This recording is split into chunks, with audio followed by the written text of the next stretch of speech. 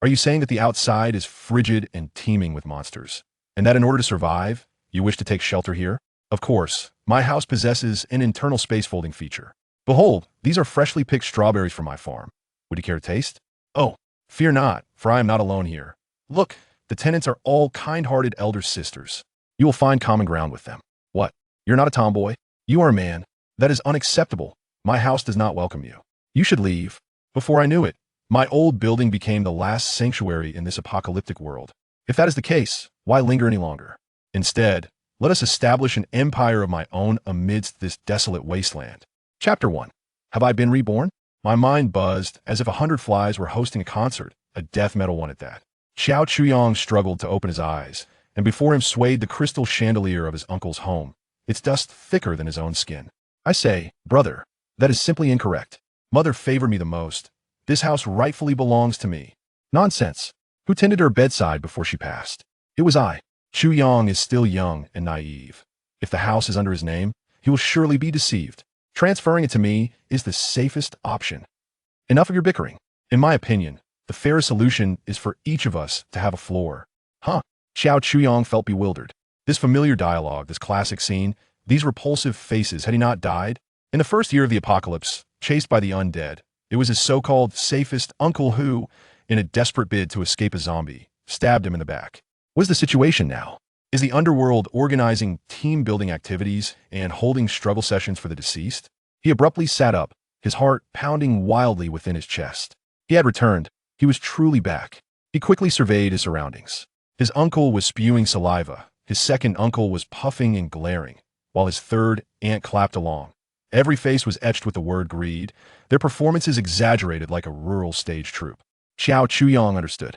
He had returned to 1 week before the apocalypse, on the day when his grandmother had just completed her mourning period. Before she passed, she had sought a lawyer to draft a will, leaving her only old building to him. She had always cherished him, knowing her sons harbored ulterior motives, and worried that he would be left helpless after losing his parents, hence securing the property firmly in his name. Yet now, while her remains were still warm, this so-called family could hardly contain their eagerness to seize this security.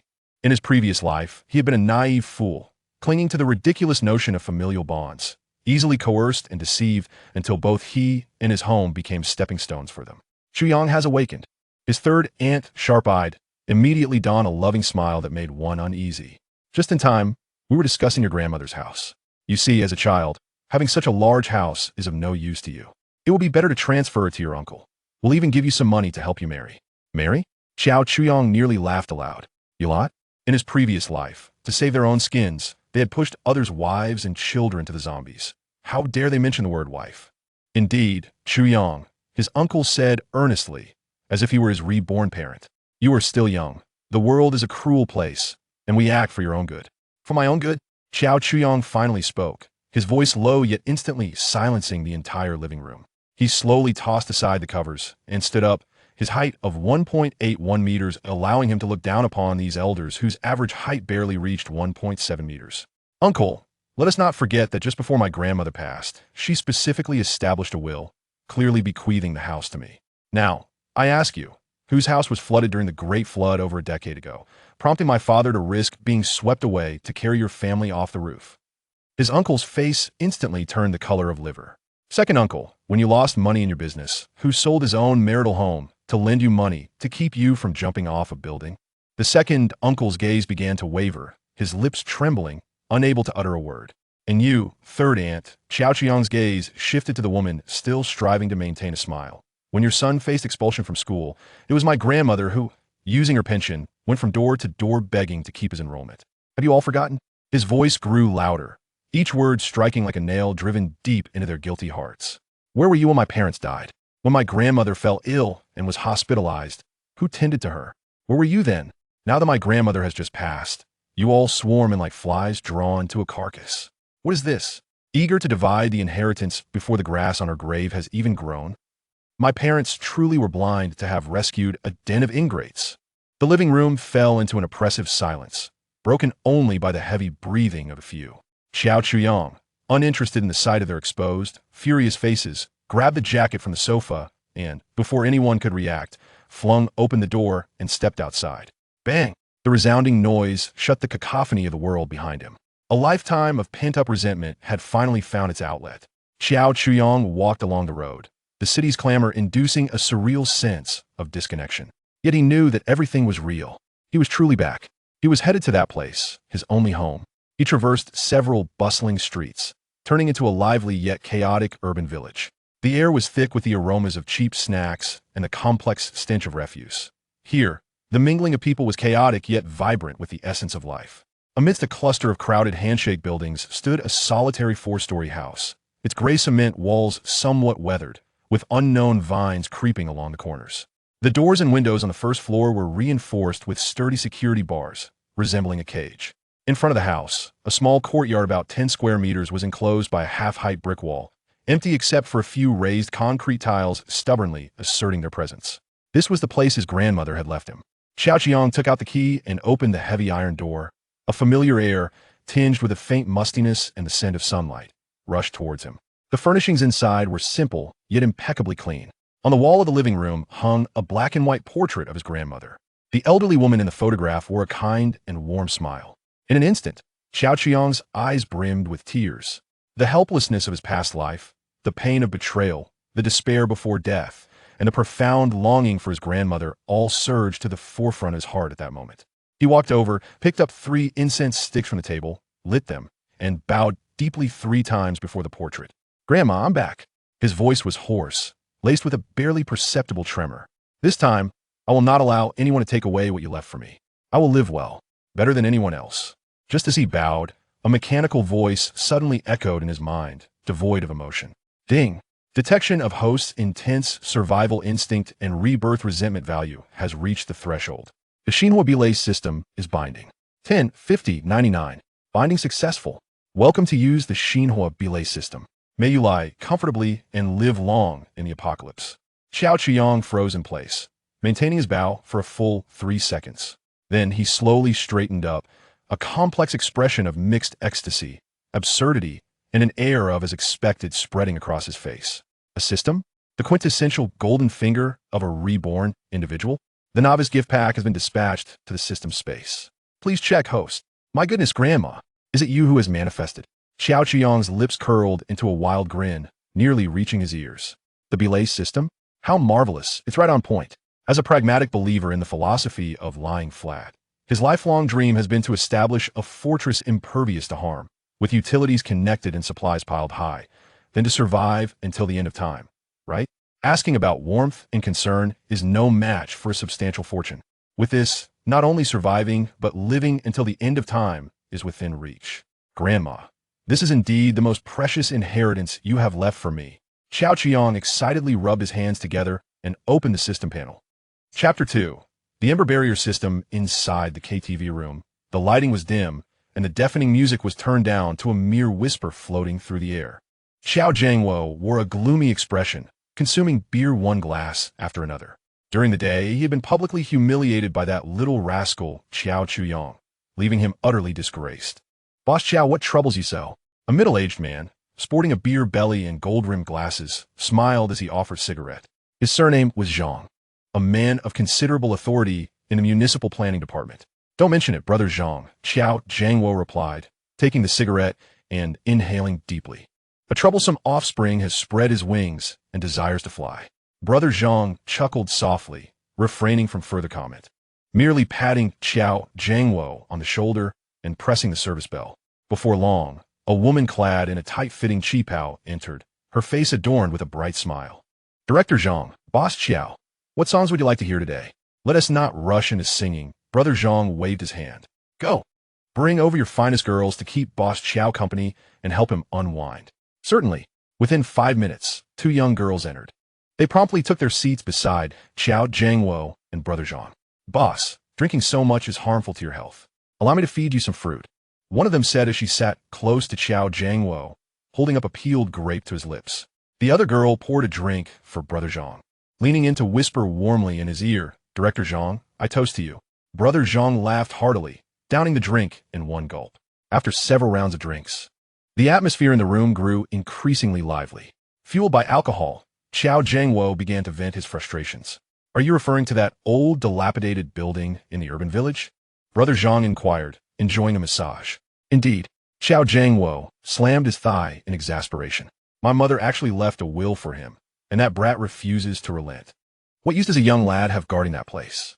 Upon hearing this, Brother Zhang's gaze turned somewhat playful. He pushed the girl aside, leaned closer to Xiao Jiangwo, and lowered his voice. Old Xiao, you might not be aware of what? The renovation project for the urban village was finally approved by the city last week. The official documents are on the way. That area is among the first to undergo demolition. Xiao Jiangwo's hand, holding the wine glass, froze mid-air. How much is the demolition compensation? His voice grew slightly hoarse. Brother Zhang extended his finger. Per square meter, this is the figure. Your building has 4 floors, plus a yard. It must be over 300 square meters, right? Do the math. He paused for a moment before adding, and this is merely the cash compensation. According to policy, the developer must also provide a spacious apartment in a prime location, starting from 180 square meters. Boom! Xiao Jiangwo's mind went blank. The anger and frustration on his face vanished in an instant, replaced by a grotesque greed. Meanwhile, in the urban village, the old building stood silent. Xiao Chuyang remained blissfully unaware of the impending storm, his entire being captivated by the miracle unfolding before him. A semi-transparent blue panel floated in his presence. He extended his hand, his fingers passing through the panel without any sensation. It was no illusion. He closed his eyes, and the panel remained vividly present in his consciousness. Upon reopening them, it still lingered there. System, Xiao Chuyang murmured, suppressing the frantic beating of his heart as he began to meticulously examine this fortuitous gift that had descended from the heavens. The structure of the panel was clear and comprehensible. Fire barrier system, host, Xiao Chuyang, barrier level, LV1, upgrade conditions not met. Energy core, source energy, 0, activated module. Absolute defense LV1, passive effect, significantly reduces physical and low-level energy attack effects on the building's main body. Isolating internal and external information probing. Available modules, select 4 to upgrade to LV1 to unlock upgrade conditions for barrier level LV2, 1. Backup energy center LV0, provide stable power to the barrier. Upgrade LV1 requirements. 10 standard building materials, 1 energy crystal. 2. Water purification system LV0, purifies water sources, providing an unlimited supply of pure water. Upgrade LV1 requirements. 10 standard building materials, 5 source energy. 3. Small ecological chamber LV0, simulates a natural environment, allowing for crop cultivation. Upgrade LV1 requirements. 20 standard building materials, 5 special cultivation soil, 1 seed of any plant. 4. Simple workshop LV0, manufactures and repairs basic tools. Upgrade LV1 requirements. 15 standard building materials, 1 basic tool set. 5. Source energy conversion station LV0, converts corpses, extracting energy and materials. Upgrade LV1 requirements. 100 source energy. Power, clean water, food, tools. The 4 pillars of survival in a post-apocalyptic world. The system had laid the answers bare before him. However, the materials required for upgrades, energy crystals, and standard building materials, were all beyond his reach at present. He continued to explore, discovering his personal panel. Host panel, name, Xiao Chuyang, strength, 9. Average value for adult males is 10. Agility, 11, slightly above average due to frequent running. Constitution, 8, irregular sleep patterns, in a suboptimal state of health. Mentality, 13, having endured the clamor of the internet. His mental resilience far exceeds that of ordinary individuals. Overall evaluation, an ordinary human in need of physical training, yet possessing considerable mental fortitude. This assessment was both precise and piercing. Xiao Chuyang was acutely aware of his own limitations. In a world ravaged by chaos, these statistics signified a life of expendability. The sole path to survival lay within this building. His gaze ultimately fell upon a shimmering gift icon at the bottom of the system panel. Beginner S gift pack, not yet opened. It had arrived. The benefits of a rebirth, a greeting from the system.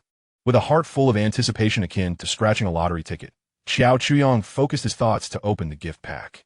Congratulations to the host for obtaining Space Warehouse, LV1, Portable Backpack, LV1. In the next instant, torrents of immense information flooded into his mind. Space Warehouse, LV1 bound to the flame barrier, with a capacity of 50,000 cubic meters, featuring a time lock function.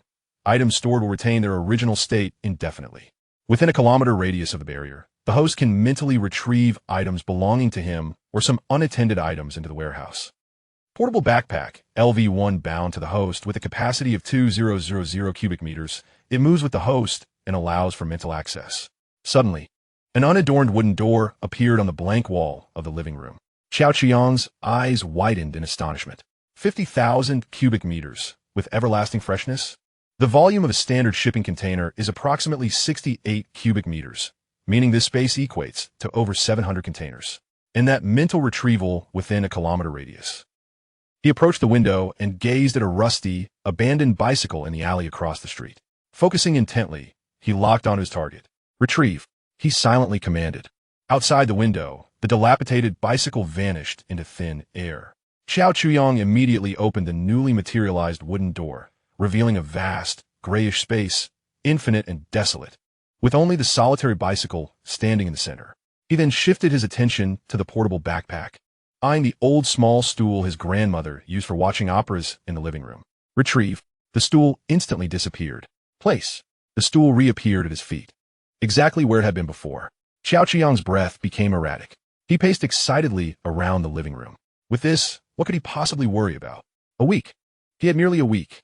The first blizzard sweeping across the globe was merely a prelude to disaster. He must fill this enormous space to the brim before the blizzard arrived. No, he must pack it to bursting. Xiao Chuyang's mind raced, and a grand shopping list formed his thoughts. Food, water, medicine, energy, tools, every conceivable survival resource was essential. He pulled out his phone, ready to plunge into a frenzied shopping spree. He opened Alipay, then the banking app, preparing to tally his entire fortune. When that bright red number appeared, the smile on Xiao Qiang's face froze. Account balance, 345,218 yuan. This was the entirety of his wealth as a renowned digital evaluation blogger. The elation on his face was suddenly doused, as if a bucket of icy water had been poured over him. He gazed out at the bustling city, looked at the sign of a large supermarket in the distance, and then back at the meager 4-digit figure on his phone. What the hell? Xiao Chuyang sank back onto the sofa, feeling akin to an individual clutching the button to launch a nuclear device, only to discover that a coin was required to activate it. Time was of the essence. Merely 7 days. Where would the funds come from? His mind raced with unprecedented intensity. Chapter 32 million. The building is yours. In the span of 2 days, Xiao Chuyang scoured every bank within a 10-kilometer radius. From the 4 major banks to various local commercial institutions, he approached each individual with the urgency of a recently released inmate eager to reintegrate into society, presenting his identification with the most earnest smile. Hello, I would like to apply for a credit card. The limit? Naturally, the higher, the better. My credit is excellent. No, I'm not seeking to cash out. I simply wish to renovate. After a series of tedious procedures, his efforts yielded little success. The bank's review processes were sluggish and cumbersome, providing no immediate remedy for his predicament. Xiao Chuyang was compelled to turn his gaze to his mobile device. Apps such as Huaba, by Qiao, and Cho Tuan for loans. He left no stone unturned among the myriad online lending platforms, his fingers dancing rapidly across the screen as he authorized and authenticated his request for funds. His phone buzzed incessantly, inundated with verification codes and approval notifications that poured in like a flurry of snowflakes. After 2 sleepless days, he managed to scramble together 500,000. While 500,000 might sound substantial for Xiao Chuyang, whose shopping list could easily fill a Walmart, it was but a drop in the ocean. Not enough. Far from sufficient. Rubbing his throbbing temples, he searched for several keywords on his phone's map, ultimately fixing his gaze on the locations of a few finance companies. It appeared he had no choice but to take the final step. Rising to leave, his stomach audibly protested at an inopportune moment. He suddenly remembered he had not eaten for an entire day and turned into a Lanzhou noodle shop at the corner of the alley downstairs. Boss, a large bowl of noodles, extra beef, and extra chili. Please add naan, a side dish, a tea egg, and a large brick. As the steaming noodles were devoured, a warm surge alleviated some of his exhaustion. Just as he was absorbed in slurping his noodles, his phone rang. Caller ID, Uncle. Xiao Chuyang furrowed his brow and immediately pressed the end call button. Within 3 seconds, the phone rang again, relentless in its persistence. He hung up once more. On the 3rd attempt, he answered, his tone less than cordial. What is it? On the other end, his uncle Xiao Jiangwo's overly enthusiastic voice pierced through. Chuyang, where are you? Uncle misses you. Let us go out for a meal. Your cousin is back as well. It would be nice for the family to gather. Dinner? A weasel paying a New Year's visit to a chicken. Just as Xiao Chuyang was about to conclude the call with a curt dismissal, a flash of inspiration struck him. Clutching his phone, he fell into a momentary silence. Money. Money delivered right to his doorstep. Why refuse? All right. Xiao Chuyang's tone suddenly shifted to calmness. Where shall we meet? Jiao Zhangwo was evidently taken aback by the promptness of his agreement. Momentarily dazed before disclosing the address. It is at Yulangshuan in the city center. I have reserved a private room, so you can come directly. After hanging up, Jiao Chuyang finished the last spoonful of soup in his bowl and rose to settle the bill, a look of uncertainty flickering across his face. Yulangshuan is a renowned high-end restaurant in the city, famous for its Cantonese cuisine and seafood, with a per capita spending in the 4-digit range for its private rooms. At this moment, within the lavishly adorned private room, Jiao Zhangwo's family had been seated for some time. Aside from Jiao Zhangwo and his wife, there was also his elder cousin Jiao Lei, accompanied by a flamboyantly dressed young woman. Dad, are you sure the kid will come? A pauper like him. What right does he have to frequent such a place? Truly pretentious, Jiao Lei remarked, lounging with one leg crossed over the other, his impatience palpable as he scrolled through short videos, the jarring tunes of internet celebrity songs emanating from his phone.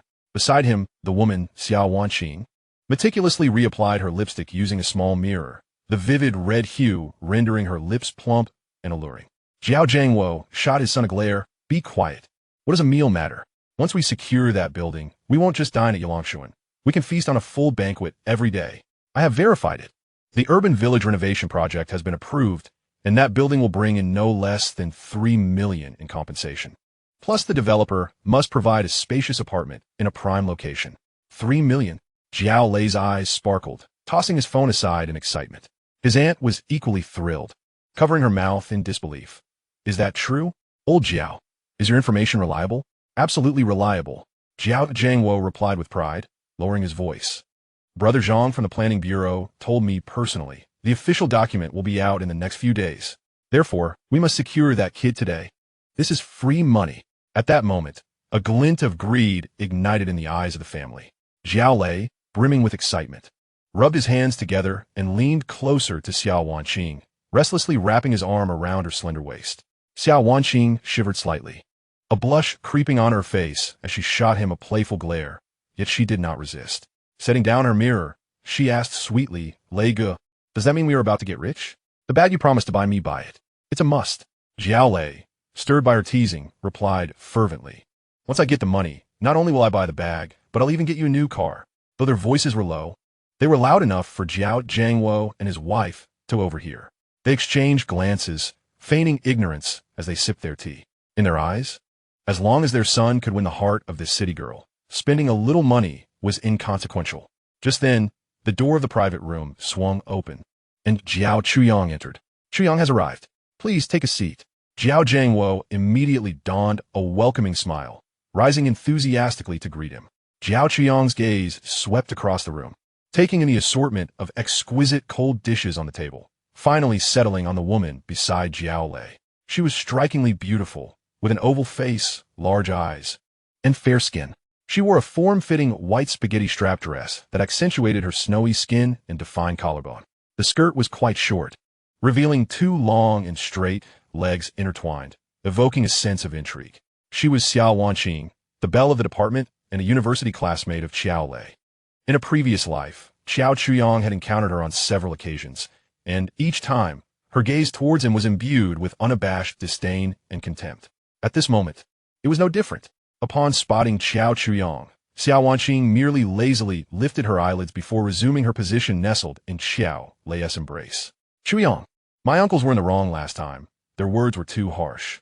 Xiao Zhangwo personally poured him a cup of tea, speaking with earnest gravity. We discussed it, and given that you live alone in such a large house, we are quite concerned. How about this? You move in with us. We are family, and it would be good to look out for one another. Family? Xiao Chuyang raised the teacup, blowing gently at the steam rising from the rim. I hardly think I can aspire to that. He set the cup down, fixing his gaze directly on Xiao Zhangwo. Enough with the theatrics. Are you not tired? You merely covet Grandma's building, do you not? The atmosphere in the private room instantly grew tense. Name your price, Xiao Chuyong leaned back in his chair, fingers lightly tapping the table. A flat rate, 5 million. Transfer it now, and I shall sign the contract immediately. The house will be yours. 5 million. Annie was the first to exclaim. Why don't you go rob a bank? Xiao Jiangwo's face turned ashen with anger. Yet contemplating the 3 million in demolition compensation and a spacious flat, he forced himself to suppress his fury. Chuyong, we are family. Discussing money is hurtful. We are not the kind of people you think we are. Not the kind. Xiao Chuyong chuckled. Then what kind are you? Those who come to snatch an inheritance while Grandma's remains are still warm? He observed the couple's expressions, a mix of anger and desperation, yet unwilling to confront the truth, and found it utterly uninteresting. Enough, I tire of this conversation. Xiao Chuyong rose, pretending to leave. It seems there's nothing to discuss. I shall take my leave. Enjoy your meal. Wait. Xiao Jiangwo, in a panic, seized him. He exchanged a glance with his wife, gritting his teeth. Chuyong, 5 million is too much. We cannot produce that. How about 2 million? Would that suffice? 2 million? Xiao Chuyong calculated their financial situation in his mind, putting on a face of feigned difficulty. 2 million? Are you treating me like a beggar? Chuyong, this truly is all the money we can muster. Auntie chimed in, almost on the verge of tears. Xiao Lei laughed coldly from the side. You have no shame. 2 million is still insufficient? If not for pity, you wouldn't see a penny. As he spoke, his hand brazenly wandered over Xiao Wanqing, his fingers even tugging at the strap of her slip dress.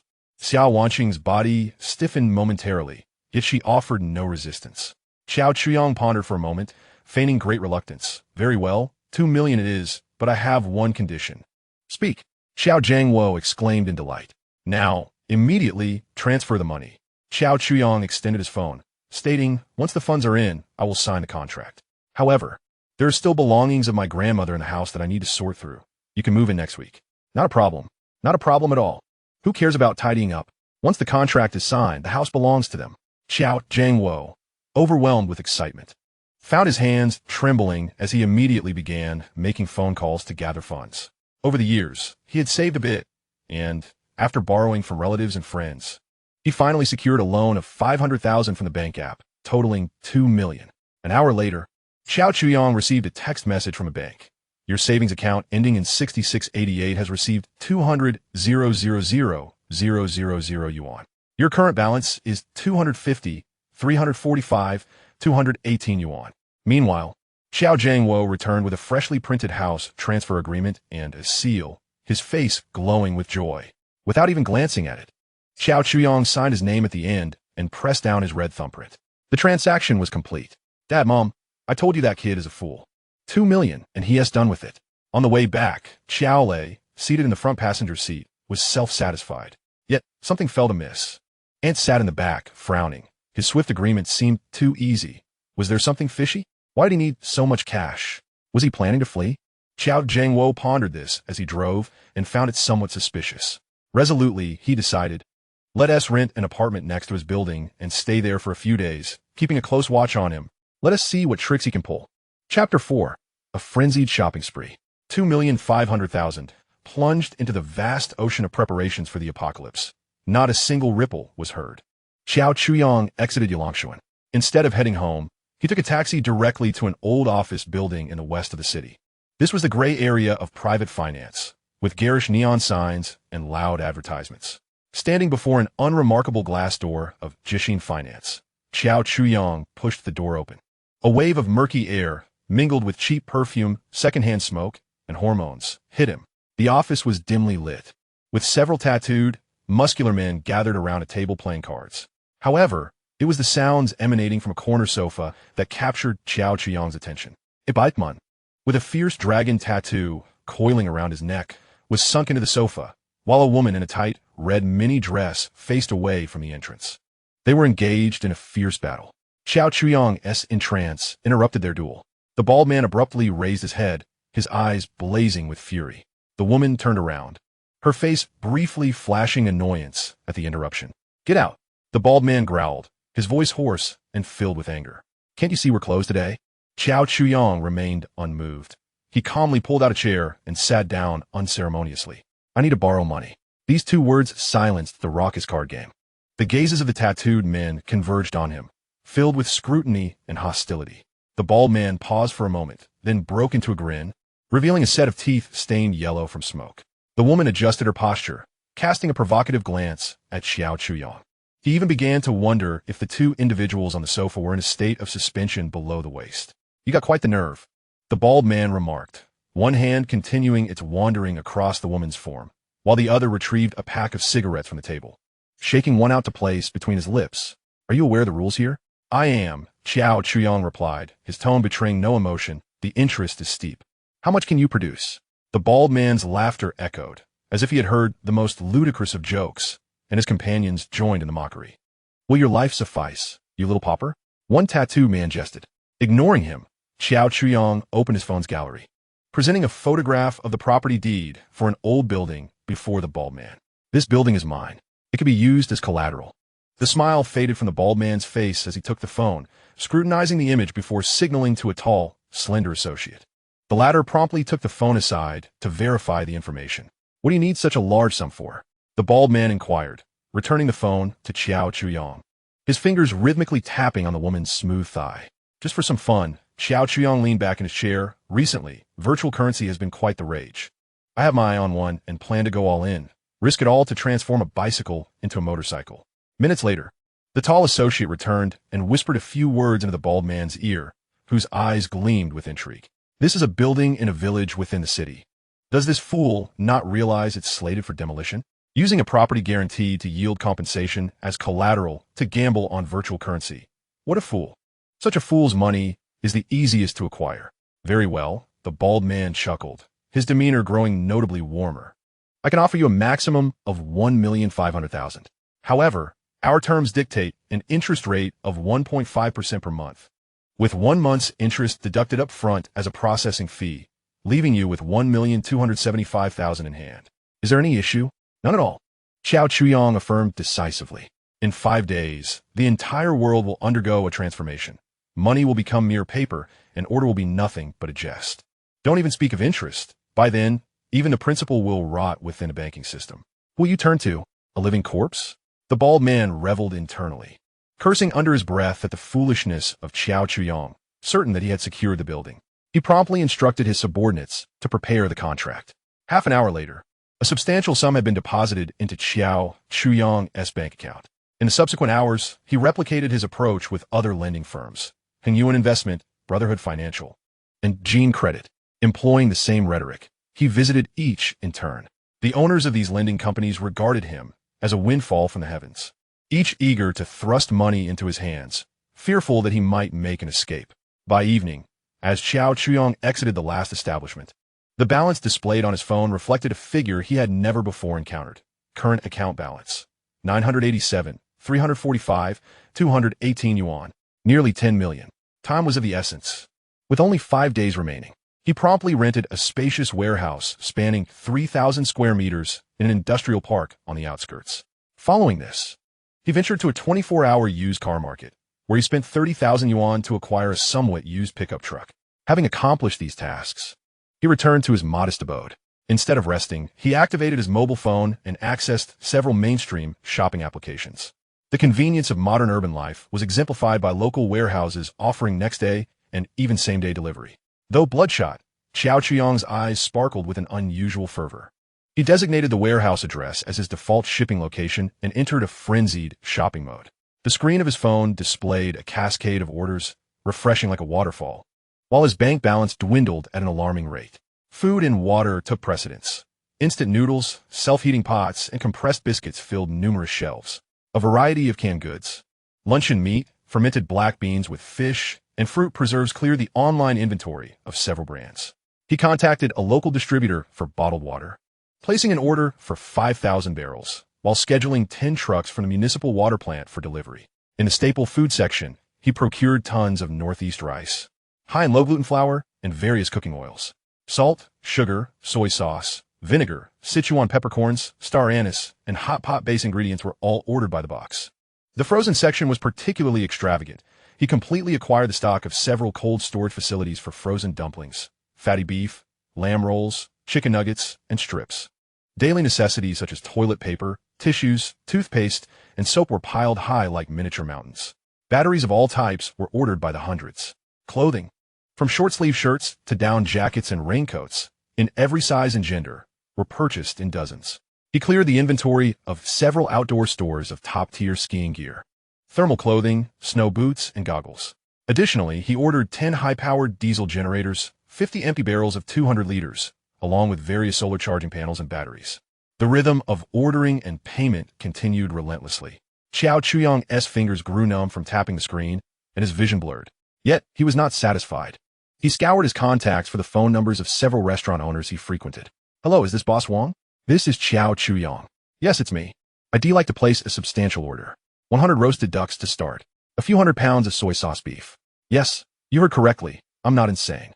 I can provide a deposit. Please prepare the stock quickly. Pork head meat, braised chicken feet, and couple lung slices. Let us order a bit of each." "All right. I'll drive over tomorrow morning to pick it up." He called several renowned delicatessens, barbecue joints, and restaurants in the city, reserving enough prepared food to sustain a battalion for months. By the time he finished, the dawn had begun to break, painting the horizon in soft hues. Xiao Chuyang tossed his phone aside and collapsed onto the sofa, utterly drained, unwilling to move even a single finger. He lived for 25 years, and, for the first time, he realized that spending money could also be a physically demanding task. The act of shopping left his hands in pain, and if he were to share this experience, no one would believe him. Closing his eyes, he prepared to rest for a moment, but suddenly, the various construction modules on the system panel flashed through his mind. Required for backup energy center LV1, standard building materials 10, energy core 1. Required for water purification system LV1, standard building materials 10, filter cartridge 5. He was unfamiliar with energy cores and filter cartridges, but he was well aware of standard building materials. They were concrete, steel bars, and bricks. Such items could not be purchased online, and even if they could, the commotion would be too conspicuous. Xiao Chuyang sat up, rubbed his sore neck, and gazed out the window. In the distance, a high-rise building under construction shimmered in the morning light. If he couldn't buy it, he would have to take it. After all, in a few days, those places would be nothing but ruins. Rather than allowing the zombies to benefit, he preferred to benefit himself. He glanced at the time and decided to head to the warehouse to receive the first batch of goods, planning to visit the construction site for a zero-cost acquisition later that evening. Chapter 5. The Campus Bell, Su Xiao Xiao. The warehouse door in the suburban industrial park was rusted and worn. Xiao Chuyang pushed open the heavy iron door, and a musty odor, long sealed away, hit him. He paid it no mind and drove his pickup truck inside. Soon, the first red delivery truck emblazoned with Jingxi Logistics arrived at the warehouse entrance. Xiao Chuyang recruited a few temporary workers from the roadside labor market, offering 500 yuan for a day's work, with one condition: speed. As long as the goods were unloaded here. He pointed to the empty space in the warehouse while he took a chair for himself and sat at a distance to supervise. Boxes of instant noodles, canned goods, and bottled water were unloaded from the truck, quickly forming a small mountain. While the workers busily transported the goods, Xiao Chuyang feigned leisure, scrolling through his phone, occasionally issuing mental commands. Collect. The moment he commanded, a box of compressed biscuits, to set down by a worker, vanished from the bottom of the pile and silently appeared in his personal backpack space. Back and forth. As the workers were preoccupied with their tasks and his line of sight was obscured, he discreetly relocated a portion of the supplies without anyone noticing. Throughout the morning, the logistics truck made 7 or 8 trips, filling the warehouse with an assortment of goods. Xiao Chuyang also placed numerous additional orders online. Caviar from Russia, Spanish ham, French foie gras. He cared not for the price as long as he could acquire them.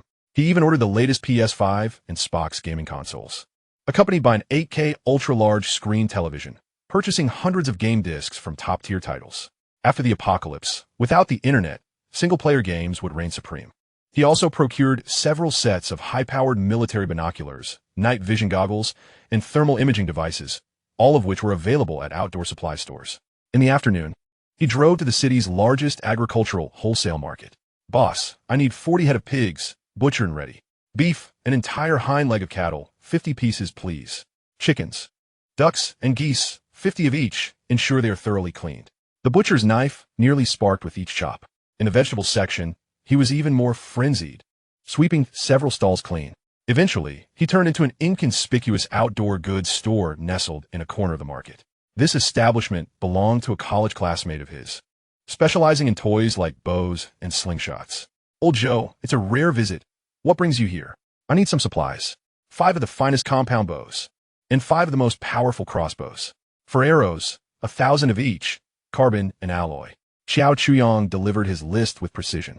His old classmate Zhou was taken aback. What on earth do you need so many for? Preparing for the Olympics? Just for fun. Xiao Chuyong tossed him a cigarette. Money is no object. But the quality must be excellent. He paid with his card, stuffing several large boxes into the back seat of his pickup truck, finally exhaling a sigh of relief. This day had been a whirlwind of trips between home and the warehouse. At least his personal storage was no longer completely empty. He had prepared sufficiently for now. With new orders still en route, he decided it was time to indulge his appetite. He parked in the bustling underground garage of the city's premier shopping center, the Vientiane City, and ascended to the 5th floor via the elevator. Welcome. A tastefully decorated Japanese restaurant greeted him, with a kimono-clad waitress bowing in greeting. Xiao Chuyong chose a window seat and directly instructed the waitress, "I'll have one of everything on your menu." The waitress was momentarily stunned, thinking she had misheard. "Every dish, one of each," Xiao Chuyong reiterated. Grilled eel, 3 servings of eel rice, a tempura platter, sushi hand rolls, various yakitori, and the largest sashimi boat available. Half an hour later, his table overflowed with an abundance of dishes. The couple at the neighboring table stared in disbelief. Assuming a competitive eater had arrived, Xiao Chuyong paid no mind to their gazes. It had been ages since he had allowed himself such a feast. In his previous life, even a hardened piece of bread would have been a luxury. With the speed of a whirlwind, an hour later, his plates lay nearly empty. After settling the bill and letting out a satisfied belch, he strolled leisurely through the mall, checking for any overlooked items. As he passed an outdoor sports brand store, he noticed a sign advertising winter clothing at a limited-time 50% discount. He stepped inside and casually picked up a black windbreaker, thick fabric with a fleece lining. Originally priced over $3,000, now reduced to $1,500. Not too expensive. Just as he was about to call for the attendant to pack a few different sizes, a bright yet uncertain voice came from beside him. "Xiao Chuyong?" He turned to find a girl standing behind him, her large eyes sparkling with curiosity. The girl stood tall, adorned in a white cropped t-shirt that revealed her midriff, paired with light blue denim shorts, the edges of which were frayed. Her flat abdomen and a pair of long, slender, fair legs were prominently displayed. On her feet were classic Converse canvas shoes, with white ankle socks peeking out just slightly. She was Su Xiao, the belle of the university, a quintessential sweet girl whose smile revealed 2 shallow dimples. Xiao Chuyong recalled her vividly, as suitors from that time could line up all the way to France. "It's really you," Su Xiao exclaimed, her surprise evident as she smiled brightly. It had been years since they last saw each other after graduation. "Where have you been making your fortune?" she asked, tilting her head adorably as she spoke. "Just muddling through," Xiao Chuyong replied nonchalantly. At that moment, a tall man approached Su Xiao, casually wrapping his arm around her waist. Dressed in designer attire, he wore a gleaming Vacheron Constantine watch, casting a haughty glance at Xiao Chuyong. Xiao Chuyong's gaze shifted between Su Xiao and her boyfriend, a hint of amusement flickering in his eyes. "Xiao, is this your friend?" Zhou inquired, his tone laced with impatience. "Yes, he is my university classmate, Xiao Chuyong." Su Qiao introduced. Zhou Yi's eyes landed on Xiao Chuyong's slightly dusty t-shirt, and he smirked disdainfully without uttering a word, but his contempt was unmistakable. "Are you shopping for clothes here?" Su Qiao asked curiously. "Just looking," Xiao Chuyong replied, placing the jacket he held back in its place. "Looking?" Zhou Yi scoffed, as if he had heard something amusing. "The clothes here aren't cheap. One piece probably costs more than your monthly salary. Do you think you can afford it?" Xiao Chuyong's brows furrowed. "Why does it concern you?" "Hey, how can you speak like that?" Zhou Yi's expression darkened. "Look at you, dressed so sloppily to go shopping. Doesn't it affect the city's appearance? How did the security even let you in?" "Zhou Yi, don't say that." Su Qiao tugged at his arm. "Am I wrong? Just look at him. He looks like a laborer." Zhou Yi retorted with disgust. Xiao, let us go. Don't associate with someone like this. It's beneath you." Xiao Chuyong glanced down at his attire. Indeed, after a morning of carrying goods, he was covered in dust and sweat, starkly contrasting with the glamorous surroundings. Yet, he remained unfazed. Ignoring Zhou Yi, he turned to Su Qiao, who was being pulled away and looked troubled. "Su Qiao, if you ever encounter any insurmountable difficulties, feel free to find me in the urban village," he offered, providing the address of his old building. "Let us go." Zhou Yi urged impatiently, nearly dragging Su Qiao away. She turned back to glance at Xiao Chuyong, her eyes reflecting a complex mix of emotions, as if she wished to say something, but ultimately, she was pulled away by Zhou Yi. Xiao Chuyong watched their receding figures, his expression remaining inscrutable. He formally included the girl named Su Qiaoqiao in his reserve talent list for the Doomsday Base. When a global blizzard descends and order collapses, what means will this wealthy second-generation individual, Zhou Yi, possess to protect her? Chapter 6. I reckon no one wants this either. The night was as dark as ink, swallowing the city's cacophony. Xiao Chuyong parked his Wuling Hongguang in the shadow of an unfinished building project and turned off the engine, donning a hat and a mask. Only his eyes were visible as he surveyed the surroundings in the darkness. The construction site was eerily silent, save for the wind whistling through the incomplete structures, producing a mournful sound. After confirming that no one was around, he opened the car door and, like a nimble night owl, silently scaled the crude barriers of the site. The air was thick with the scent of cement. Piles of building materials lay scattered across the ground, bundles of rusted rebar, neatly stacked bags of cement, and mounds of sand and gravel. To the untrained eye, this was a wasteland. To Xiao Chuyong, it was a treasure trove. He approached a pile of rebar, extending his hand, palm hovering in the air. Collect, he silently commanded. In the next instant, that pile, weighing several tons, vanished into thin air. He moved toward the cement pile. Collect. Dozens of bags of cement disappeared without a trace. Sand, gravel, bricks. His figure darted across the expansive site, and wherever he passed, building materials vanished in large quantities. The 2,000 cubic meters of space in his backpack filled to capacity in no time. I reckon no one will want this here either. It might as well contribute to me. He did not linger and drove towards his next target. Another construction site, equally deserted. He repeated his method, continuing his zero-cost procurement endeavors. By 4 in the morning, after stowing away the last batch of materials from the site into his spatial warehouse, he drove back to his modest building. The next morning, just as dawn broke, Xiao Chuyong set out again in his battered pickup truck. He did not venture elsewhere, but shuttled between the warehouse and his building, utilizing his backpack to transport the supplies he had purchased online, one trip after another, reminiscent of ants moving their home. With no time to lay down underfloor heating, Xiao Chuyong had no choice but to schedule workers to install air conditioning and a fireplace. Meanwhile, delivery trucks from the farmer's market arrived. The owner of the pork shop, accompanied by 2 assistants, heaved 40 freshly processed pigs into the building. Hey, little brother, are you opening a restaurant? The owner inquired, wiping sweat from his brow, eyeing the mountain of meat in the living room with perplexity. Just stockpiling for slow consumption, Xiao Chuyong replied, casually handing over a few bottles of water. Soon after, deliveries of beef, lamb, chicken, duck, and vegetables came in a steady stream. Xiao Chuyong hardly had time to store these provisions, leaving the first floor's living room, kitchen, and even the stairwell overflowing. He was busily directing everyone to unload the items. He remained oblivious to the fact that behind the 5th-floor window of a residential building opposite him, a powerful telescope was aimed directly at his front door. Is this fellow out of his mind? Xiao Jiangwo exclaimed, peering through the telescope. He observed countless carts laden with meat and vegetables being transported into that small building, a quantity ample enough to establish a cafeteria. Where did he acquire such wealth? Could it be that the 2 million I provided him were all spent on this? Would he even consume it all? Wouldn't it spoil if left unattended? Could he possibly have foreseen some news? Auntie speculated nearby. I heard that the price of pork is unstable lately. Is he stockpiling in anticipation of a swine fever outbreak to profit from the disaster? Swine fever? Why would he buy so many chickens, ducks, and cattle? Xiao Jiangwo dismissed the conjecture as implausible. Dad, Mom, how long are we going to stay here? Xiao Lei complained impatiently from his side. This temporary rental was cramped and dilapidated, reeking of mildew. He and Xiao Wanqing could barely squeeze onto a creaky single bed, making it difficult to accomplish anything. After much effort, he finally won Xiao Wanqing's affection, yet he had yet to reach any significant milestone, leaving him internally frustrated. You understand nothing. Xiao Jiangwo shot him a glare. This fellow is undoubtedly up to something. When circumstances deviate from the norm, there's always something amiss. We must keep a close watch on him. He pondered for a moment and instructed his wife. You should head to the market and purchase more meat and vegetables to freeze. Regardless of his intentions, we shall follow suit. It can only be prudent. Downstairs, Xiao Chuyong finally bid farewell to the last wave of delivery personnel. He closed the door and collapsed onto the sofa, utterly exhausted.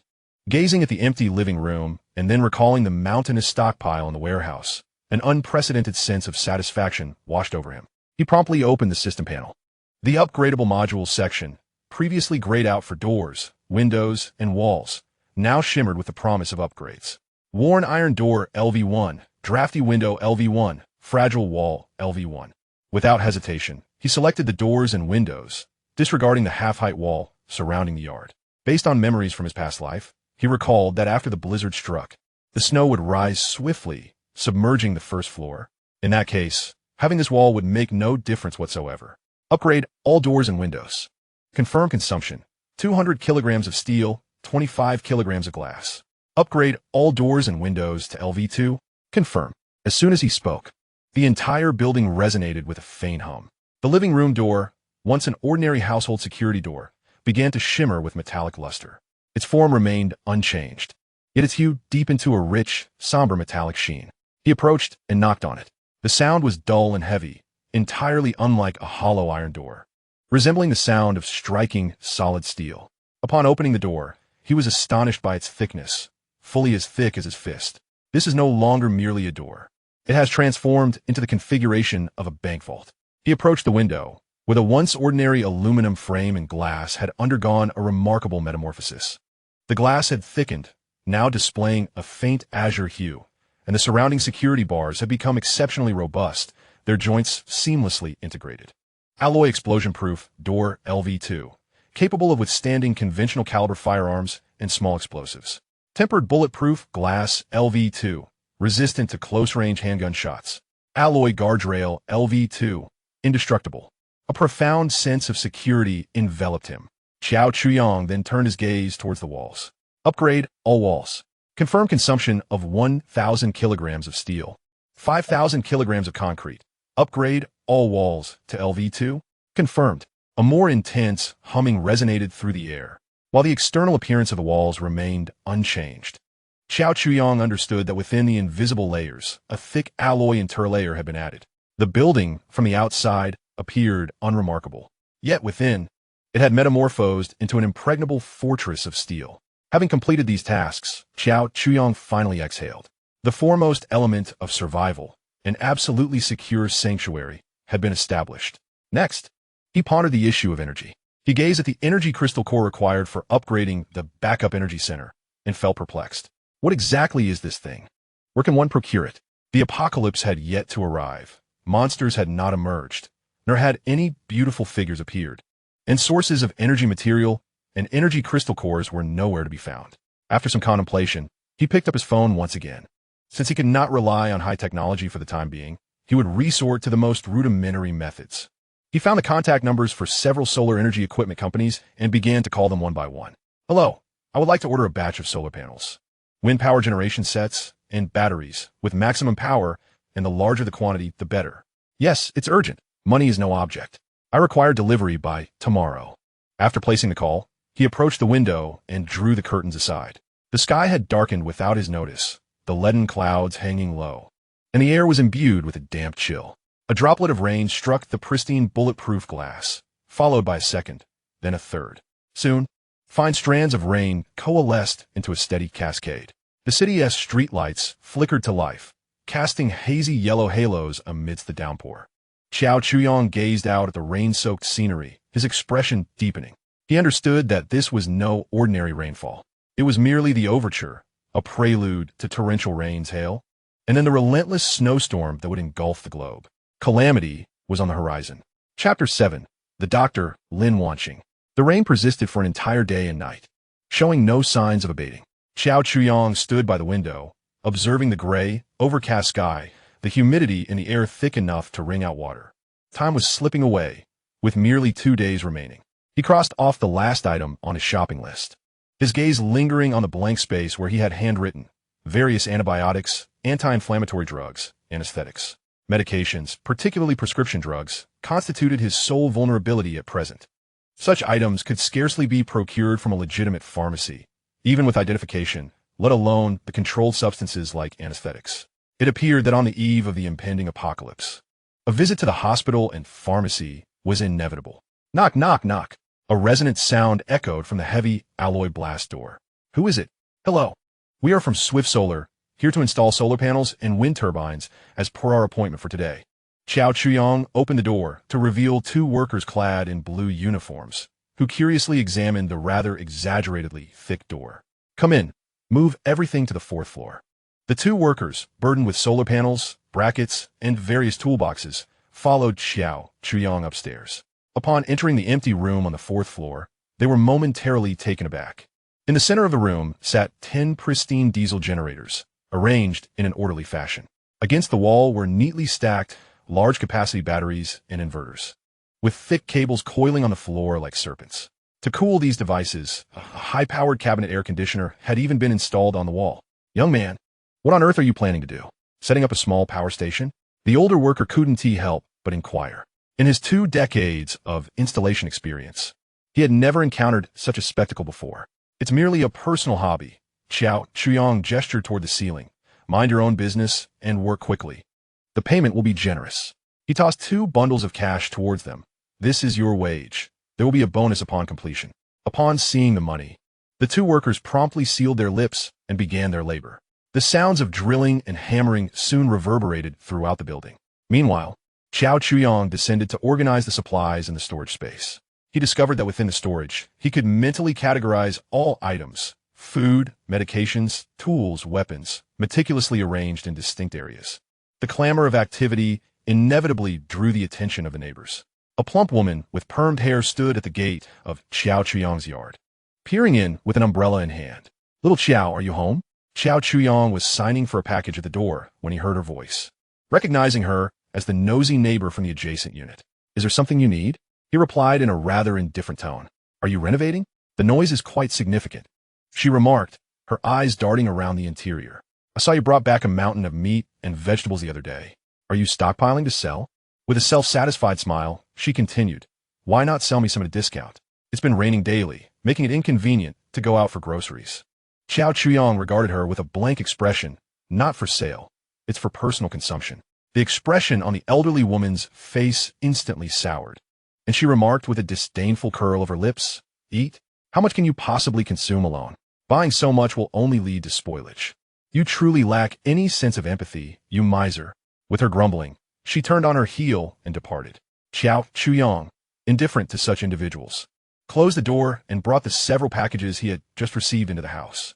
Inside the boxes were his final purchases: a few sets of professional chemical protective suits, gas masks, and some high-precision electronic components. Just as he was storing the items in the warehouse, preparing to ascend and check the progress of the solar panel installation, he caught a faint scent of sweat mingled with shampoo. Turning around, he noticed a woman standing not far from his doorstep, curiously observing his somewhat peculiar little building.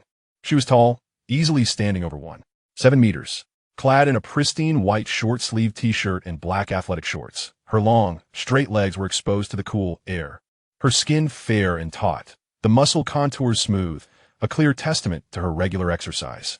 Her hair was neatly tied back into a ponytail, with a few damp strands clinging to her full forehead. She wore no makeup, yet appeared exceptionally fresh.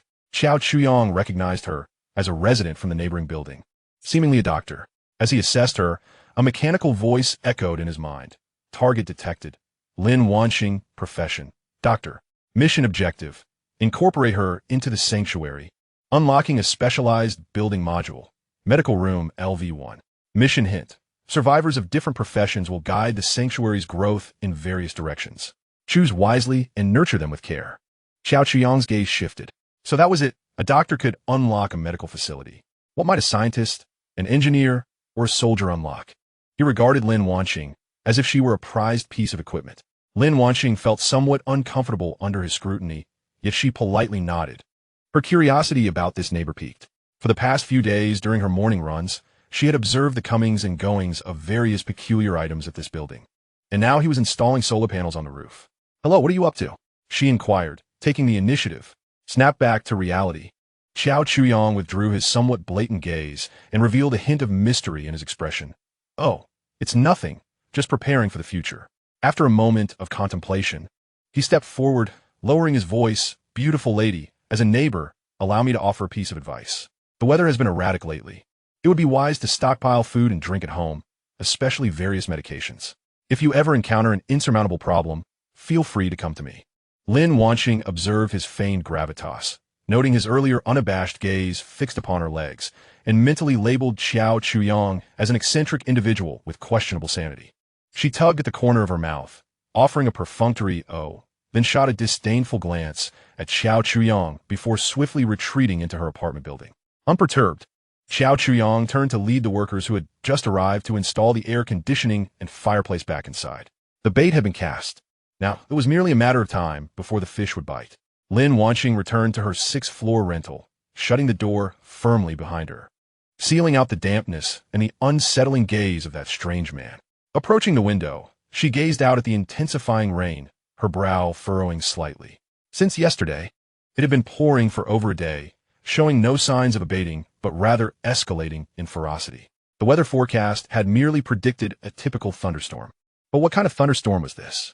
A sense of unease stirred within her, recalling the mysterious words of the man from earlier. At that moment, her phone rang. It was her boyfriend, Zhang Shua, who was pursuing his doctorate in another city. "Hello, Wanqing, have you missed me?" His voice, laced with humor, came through the line. "Miss you?" "Not all." Lin Wanqing's tone shifted from its earlier chill to a playful teasing. "Have you been obedient today?" "Of course. My queen's commands are not to be disobeyed," Zhang Shua replied, a hint of mock grievance in his voice. "But Wanqing, after all this time together, you still won't let me touch you." Lin Wanqing moved to the sofa, curling up languidly, her long legs draped over the armrest, a lazy smile gracing her lips. "What? Are you complaining?" "I was wrong. I truly was my queen," Zhang Shua quickly amended. "I promise there won't be a next time. Please don't be upset. I could take leave the day after tomorrow to see you, all right?" "The day after tomorrow?" Lin Wanqing pondered for a moment. "That sounds good." "Wonderful." Zhang Shua cheered from the other end. "So when I arrive the day after tomorrow, does that mean we can?" "Not all," Lin Wanqing interrupted him. "Fine," came Zhang Shua's resigned sigh from the phone. Chapter 8. The pillaging of all pharmacies in the city, his eyelids felt as heavy as if filled with lead. And Xiao Chuyang struggled to open his eyes. Outside the window, rain pelted against the glass, producing a cacophony of sound. It was no longer the gentle patter of last night, but rather a torrential downpour. He had hardly slept a wink. In the latter half of the night, he had driven his somewhat worn pickup truck to strip the nearby abandoned construction sites of their materials. Before dawn, he had returned the last batch of supplies to the warehouse, settling up with the temporary workers and sending them home quickly. At midnight today, the apocalypse would officially commence. This deluge would soon transform into a blizzard. Not daring to delay any longer, Xiao Chuyang heaved himself off the sofa, hastily wiping his face. He had arranged for workers to install surveillance cameras yesterday, offering 3 times the usual rate to ensure they would brave the storm to come today. He needed to install the most discreet cameras around the small building to monitor all movements in the vicinity. Ding-dong. The doorbell rang. Xiao Chuyang opened the door to find 2 workers clad in raincoats standing at the entrance, each carrying a toolbox. "Please come in," he invited, guiding them upstairs and indicating several predetermined locations. "Here, here, and over there, install the pinhole cameras in the most inconspicuous corners and ensure the wiring remains hidden from view." One of the younger workers whistled. "Buddy, who are you trying to protect yourself from? This feels like something out of a spy movie." Xiao Chuyang offered no explanation. Instead, he pulled a wad of cash from his pocket and placed it on the table. "If you do the job well, this is all yours." The workers' eyes lit up, and without further questions, they immediately set to work. At that moment, the doorbell rang downstairs. Xiao Chuyang descended to find a delivery truck parked outside. The courier struggling to unload boxes from a vehicle. "Hello, Mr. Xiao, right? Your order of drones has arrived. 20 boxes in total. Please sign for them." Xiao Chuyang nodded and signed his name. He had purchased a variety of drones, amassing dozens in total, ranging from palm-sized reconnaissance models to larger drones capable of carrying heavy loads. One by one, he carried the boxes inside, using his mental prowess to store them within his spatial warehouse. Meanwhile, on the 5th floor of the nearby residential building, Xiao Jiangwo set down his binoculars, irritation evident as he lit a cigarette. The rain was falling heavily, obscuring his view and rendering it nearly impossible to discern what was happening outside. However, he could still vaguely see several vehicles parked in front of the small building, with people continuously moving items inside. What on earth was that kid up to? He could only hope that Xiao Chuyang would finish his cluttered business and leave soon. Turning back, he glanced at his wife, who lay on the sofa, engrossed in her phone and occasionally giggling at TikTok videos. His beloved son, Xiao Lei, and his future daughter-in-law Xiao Wanqing had been in the bathroom for nearly an hour. Did it really take that long to take a shower? Xiao Jiangwo felt as if his bladder might burst. He approached the bathroom door and knocked. Xiao Lei, are you done in there? How long will it take? A flustered voice responded from within. Almost done. Dud, I'm just giving Wanqing a back scrub. Having been through similar situations, Xiao Jiangwo understood perfectly well what was transpiring inside. He sighed and called out, be mindful of safety precautions. We don't want any accidents. Inside the bathroom, the sound of running water filled the air. Hearing his father's words, Xiao Lei wore a wry smile. He wished things were different. But Xiao Wanqing wouldn't allow him to touch her. She claimed the sound insulation in the old house was poor, and with his parents nearby, it would be quite embarrassing if they were overheard. Thus, he could only seize the opportunity to admire the body he yearned for. Taking matters into his own hands while they shared the shower, humiliation and resentment surged within him, and Xiao Lei's actions became increasingly savage, directing all his animosity towards Xiao Chuyang. Were it not for that jinx causing chaos, his parents would not have come here to monitor him, and he would not be left in such a state of suffocation that he could only resort to his own hand for relief. Xiao Wanqing leaned against the cold ceramic wall, observing Xiao Lei's fervent performance, her eyes betraying an unmasked disdain. The sky gradually darkened amidst the torrential rain. The workers who had installed the cameras had departed, leaving Xiao Chuyang seated on the sofa in the living room, a massive display screen before him, segmented into dozens of small images, clearly presenting a 360-degree view of the surroundings of the small building. Glancing at the time, he realized it was time to depart. This day, his mind had been in a heightened state of tension, neglecting even to eat. He retrieved several loaves of bread from the storage room, hastily stuffing them into his mouth before seizing the car keys and dashing into the deluge. His destination, the pharmacy. The city at night, washed by the heavy rain, appeared desolate, with scarcely a pedestrian in sight. Many pharmacies had already closed early. Xiao Chuyang parked in front of chain pharmacy, but did not exit the vehicle. He focused intently on the tightly shut glass doors of the pharmacy. This was a newfound ability he had inadvertently discovered while organizing the warehouse that morning. As long as he was within a 10-meter radius, any small item within his line of sight could be disregarded in terms of obstacles and drawn into his backpack with his mind. He locked onto a row of cold medications on the shelf. In the next moment, dozens of boxes of cold medicine vanished into thin air. Effective. A surge of joy filled Xiao Chuyang's heart. Anti-inflammatory drugs, antibiotics, painkillers, bandages, gauze, iodine, alcohol. His gaze functioned as a precise scanner, sweeping back and forth across the pharmacy shelves. Rows of medications disappeared in clusters. Soon, the shelves of his pharmacy stood barren. He promptly drove to the next one. The second, third, fourth pharmacies, like a voracious locust, he ravaged all visible pharmacies along the way. It was only when the system notified him that his backpack was full that he reluctantly turned the car around and returned to the small building. Upon returning home, he transferred all the medications from his backpack into the storage space, organizing them meticulously. Gazing at the small mountain of various medications piled up in the warehouse, he felt the last piece of his shortcomings finally filled. After confirming that all doors and windows were securely locked from the inside and rechecking the surveillance footage for any anomalies, Xiao Chuyang dragged his weary body back to the bedroom on the second floor. He collapsed heavily onto the soft bed, his frayed nerves finally unwinding at that moment. An overwhelming fatigue washed over him like a tide, and before he could even remove his clothes, he succumbed to a deep slumber. Outside the window, the sound of rain had gradually ceased, though one could not pinpoint exactly when. A pristine, hexagonal snowflake silently descended from the leaden sky, gently alighting upon the cold, bulletproof glass. Following closely behind was the second and third flake. The snow, as soft as goose down, began to silently blanket the world on the brink of transformation. Chapter 9. Once the chickens had finished pecking at their grains, and the dog had licked its bowl clean, a deathly silence enveloped the surroundings. Xiao Chuyang awoke from a profound slumber, the first sensation not being light or sound, but a heavy stillness. The tumultuous rainstorm from the previous night seemed to have been muted by an invisible hand. He sat up, massaging his throbbing temples, his body protesting with aches from days of fatigue.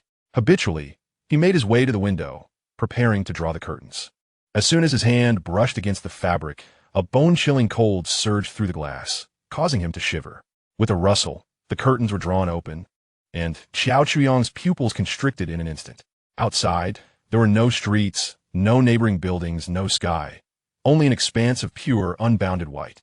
The heavy snow lay like an impenetrable wall, firmly pressing against the bulletproof glass of the second floor. He rushed to the living room, turning on the air conditioning, electric heater, and electronic fireplace, while simultaneously activating the surveillance monitor. The dozens of screens displayed, without exception, a white void. Only a few cameras positioned at the edge of the fourth floor captured any semblance of a scene. In a leaden sky, the snow fell like feathers, blanketing everything in sight, with visibility reduced to less than 5 meters. The small courtyard below, the streets, the cars, all were buried beneath more than a meter of snow. The entire world seemed to have been entombed by this sudden blizzard. Xiao Chuyang glanced at the electronic thermometer on the wall. The outdoor temperature read -24 degrees. How peculiar. Though he vaguely recalled the daily temperatures dropping in his past life, it shouldn't have been this low on the first day. He retrieved his phone. The signal was intact, and the internet was still operational. Opening Weibo, the trending topics were ablaze, with the top 10 all pertaining to this rare July snowfall. Global rare blizzard, meteorological expert site, once in a millennium extreme weather, transportation system completely paralyzed, citizens advised to stay indoors unless necessary. Diving into the comments section revealed a chaotic flurry of posts. In a magic city, I woke up thinking I had crossed into Antarctica. My husky went out to relieve itself and returned a frozen sculpture. The supermarket downstairs has been cleaned out.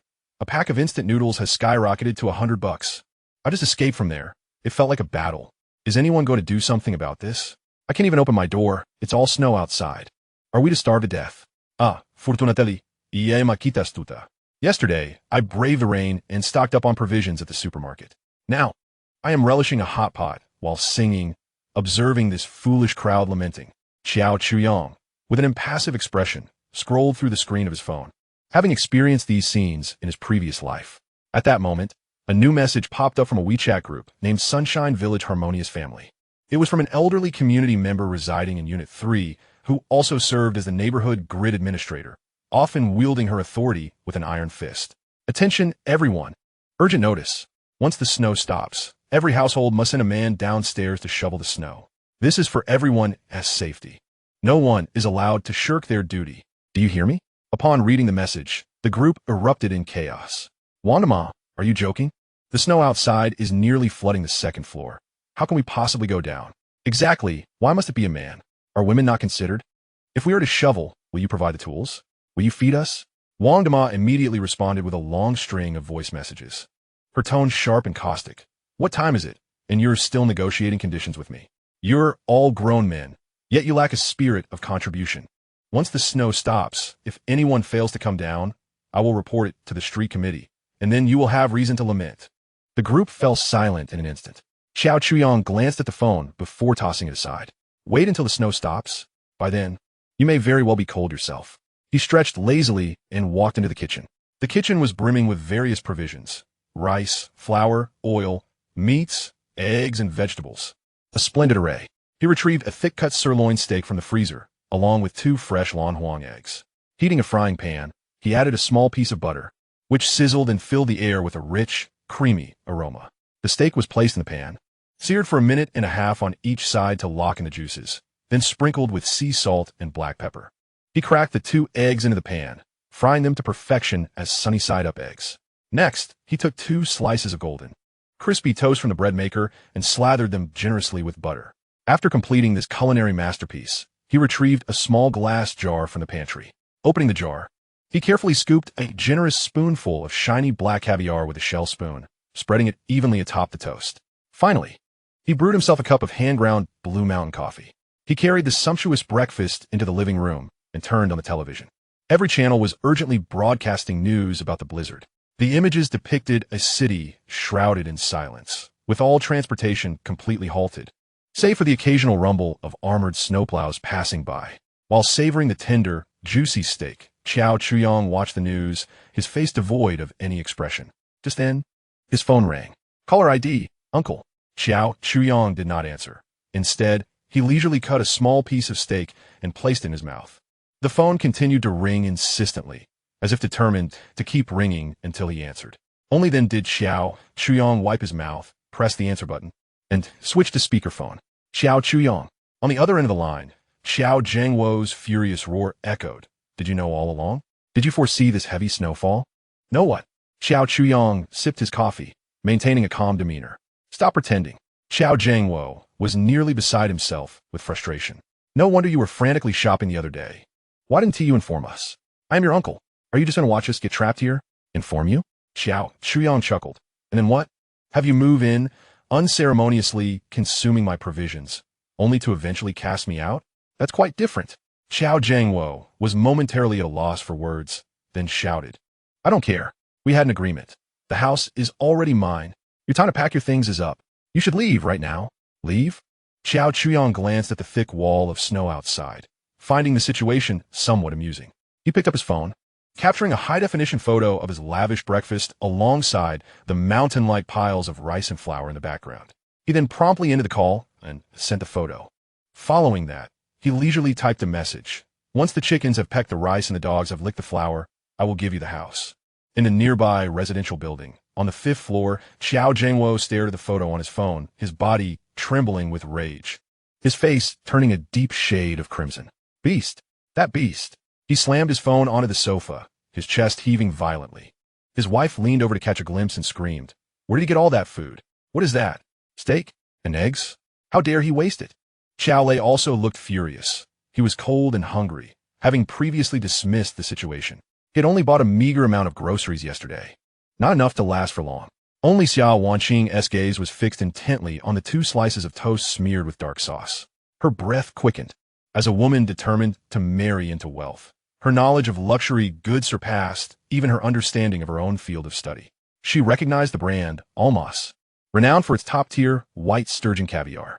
She had seen it on the menu of a high-end restaurant, a small box priced in the 5 figures. In the photo, the jar casually placed on the dining table by Xiao Chuyong was evidently freshly opened, and judging by its size, it was clearly the largest available packaging. Had he lost his mind? Even if he had received 2 million, he could not possibly squander it so recklessly. Purchasing such items was akin to tossing money directly into the flames. Unless a chilling thought surged from the depths of her mind. Unless the money would soon become worthless. Chapter 10. The Fish Bites.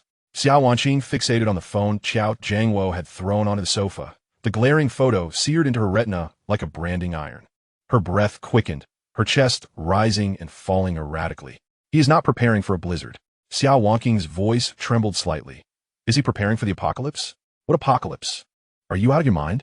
Auntie screamed in rebuttal. Perhaps you've watched too many movies. Xiao Zhangwo also found this assertion utterly absurd. Yet as he gazed at the mountains of supplies captured in the photograph, an unsettling feeling began to swell within him. This notion sent chills down their spines, colder than the blizzard raging outside. Still, Xiao Zhangwo was reluctant to accept it. He would rather believe this was merely an unprecedented extreme weather event. Nonsense. The government would never ignore this, he asserted defiantly, though his conviction was waning. The pressing concern now was the cold. Despite cranking the air conditioning to its maximum, it offered no relief whatsoever. The room felt as frigid as an ice cellar. Even though the air conditioning vent blew forth warm air, the fleeting warmth was swiftly devoured by the insidious cold. Everyone wrapped themselves in whatever blankets and sheets they could find, their teeth chattering uncontrollably. I left my down jacket at home, Annie stammered. When they arrived, their sole intention was to monitor Xiao Chuyong for a few days, never considering to bring warm clothing.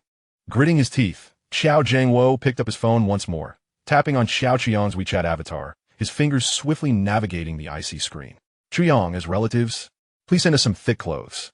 We are freezing to death. You can't just stand by and do nothing, can you? The message was dispatched, sinking like a stone into the depths of silence. Meanwhile, within the confines of the Ember Barrier, in the spatial warehouse, Xiao Chuyong drew back his compound bow, his arm muscles taut, aiming at a painted target 50 meters away. Whoosh! The carbon arrow sliced through the air with a sharp whistle, precisely striking the bullseye. Not bad. Xiao Chuyong lowered his bow, feeling a sense of satisfaction. This spatial warehouse was even more extraordinary than he had imagined. Not only could he access items with his thoughts, but he could also enter this dim, independent realm himself. The physical laws here mirrored those of the outside world, rendering it an exceptional secret training ground. In the aftermath of the apocalypse, gunfire could attract endless hordes of monsters, without mastery of firearms. Cold weapons, especially silent killers like bows and crossbows, were the key to survival in the early stages. He drew another arrow from the quiver, knocking it onto the string, and pulled back once more. Sweat trickled down his forehead, yet he paid it no mind. He had time aplenty. Across the adjacent residential building, on the 5th floor.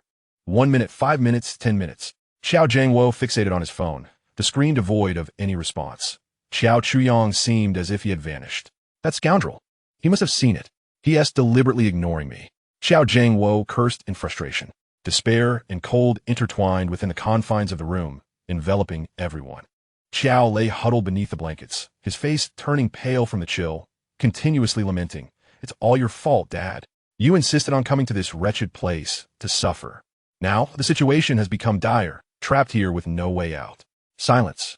Xiao Jiangwo, filled with pent-up frustration, directed all his ire toward his son. At that moment, the previously silent Xia Wanqing spoke up. Uncle, he must despise you all.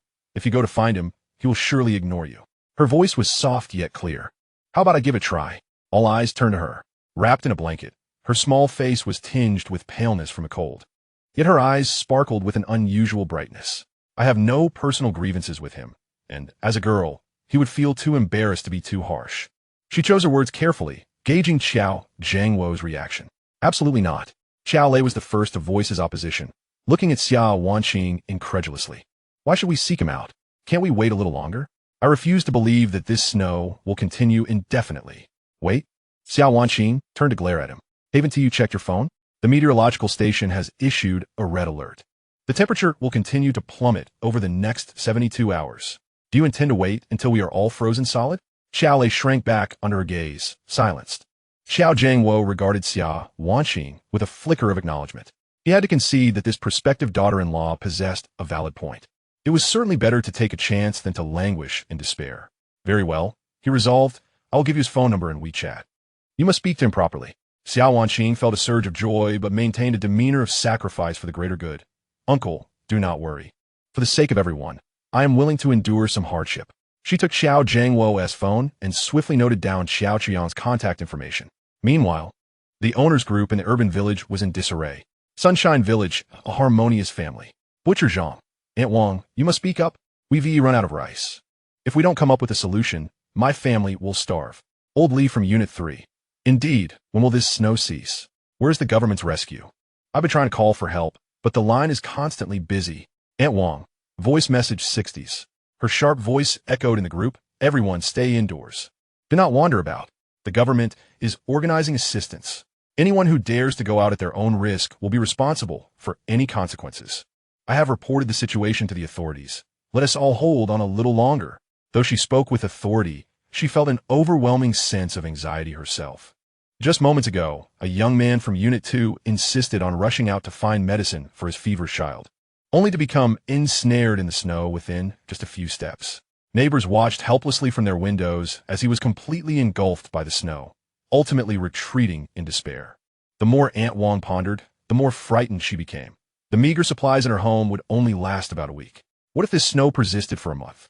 Suddenly, a bright idea struck her. She remembered Xiao Chuyong, who had previously stockpiled a considerable amount of food. Her eyes lit up as she began to formulate her own plan. I may as well be considered someone in charge.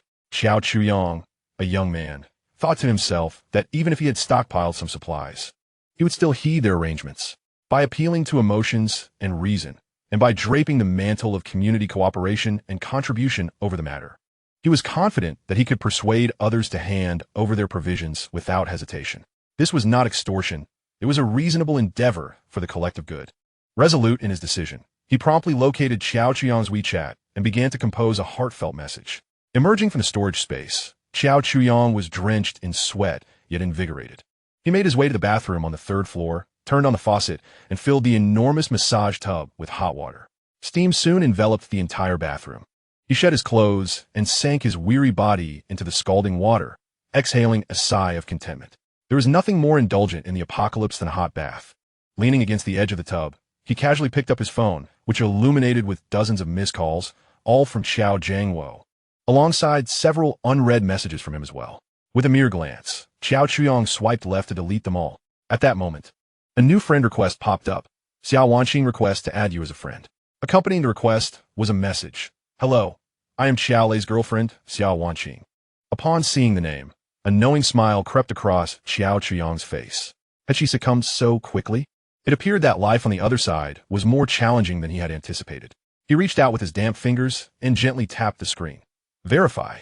Chapter 11. All I desire is youth and beauty. Verify. Almost instantaneously, Xiao Wanqing's message appeared. Xiao Chuyang, it's terribly cold outside. The uncles and aunts are barely holding on. Do you have any extra warm clothes or food? Reclining in the bathtub, eyes closed in bliss. Xiao Chuyang typed with one hand. I do. He sent over the photos of the clothes he had previously taken. In the images, the tags of Canada Goose, Moncler, and Arc'teryx were distinctly visible, stacked like small mountains in the corner. Xiao Wanqing stared intently at the brands she had only ever seen in stores. Each piece worth a considerable sum. Yet for Xiao Chuyang, they were mere refuse, tossed aside carelessly. Suppressing her astonishment, she quickly typed, Could you possibly send a few pieces over to us? We're freezing to death. Xiao Chuyang chuckled at her message. Why should I give you anything? Can't you see the weather outside? The snow has buried the second floor. I will be risking my life to deliver it to you. What if I freeze to death on the way? Xiao Wanqing was growing anxious. You don't have to deliver. Let the uncle come and get it himself. That's even less acceptable. Xiao Chuyang responded leisurely. Your uncle came over, taking my belongings without a care. Am I not at a significant loss? This is unjust. Xiao Wanqing bit her lip. Then, what do you desire? Xiao Chuyang rose from the bathtub, droplets cascading down his well-defined muscles. He glanced around the desolate room and replied, The house is too chaotic. It lacks a cleaning maid. We can all come over. Xiao Wanqing quickly responded, We can help you clean, cook, anything you need. I only require someone young and beautiful. Xiao Wanqing's fingers trembled slightly. What do you mean? My meaning is straightforward. You shall come to be my maid. Clothes and food will be provided immediately. One person in exchange for the lives of 3, along with a future of comfort for a considerable time. This transaction is quite advantageous. Damn you. Zhao Lei, unable to contain his anger any longer, seized the phone, his eyes blazing as he glared at the words on the screen. He pressed the voice key, summoning all his strength to roar. Xiao Chuyang, you filthy cur. How dare you covet my woman? I will kill you. The voice message was sent. Upon hearing the 10-second tirade of impotent fury, Xiao Chuyang displayed little emotion. He leisurely typed a response. This is your final opportunity. In the future, even if you beg me on your knees, I shall ignore you. Once the snow stops, I will be the first to come and tear your mouth apart. Xiao Lei sent another voice message in a rage.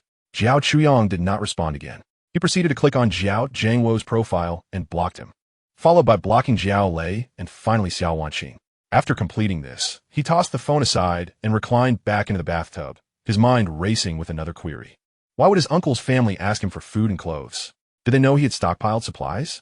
Zhao Zhangwo's family lived far away. Logically, they should not be aware of his recent activities. Yet, they had audaciously requested clothing and food, certain of his possession. Moreover, they clearly understood that in such weather, one could hardly venture outside, yet they still expected him to deliver. Unless they were nearby. As this thought flashed through his mind, Xiao Chuyang's gaze turned icy. He immediately opened the system panel, his eyes landing on the surveillance module. Standard surveillance camera LV1, installed. Can be upgraded to all-weather wide-angle night vision camera. Require materials, 50 electronic components. Upgrade. Confirm consumption of 50 electronic components to upgrade all surveillance cameras. Confirm. In the living room, the enormous display flickered momentarily, and the segmented images instantly became strikingly clear.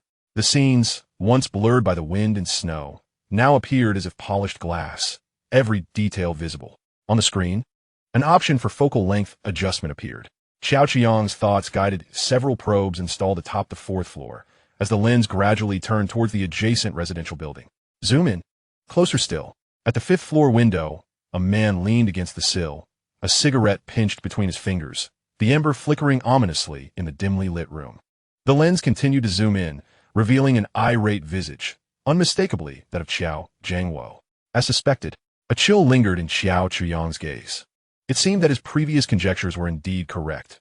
This family, from the moment they received the money, harbored no good intentions and had been surveilling him all along. Just then, the phone screen illuminated once more. A WeChat message materialized, sent by the community grid worker, Aunt Wang. Little Xiao, this is Aunt Wang from the community. I know you're a good child. Our neighborhood is currently facing unprecedented difficulties. Many families are without food, and the cold is biting. I hope you can embody the spirit of mutual assistance within our community and contribute some of your surplus supplies to help those in need. This will also accumulate blessings for yourself. A heartfelt prose, flowing over several hundred words. Xiao Chuyang glanced at it and promptly replied with 4 succinct characters. Too long. Didn't he read? He then blocked her. Meanwhile, Aunt Wang, pleased with her literary prowess, believed that a young man like Xiao Chuyang would surely be swayed by her profound reasoning. However, upon seeing those 4 characters, she nearly gasped in disbelief. She immediately dialed a voice call, ready to impart some wisdom to this thoughtless youth. The other party has blocked you. Aunt Wang's face drained of color instantly. Outside, the wind howled violently, mingling with the sound of shattering glass. The WeChat group, Harmonious Family of Sunshine Village, erupted in chaos. Help! The wind has shattered my window. It's pouring in. Who can take us in? The children are freezing. We're doomed. This is the end. The group was filled with cries of despair. Observing the plight of these individuals, Xiao Chuyang rose and entered the kitchen, preparing to concoct a splendid lunch for himself. He retrieved a fine piece of Wagyu beef from the pantry, sliced half of a Boston lobster, and uncorked a bottle of 1982 Lafite. As he seared the steak, a hint of distress clouded his thoughts. He desperately needed primal energy, and many system functions require the engagement of women from various professions to unlock. For instance, a doctor named Lin Wanqing could unlock the medical room. However, he could hardly announce in the group, "Are there any beautiful women willing to come to my home for food and shelter?" That would be far too degrading. Lost in thought, someone suddenly tagged him in the WeChat group. Xiao Chuyang, Building 4. It was Aunt Wang. She shared an extensive voice message in the group, her tone sharp and laden with resentment. Some young individuals in our community exhibit a complete lack of collective honor. They are selfish and self-serving. I kindly urged one of them to share some of their surplus supplies to assist our neighbors, and he had the audacity to block me. Such individuals are truly the disgrace of our neighborhood. Everyone take note, it is that Xiao Chuyang from Building 4. Their household is replete with provisions. The heating is ample. Yet they would rather waste than lend a helping hand. His building is remarkably sturdy, not a single window shattered. Now it is clear to all, isn't it? Some people hide in their safe and warm homes, watching us languish here. Wang Dama's words detonated like a bomb, shattering the silence in the group chat. The atmosphere shifted dramatically. Her sharp and acerbic voice pierced through the stillness like a stone thrown into a still pond. The prior complaints and cries for help vanished, supplanted by a collective, malicious fervor. Old Lee from Unit 2. Is what Wang Dama said true? Have you truly hoarded that much? Xiao Lu from Unit 5. One should not be so selfish, especially at a time like this. Neighbors should aid one another. Zhang the Butcher from Unit 1. Xiao Chuyang from Building 4. Come out and speak. My son has a high fever. If you have any antipyretics, bring them to me at once. If you dare refuse, just wait until the snow stops to see how I deal with you. Indeed, come out and apologize. Hand over the food for Wang Dama to distribute. Yes, a unified distribution. Why should you hoard such resources for yourself? The collective sentiment surged with fervor, as if Xiao Chuyang's hoarding was not merely an act of self-preservation, but an inherent sin. His failure to share promptly rendered him irredeemably guilty. Leaning back in his warm bathtub, Xiao Chuyang observed the incessant stream of messages on his phone and shook his head. This is humanity. When one is weak, they are bullied. When one is strong, they unite to morally coerce. The moment you exhibit even a hint of vulnerability or concession, they pounce upon you like sharks sensing blood, leaving you with nothing but bones. He dried his hands and typed deliberately on the screen, then pressed send. A lengthy message flooded the chat, drowning out all the clamoring voices. Shut the hell up. First, I hoarded these supplies with my own money. What business is it of yours? Did you contribute a single cent when I purchased these items? Second, you demand an apology? You expect me to surrender my supplies? What gives you the right to command me? You are nothing but a bunch of keyboard warriors hiding in your homes. Thirdly, as for you, Zhang the Butcher, if your son has a fever, it reflects your own inadequacy as a father, not my obligation. Need medicine? Fine. Send your wife or daughter to my doorstep after they have been properly cleaned. I shall consider the matter. I'll lay this down. Those who wish to survive or exchange goods should present their most treasured possessions, with beautiful women prioritized. Should anyone dissent, feel free to approach me. The entrance to my building remains unlocked, and we shall see whether your resolve is as strong as my fists. To those who were most vociferous moments ago, Zhang the Butcher, Old Lee from Unit 2, and young Lu from Unit 5. Take note, I have committed your names and addresses to memory. When I find the time, I shall pay you each a visit. An eerie silence enveloped the entire WeChat group, as everyone was rendered speechless by Xiao Qiang's brutish and unreasonable declaration. Particularly, the last blatant threat acted as a bucket of icy water, extinguishing the flickering flames of false hope that had ignited within them. It dawned on them that Xiao Qiang was not the pushover they had imagined. After a prolonged silence, a few timid souls began to speak up. Oldly from Unit 2 remarked, "I was merely asking out of curiosity, I meant no offense." Young Lu from Unit 5 admitted, "Brother Xiao is right. I misinterpreted the situation, and I apologize." Those who had previously been the loudest quickly softened their stances. However, Jean the Butcher could not swallow his pride. "You just wait. If you have the guts, don't come out." Xiao Chuyang ignored him. Just then, amidst the howling winds outside, a dull thud echoed, as if something had exploded in the distance. Subsequently, the lights of the entire building flickered violently. The power had gone out. "Damn it, the power is out. My home is affected too. What is happening? Water. There is no water. Turning on the faucet yields nothing. Help. Without power or water, how are we to survive?" The group erupted in despair, their cries more mournful than those of bereavement. Inside Xiao Chuyang's residence, the lights dimmed for less than a second before illuminating once more.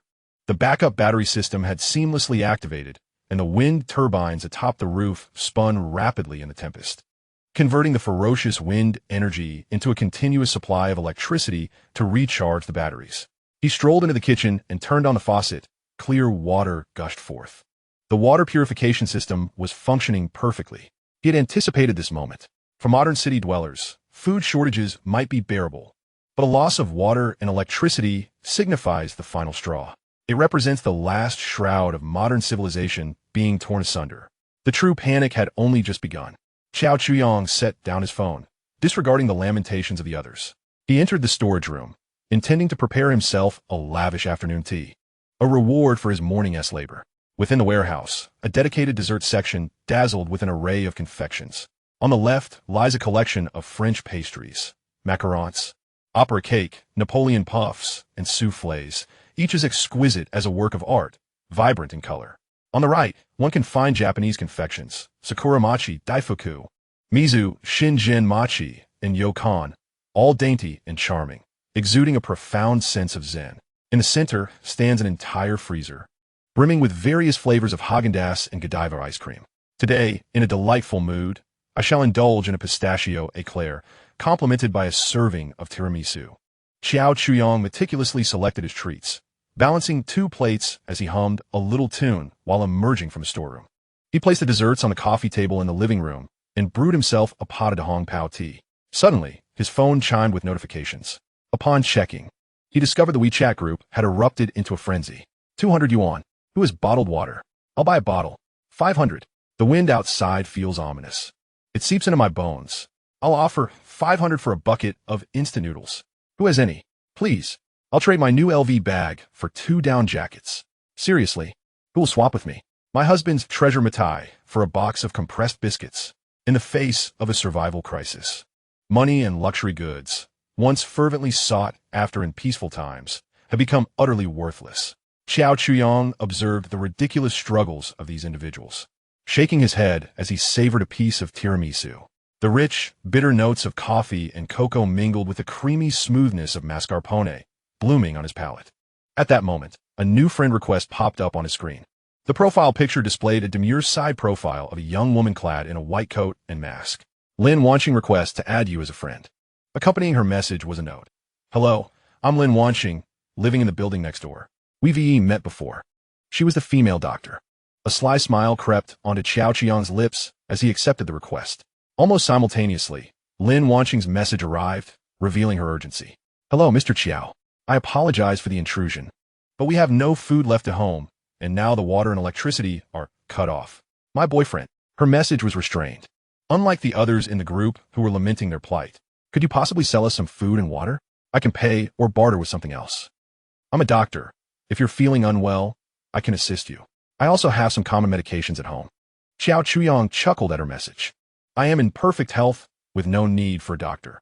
What I desire is your company. Chapter 13. Lin Wanqing's Thoughts. Xiao Chuyong regarded Lin Wanqing's message, taking another bite of tiramisu. Being a doctor is a valuable profession, yet he had no use for a doctor who sought to take advantage of him.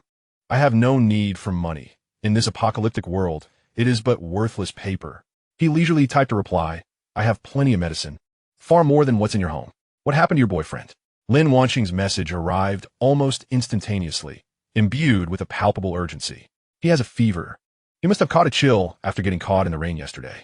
I have fever-reducing medicine here, but there's no food or water, so he can't take the medicine.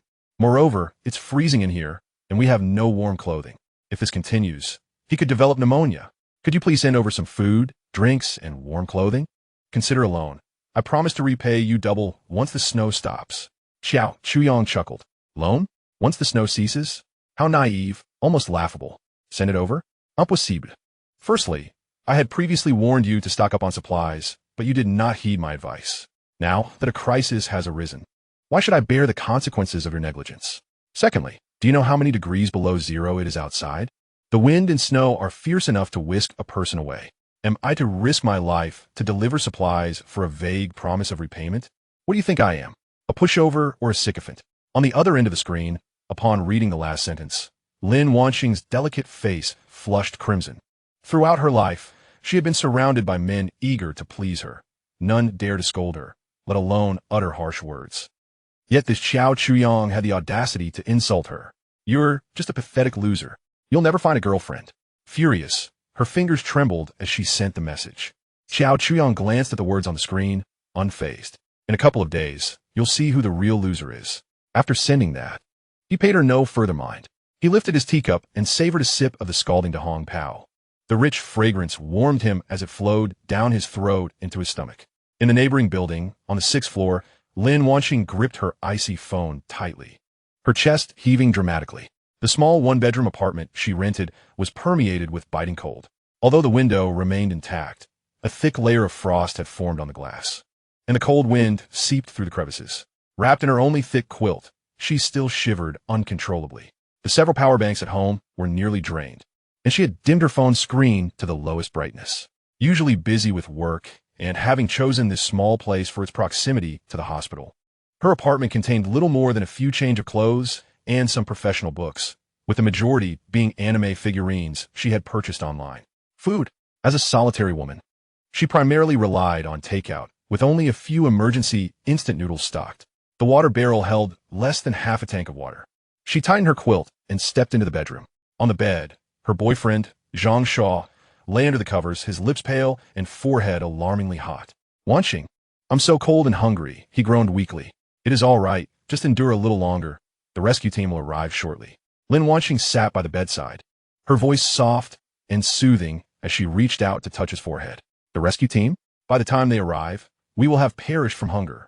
Zhang Shaw exclaimed, his emotions heightened due to fever, speaking incoherently. I truly regret this. Had I known it would turn out this way, I would have never come to find you.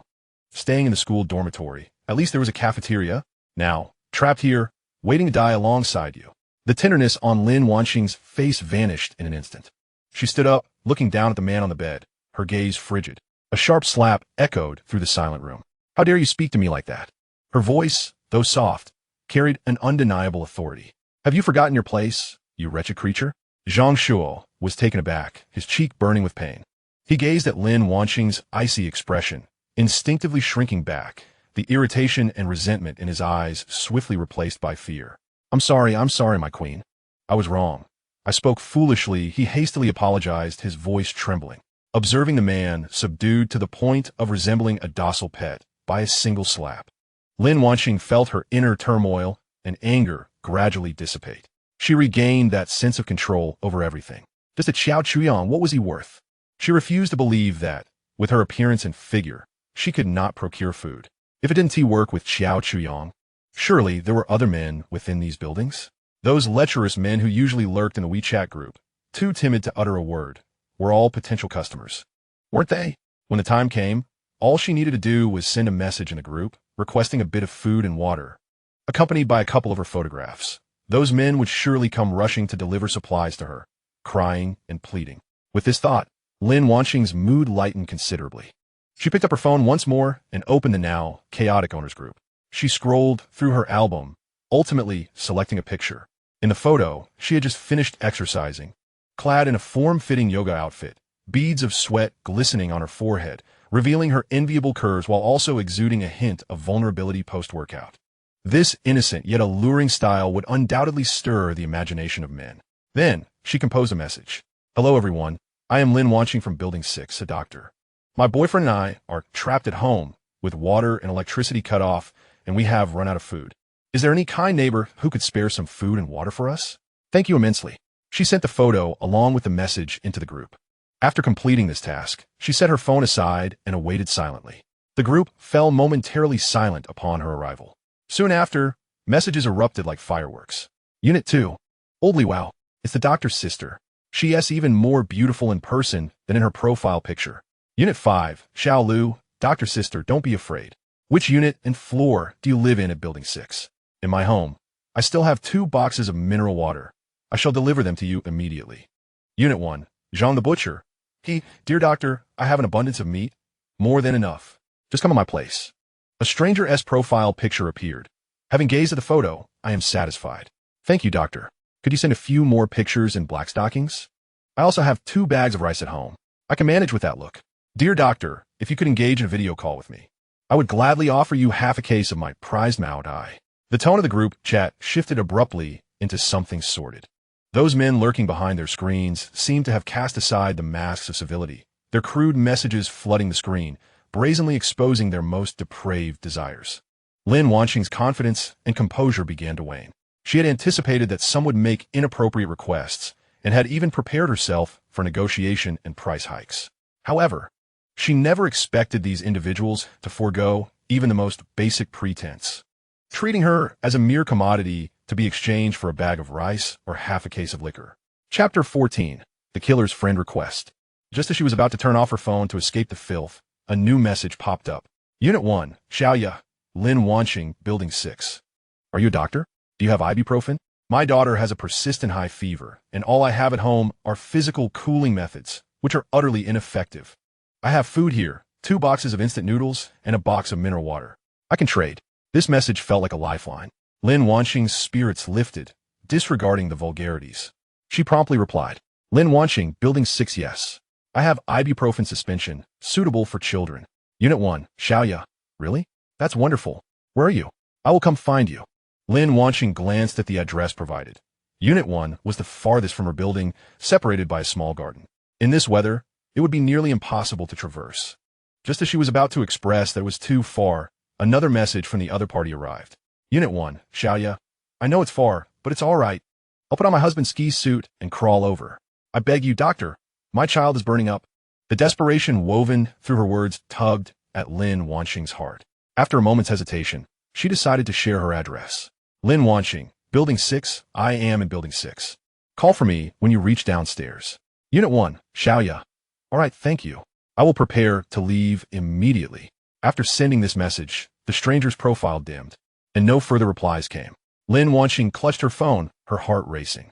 She hoped that the woman named Xiao Yu would arrive quickly, bringing with her precious food and water. Yet she was also anxious that she might not make it, succumbing to the cold along the way. Seconds ticked by.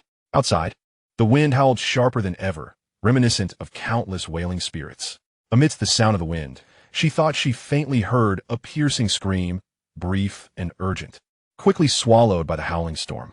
Shaking her head, she dismissed it as mere auditory hallucination born from her anxiety. After waiting for over 10 minutes, the group remained silent. The woman named Xiaoya seemed to have vanished into thin air. Could it be that her phone had run out of battery? Lin Wanqing attempted to message her in the group, but received no response. She then clicked on Xiaoya's profile and sent a friend request. Once the request was sent, it too sunk into the abyss. Just as she was on the verge of giving up, her phone vibrated. Unit 1, Xiaoya has accepted your friend request. A surge of joy filled Lin Wanqing's heart, and she immediately sent a message. Where are you? The reply came almost instantaneously. What floor and unit do you live in? Upon reading this message, Lin Wanqing furrowed her brows, a peculiar sense of unease washing over her. After a moment's contemplation, she cautiously replied, just arrive at the entrance of the unit. I will bring the medicine down to you, and we can exchange it at the door. The message was sent, yet once again, silence ensued from the other side. Lin Wanqing grew increasingly perplexed, fearing that Xiaoya might not trust her. She rummaged through her medicine cabinet to produce a pristine bottle of ibuprofen, capturing a clear photograph to send. I truly have a medicine. You needn't worry. I see from your profile that you're also a girl. I would not harm you. I only require a few bottles of mineral water and a couple of instant noodles. As the photo was dispatched, a red low battery warning suddenly flashed at the top of her phone screen. Only 5% battery remained. Lin Wanqing dared not use her phone any longer, opting instead to power it down. The temperature in the room seemed to drop further, leaving her shivering uncontrollably, her teeth chattering. She glanced at the sturdy wooden dining table in her home. A wild thought crossed her mind. Should she chop it up to start a fire for warmth in the living room? Wanqing, a weak voice called from the bedroom, belonging to Zhang Shuo. Lin Wanqing sighed, wrapping herself tighter in her blanket as she walked in. Just as she was about to inquire about his condition, she noticed Zhang Shuo holding his phone, the screen's glow illuminating his pale face. A surge of uncontainable anger flooded Lin Wanqing's mind.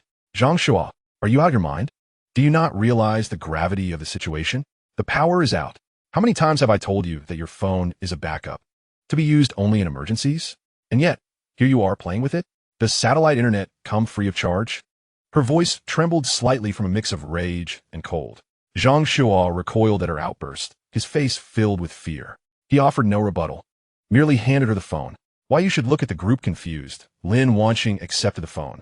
The owner group chat was bustling with 99 messages, lively as though it were the new year.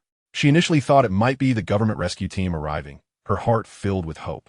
However, as she scrolled through the chat history, the color drained from her face, leaving it as pale as Zhang Shuo's. She encountered a short video, only a few seconds long. The perspective of the video was low, as if peering through a peephole to glimpse the outside world. The scene was violently shaking. A woman clad in a thick down jacket lay face down on the cold tiled floor of the corridor, her head stained with blood, utterly motionless. Beside her, a few bottles of mineral water and a backpack lay scattered. In the video, gloved hands rushed in, swiftly collecting the water and the backpack, before the screen faded to black. Below the video, discussions erupted in the group chat. What on earth happened? Was it murder? Who recorded the video? The person who filmed it soon revealed themselves, their avatar depicting a timid cartoon rabbit. It was I. I heard commotion outside, accompanied by a woman's cries. I dare not open the door and merely peered through the peephole. The woman had just fallen down the stairs when several masked men rushed down, snatching her belongings. The person seemed to have gone lifeless. My heavens, this is robbery. This is murder. Aunt Wang, please come out and do something. Someone has died in the neighborhood. Yet, no matter how many voices called out, Aunt Wang, who typically relished giving orders, did not respond. Lin Wanqing's mind was blank, her blood feeling as if it had turned to ice. Suddenly, she recalled something, her fingers trembling as she scrolled back. She found a message from a woman named Xiaoya from Unit 1. The last message she had posted in the group. I'm getting ready soon. She was preparing to change her dressings at her place. She had shared her address in the group, and then someone came to rob her, killing her.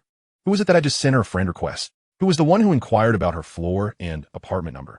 Was it the murderer? Had he snatched her phone and seen her messages, prompting him to add her? He even asked where she lived, and she had already disclosed the location of Building 6. Lin Wanqing felt a wave of dizziness wash over her, her stomach churning violently. She dashed to the window, gazing out at the white world whipped by the raging winds, a surge of fear swelling within her. Thankfully, she had been cautious and had not revealed her specific floor and apartment number. In this weather, the snowstorm was fierce enough to bury a person alive. Surely, no one could venture outside, could they? Chapter 15, Heaven and Hell. Qiao Chuyang observed the gruesome video on his phone screen and the uproar in the group, raising his eyebrows slightly. He recalled vividly that in his previous life, such malicious events of robbery and murder over resources did not erupt until at least a week after the apocalypse had begun, when everyone's supplies were depleted, and despair had completely devoured reason. He had not anticipated that his presence would precipitate chaos so prematurely in this life. Blood was witnessed on the very first day. However, it mattered little. Leaning back in the warm bathtub, he added more boiling water to the mix. The more chaotic the situation became, the faster the order would collapse, rendering it increasingly advantageous for him. In the WeChat group at this moment, everyone was gripped with fear due to that video. After a brief silence, someone finally spoke up. Elder Lee from Unit 3 exclaimed, "This cannot continue. Today, it is others who perish, but tomorrow it could very well be us. We must unite." The cheerful sisters echoed. Indeed, we must come together. Let us have each building select a leader to tally our numbers and supplies and organize patrols. We cannot allow such scum to strike again. This proposal was met with enthusiastic support from the majority. The instinct for survival overshadowed previous divisions, and people began to realize that solitary efforts would lead only to ruin. I stand in support. We must unearth the vile murderer. There are over a dozen households in our building, with 7 or 8 able-bodied men. Who dares to wreak havoc here? Exactly. Let us unite and weather this storm together. The group's fervor swelled once more, but this time the ire shifted from the previous target, Xiao Chuyang, to the unseen assailant. As the crowd passionately deliberated on how to elect a leader and ensure their safety, a familiar avatar lit up once again. Aunt Wong, voice message 60s. Her sharp, acerbic voice rang out. You are all correct. We must stand united. As a community grid worker, I have a duty to fulfill. I willingly step forward to take the lead.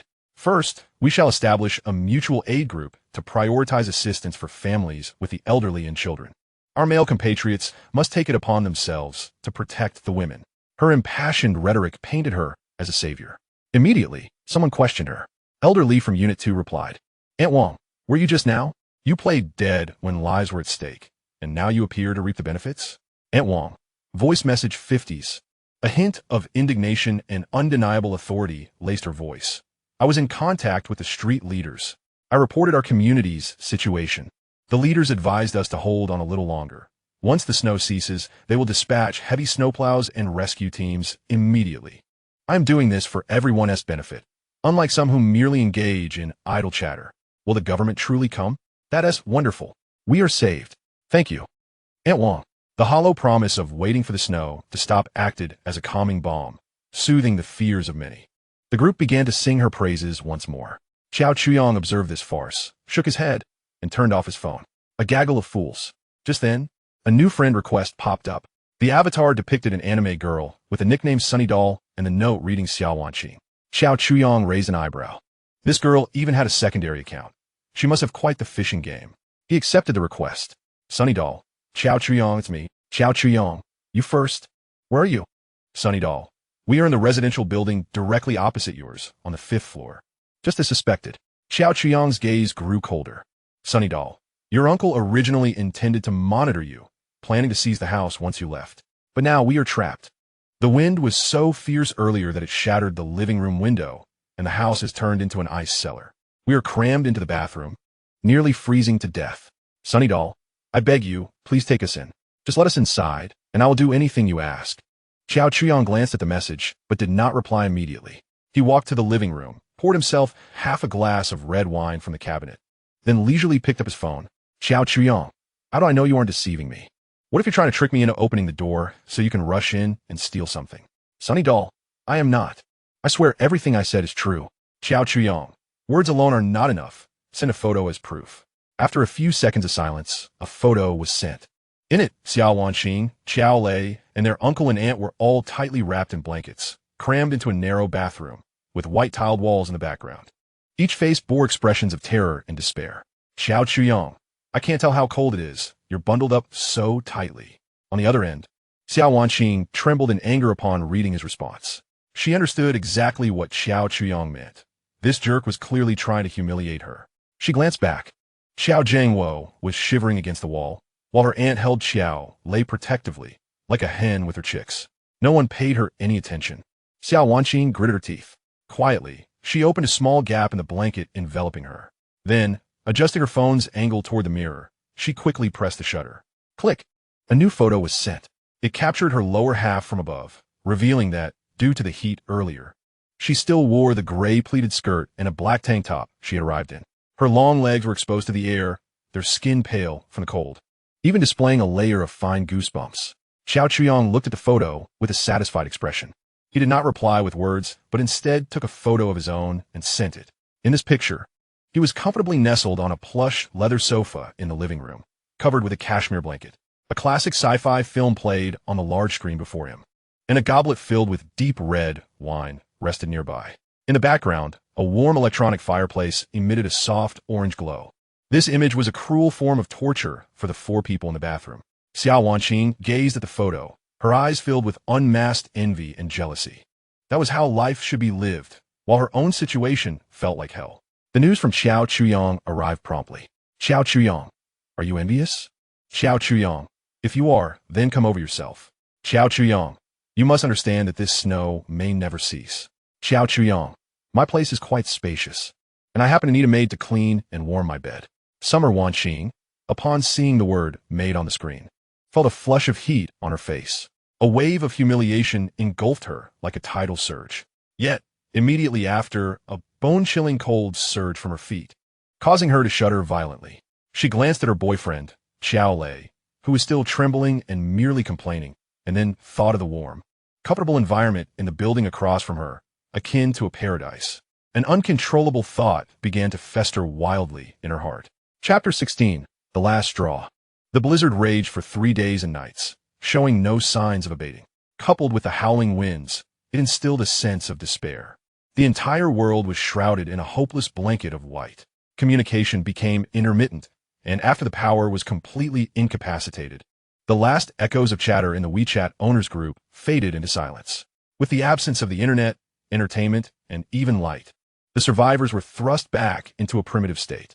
Hunger and cold became the sole themes of existence. Chaos bred in the darkness. Initially, there were only minor conflicts. Neighbors fought fiercely over half a bag of biscuits or a bottle of mineral water. Soon, violence escalated when the first person was killed over food. Pandora's box was irreversibly opened. Morality and law crumbled under the weight of survival instinct. Murder, robbery, and rape, crimes that once existed solely in news reports, began to unfold in every darkened apartment building. A man from Building 3 used a fire axe to break into a neighbor's home, seizing the last morsels of food, leaving women and children to wail in despair. In Building 1, several individuals hurled a woman attempting to resist out of a window, staining the snow with a shocking crimson. The entire urban village had descended into hell. And beside this hell lay paradise. Within the bastion of warmth, it was as spring. Xiao Chuyang had just concluded 2 hours of archery training. Now bare-chested and wrapped in a towel, preparing his lunch in the open kitchen. He retrieved a golden, glistening roasted chicken from his storage space, and as he did, the rich aroma of spices and roasted meat instantly filled the kitchen. He placed the chicken on the cutting board, tearing off a steaming chicken leg with his bare hands. The skin was crisp and fragrant, while the meat inside was tender and juicy. Accompanied by a can of chilled beer, this constituted his lunch for the day. Meanwhile, just a wall away, in a bathroom on the 5th floor of the adjacent building, the Qiao Jiangwo family was experiencing a true hell. I am ravenously hungry. Qiao Lei moaned weakly, his lips cracked and parched. They had been trapped here for 3 days. After the windows of the living room were shattered by the howling winds, the entire house had transformed into an icy tomb. The 4 of them could only huddle together in a windowless bathroom, wrapped in a damp quilt, relying on their body heat to stave off the cold. Their food had long been consumed, and only half a bottle of water remained. It's all your fault. Xiao Jiangwo's wife slapped him on the back, exclaiming that if it weren't for his loose tongue and having offended Chuyang, would they be in such dire straits? Silence. Xiao Jiangwo growled, feeling as if his lungs were about to freeze. What good would it do to discuss this now? We must think of a way to survive. Xiao Wanqing shrank into the corner, silent. Over these days, she had observed everything. The man who once boasted before her of his family's wealth and promised to provide her with a good life had proven to be a mere winner in the face of true adversity. Meanwhile, the despised Xiao Chuyang, whom they all looked down upon, thrived in this apocalyptic scenario like a king. She could not forget the photograph Xiao Chuyang had sent her that day, a warm fireplace, a soft sofa, and fragrant red wine. That was the life one ought to live. She took out her nearly depleted phone, gazing at her chat records with Xiao Chuyang, her nails digging deep into her palm. Maid. This word filled her with humiliation, but as a severe cramp gripped her abdomen and the chill penetrated her very bones, that pitiful pride was swiftly crushed by her instinct to survive. As long as she could live, what did it matter if she became a maid? Just as she prepared to message Xiao Chuyang again, the door to the room was suddenly kicked open with a loud bang. The noise startled everyone. Standing at the threshold were several burly men, led by Lu Ligua from the 6th floor, wielding a bone saw. Zhangge, what do you want? Xiao Jiangwo stammered as he stood up. What do we want? Lu Ligua grinned. I heard your family still has food. Hand it over, and we can share to get through this together. There is nothing left, truly. Xiao Jiangwo's wife cried, We're on the brink of starvation ourselves. Search. Lu Ligua dismissed her pleas with a wave of his hand. The men behind him surged forward, rifling through everything. Soon, they were disheartened. This household was cleaner than their own faces. Damn it, what a waste of time. One man spat, frustrated by the fruitless endeavor. Bro, don't be hasty. Another man's gaze fell upon Xiao Wanqing in the corner, his eyes glinting with a predatory light. There's no food, but look at this charming girl. All eyes turned towards Xiao Wanqing. Although she was tightly wrapped in her quilt, it could not conceal her alluring figure. Terrified, her face turned pale as she instinctively recoiled. What do you want? I warn you, don't do anything reckless. Xiao Lei, with a facade of bravado, shouted as he positioned himself before Xiao Wanqing. Get lost. Lu Ligua kicked him aside and approached Xiao Wanqing, lightly tapping her cheek with the back of a bone knife. Little girl, you're quite the looker. Here's the deal. Entertain my brothers for a while, and we'll spare the life of your useless boyfriend. What do you say? As Xiao Lei clambered back to his feet. His complexion fluctuated between shades of pale and green upon hearing those words. Xiao Lei, Xiao Wanqing gazed at him in despair, hoping he would summon the courage to act like a man. Yet, he merely bowed his head, trembling violently. What's the matter? Not willing? Lu Ligua's eyes turned cold. Then there's nothing to discuss. Brothers, let us take care of this brat first, and then we can have some fun with this girl. Two men approached Xiao Lei, grinning maliciously. No. Terrified, Xiao Lei collapsed to his knees, pleading, don't kill me. Please.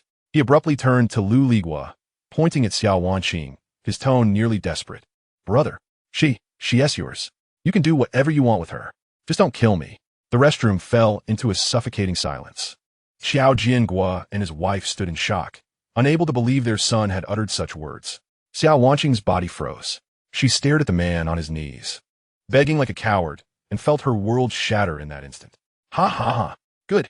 Now that I say real man. Lu Ligua laughed heartily, his voice dripping with mockery. Did you hear that? Your boyfriend just sold you out. The men behind him joined in the derisive laughter. What a pathetic coward. How does he even deserve such a beautiful girlfriend? Lu Ligua's laughter abruptly ceased as he seized Xiao Wanqing by her hair, dragging her from the corner. Come on. Let's go have some fun. Let me go. You beasts. Xiao Wanqing struggled fiercely, her nails leaving bloody scratches on Lu Ligua's arm. You're quite feisty, he remarked. Not angered, but rather exhilarated. He hoisted Xiao Wanqing over his shoulder and said to Xiao Lei, you come with us too. Watch closely as we play with your woman. Xiao Lei felt his body go limp, collapsing to the ground. Lu Ligua's henchmen laughed maliciously, kicking Xiao Jiangua down, each grabbing an arm to forcibly drag the incapacitated Xiao Lei and the still struggling Xiao Wanqing out of the restroom, their bodies scraping against the cold floor, leaving a disordered trail behind. In that moment of being dragged away, Xiao Wanqing summoned her last bit of strength, trembling fingers pressing the send button on her phone. The message contained only 3 words, save me. But as soon as she sent it, Lu Ligua snatched the phone from her grasp. Oh, still hoping to call for help? He glanced at the screen, noticing a contact labeled Xiao Chuyong. Xiao Chuyong? He muttered, recognizing the name as that arrogant fellow from the community group. Brother. Liye. Xiao Lei resembled a drowning man grasping a piece of driftwood, scrambling toward it with desperation. Stop, don't touch me. I know where there's food. Plenty of food. Xiao Chuyong. Yes, it's Xiao Chuyong. In that building across from us, he's alone. His garage and home are stocked with provisions. Truly. Lu Ligua's eyes instantly sparkled with intrigue. Are you telling the truth? He demanded, seizing Xiao Lei by the collar. Absolutely. Without a doubt. Xiao Lei, in a bid for survival, cast aside all restraint. We intended to wait for him to leave and seize his place, but we never anticipated such a heavy snowfall. His building is practically impregnable, and it has power. We saw lights on his home. This wretched woman wants to abandon us. Power? Impregnable? An abundance of supplies? Lu Ligua and his subordinates began to breathe heavily. This was truly a treasure trove amidst the apocalypse. You shameless harlot. Lu Ligua slapped Xiao Wanqing across the face. Dare you flirt with other men behind your boyfriend's back? Xiao Wanqing's cheek immediately swelled, blood trickling from the corner of her mouth. Yet she merely looked at Xiao Lei with a cold, seething hatred. Xiao Lei felt a chill run down his spine under her gaze, but forced himself to smile obsequiously at Lu Ligua. Brother, this woman is fickle, always eyeing other men while enjoying what she has. Don't stoop to her level. That Xiao Chuyong is a fool, oblivious to his wealth. He will be easy to deal with. Very well. Lu Ligua released Xiao Lei, a sinister smile creeping across his face. He took Xiao Wanqing's phone, activated the camera, and aimed it at her tear-streaked, despairing visage. "Kid, consider this your opportunity," Lu Ligua said mockingly into the phone. "I am Lu Ligua from Unit 7.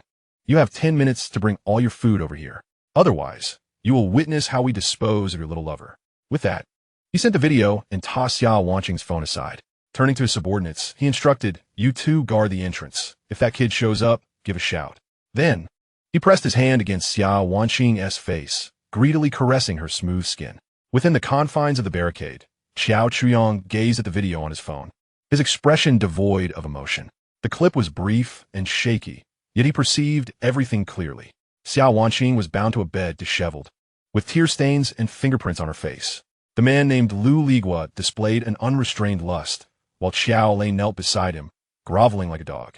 What a splendid drama, Xiao Chuyong mused as he set down his wine glass and rose leisurely to his feet. He had no concern for the fate of his uncle's family. In his previous life, Xiao Jiangwo had been willing to stab him in the back without hesitation to save his own skin. In this life, Xiao Lei would readily cast his girlfriend aside for the sake of survival. This family is filled with ungrateful wolves. Their demise would hardly be regrettable. However, the method to acquire primal energy still lies within the opposing family. Detected target, Xiao Wanqing. Subjugating her as a servant grants 10 units of primal energy. The higher her loyalty, the more substantial the rewards. The system's notification echoed in his mind once more. This was a matter of great significance regarding primal energy. This young lady must not come to harm. Xiao Chuyong made his way to the entrance and opened a massive wardrobe. Inside, rather than ordinary garments, hung rows of weapons and gear radiating a metallic sheen. These were acquired through considerable effort and connections after his rebirth. He removed his bath towel and donned a set of black tactical combat attire, the snug fabric accentuating the contours of his athletic physique. He slipped on a stab-proof vest and tactical pants equipped with knee and elbow protection. His feet were clad in military-grade snow boots. Grasping a sleek composite bow from the wall, he retrieved a quiver filled with carbon-tipped arrows. At his waist, he secured a silent sheath for a machete, crafted from hard plastic to ensure noiseless extraction. A dagger was tucked into a quick-draw holster on his thigh. He then retrieved a backpack and a small oxygen tank from the storage, stuffing it with various tools and provisions. Finally, he donned a tactical helmet, procured through costly means from a friend, which integrated night vision and thermal imaging. As the visor lowered, it concealed his face, leaving only his extraordinarily calm eyes visible. Fully armed, Xiao Chuyong stood before the mirror, his reflection resembling a ghostly soldier emerging from a future battlefield.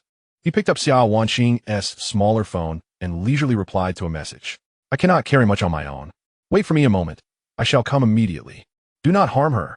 Upon receiving the message, Lu Ligua, without a moment's hesitation, agreed. In his view, despite Xiao Chuyong's abilities, he remained but a solitary figure. To dare confront them for a woman was nothing short of foolishness. Once he was subdued, the fortress-like building, brimming with resources, and this exquisite young lady would all be his. This risk was worth taking. Xiao Chuyong observed the affirmative response from his adversary, a slight smirk gracing his lips. The heavy snow had already buried the first floor. He ascended to the second floor, surveyed the external situation, and leaped through the window into the snow below. Outside, the howling winds and swirling snow greeted him. The open window allowed the blizzard's roar to surge in, contrasting starkly with the warmth of the indoors. Unfazed by the comfort behind him, Xiao Chuyong leaped forth. He was on his way to kill. Chapter 18. Can killing also yield primal energy? The biting wind and snow assaulted him, interspersed with shards of ice as sharp as daggers. Visibility was severely limited, rendering the world a vast expanse of white. Xiao Chuyong pressed the button on his helmet, instantly transforming his field of vision. Thermal imaging mode activated. The once chaotic white world metamorphosed into a vivid thermal image composed of reds, yellows, and blues. The air appeared as a chilling, deep blue, while the faint heat emanating from the distant residential buildings glowed softly in yellow. He could distinctly discern several humanoid heat sources huddled together at a fifth-floor window across from him. At the entrance of that building, two furtive figures were crouched in the corner, shivering in the cold, their bodies radiating a pale blue indicative of low temperatures. They were spies sent by Lu Ligua. Rather than entering through the front door, Xiao Chuyong bravely maneuvered around to the side of the building, battling through the heavy snowfall. The accumulation of snow had nearly submerged the second-floor windows. Like a silent spirit, he traversed the snow-laden ground without making a sound. Cautiously, he opened the window on the second floor of the stairwell and slipped inside. The two spies were huddled in a corner on the first floor, stomping their feet and cursing the wretched weather. Damn it, I'm freezing to death. Why hasn't that kid come out yet? Who knows? If he doesn't T-show in 5 minutes, we're heading back. I certainly don't want to freeze to death here. They remained completely oblivious to the encroaching shadow of death that approached silently from behind. Xiao Chuyong stealthily approached one of them, swiftly covering his mouth with his left hand while his right hand drove a Nepalese dagger silently into his back. The man's body stiffened abruptly, too late to struggle, before slumping down. The other, hearing the commotion, turned just in time to see his companion's lifeless form and the devil wearing a tactical helmet behind him. Terror gripped him as he instinctively opened his mouth to scream, but Xiao Chuyong was already upon him, the dagger slicing horizontally across his throat. A fountain of blood erupted, painting the ground with a vivid crimson bloom. Clutching his neck, he collapsed to the earth, his eyes wide with fear and despair. The elimination of the two insignificant foes took scarcely 3 seconds. Xiao Chuyong didn't spare a glance at their corpses. To him, they were no different from zombies in a post-apocalyptic world. Having been forced to take lives in his previous existence, he felt no emotional response. Ding! A notification chimed in his mind. Detected host has killed 2 humans. Gained 2 units of source energy. Xiao Chuyong paused momentarily. Killing could yield source energy? This revelation took him by surprise, yet he quickly accepted this premise. In a world ravaged by chaos, the ugliness of humanity was more terrifying than any zombie. Eliminating these scum while acquiring source energy was indeed a profitable transaction. He dragged the 2 lifeless bodies into the shadows, covering them with snow, and then turned his gaze towards the pitch-black space above. Without the slightest hesitation, Xiao Chuyong carefully made his way up. The hallway was in disarray, littered with discarded refuse and debris. Switching to night vision mode, the darkness before him instantly transformed into clarity. He ascended the staircase, step by step, his movements light. His military boots barely made a sound against the concrete floor. The 4th floor, the 5th floor. He paused at the stairwell of the 5th floor, clearly hearing the cacophony of vulgarities and a woman's sobs emanating from room 502. Little beauty, don't cry. Your brother will take good care of you. Damn, this skin is so smooth. Much better than the ladies I've encountered before. Boss, you go first. We're waiting to savor the soup. Xiao Qian's expression turned icy. He opted against kicking down the door. Instead, he retrieved a flashbang from his tactical backpack and pulled the safety pin. Approaching the door of 502, he quietly opened it a crack and silently slipped the flashbang inside. 3, 2, 1. Boom! A deafening explosion erupted, accompanied by blinding white light flooding the room. The 3 men inside were instantly rendered helpless by the searing brightness, their minds blank amidst the cacophony. My eyes! What the hell? In their moment of confusion, Xiao Chuyong sprang into action. He raised his foot and forcefully kicked the door. Bang! The frail wooden door shattered into splinters. Armed with a compound bow, he swiftly entered the room. Inside, Lu Ligua was clutching his eyes in agony, while one of his subordinates writhed on the floor in pain. Another, closest to the flashbang, was screaming uncontrollably while covering his eyes. Xiao Chuyong felt no pity. He drew back the bowstring, aiming at the writhing man. Whoosh! The arrow flew true, piercing his throat with precision. Without hesitation, he then severed the life of the man at the door, whose eyes had been rendered useless by the flashbang. The man barely had time to scream before he fell lifeless. Lu Ligua, stunned by this sudden turn of events, fought through the pain to open his eyes slightly, only to see a shadowy figure clad in black, bow in hand, coldly staring back at him. Who are you? He shrieked in terror. Xiao Chuyong offered no response. He once again drew back the bowstring, the arrowhead aimed at Lu Ligua's brow. No, don't kill me. I'll return the woman to you. I'll give you everything. Lu Ligua, trembling and desperate, fell to his knees, repeatedly bowing his head. The answer to his pleas came in the form of another lethal arrow. Thud! The arrow pierced through his forehead, exiting at the back of his head, accompanied by a spray of crimson mist. Lu Ligao swayed momentarily before collapsing to the ground, his eyes wide open, unblinking in death. Ding! Host has detected the elimination of 3 humans. Gained 3 source energy. Total source energy, 5. Xiao Chuyong slowly lowered his composite bow, the room heavy with the scent of blood. He approached the bedside, where Xiao Wanqing lay bound, her clothing disheveled, a tattered quilt covering her. Her gaze, a complex mix of fear, shock, and relief, was fixed upon him. Her mouth was gagged with a rag, allowing only muffled cries to escape. Xiao Qiang tore away the cloth and used his military knife to sever the ropes that bound her. As the restraints fell away, Xiao Wanqing could no longer contain herself. Bursting into tears while clutching the blanket, Xiao Qiang offered no comfort, merely observing her coldly. Once her weeping subsided, he spoke, his voice emotionless, as if emanating from beneath a mask. "Get dressed." With that, he turned and exited the room. In the adjacent room, Qiao Zhangwo, his wife, and Xiao Lei stood frozen, staring blankly at the three corpses on the floor and the shadowy figure of the man who resembled a harbinger of death. Their minds were utterly incapacitated. Chapter 19. I have taken away your fiancé. The living room lay in an eerie silence. The mingling scents of blood and gunpowder invaded their nostrils, jarring every nerve. The Qiao family huddled in the corner, too fearful to breathe, gazing at Xiao Chuyang with the eyes of those who behold monster. Was this fully armed man, capable of killing without a second thought, truly the Xiao Chuyang they knew, a somewhat timid, slightly foolish individual? Xiao Chuyang paid them no mind. He approached the window, raised his hand, and the visor of his helmet slid open silently. Through the thermal imager, he surveyed the outside, ensuring no further threats were present before removing his helmet. A refined face emerged, though it bore an icy demeanor. Chuyang, Xiao Zhangwo stammered, his lips trembling, his throat working to produce the words. "You saved us. Thank you. Thank you." Xiao Zhangwo's wife was the first to react, hastily nodding and bowing in gratitude. Meanwhile, Xiao lay cowered in the corner, burying his head in his knees, unable to meet Xiao Chuyang's gaze. He had witnessed this man dispatch three grown men with the same ease as slicing vegetables.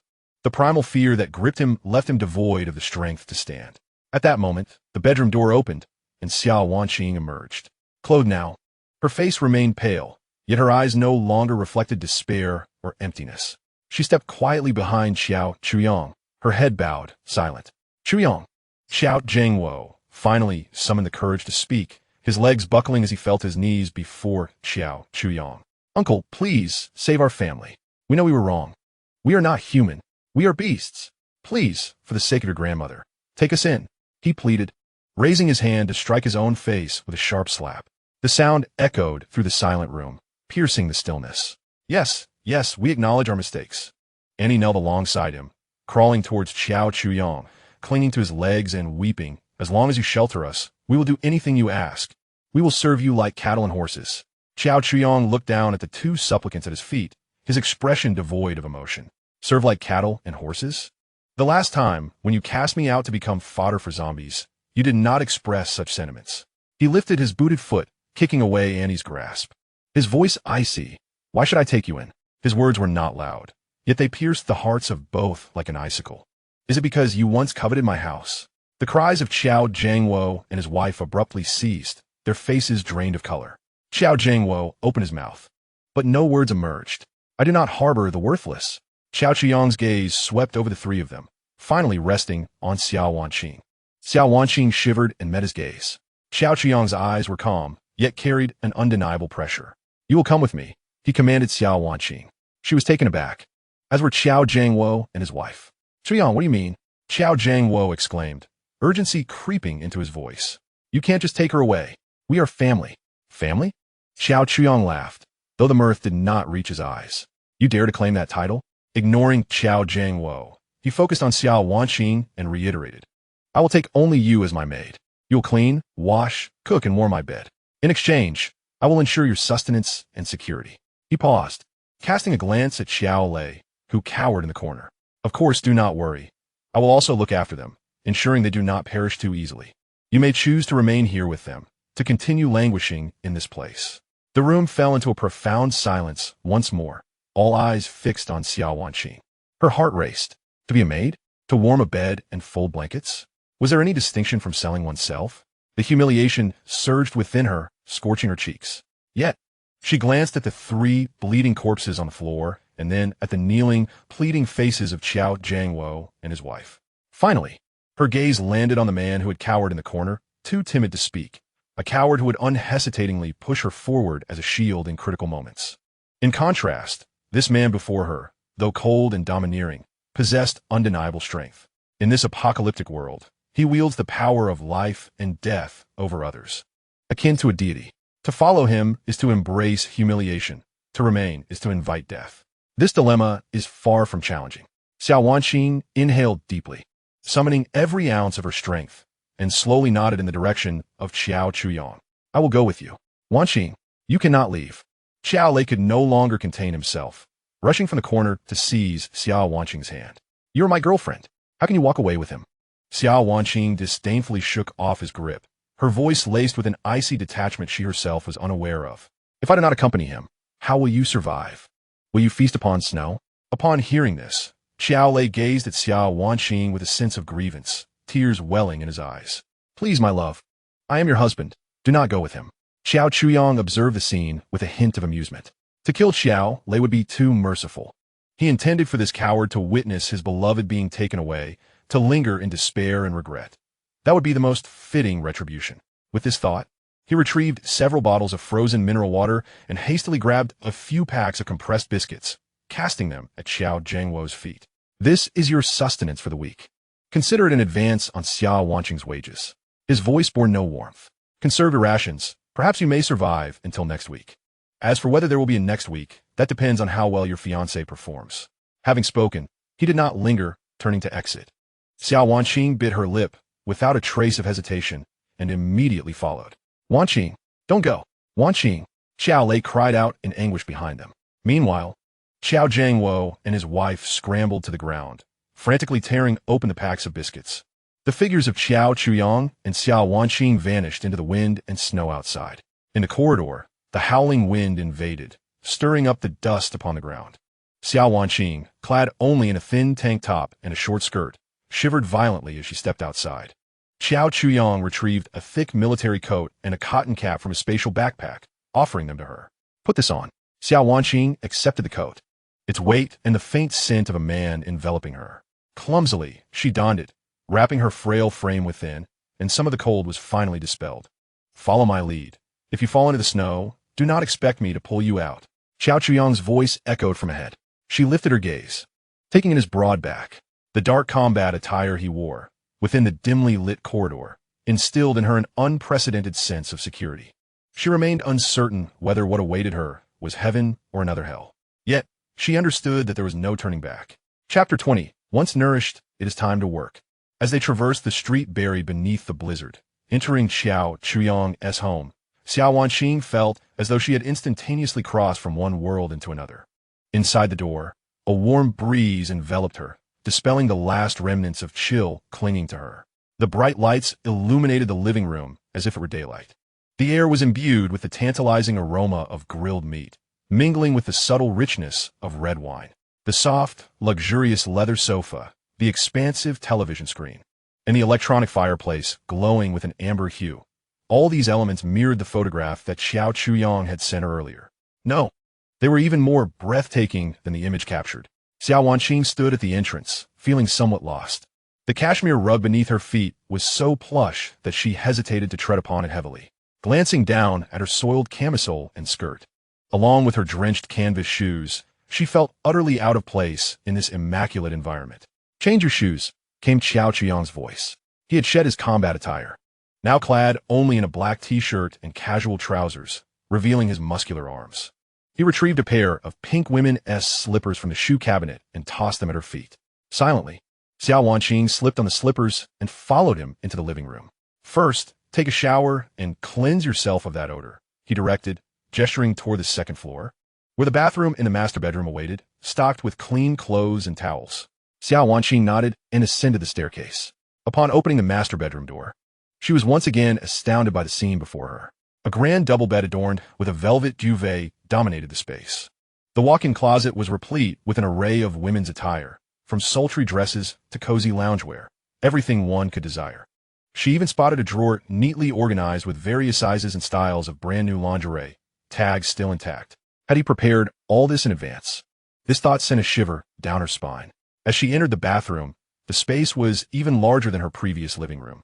The massive jacuzzi, a smart toilet, and a separate shower area, with towels made of Egyptian cotton hanging on the wall, were luxury she had only encountered in five-star hotels. Turning on the shower, warm water cascaded over her, washing away the grime and fatigue of the past few days, as well as the humiliation and anxiety that had weighed upon her heart.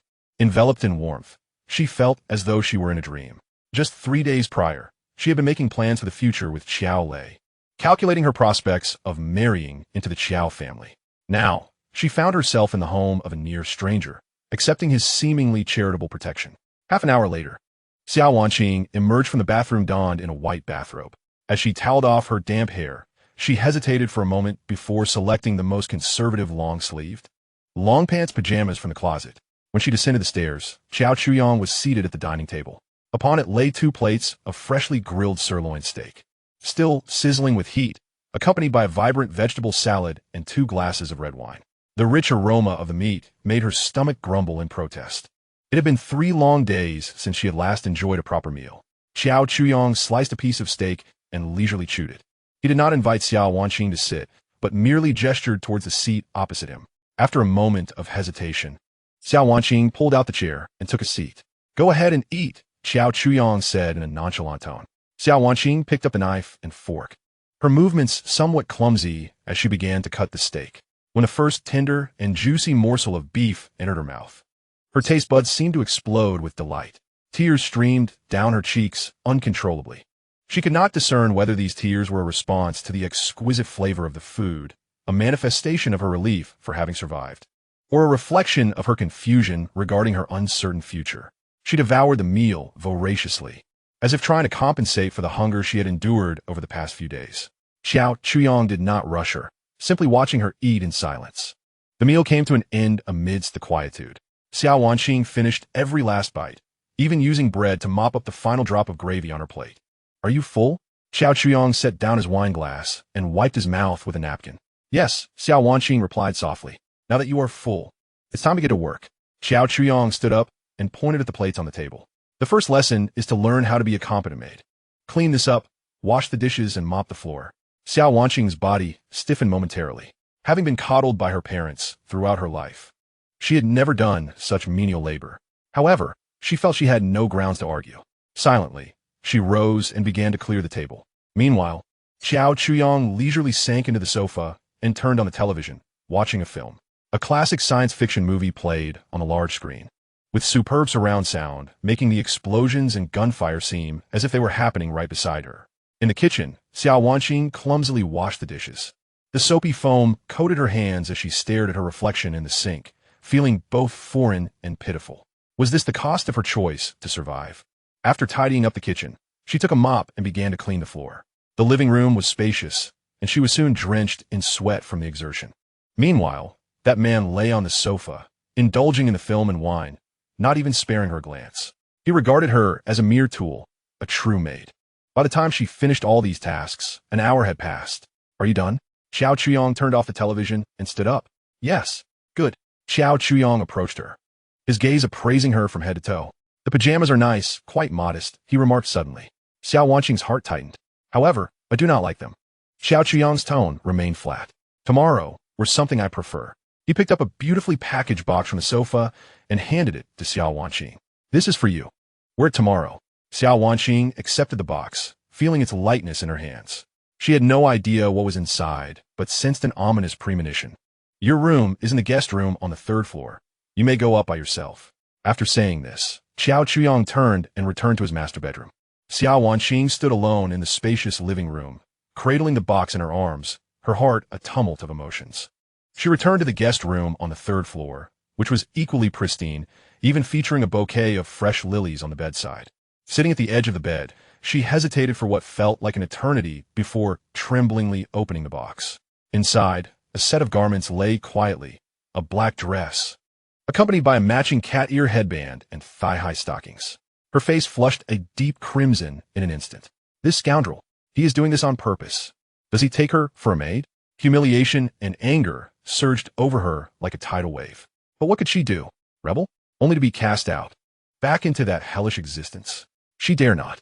After a long pause, she reluctantly released her grip and carefully extracted the maid outfit, laying it flat upon the bed. Gazing at the attire, she envisioned her future self embodied within it. Chapter 21. The Maid's First Lesson. Xiao Wanqing was roused by an overpowering aroma. It was a heady mix of chili oil, minced meat, and spices, intrusively invading her nostrils and awakening the most primal hunger within her. She opened her eyes. The corridor's light streaming through the bedroom door's gap, momentarily blinding her. For a fleeting instant, she believed she was still in her university dormitory, convinced that everything that had transpired was merely a nightmare. Yet, the neatly folded garments at her bedside abruptly yanked her back to reality, the black dress and the absurd cat ear headband. She dawdled for a long time before resignedly picking up the outfit and stepping into the bathroom, the cold fabric clinging to her skin, sending a shiver down her spine. Standing before the mirror dressed in the ensemble, she could scarcely bear to look at her reflection. With the cat ear headband atop her head, she resembled a character straight out of an anime. The sense of shame made her wish to disappear into the ground. Nevertheless, she steeled herself and descended the stairs. Xiao Chuyang was seated at the dining table, leisurely enjoying his breakfast, a steaming bowl of Chongqing noodles. The red oil broth was adorned with vibrant green scallions and fragrant minced meat, while the golden noodles were generously coated in sauce, making the dish irresistibly tempting. Remarkably, when he retrieved it from the space warehouse, the noodles retained the warmth and texture as if freshly cooked. Upon hearing her footsteps, Xiao Chuyang lifted his gaze. A flicker of satisfaction crossed his eyes at the sight of Xiao Wanqing's attire, though his expression remained largely impassive. "Come here," he beckoned to her. Xiao Wanqing lowered her head. The soft pink slippers she wore made a faint scraping sound against the floor as she shuffled to his side, her hands nervously clutching the edge of her apron. "What would you like for breakfast?" he inquired. Xiao Wanqing was momentarily taken aback. She had not anticipated that Xiao Chuyang would ask her such a question. She presumed she had no right to even consider eating. "I am not hungry," she murmured softly. "Not hungry?" Xiao Chuyang raised an eyebrow and set down his chopsticks. A maid should embody the essence of a maid. When a master inquires, one must respond truthfully. "I shall ask once more, what would you like to eat?" His tone was mild, yet imbued with an undeniable authority that brooked no dissent. Xiao Wanqing trembled slightly, her resolve crumbling as her stomach audibly growled. "I wish to have congee." "Very well." Xiao Chuyang nodded, gesturing towards the kitchen. "Prepare it yourself." Xiao Wanqing sighed in relief. Though her culinary skills were modest, making congee was within her capabilities. Silently, she stepped into the kitchen, opening the refrigerator door to a rush of cool air.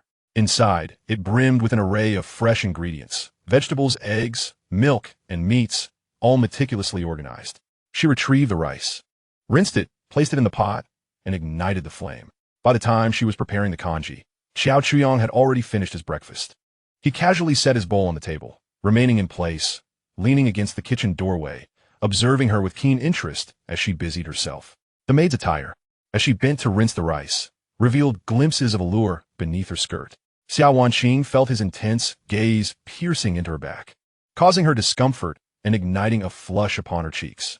The congee soon reached completion. She ladled the bowl carefully and brought it to the dining table. Xiao Chuyang did not allow her to sit. She stood, sipping the congee in small mouthfuls. The rice was tender, and the warmth of the congee enveloped her, alleviating some of her anxiety. "Finished?" "Yes." "Come here and massage my shoulders." Xiao Chuyang returned to the sofa and turned on the television. Xiao Wanqing approached him from behind, extending her somewhat stiff hands to gently press upon his shoulders. Her hands were soft, the coolness of her fingertips lingering from washing the dishes, yet her touch was feeble, akin to a gentle tickle. "Haven't you eaten?" "Apply more pressure." Xiao Chuyang frowned in dissatisfaction. Xiao Wanqing gritted her teeth and increased her force. His shoulders were broad and muscular. Through the thin fabric of his t-shirt, she could feel the warmth radiating from his body. An unfamiliar masculine scent enveloped her, quickening her heartbeat. She strove to suppress her errant thoughts, focusing intently on the massage. After a while, Xiao Chuyang appeared pleased. "Not bad. You're getting the hang of it." He picked a clean, deep purple grape from the fruit bowl on the coffee table. "Hand." Xiao Wanqing extended her hand. Xiao Chuyang placed the grape in her palm, its skin still glistening with droplets of water. "Feed me." Xiao Wanqing's body tensed instantaneously. To feed him a grape with her hand? This was too much. "What? Unwilling?" Xiao Chuyang's voice turned icy. Xiao Wanqing's heart quaked as she met his emotionless gaze, and she dared not utter a refusal. Trembling, she grasped the grape and slowly brought it to Xiao Chuyang's lips. He opened his mouth, accepting the grape within. The warm, moist sensation made Xiao Wanqing recoil as if struck by electricity. Her face flushed crimson. Xiao Chuyong found her bashfulness amusing, and instead of pressing her further, he shifted the conversation. Can you dance? A little, she replied. During her university days, she had participated in a dance society, learning some basic jazz and classical dance. Show me a dance, Xiao Chuyong instructed, gesturing towards the vacant space in the living room. Xiao Wanqing's mind went blank, overwhelmed by panic. Dance? I can't, she nearly pleaded. Can't. Xiao Chuyong rose from the sofa, advancing towards her step by step. I do not tolerate useless individuals in my home. If you cannot dance, then you are of no use to me. He pointed towards the doorway. The door is there. You can leave at once. Leave? Xiao Wanqing gazed at the heavy metal door, beyond which lay a cold, hungry hell fraught with peril. The mere thought of the blood-soaked room and Lu Ligua's menacing visage sent shivers through her. She did not wish to die. She wished to survive. Tears streamed down her cheeks once more. Looking at the devilish man before her, she choked out, I'll dance, I'll dance. She stepped into the center of the living room, turning her back to Xiao Chuyong, hastily wiping her tears away. Taking a deep breath, she began to sway her body to the music emanating from the television. Twisting her waist, shaking her hips, squatting down, she felt like a soulless puppet. Xiao Chuyong leaned back on the sofa, pulling out his phone to record. You dance quite well. I'll capture this moment of your life. In the following days, Xiao Chuyong employed various methods to ensure Xiao Wanqing performed her duties diligently. He made her clean every corner of the house. Although the living room floor gleamed like a mirror, he insisted she kneel down, meticulously wiping it inch by inch with a small cloth. He sat on the sofa, a laptop on his lap, yet his gaze frequently drifted from the screen to her, watching her closely. Kneeling, with her body leaning forward, the black dress she wore tightened against her. Each step she took was laden with anxiety, fearful that any excessive movement would result in reprimand. The constant feeling of being observed was like a taut string, nearly snapping her nerves. The most unbearable task was feeding him fruit. That afternoon, Xiao Chuyong lounged on the sofa, watching a movie, casually plucking a gleaming, deep purple grape from the crystal fruit bowl on the coffee table. Come here. Xiao Wanqing shuffled over, standing before him. Hand. She obediently extended her hand. Xiao Chuyong did not hand her the grape. Instead, he placed it directly in the palm of her hand. The fruit was cool to the touch, its surface glistening with droplets of moisture that dampened her palm. Bite it. Feed me, he commanded. Xiao Wanqing's body instantly stiffened. She gazed at the grape, then glanced back at Xiao Chuyong's impassive face. Her lips quivered, yet no sound emerged. What? Do you not understand my words? Xiao Chuyong's tone turned frigid, sending a shiver down her spine. Overwhelmed by the chill in the air, she dared not hesitate any longer.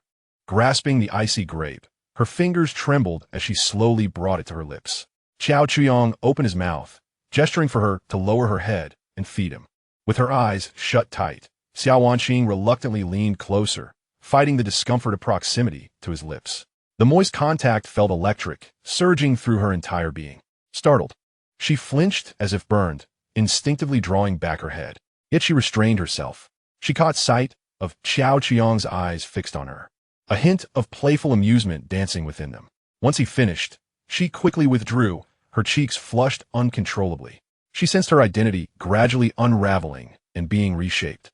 The embarrassment lingered, yet it no longer felt as intense as before, for she realized that by yielding to this man, she could attain all she desired: a warm room, clean hot water, and an endless supply of food. She even began to relish this newfound existence. No longer did she worry about where her next meal would come from, nor did she fear succumbing to the cold or starvation, and she was free from the constant anxiety of potential intruders. Here, she felt secure. The price she paid was merely the relinquishment of her absurd pride. That evening, after a workout at the gym, Xiao Chuyong returned to the living room, bare-chested, with sweat cascading down his sculpted pectorals and abs, exuding a primal vigor. Xiao Wanqing immediately performed her usual duty, presenting him with a cup of warm water while holding a clean towel. Although her maid outfit had become somewhat worn from repeated washes, it still possessed a unique allure when worn by her. Xiao Chuyong drained the cup in one gulp and used the towel to wipe away the sweat. His gaze lingered on her, causing her to feel a touch uneasy. Go take a shower, he instructed. Xiao Wanqing hesitated momentarily, but obediently nodded before turning to ascend to the bathroom on the second floor. Upon finishing her shower and emerging in a bathrobe, She was met with the sight of Xiao Chuyong leaning against the doorframe of the master bedroom, awaiting her arrival. He had already showered and changed into a clean black silk pajama set, his hair still glistening with droplets. "You will sleep here tonight," he indicated toward the massive double bed in the master bedroom. Xiao Wanqing's heart skipped a beat. She understood that what was inevitable had finally arrived. She lowered her head, her fingers tightly gripping the belt of her bathrobe, remaining silent and still. "What? Do you need me to invite you in?" Xiao Qiang's tone betrayed no hint of emotion. Xiao Wanqing's body trembled slightly, yet she stepped forward, entering the room that belonged to him. Inside, a single dim yellow bedside lamp cast a hazy light, elongating the shadows on the wall. Xiao Chuyong closed the door and locked it. The soft click echoed in Xiao Wanqing's heart. He approached her step by step. Overwhelmed with tension, she forgot to breathe, closing her eyes as her long lashes quivered like a condemned prisoner awaiting judgment. Xiao Chuyong reached her, gently lifting her chin, compelling her to meet his gaze. "Look at me." His voice was low and husky. Slowly, Xiao Wanqing opened her eyes, locking onto his profound gaze. In his eyes, there was no desire as she had imagined, only a pure, scrutinizing gaze, as if he were admiring a perfectly flawless trophy belonging to him. "Remember, you're mine." She felt as though she had died and been reborn. Physically exhausted, yet mentally, an unprecedented sense of relaxation washed over her. "Ding! Congratulations, host." Xiao Wanqing has successfully become a member of the barrier. Gained source energy 10. Special condition detected. The mark of the betrayer. The intertwining shame and pleasure within the target's heart has birthed advanced emotional energy, granting an additional reward of source energy. 150. A series of system notifications echoed in Xiao Chuyong's mind. He glanced at the already slumbering Xiao Wanqing, then at the soaring 165 points of source energy on the system panel, a satisfied smile gracing his face. 150 points. Such a generous reward. It seemed that the Qiao family would need to linger for a few more days. They were like farmed pigs, continuously providing nourishment for him. He needed to ensure they remained alive, and for a longer duration, suffering even more. Tears clung to her long lashes, yet the corners of her mouth curled upward, as if lost in a beautiful dream. This tool proved far more useful than he had anticipated. Chapter 23. Upgrading the system. The next morning, Xiao Chuyong awoke, feeling refreshed. Xiao Wanqing lay beside him, still asleep, like a gentle cat curled up against him, her breath steady and elongated. After last night's complete conquest, the faint air of vigilance and aloofness surrounding her had vanished entirely. Xiao Chuyong rose quietly, careful not to disturb her. He made his way to the living room and immediately opened the system panel. Flame barrier system. Host, Xiao Chuyong. Barrier level, LV1. Energy core. Source energy, 165. Activated module. Absolute defense, LV1. Gazing at the 165 points of source energy, Xiao Chuyong felt a wave of relief wash over him. This was the result of his perilous endeavors and the sacrifice of his own allure. He resolved to upgrade the hardware facilities of the barrier first. In a world ravaged by calamity, nothing is more paramount than a secure and comfortable refuge. His attention was drawn to the section labeled Constructible Modules. Backup Energy Center LV0. Provide stable power to the barrier. Upgrade LV1 requirements. 10 standard building materials, 1 energy core. Water Purification Circulation System LV0. Purifies water sources, providing an endless supply of pure water. Upgrade LV1 requirements. 10 standard building materials, 5 source energy points. Water and electricity are the lifeblood of survival. Although he had previously prepared a diesel generator and ample bottled water, machines invariably have a limited lifespan, and the stored water will eventually be depleted. Especially in such harsh weather conditions, the consequences of equipment failure could be dire. He lacked the energy cores, but he had more than enough resources to upgrade the water purification system. Upgrade the water purification circulation system to LV1, Xiao Chuyong silently intoned.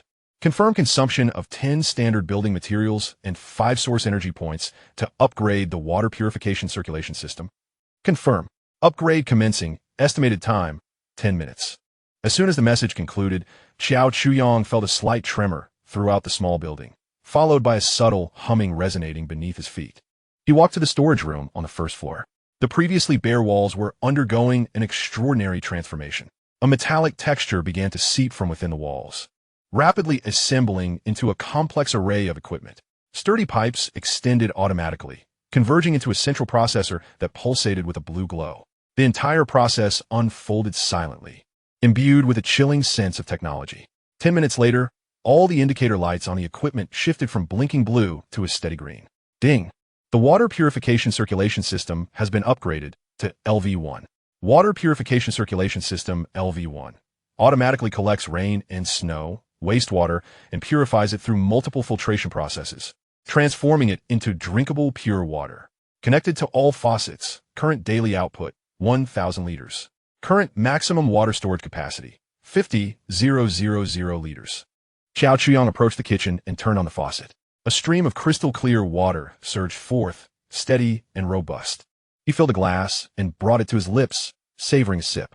The water was crisp, with a barely discernible hint of sweetness, its quality surpassing even the premium bottled waters he had previously stockpiled. With this, he had essentially secured an infinite water source, one of the most precious resources in a post-apocalyptic world, now effortlessly within his grasp. With 160 points of source energy remaining, he turned his gaze to the icon at the bottom of the system panel, which had remained locked in a gray state. Marketplace. Unlock after acquiring 5 points of source energy. Now that he possessed 160 points of energy, he easily met the requirements for unlocking. Unlock the marketplace. Ding. Marketplace module has been unlocked. The gray icon illuminated instantly. With a mere thought, Xiao Chuyang activated it, unveiling a splendid virtual shelf that materialized before his eyes. The categories of the marketplace were distinctly organized: weaponry, technological blueprints, essential supplies, medical supplies, and special items. Xiao Chuyang first selected weaponry. The shelf displayed an extensive array of items ranging from the cold weapons of ancient times, such as the Tang Dao and long spear, to modern firearms and artillery, even including energy weapons seen only in science fiction films. Naturally, the prices were exorbitantly high. Type 92 pistol, a standard firearm from Huaxia, reliable in performance and easy to operate. Price, 50 source energy. 9mm pistol ammunition. Price, 0, 1 source energy per round. AK-47 assault rifle. Fierce firepower, durable. The ultimate weapon for apocalyptic scenarios. Price, 150 source energy. M82A1 anti-material sniper rifle. Long range, tremendous power, designated equipment for demolition units. Price, 400 source energy. Gauss rifle, blueprint requires self-manufacture. Price, 1,000 source energy. Xiao Chuyang was taken aback by the exorbitant prices. It felt akin to robbery. However, despite possessing a bow and a military knife, he recognized that against the potential threat of mutated monsters or armed survivors, the possession of firearms was indispensable. Without a moment's hesitation, he exchanged for 1 Type 92 pistol and 200 rounds of 9mm ammunition. Confirmed consumption of 70 source energy. Confirmed. In a flash of light, a weighty Type 92 pistol, shimmering with a metallic sheen, along with 2 magazines filled with brass-colored bullets, materialized in his hands. Xiao Chuyang expertly racked the slide to inspect the chamber, then secured a magazine with a satisfying click into the grip, tucking the gun back into the quick-draw holster on his thigh. Next, he clicked on Technological Blueprints. Inside were various building modules and upgrade schematics that could not be directly unlocked. For instance, the Blueprint 4 Backup Energy Center LV2 required 200 source energy to redeem. To access more advanced technologies, one had to invest even greater energy. The items within essential supplies and medical supplies were of little use to him at the moment. His own stockpile was sufficient for an eternity of extravagance. Finally, he opened special items. The contents were bizarre and bewildering. Loyalty collar. Price 100 source energy. Once worn by the target, it forcibly elevates their loyalty to 100 absolute loyalty, preventing any thoughts of betrayal. Truth serum. Price 30 source energy. Forces the target to answer all questions truthfully for 10 minutes. Gene optimization liquid. Beginner price 500 source energy. Slightly enhances the user's physical attributes, comprehensively strengthening strength, agility, and constitution, single use. Portable medical kit. Price 20 source energy. The adaptive hemostatic spray, the universal antidote, and the skeletal regeneration needle, all of which can address most non-fatal injuries, are indeed lifesavers in critical moments. In particular, the loyal collar captured Xiao Chuyang's attention for a brief moment. If it were to be used on Xiao Wanqing, it would significantly reduce the effort required for training. However, the cost of 100 energy points seemed rather steep, and he relished the process of transforming a wild cat into a domestic one. With limited energy, it was prudent to conserve his resources for now. At that moment, Xiao Wanqing descended the stairs, clad in a bathrobe, rubbing her eyes. Upon seeing Xiao Chuyang, her cheeks flushed slightly as she approached him, somewhat awkwardly, and whispered, "Master." The word rolled off her tongue with surprising ease, startling even herself. Only after uttering it did she realize what she had said, deepening the blush on her face. Xiao Chuyang nodded in satisfaction. It appeared that their profound exchange the previous night had yielded significant results. He stepped closer to her, gently caressing her soft hair. "Go change into your clothes, and then prepare breakfast." "Yes, master," Xiao Wanqing replied submissively, turning to head to her room. As Xiao Chuyang watched her retreating figure, he took the opportunity to assess her status with his thoughts. Name, Xiao Wanqing. Identity, exclusive maid of the host. Loyalty, 70, obedience. With her loyalty now at 70. He felt pleased. It seemed that to ensure her unwavering devotion, further efforts were required. Mere physical conquest was insufficient. He needed to cultivate a psychological dependence that rendered her incapable of being without him. After breakfast, Xiao Chuyang began to contemplate his next steps. Currently, there appear to be two primary avenues for acquiring source energy: killing and subduing subordinates. While killing was expedient, it also carried high risks and potential repercussions. Subduing subordinates, though slower, proved to be safer and yielded substantial one-time rewards. More importantly, it allowed for continuous, albeit small, contributions of energy akin to Xiao Wanqing's case. Last night's experience had unveiled a new avenue for energy growth. The emotional fluctuations stemming from Xiao Wanqing's immense happiness could also be captured by the system and converted into source energy. Although it amounted to a mere 5 points at a time, these small increments could accumulate into a significant sum. Furthermore, he discovered that relationships forged through a combination of carrot and stick could markedly enhance the target's loyalty. It appeared that the judicious application of both reward and discipline was the path to success. Rubbing his chin, Xiao Chuyang pondered. The Qiao family represented a ready-made, sustainable energy farm. They cannot be allowed to perish. Not only must they survive, but they also needed to thrive, at least until he had extracted their final vestiges of value. He resolved to extend a bit of warmth their way. Once again, he opened the marketplace, eager to explore whether there were other worthwhile items available for exchange. As his gaze traversed the section labeled Special Items, he noticed an unfamiliar category at the very bottom: Genetic Creations.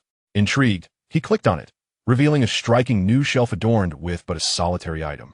Genetic Soldier, Type 1, a primary combat unit engineered using human genetic material, crafted through gene editing and catalytic technology. Utterly loyal, possessing physical capabilities approximately threefold that of an adult male, and skilled in basic combat and weaponry. Customizable in terms of gender and appearance. Price, 1,000 source energy units. For a fleeting moment, Xiao Qiang's breath hitched. Genetic soldiers? Unwaveringly loyal combat units? His heart raced uncontrollably.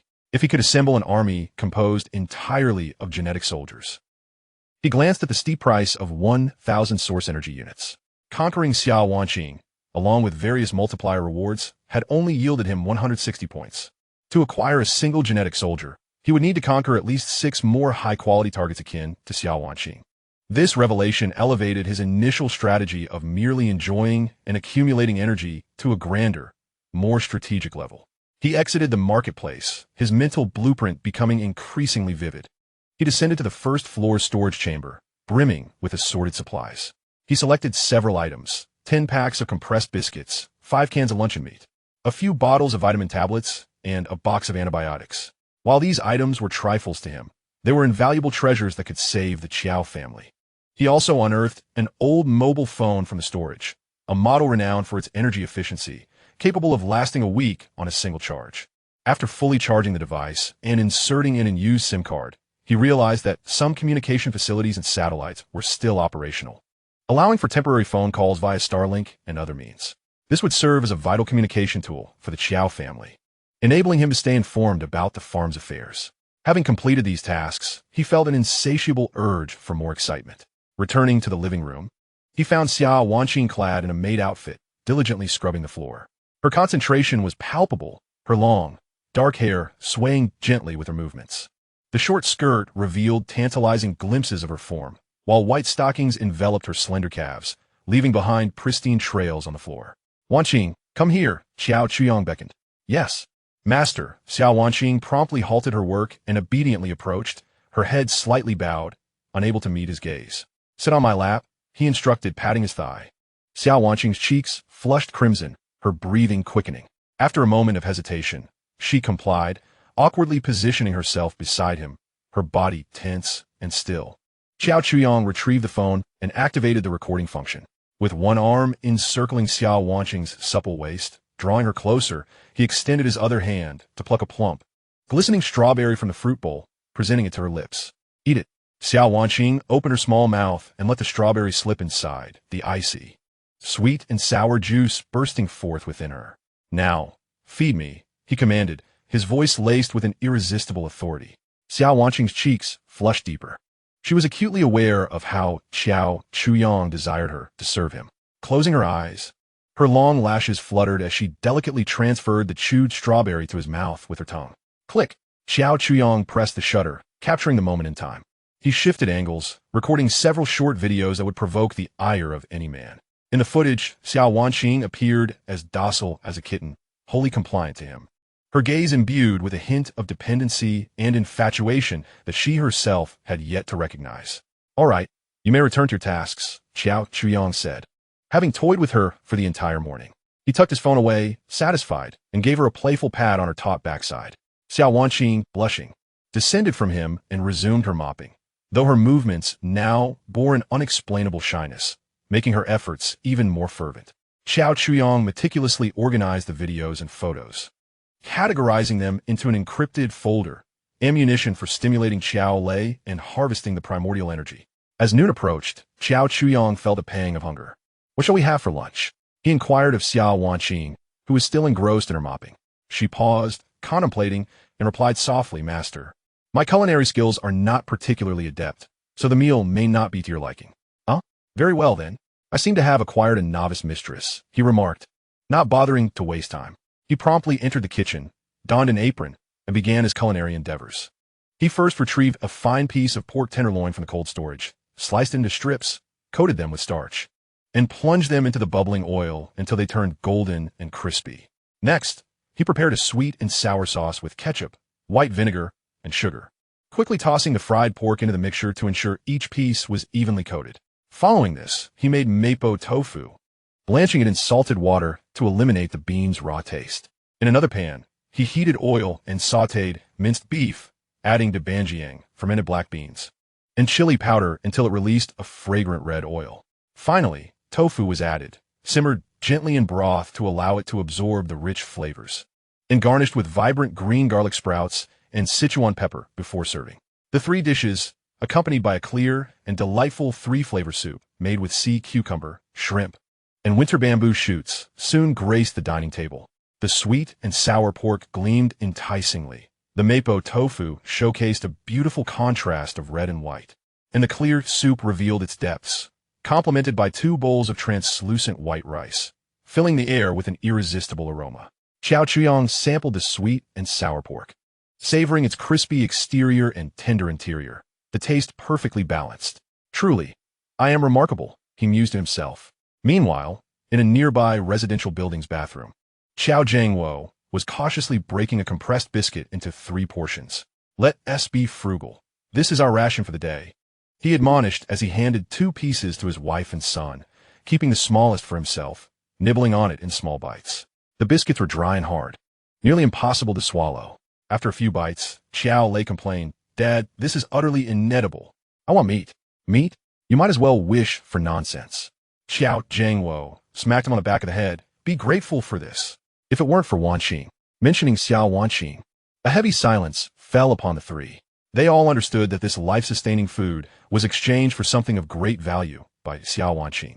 A flicker of humiliation and resentment crossed Xiao Lei's face, but he said nothing, merely bowing his head and forcefully stuffing the remaining biscuits into his mouth. Everything was prepared. Xiao Chuyong donned his black combat suit once more, affixing his helmet and packing the supplies and phone into a backpack. Just before departing, he cast a glance at Xiao Wanqing, who was washing dishes in the kitchen. I'll be out for a while. Clean the entire house before I return. If I find even a speck of dust upon my return, you know the consequences. Yes, master, Xiao Wanqing replied respectfully, halting her actions to face him. Xiao Chuyong nodded and turned towards the door, withholding the details of his mission from her. A servant need only obey commands, not delve into the intricacies of their purpose. The heavy alloy door creaked open, revealing the relentless wind and snow outside.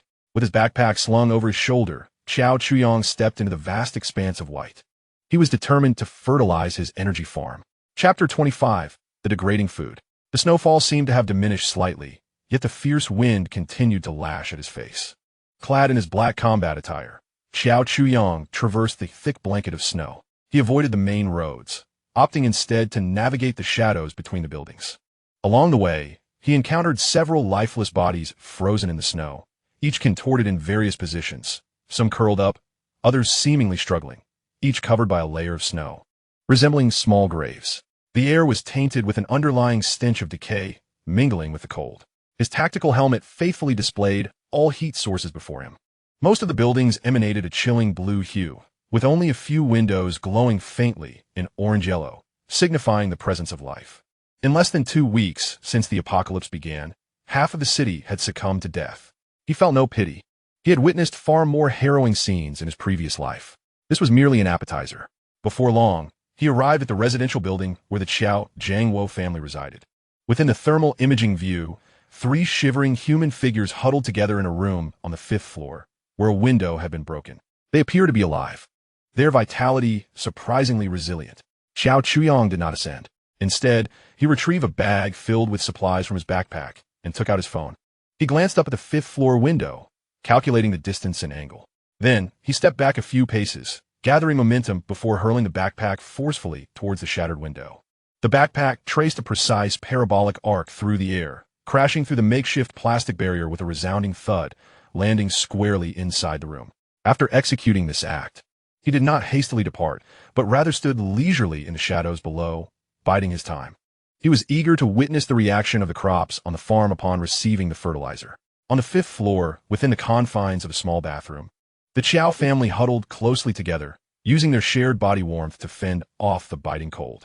Following the shattering of the window, this cramped bathroom had transformed into a frigid chamber, and despite being clad in all the clothing they could muster, they still trembled from the chill. "Dad, I can't take it anymore. It's so cold, and I'm so hungry." Qiao Lei's voice quivered with tears, his lips already turning a deep shade of purple. Qiao Jianguo's wife shivered as she spoke. "Jianguo, are we going to freeze to death here?"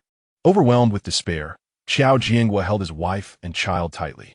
Their food had long been consumed, and only half a bottle of water remained. He was consumed with regret, questioning why he had coveted Xiao Chuyong's house and provoked that calamity. At that moment, a loud bang resonated from the living room, startling the 3 of them. "What was that noise?" Xiao Lei asked, his voice filled with fear. "Could be those thieves coming back." His mother's voice trembled with dread. Xiao Jianguo's face turned pale as he grabbed a broken mop handle beside him, unsteadily rising to his feet. "Stay here. Don't move. I'm going to check," he stammered. He cautiously made his way to the bathroom door, peering out with great care. In the living room, a black backpack lay quietly on the floor, surrounded by scattered packets of compressed biscuits and a can. "Food." Xiao Jianguo was momentarily taken aback. Summoning his courage, he approached and kicked the backpack. After confirming it posed no danger, he squatted down to open it. Inside, he found an abundance of compressed biscuits, canned luncheon meat, vitamins, antibiotics, and even a mobile phone. He picked up the device and pressed the power button. The screen illuminated, displaying a full battery and signal strength. "Food." It was food. Xiao Jianguo exclaimed in excitement. Hearing his shout, Xiao Lei and his mother scrambled from the bathroom. Their eyes widened at the sight before them. Xiao Lei seized a can of luncheon meat, violently tearing open the metal lid with his teeth, disregarding the cold as he stuffed the gelatinous meat into his mouth, grease coating his lips. "Slow down. Don't choke," his mother admonished, as she too grabbed a packet of compressed biscuits, devouring them ravenously. Only Xiao Jianguo remained fixed in his gaze, intensely focused on the icy wind that seeped in through the broken window. Who could have delivered these provisions to them? He immediately thought of one person, Xiao Chuyong. Only he possessed such capability. Just as this thought crossed his mind, a casual voice drifted up from downstairs. "Uncle, did you receive the supplies? This is Wan Qing's salary for the week. Make it last." It was Xiao Chuyong. Upon hearing that name, Xiao Lei found himself momentarily distracted. forgetting to chew the morsel in his mouth. He rushed to the window and bellowed at the dark figure below. Xiao Chuyong. You scoundrel. What have you done to Wan Qing? Xiao Chuyong raised his head. Though his face remained obscured, Xiao Lei could sense the chilling, mocking gaze directed at him. Her? Xiao Chuyong's voice drifted up slowly. She's quite well, far better than when she was with you. You lie. What have you done to her? I swear I'll kill you. Xiao Lei was beside himself. Humiliation and rage stripping him of reason. He even contemplated leaping from the 5th floor to confront Xiao Chuyong. Xiao Zhangwo firmly grasped him, striking his face. Are you mad? Do you wish to die? Stunned by the slap, Xiao Lei collapsed to the ground, tears and snot streaming down his face, incessantly murmuring. He took Wan Qing away. He took Wan Qing away. Below, Xiao Chuyong listened to Xiao Lei's anguished cries and let out a low, sardonic chuckle. He added leisurely, his voice not loud, yet clear enough for the three above to hear. Oh, by the way, I almost forgot to tell you. She's quite content. With that, Xiao Chuyong turned and vanished into the swirling snow and wind. Xiao Lei emitted a beast-like roar, seizing a can from the ground and hurling it downwards. But it merely thudded dully against the earth. The girlfriend he had painstakingly found, the most outrageous thing they had done together was bathe. While this wretched woman only resorted to her hands whenever they were together. Now, after just a few days with Xiao Chuyong, she had capitulated. He leaned against the window, watching Xiao Chuyong's retreating figure, his eyes bloodshot, nails digging painfully into the cement windowsill, oblivious to the blood that trickled forth. A sense of impotent rage consumed him. Xiao Zhangwo observed his despondent son and glanced at the life-saving food scattered on the floor. He opened his mouth, yet ultimately said nothing.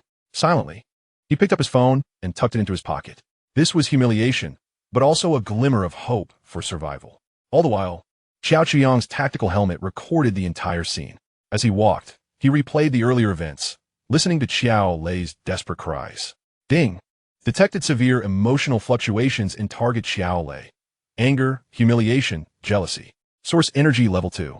Source energy level 1. Source energy level 2. A succession of alerts resonated in his mind. Though each instance garnered only 1 or 2 points, they accumulated over time. The farm had begun to yield energy. Xiao Chuyong felt in high spirits, deciding to take a detour to observe the lives of his neighbors. Chapter 26. Regret. After departing from Xiao Zhangwo's residence, Xiao Chuyong did not return directly to the barrier. He strolled through the desolate urban village like a king surveying his domain. The thermal imaging feature of his tactical helmet enabled him to perceive everything hidden in the darkness. He directed his gaze towards building number 3. The heat source signals from that building are most concentrated, nearly all gathered on the 2nd floor. Approximately 20 orange-yellow light spots cluster together. It is a residence of over 100 square meters, filled with people of all ages and genders. They're wrapped in whatever clothing they could find, blankets, curtains, even torn sofa covers. At this moment, a middle-aged man, who appears to hold some authority, is recording something in a notebook. Each person takes turns approaching, receiving a small piece of biscuit and a cup of water from a large bag. In one corner, a few ailing individuals huddle on the ground, coughing incessantly, their faces pale and ashen. In such a cramped and unsanitary environment, the outbreak of disease would spell a catastrophic disaster. This gathering consolidates the survivors of the entire building. Although Xiao Chuyong cannot see inside, he understands that these individuals are banding together for warmth. Managing their food and water supplies, a rational choice for ordinary people in the early days of an apocalypse. How long can they endure? A week or a month? When food runs out, when disease spreads, when the selfishness of humanity overshadows the instinct for survival, this small group of survivors may become more terrifying than any monster. Xiao Chuyong shook his head, diverting his gaze from building 3. Quite commendable. They are forming a communal society. However, it remains uncertain whether conflicts will arise when it comes time to distribute rations. He then turned his attention to building 7. The situation in that building is starkly different. The heat sources are widely dispersed, yet each source signifies an independent group. Notably, in a duplex suite on the top floor, the heat source shines the brightest, with 7 or 8 figures in motion. Some appear to be celebrating, with bottles of liquor and food on the table, as a few men encircle 2 women, their hands wandering. Meanwhile, in several rooms on the lower floors, faint heat sources huddle in corners. It is evident that this building has fallen under the control of a violent faction. They occupy the best rooms, plundering all resources, treating others as slaves. The law of the jungle, where the weak are preyed upon by the strong, is vividly unfolding here. A classic scenario, efficiency is paramount. Xiao Chuyang's tone reveals no emotion. Finally, he gazed upon Building 9. The entire structure radiates an eerie silence of icy blue. Not a single heat source remains. Everyone has perished. Perhaps they succumbed to the cold, or perhaps to hunger, or even to mutual slaughter. Xiao Chuyang's gaze did not linger. He had witnessed too many such deathly buildings. In this apocalypse, death is the norm. His eyes ultimately settled on the adjacent Building 5. There, he found a target of interest, a female doctor, Lin Wanqing. At this moment, Lin Wanqing is curled up on a bed, enveloped in a thick blanket. Her situation is scarcely better than that of Qiao Zhengwo's family, perhaps even worse. Her boyfriend, Zhang Shuo, had passed away 2 days prior. He suffered from an unrelenting fever, ultimately succumbing to the cold and hunger as his bodily functions deteriorated. Lin Wanqing did not weep. She simply wrapped Zhang Shuo's lifeless body in a bedsheet and pushed it onto the balcony. In this weather, it served as a natural freezer, ensuring the body would not decompose. She was not heartless. She merely lacked the strength to grieve. Surviving had drained her of all energy. Food and water had long since run out. For the past 2 days, she had relied on her medical profession, exchanging supplies with neighbors in the hallway. A box of ibuprofen had garnered 3 packets of instant noodles and 2 bottles of mineral water, while a single antibiotic had traded for half a bag of biscuits. She transformed her expertise and medication into a means of survival in this apocalyptic world. Yet, she understood this was not a sustainable solution. The medicine would eventually be exhausted, and her neighbors' food supplies were dwindling. Today, she knocked on 3 doors, returning empty-handed. It was not that her neighbors were unwilling to barter. They too were on the brink of starvation. Lin Wanqing touched the half bottle of mineral water and a crumpled packet of instant noodles left to her, feeling a profound sense of despair. She was disheveled, having not bathed for several days. Her hair clung greasy to her scalp, and an unpleasant odor emanated from her. Her once beautiful face had become sallow and haggard due to hunger and cold. Gazing into the mirror at the stranger staring back, she let out a self-deprecating laugh. The esteemed Dr. Lin, once respected in the hospital and possessing high standards for quality of life, had now devolved into a vagrant willing to forsake all dignity for a few morsels of food. Her thoughts drifted to that man, Xiao Chuyang, the one who resided in a warm fortress, relishing steak and sipping red wine, indifferent to the world outside his window. If only she had cast aside her ridiculous pride and accepted his terms, would she not be waiting for death here? No, she could not entertain such dangerous thoughts. She had her principles. She was a doctor, not a woman who could casually sell her body. She still held value. Her medical skills were more precious than gold in this desolate world. She firmly believed in her ability to survive through her own capabilities. Just then, a commotion erupted from downstairs, accompanied by the piercing screams of a woman. Lin Wanqing jolted, immediately rising from her bed and pressing her ear against the door. Peering through the peephole, in the hallway, several men wielding machetes and steel pipes were violently kicking down a neighbor's door. Bang! Bang! Bang! The old security door groaned in agony under the brutal assault. Open the door. Damn it, let us in. If you don't open up, we'll break it down. Your women will suffer the consequences. From within, a man's terrified pleas echoed. Please don't. We really have no food left. I beg you, spare us. No food. Yet your house smelled of meat yesterday. Do you take me for a fool? That was just my child's birthday, the last bit of our stock. Stop with the damn excuses. Clang. The door was forcibly kicked open, collapsing inward. Several men surged in, and, immediately, the room was filled with the cries of men and women, the screams of children, and the sound of items shattering. Where's the food? Where the hell is it hidden? One of the men remarked, Look at this girl, she's quite fetching. Stop. Don't touch my wife. A piercing scream followed, and then all sounds diminished, leaving only the woman's despairing sobs and the men's coarse laughter. Lin Wanqing covered her mouth, her body trembling against the door, chilled to the bone. She recognized that household. They were honest people residing on the 3rd floor. The man was a programmer, usually quiet, always smiling when greeted. Just 2 days ago, she had exchanged a box of cold medicine for a pack of biscuits from them. Now they were doomed.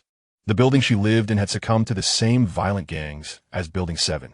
In a panic, she rushed back to her room, frantically using cabinets, tables, and anything movable to barricade the door. Once she had done all she could, she collapsed on the ground, gasping for breath. It was futile. She knew this effort was in vain. That flimsy wooden door, along with the furniture, was as fragile as paper before those thugs. They would inevitably come for her. She could easily imagine what would happen when they discovered she was merely a solitary woman living here. She was finished. The fate of that woman named Xiaoya. The horror that befell her neighbor on the third floor was now her own future. In the face of absolute violence, her medical skills, her pride, her meager supply of medicine were worth nothing. At that moment, she painfully realized how naive and foolish her previous convictions had been. She thought once more of Qiao Chuyang. If she had set aside her pride back then, even humbly pleaded for help, would she now be nestled safely in that warm, secure home instead of here? Like a lamb awaiting slaughter, desperately anticipating the fall of the blade? Lin Wanqing curled up against the door, hugging her knees, burying her face deep within them. She wept, not for her deceased boyfriend, nor for her tragically fated neighbor, but for herself, for the impending fate that was more terrifying than death itself. Chapter 27, Plunder. Urban Village, Building 1. The heating had long been turned off, yet Zhang the Butcher's home was not particularly cold. In a spacious living room of over 100 square meters, a dozen robust men crowded together. Their collective heat and the stench of sweat enough to raise the room's temperature several degrees. Zhang the Butcher held a greasy boning knife, gesturing toward a block of pork frozen solid as stone on the table. This was their last source of sustenance. Boss, the meat is running low, and the Brothers Haven Tea had a full meal in days. If this continues, we won't be able to even walk, let alone go out in search of food. A young man with tousled yellow hair approached the butcher Zhang. A sycophantic smile plastered across his face. His name was Lu San, the most astute and perceptive of Zhang's subordinates. Zhang slammed his boning knife onto the table, its blade striking the frozen meat and leaving only a pale mark. Damn this wretched weather. Who knows when it will end? He cursed, lamenting the absence of two men he had dispatched days ago, likely frozen to death outside. In the wake of the apocalypse, Zhang had swiftly seized control of their unit with a fierce tenacity and his ever-present slaughtering knife. He was a butcher by trade, exuding an innate aura of sanguinary ferocity. Accompanied by a band of idle ruffians and unemployed drifters from the neighborhood, he plundered food and supplies from every household. Those who dared to resist were met with the blunt side of his knife or a brutal kick, often left half dead. As for the women who had caught their eye, they became mere playthings for his gang. With their ill-gotten gains, they had indulged in a lavish existence for over a fortnight. However, the days of feasting were numbered. Even the most abundant supplies would eventually be depleted. Boss, I've noticed the snow outside has lessened compared to a few days ago, Lu San remarked, casting a furtive glance out the window. The wind is stronger, but if we bundle up well, we should manage to go out. Go out? To where? Questioned Wang Ermatzi, a hulking man with a brutish face, his voice deep and gravelly. He was Zhang's right-hand man, not particularly bright but endowed with great strength. There are marauders everywhere in this cold. Going out is tantamount to courting death. Brother Wang, we cannot speak like that, Lu San replied, lowering his voice conspiratorially. Our building has been thoroughly scavenged. Staying here is merely waiting for death. I've observed for several days. And it seems there are still quite a few survivors in Building 5. If we venture there, we are bound to find a wealth of resources. Building 5? Zhang squinted his eyes, which were nearly obscured by his fleshy face. Yes, exactly Building 5. Lu San's tone grew animated, spittle flying as he spoke. I've heard there's a female doctor residing in that building, and she's quite a beauty. If we manage to bring her back, well, boss, we won't have to endure the pain of illness anymore, will we? At the mention of the female doctor, the breaths of all the men in the room grew heavier. Zhang's eyes sparkled with newfound interest. He was a man of brute force, unafraid of the world. Yet illness was his greatest fear. In this dire age, even a common cold could spell doom. A doctor was a treasure more precious than gold, particularly if she were a striking beauty. Do you think a woman would willingly come with us? Zhang licked his greasy lips, his mind racing with possibilities. Boss, at a time like this, do we care whether she wants to or not? Lu San grinned maliciously, revealing a set of yellowing teeth. We'll charge in, break the men's legs, and take the women by force. Anyone who dares resist will be dealt with on the spot. Let them know who the true master is here. Lu San's words ignited the latent powder keg within the hearts of everyone present, much like a match striking fire. Indeed, to hell with it. Let us seize the grain. Let's take the women. I have been pent up for days. It is high time I find a woman to relieve my frustration. The men in the room were stirred, each cracking their knuckles, their eyes gleaming with avarice and ferocity. They resembled a pack of starving beasts, long confined in a cage, finally catching the scent of blood. Butcher Zhang gazed upon his ravenous pack with satisfaction etched across his corpulent face. This was the ruthless vigor he craved. Excellent. Let us proceed. He brandished a bone saw above his head, commanding Lu San, take a few men and scour the floors for every warm garment and blanket you can find. The rest of you arm yourselves. Once we feast on this meat, we shall pay a visit to Building 5 and bring those bastards some warmth. Understood, boss. Lu San replied, a cruel grin spreading across his face as he led a few henchmen out. Soon, the previously silent apartment building was filled with cries and curses. Bang! Lu San kicked open the door to a fourth-floor apartment. Inside, a middle-aged couple stared in terror at the invading ruffians. What do you want from us? The man stammered, attempting to shield his wife behind him. What do we want? Lu San grinned, gesturing with the steel pipe in his hand toward the blankets enveloping them. The boss has decreed it. We are requisitioning. Hand over everything you possess that can keep you warm. No, that is our last blanket. If you take it, we will freeze to death. The woman cried in desperation. Freeze to death? One of Lu San's accomplices sneered, slapping the woman across the face, sending her sprawling to the ground. Better to freeze than to be beaten to death by me. Enough chatter. Get to work. Several men pounced upon the couple like wolves, violently tearing at their blankets and winter clothing. The man attempted to fight back, but was swiftly knocked to the ground, rain-like fists descending upon him. An elderly man, leaning on a cane, rushed from the bedroom to protect his son and daughter-in-law, only to be met with a kick to the back of the knee from a thug, collapsing him to the floor in agony. A young mother clung desperately to her child's only thick coat, but Lu San seized her by the hair, dragging her across the cold concrete until she relinquished her grip. The cacophony of wailing children, shrieking women, and cursing men echoed throughout the frigid corridor. Meanwhile, Butcher Zhang, in the safety of his own room, wielded a fire axe to cleave a block of frozen meat into sizable chunks, tossing them into a large iron pot pilfered from a neighbor's home to simmer. The aroma of the cooking meat soon permeated the air, overpowering the cries in the hallway and igniting the senses of all. Half an hour later, a steaming pot of stew was ready to be served. Lu San and his companions returned, dragging behind them an array of spoils, vibrantly colored quilts, bed linens, and down jackets piled high like a small mountain. A dozen men encircled a large iron pot, resembling a horde of famished phantoms who had not tasted sustenance for centuries, eagerly grasping meat chunks from the seething broth with their bare hands. Despite the scalding heat causing them to yelp in pain, they clung to their prize, ravenously shoving morsels into their mouths.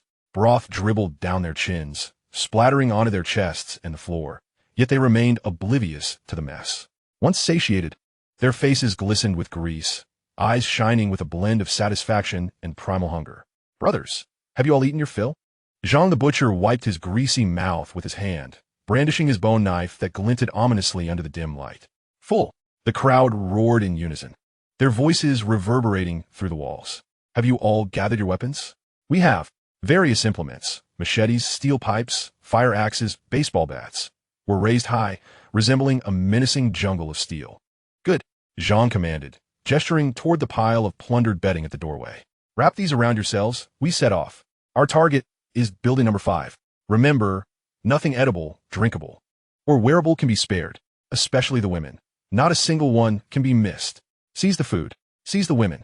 The throng howled, bursting forth from the door like unleashed beasts. They were haphazardly draped in the colorful quilts and linens pilfered from neighbors, some using the blankets as capes, others wrapping sheets around their heads, presenting a grotesquely whimsical sight. This army of marauders surged into the storm outside, their sights set firmly on the nearby building number 5. A bloody pillage was about to commence. Chapter 28. Tell me, have I bullied you? When Xiao Chuyong returned to the hearth fortress, the entire room had been meticulously cleaned by Xiao Wanqing. The floor gleamed as if newly polished. Not a speck of dust marred the furniture, and a faint, refreshing fragrance lingered in the air. Clad in her maid outfit, Xiao Wanqing knelt at the door, delicately wiping the mud from Xiao Chuyong's snow boots with a soft cloth. Upon hearing his footsteps, she looked up, revealing a gentle and obedient visage. Master, you have returned. Her voice was soft, laced with an almost imperceptible note of affection. Xiao Chuyang acknowledged her with a brief sound and proceeded to sit on the sofa in the living room. Xiao Wanqing promptly set aside her task, dashing to the kitchen to bring forth a cup of perfectly warm tea. Master, please enjoy the tea. She presented it with both hands, her demeanor humble and docile, embodying the essence of a well-trained maid. Xiao Chuyang accepted the Tiku, barrier level, LV1. Energy core, source energy 97, activated modules, absolute defense LV1, water circulation system LV1, Mall LV1. Just harvested over 30 points of energy from Xiao Lei, along with the remaining amount, totaling 97 points now. Yet, it remains insufficient. Xiao Chuyang furrowed his brow. A genetic soldier requires 1,000 points. This amount barely covers a fraction. It seems the plan to court women must be expedited. Nevertheless, prior to that, it is imperative to upgrade the hardware facilities of the barrier. A secure haven is the cornerstone of survival in the apocalypse. He gazed at the technology blueprints section in the mall, which housed several valuable items. Alloy gate upgrade blueprint. LV1 slightly enhances gate defense and adds a high-voltage electric net feature. Price, 20 source energy. Panoramic surveillance system blueprint. LV1 upgrades the existing surveillance to 360-degree high-definition monitoring with sound capture and night vision enhancement. Price, 30 source energy. Small automatic defense turret blueprint. LV1 can automatically identify and attack hostile targets entering the alert zone. Ammunition type, 127mm machine gun rounds. Price, 100 source energy. The automatic turret is too expensive. I cannot afford it. However, the gate upgrade and surveillance system are feasible. System. Exchange for alloy gate upgrade blueprint and panoramic surveillance system blueprint. Confirm consumption of 50 source energy for blueprints exchange. Confirmed. Ding. Blueprints exchanged and stored in the warehouse. Xiao Chuyang glanced at his remaining source energy, which stood at 47 points. He opened the buildable modules, and indeed, 2 new options appeared. Alloy gate LV1. Upgrade requirements. 5 standard building materials, 10 source energy. Panoramic surveillance system LV1. Upgrade requirements. 2 standard building materials, 15 source energy. The upgrade costs are not exorbitant. System, upgrade the alloy gate and the panoramic surveillance system. Confirm consumption of 7 standard building materials and 25 source energy for the upgrade. Confirmed. Upgrade initiated. Estimated duration, 30 minutes. As the announcement concluded, a faint humming sound resonated throughout the building once more. The surface of the heavy alloy gate at the entrance rippled with metallic waves.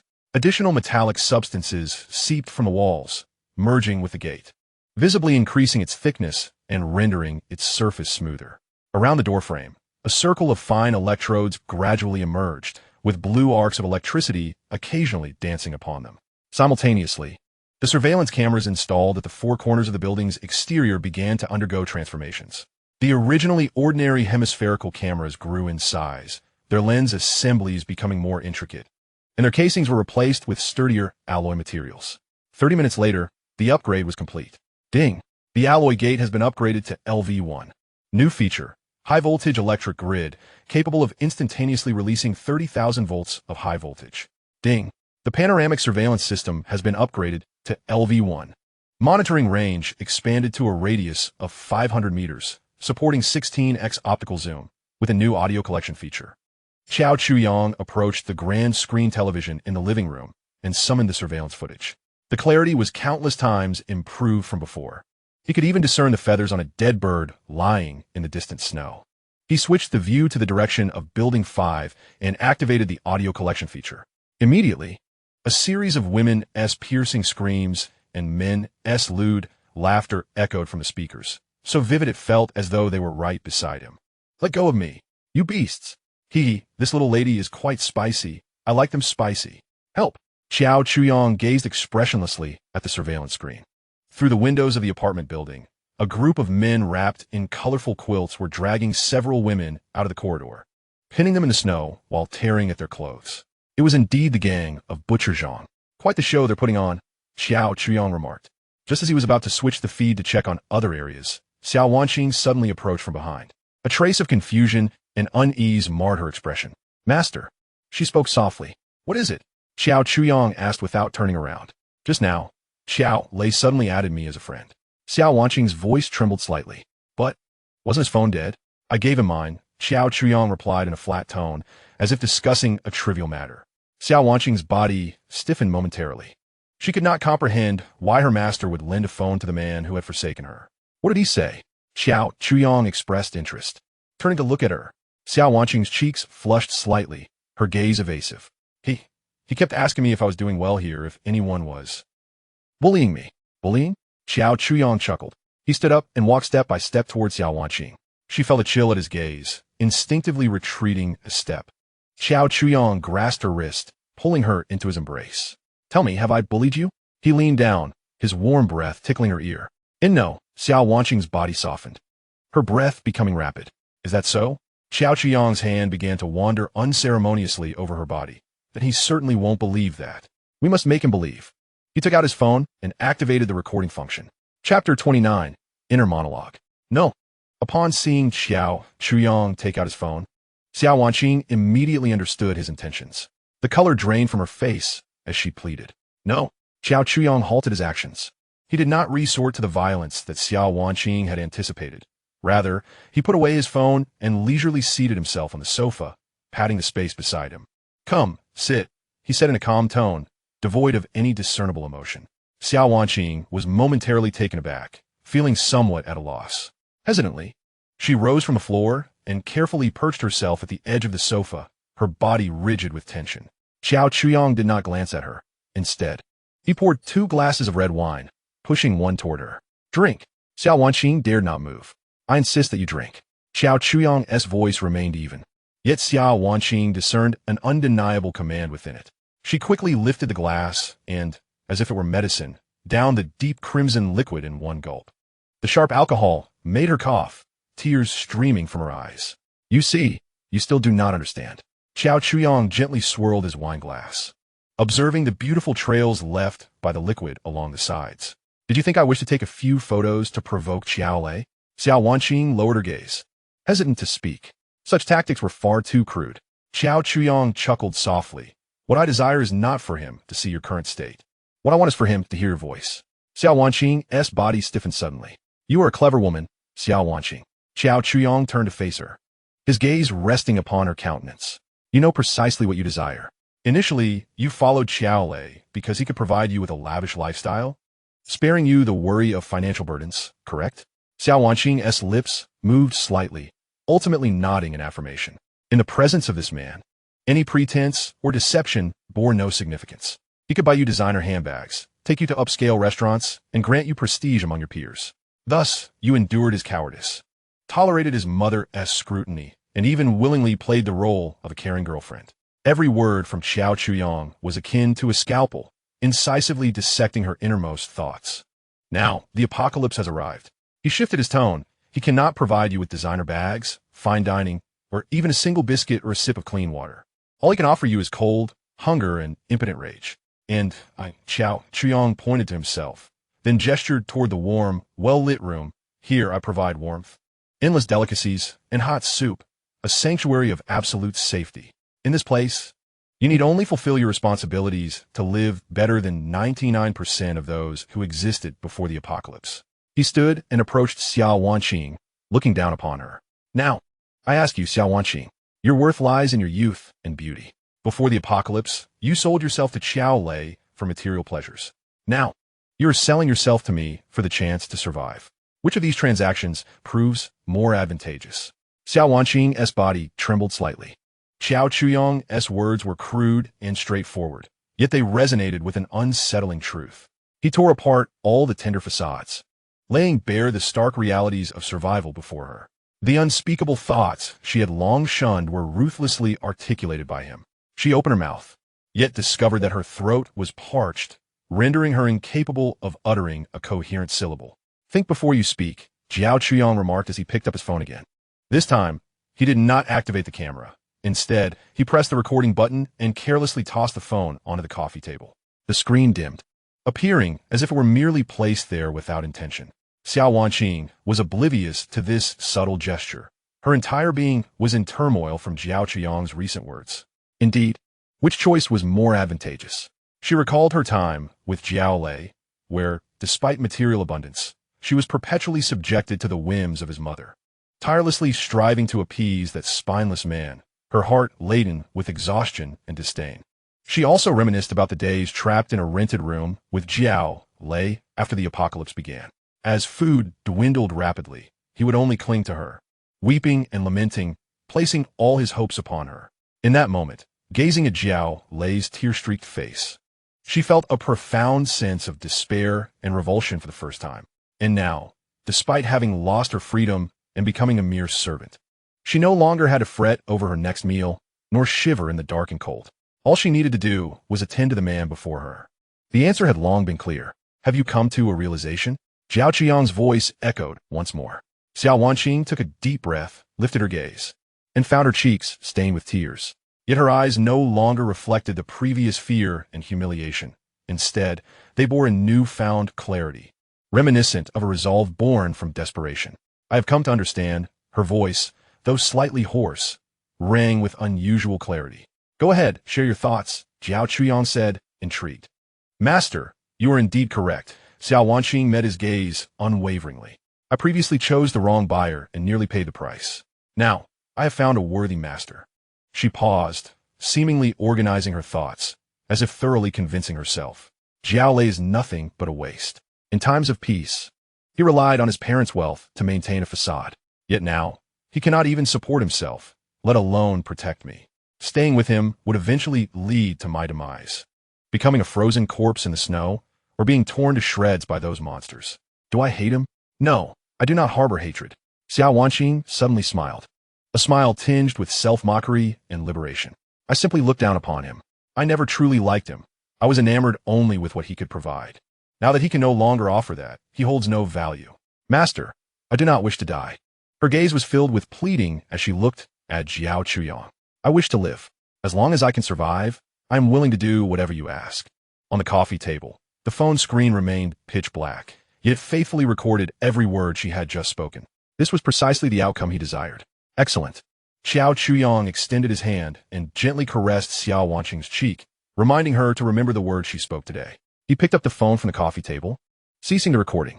Subsequently, he opened the audio file and sent Xiao Wanqing's heartfelt confession, unaltered, to Xiao Lei, saved under the moniker Great Fool. Chapter 30. Utmost Humiliation. Abundant Energy. In the master bedroom, the lighting was dim. Xiao Chuyang sat at the edge of the bed, his fingertips gliding across the phone screen. Xiao Wanqing's clear, yet slightly hoarse voice emanated from the receiver.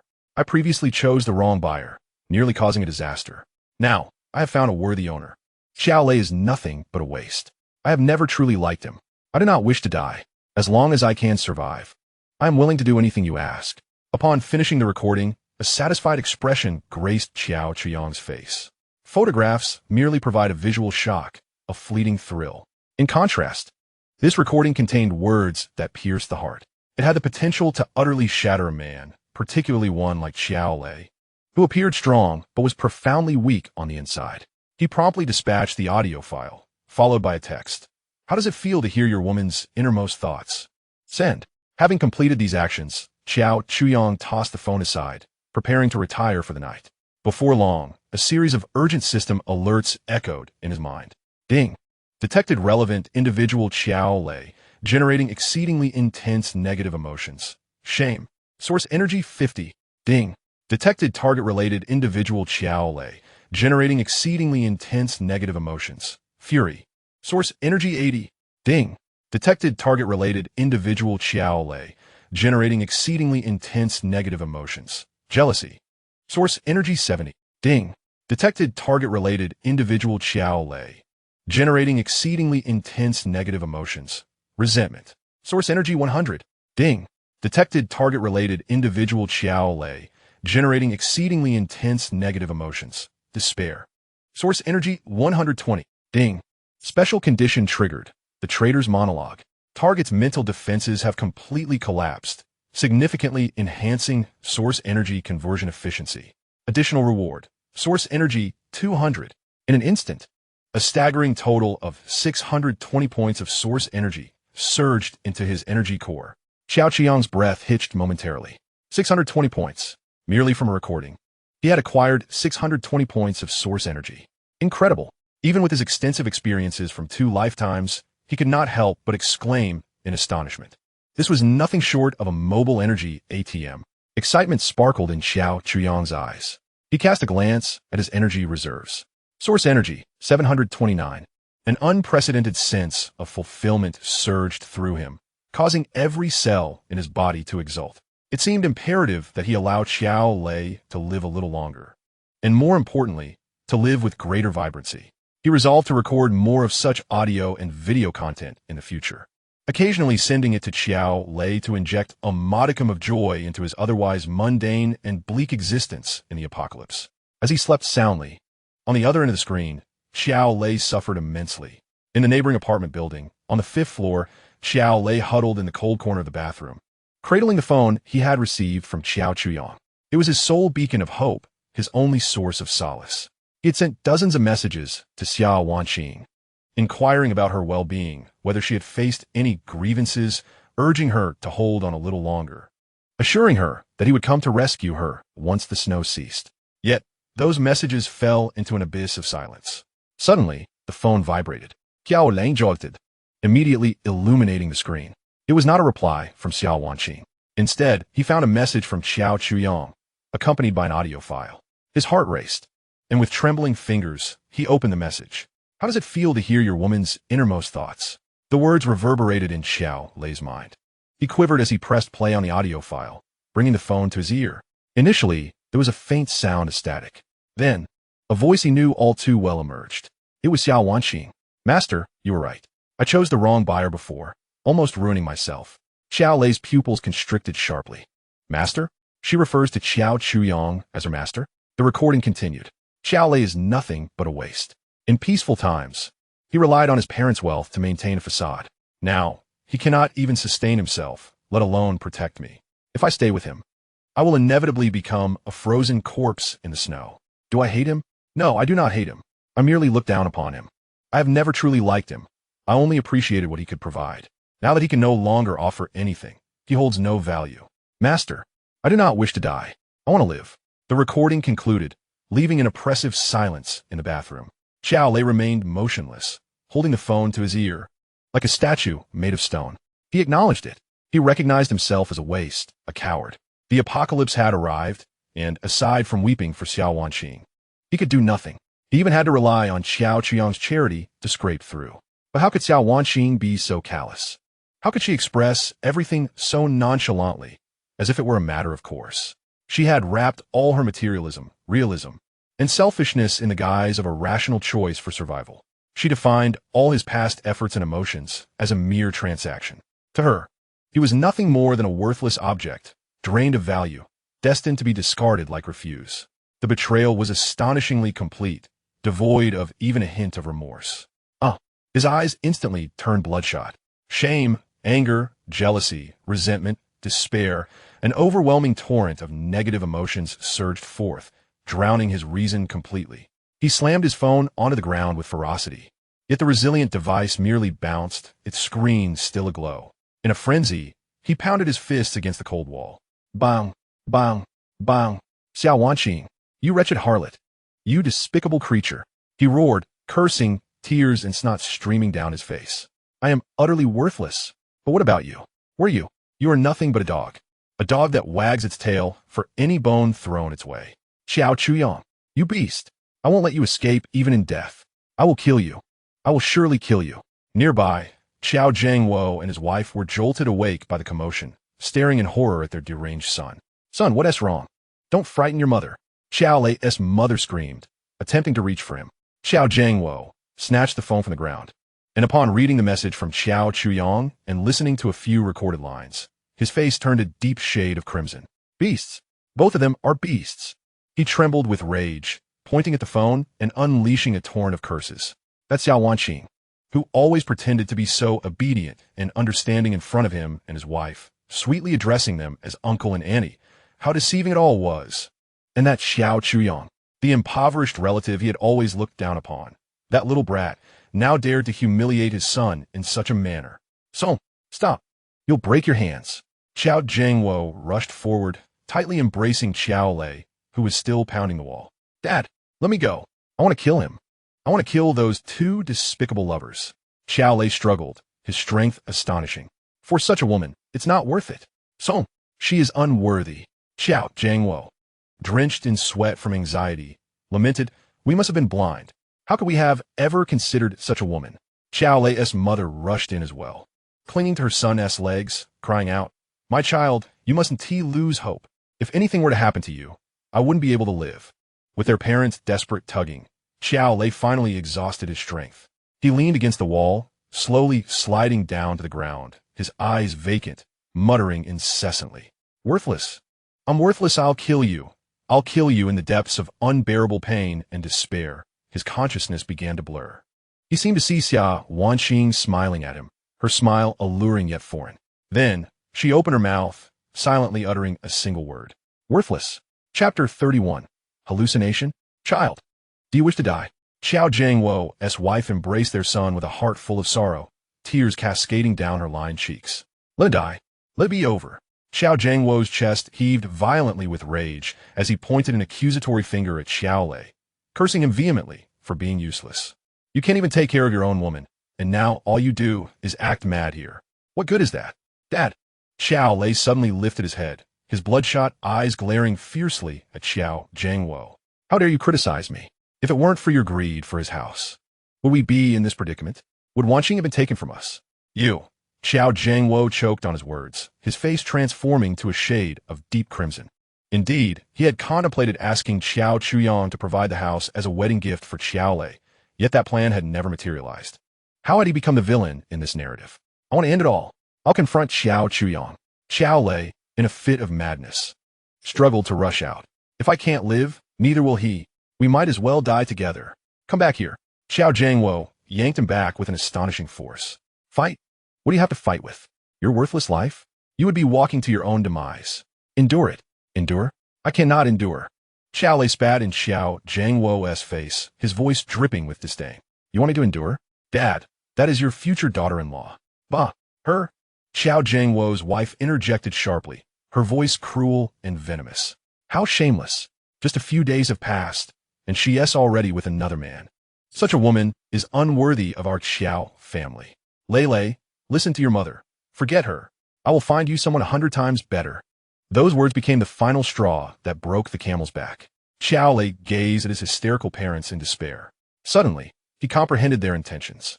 They were not here to comfort him. Instead, they sought a grand excuse for their own cowardice and selfishness. Their only concern was whether they could continue to extract sustenance from the clutches of that demon, Xiao Chuyang, in order to survive. Ah, how wonderfully indifferent, Xiao Lei laughed. A sound more painful than tears. You simply want to continue begging from Xiao Chuyang, don't you? You don't care about my life or death at all. You ungrateful wretch. Xiao Jiangwo could no longer contain himself, delivering a sharp slap to Xiao Lei's face, the sound echoing like a bell. Do you think you are so impressive? Do you believe that what you eat and drink comes from nowhere? Without my old face, you would have starved long ago. Xiao Jiangwo pointed at himself, his face twitching with rage. Everything you consume, the car you drive, the house you live in, and the money you squander to please that woman, each and every one of those comes from me. I am the one earning for this family. What else do you know how to do besides spend money? What time is it now? I grovel and beg for whom? Is it not for you, this good for nothing? And you dare to criticize me here? What right do you have? Without me, you are nothing. The barrage of curses struck Xiao Lei's heart like poisoned daggers, each word piercing deeply. He was struck, turning his head as his cheeks swelled visibly. He refrained from further rebuttal, regarding his father with a gaze that was unfamiliar. In his father's eyes, he had always been a worthless parasite, a mere consumer of resources.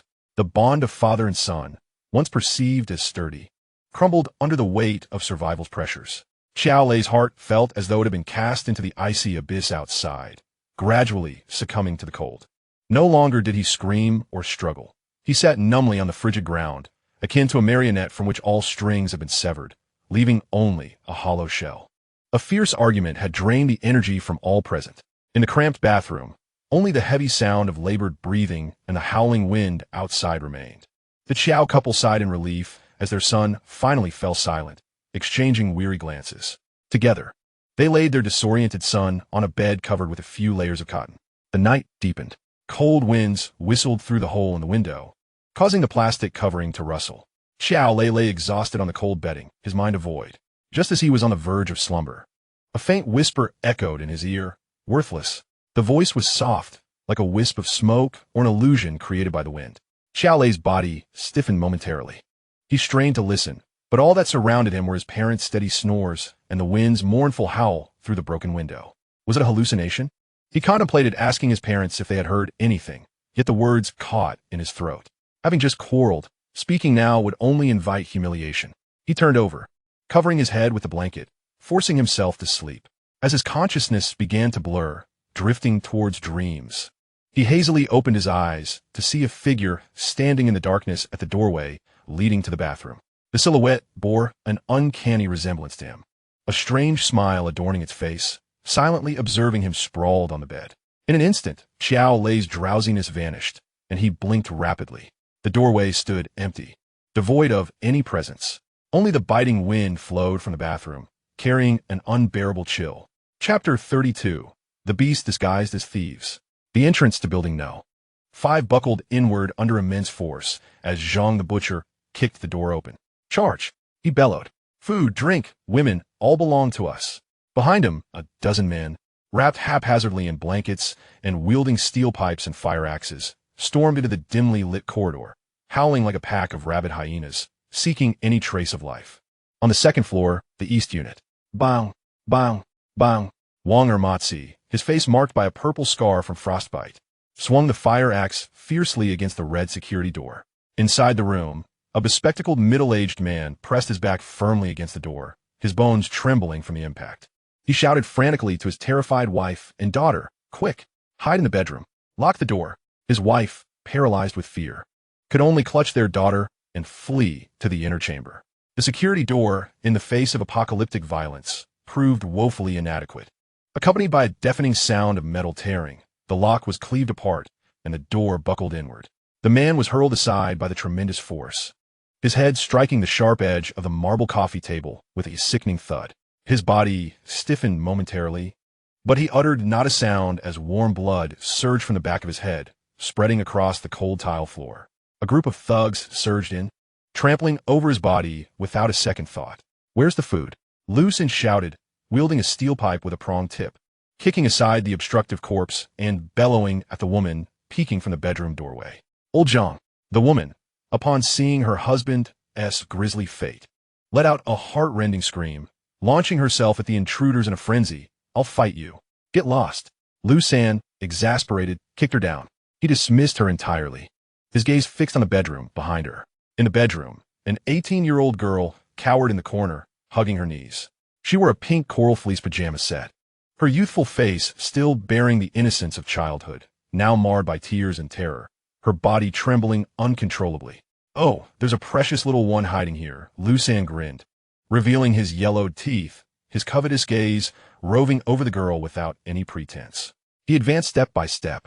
The girl shrank further into the corner until her back pressed against the cold wall, with nowhere left to retreat. "Please, don't come closer," her voice quavered, barely above a whisper. "Don't be afraid, little beauty. Big brother will take care of you." Lu Xan reached out, seizing the girl's slender arm and yanking her up from the bed. "Let me go. Mommy, help me." The girl screamed in despair, struggling fiercely. But her meager strength was no match for Lu Xan.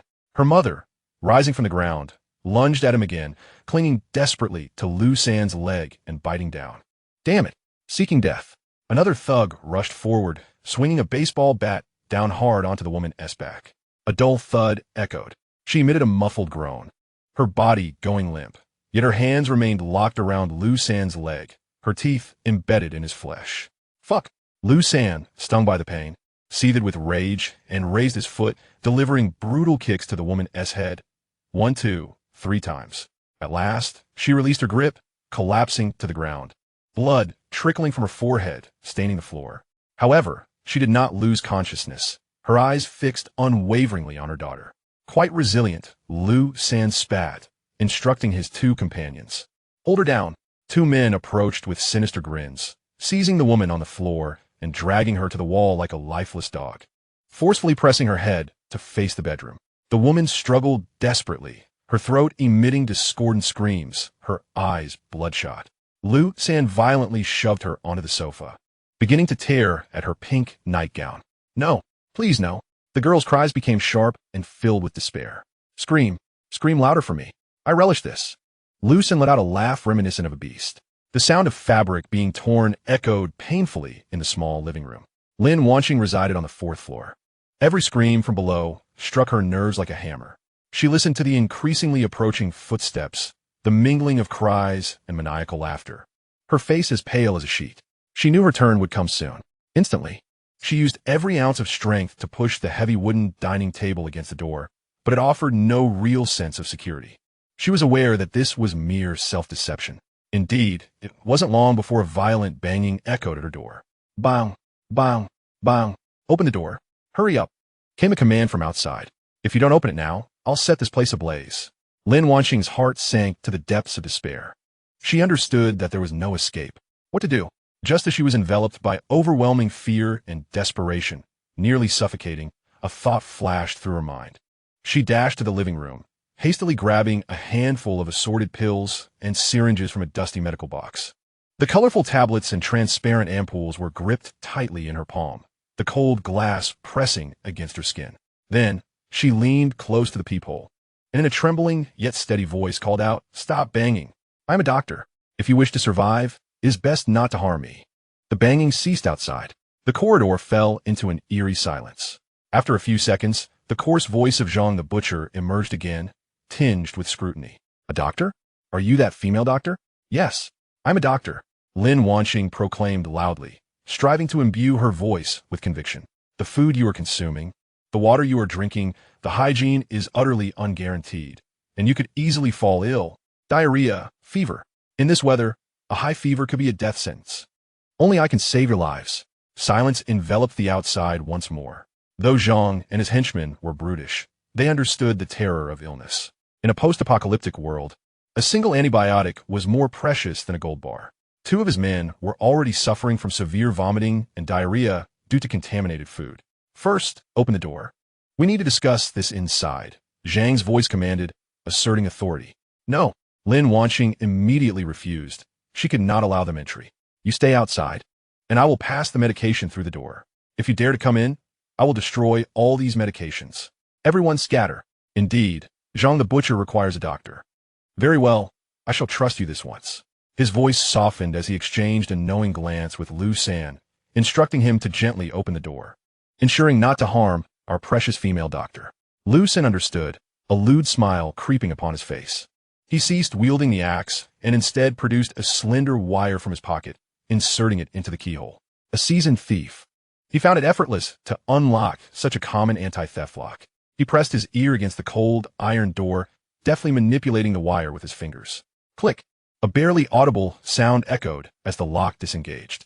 Lin Wanqing, bracing against the table behind the door, was easily pushed half a meter aside by several men from the outside. Zhang the Butcher and his entourage swaggered in. Upon seeing Lin Wanqing, his eyes widened. Despite her current disheveled state, her exquisite features and slender, proportionate figure remained unmistakable. Particularly striking was her air of intellect and calmness, a stark contrast to the wailing women downstairs, evoking a primal urge to conquer within the brutish Zhang.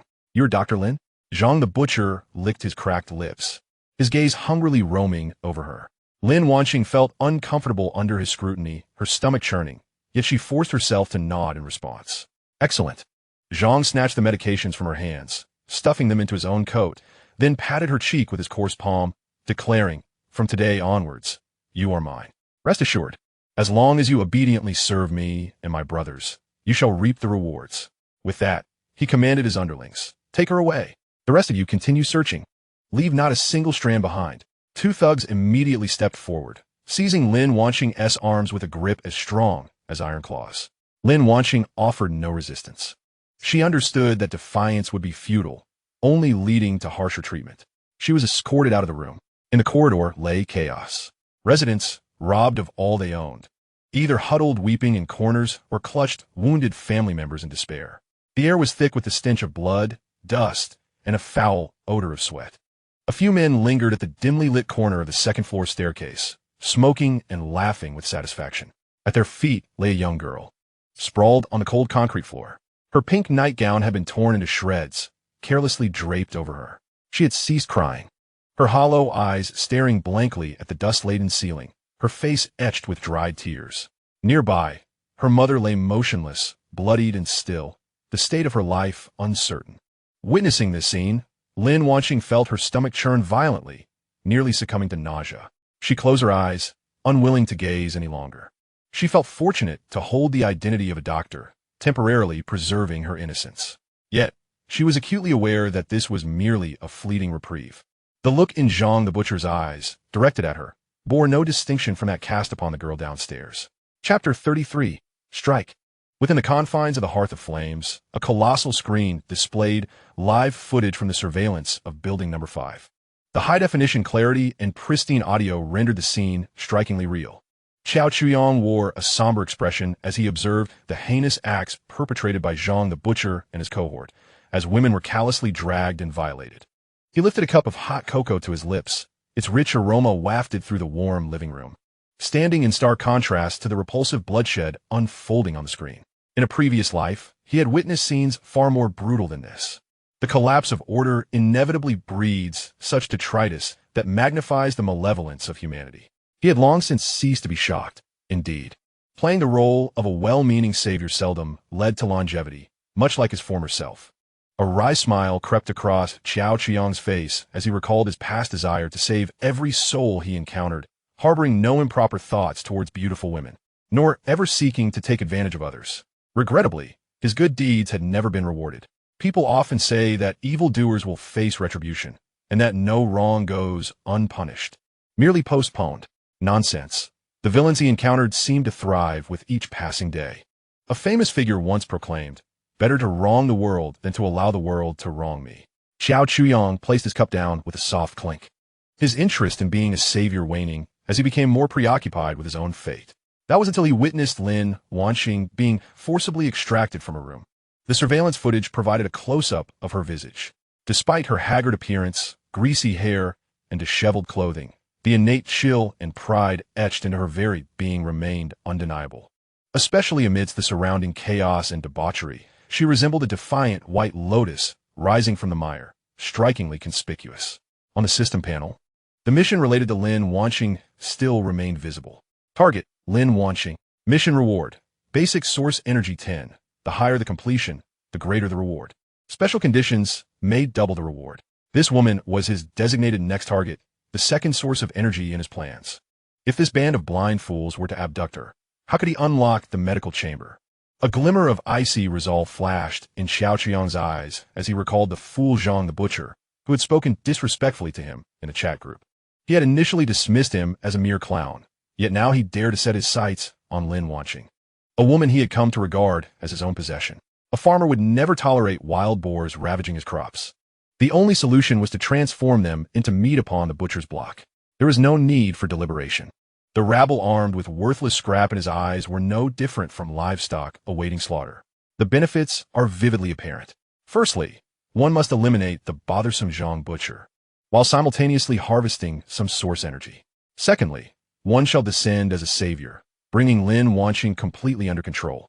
A beautiful and accomplished female doctor holds a value far beyond merely providing high-grade emotional energy. She may very well unleash even greater reserves of source energy. Armed with a firearm, fortified barriers, and unparalleled combat experience, this hunt, aimed at clearing away refuse and reaping rewards, holds no uncertainty from the outset. Moreover, I have an extensive development plan that necessitates an abundance of source energy. Previously, while perusing the system's marketplace, Qiao Chuyong had inadvertently discovered modules for agriculture. The beginner farm module, depicted by an icon of a lush green wheat field. The small ranch module, illustrated with a robust dairy cow. The aquaculture module, featuring a fish leaping from the water. He clicked on the details of the beginner farm module. Beginner farm module, within the energy coverage of the barriers. A plot of land can be established for the cultivation of special crops. Beginner crop seeds can be purchased. Unlocking requires 2,000 source energy. Below, a row of previewable seed products awaited. High-yield potato seeds. Growth period shortened by 70. Yield increased by 300. Rich in various trace elements essential for the human body. Price, 10 energy per pack.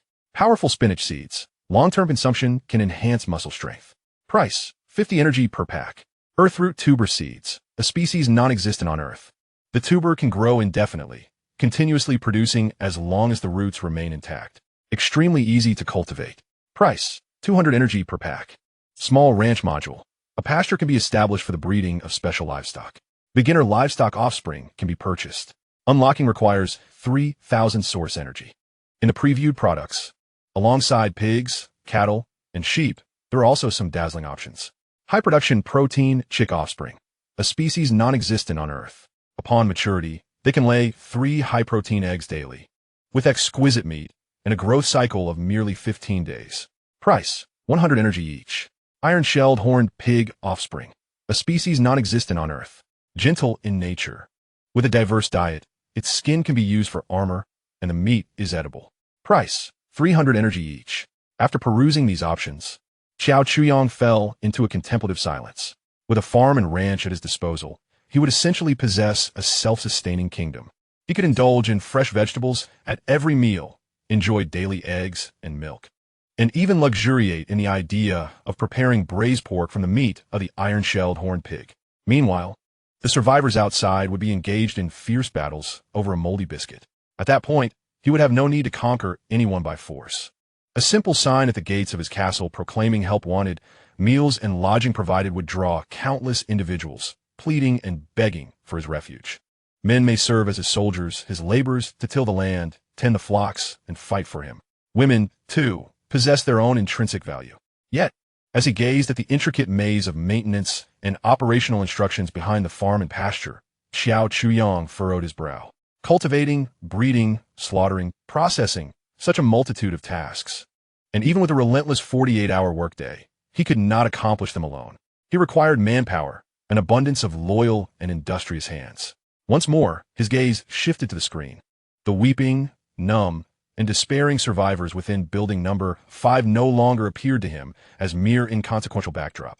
They were potential laborers, the future farmers of the fields, the cowboys of the pastures, the workers of the factories. Alas, what a burdensome fate. Rising from the sofa, Xiao Chuyong stretched, his bones emitting a series of cracking sounds. He had merely wished to be a quiet landlord, yet there always seemed to be oblivious tenants compelling him, the landlord, to personally intervene and expand his business.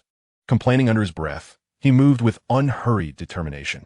He first made his way to the ground floor storage, commencing his preparations for the impending conflict. The 92-style pistol exchanged from the system's marketplace was meticulously cleaned. The magazine, filled to capacity with bullets, clicked crisply as he inserted one into the firearm, while 2 others were secured into the quick-draw holsters strapped to his thigh. He also inspected the compound bow, its quiver laden with 20 sharp carbon arrows. The machete and dagger were fixed in easily accessible positions, their blades glinting with a cold light, seemingly yearning for blood. Subsequently, he donned his black tactical combat attire, fitted a stab-resistant vest, and placed a tactical helmet equipped with night vision and thermal imaging functionality upon his head. In the mirror, a fully armed warrior, resembling a predator of the night, stared back at him with a chilling gaze. Before departing, he cast a glance toward the second floor. Xiao Wanqing remained sound asleep. He chose not to disturb her. The maid merely needed to prepare warm water and food upon his return, then kneel at the door to greet him. That would suffice. Approaching the entrance, Xiao Chuyong pressed the switch. The heavy alloy door slid silently aside. Outside, the wind and snow continued to rage. A wave of icy air rushed in, invigorating him. He took one last look at the surveillance feed. Zhang the butcher and his companions had thoroughly pillaged building number 5, escorting Lin Wanqing and several other women back to their lair in building number 1, wrapped in the garish quilts they had stolen. They appeared comically out of place in the snow, reminiscent of a band of wild savages heading to a bonfire celebration. It seemed they intended to host an even grander feast of triumph. Just as well, this spared him the trouble of searching them out one by one. A more efficient approach. Indeed, with his bag slung over his shoulder, Xiao Chuyong stepped into the vast, white expanse. His figure swiftly merged into the blizzard and vanished from sight. Chapter 34, What is Fairness? Inside the butcher Zhang's abode, it had transformed into a den of debauchery. Stolen food and drink lay piled in one corner, while the center of the living room was heaped with various wooden furniture, forming a makeshift bonfire. A dozen men, bare-chested, sat huddled together, feasting and drinking. The air thick with the pungent scent of alcohol, sweat, and cooked meat. The women they had seized from Building 5 were locked away like cattle, subjected to the unrestrained groping of these men. Except for Lin Wanxing, the other women were scantily clad, their bodies marred with bruises, their eyes vacant, akin to soulless puppets. Lin Wanxing was confined in a small room, guarded by two burly men outside. It was evident that Zhang the Butcher regarded her as his personal possession, intending to indulge himself before passing her on to his subordinates. "Boss, this girl is quite a catch. Far superior to those in our building." Lu San, red-faced from drink, laughed heartily while yanking a woman's hair down towards him. "Indeed," Zhang the Butcher proclaimed, placing a foot on the table, pride swelling within him. "Once I've had my fill of that female doctor, I'll let you have a taste." "Thank you, boss. You're magnificent." The men in the room erupted into even more boisterous laughter, entirely oblivious to the true harbinger of death that had stealthily arrived. Xiao Chuyong appeared like a specter, silently materializing beneath Building 1. He avoided the main entrance, instead maneuvering to the side of the structure. Through his thermal imaging, he discerned two patrolling sentries in the corridor, while Zhang's room radiated a cluster of bright heat sources. He glanced upward. The second-floor window was within easy reach. With a few swift strides, he propelled himself off the wall, his body scaling the second-floor windowsill like a phantom. He did not rush inside. Instead, he retrieved an object from his backpack, a flashbang. Employing his previous tactic, he disengaged the safety and hurled the flashbang through the window's gap. 3 seconds later, boom! A deafening explosion erupted, accompanied by a blinding white light that flooded the living room. My eyes! What is happening? The thugs in the living room were instantly blinded by the intense light, their ears ringing as chaos ensued. In that fleeting moment, Xiao Chuyong shattered the glass and surged inside. As he landed, the 92-style pistol in his hand was already in action. Bang! The nearest thug, caught off guard, fell back with a bloody hole in his chest. Bang! Bang! 2 more shots rang out, striking down the men who were clutching their eyes in agony, their heads exploding with precision. Blood and brain matter splattered onto those nearby. Enemy attack. There are intruders. At last, someone reacted, seizing a nearby machete and rushing towards Xiao Chuyong with a wild scream. Xiao Chuyong unsheathed his military knife with his left hand and met the charge head-on. A flash of cold light glinted.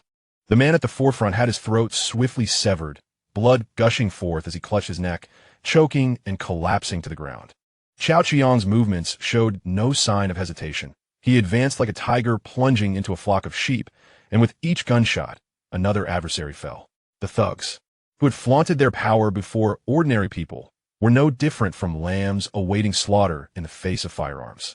Butcher Zhang, startled by this sudden turn of events, found himself half awake from his drunken stupor. He watched in horror as his subordinates fell one by one into pools of blood, grabbing a nearby woman. He placed her before himself as a shield and shouted in a blustering tone, "Who the hell are you? Stay back. If you come any closer, I'll kill her." Xiao Chuyong halted, coldly regarding him. Just as Butcher Zhang believed he could intimidate his opponent, the gun in Xiao Chuyong's hand discharged. Bang! The bullet accurately penetrated the space behind the woman, striking Zhang's wrist where he gripped the knife. Butcher Zhang howled in agony, the cleaver clattering to the ground. Clutching his blood-soaked wrist in disbelief, he gazed at Xiao Chuyong, realizing this devil cared not for hostages. Xiao Chuyong advanced step by step toward him. "Please, don't kill me." Butcher Zhang, terrified and trembling, fell to his knees, desperately banging his head on the ground. "Spare me.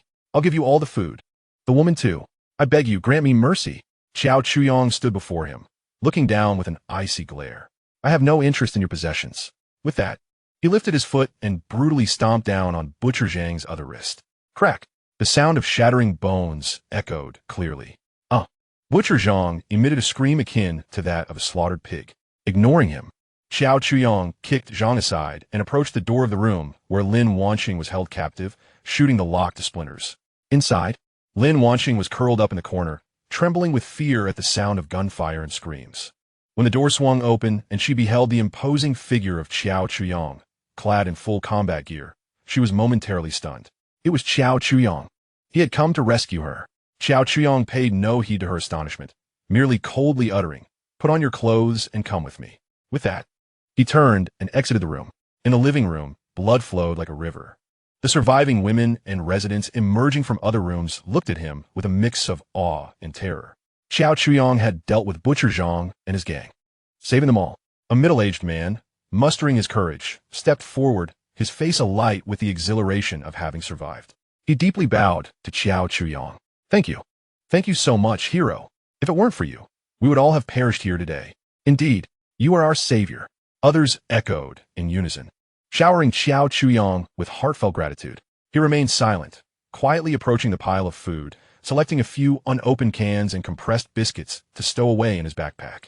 Although he held little regard for the items that had been sullied by the butcher Zhang, he adhered to the principle of minimizing waste, believing that even a small portion was better than none. Observing his actions, a sharp-featured man with a pointed chin pushed forward, a sycophantic smile plastered across his face. Hero, he implored, look at us, so many of us. Our supplies have long been exhausted, and we are cold and starving. You cannot turn a blind eye to our plight.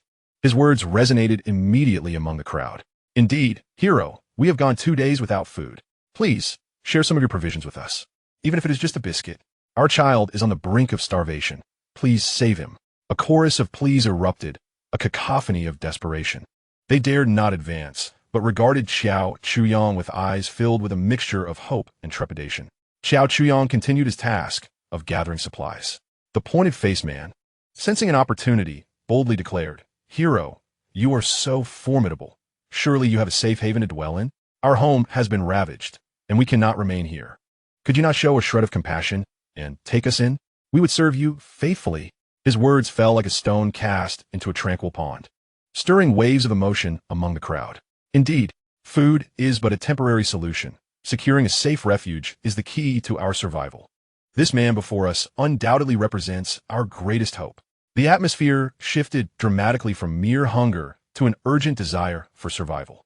Please take us with you. We are willing to do anything. I used to be an electrician. I can fix anything. I am strong and can serve as your bodyguard. They gazed at Qiao Chuyang, clad in fine gear, and at his seemingly bottomless backpack, their eyes brimming with admiration for his strength and longing for a stable life. At that moment, Lin Wanqing emerged from her room, now fully dressed. She surveyed the scene before her brow furrowed in concern.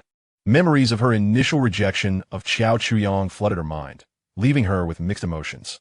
The middle-aged man who had first expressed gratitude, now emboldened by the crowd's fervor, stepped forward, adopting what he believed to be a sincere demeanor. He spoke with righteous conviction. Hero, we do not seek to take advantage of you. In these trying times, we are all compatriots and should support one another.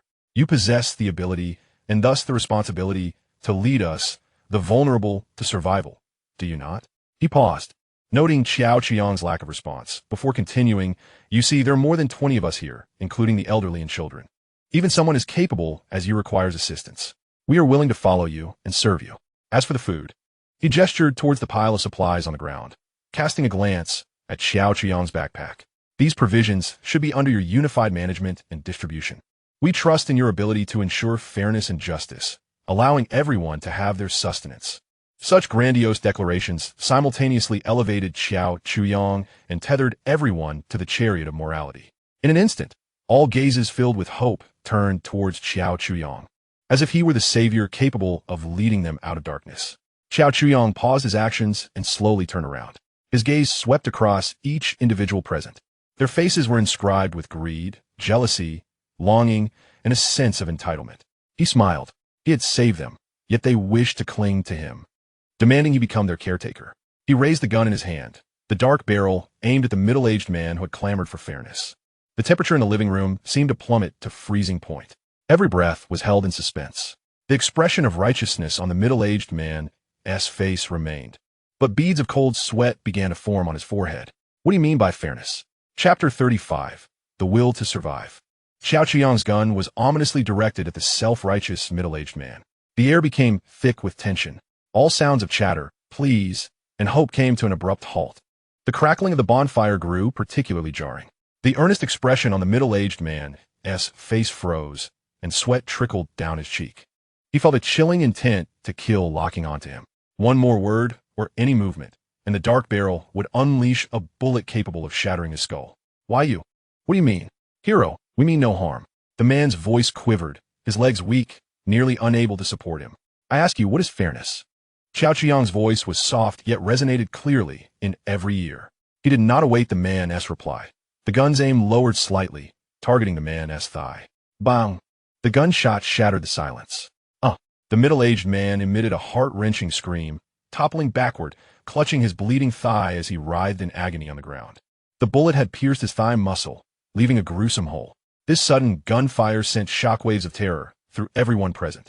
Several timid women screamed and collapsed to the floor.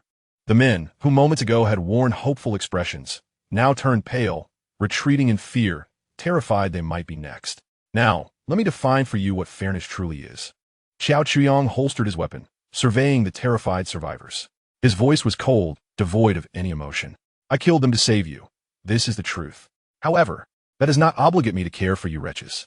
His gaze swept over the first to speak, the sharp-nosed man, before drifting to the others who clamored the loudest. You are hungry. You are cold. You have nowhere to reside. What does that concern me? What has allowed you to survive until today? Is it your own strength? No. It is upon the corpses and cries of those weaker than you that your existence depends. The only distinction between you and Zhang the Butcher's gang is your feebleness and lack of courage. Yet your greed and selfishness remain undiminished. Xiao Chuyang's words struck like daggers, piercing the hearts of these individuals, stripping away their last vestiges of pretense and dignity. The crowd fell into a deathly silence, broken only by the pained groans of the man who had been shot. Xiao Chuyang approached the pile of looted supplies and kicked aside an obstructive box. You seek food? Very well. You wish to live? That too is possible. He paused, his gaze sweeping over the trembling women in the crowd, finally resting on the faces of a few relatively attractive young women. Here, I only accept clean, young women. Those willing to come with me, or those willing to offer their daughters or wives, may earn the chance to survive. No sooner had his words fallen than the crowd erupted in chaos. You are a devil. We will fight you. A few men, flushed with rage, seemingly incensed by the blatant humiliation, attempted to charge forward. Xiao Chuyong did not even glance at them. He merely raised his hand and fired a shot at the ceiling. Bang! The resounding gunfire and the falling dust instantly extinguished their courage. They halted, their bravado crumbling, afraid to take another step forward. Fight? What will you fight with? Your words? Xiao Chuyong scoffed. Or do you wish to join them below? Fear once again enveloped the crowd. They gazed at the corpses and blood on the ground, at the man clinging to a leg in agony, and then at Xiao Chuyong, clad in cold armor, finally confronting the harsh reality. In this world, reason and dignity are worthless. The one with the strongest fist, the best weapon, sets the rules. Among the crowd, a man grasped the hand of a young girl beside him, who appeared no older than 18 or 19, her face streaked with tears and terror. Another man instinctively hid his wife behind him, his eyes filled with struggle and anguish. Xiao Chuyong made no move to hasten them. He leaned leisurely against the wall, quietly observing them. He reveled in this moment, delighting in the power to toy with humanity. Lin Wanqing had changed into a relatively clean outfit, though her face remained haggard. The innate intelligence of a doctor and her distinctive coolness made her stand out amidst the disheveled survivors. She surveyed the scene before her, her brow furrowing tightly. She approached Xiao Chuyong, took a deep breath, and endeavored to steady her voice. Xiao Chuyong, I know you are formidable. You have saved us, and we are all immensely grateful. However, you cannot act in this manner. Oh, Xiao Chuyong raised an eyebrow, intrigued by her tone. What is it that I cannot do? You must not compel them to engage in such transactions using food and safety as leverage. Lin Wanqing's voice rose, laced with an unrecognized tremor. They're human beings, not mere commodities. We are all survivors, compatriots. You ought to lead us and protect us, rather than lead you? Protect you? Xiao Chuyong laughed as if he had heard the most ludicrous joke. Dr. Lin, have you been watching too many dramas? What makes you think I bear such a responsibility? Simply your capabilities. Lin Wanqing bit her lip, locking her gaze with his. With greater power comes greater responsibility. If you possess this ability, you should step forward to establish a new order, guiding everyone to survive, rather than behaving like a villain taking advantage of the chaos. Her words ignited a flicker of hope in the eyes of some survivors nearby. Indeed, he is so formidable. He should be our protector. Establish a new order? Xiao Chuyong's smile gradually faded as he stepped closer, towering over Lin Wanqing. Then I ask you, Dr. Lin, what compels me to risk everything for a bunch of strangers like you? Why should I share the resources I have painstakingly gathered with you? Just because of your airy notions of morality and responsibility? Lin Wanqing was forced to take a step back, her complexion paling. Yet she mustered the strength to reply. We can work for you. We have electricians and laborers here. I am a doctor capable of treating the injured. We can exchange our labor for your protection. Such fine words. Xiao Chuyong's voice turned icy. Then let me ask you again, if I were to take you in, and you consume my provisions, live in my shelter, what will you do when a stronger enemy arises? Will you fight alongside me? Or will you, like those dogs moments ago, kneel and sell me out to save your own skins? Lin Wanqing's lips moved, but no words emerged. She could not offer assurances. She had witnessed the depths of human depravity and had, at times, compromised her own morals to survive. You see, you do not even believe in yourself. Xiao Chuyong reached out, gently lifting her chin to compel her to meet his gaze. Dr. Lin, put away your absurd naivety. In this world, the only one you can trust is yourself. He released her and stepped back, his eyes scanning the crowd anew. My terms remain unchanged. Now, make your choice. Will you send your women to me in exchange for a chance at survival? Or will all of you remain here to fend for yourselves? His words shattered the flickering hope that Lin Wanqing had just ignited. The crowd descended into deeper despair and turmoil. At that moment, a frail girl broke free from behind a middle-aged man. She appeared to be merely 18 or 19, her hair in a ponytail, though her face was dirty.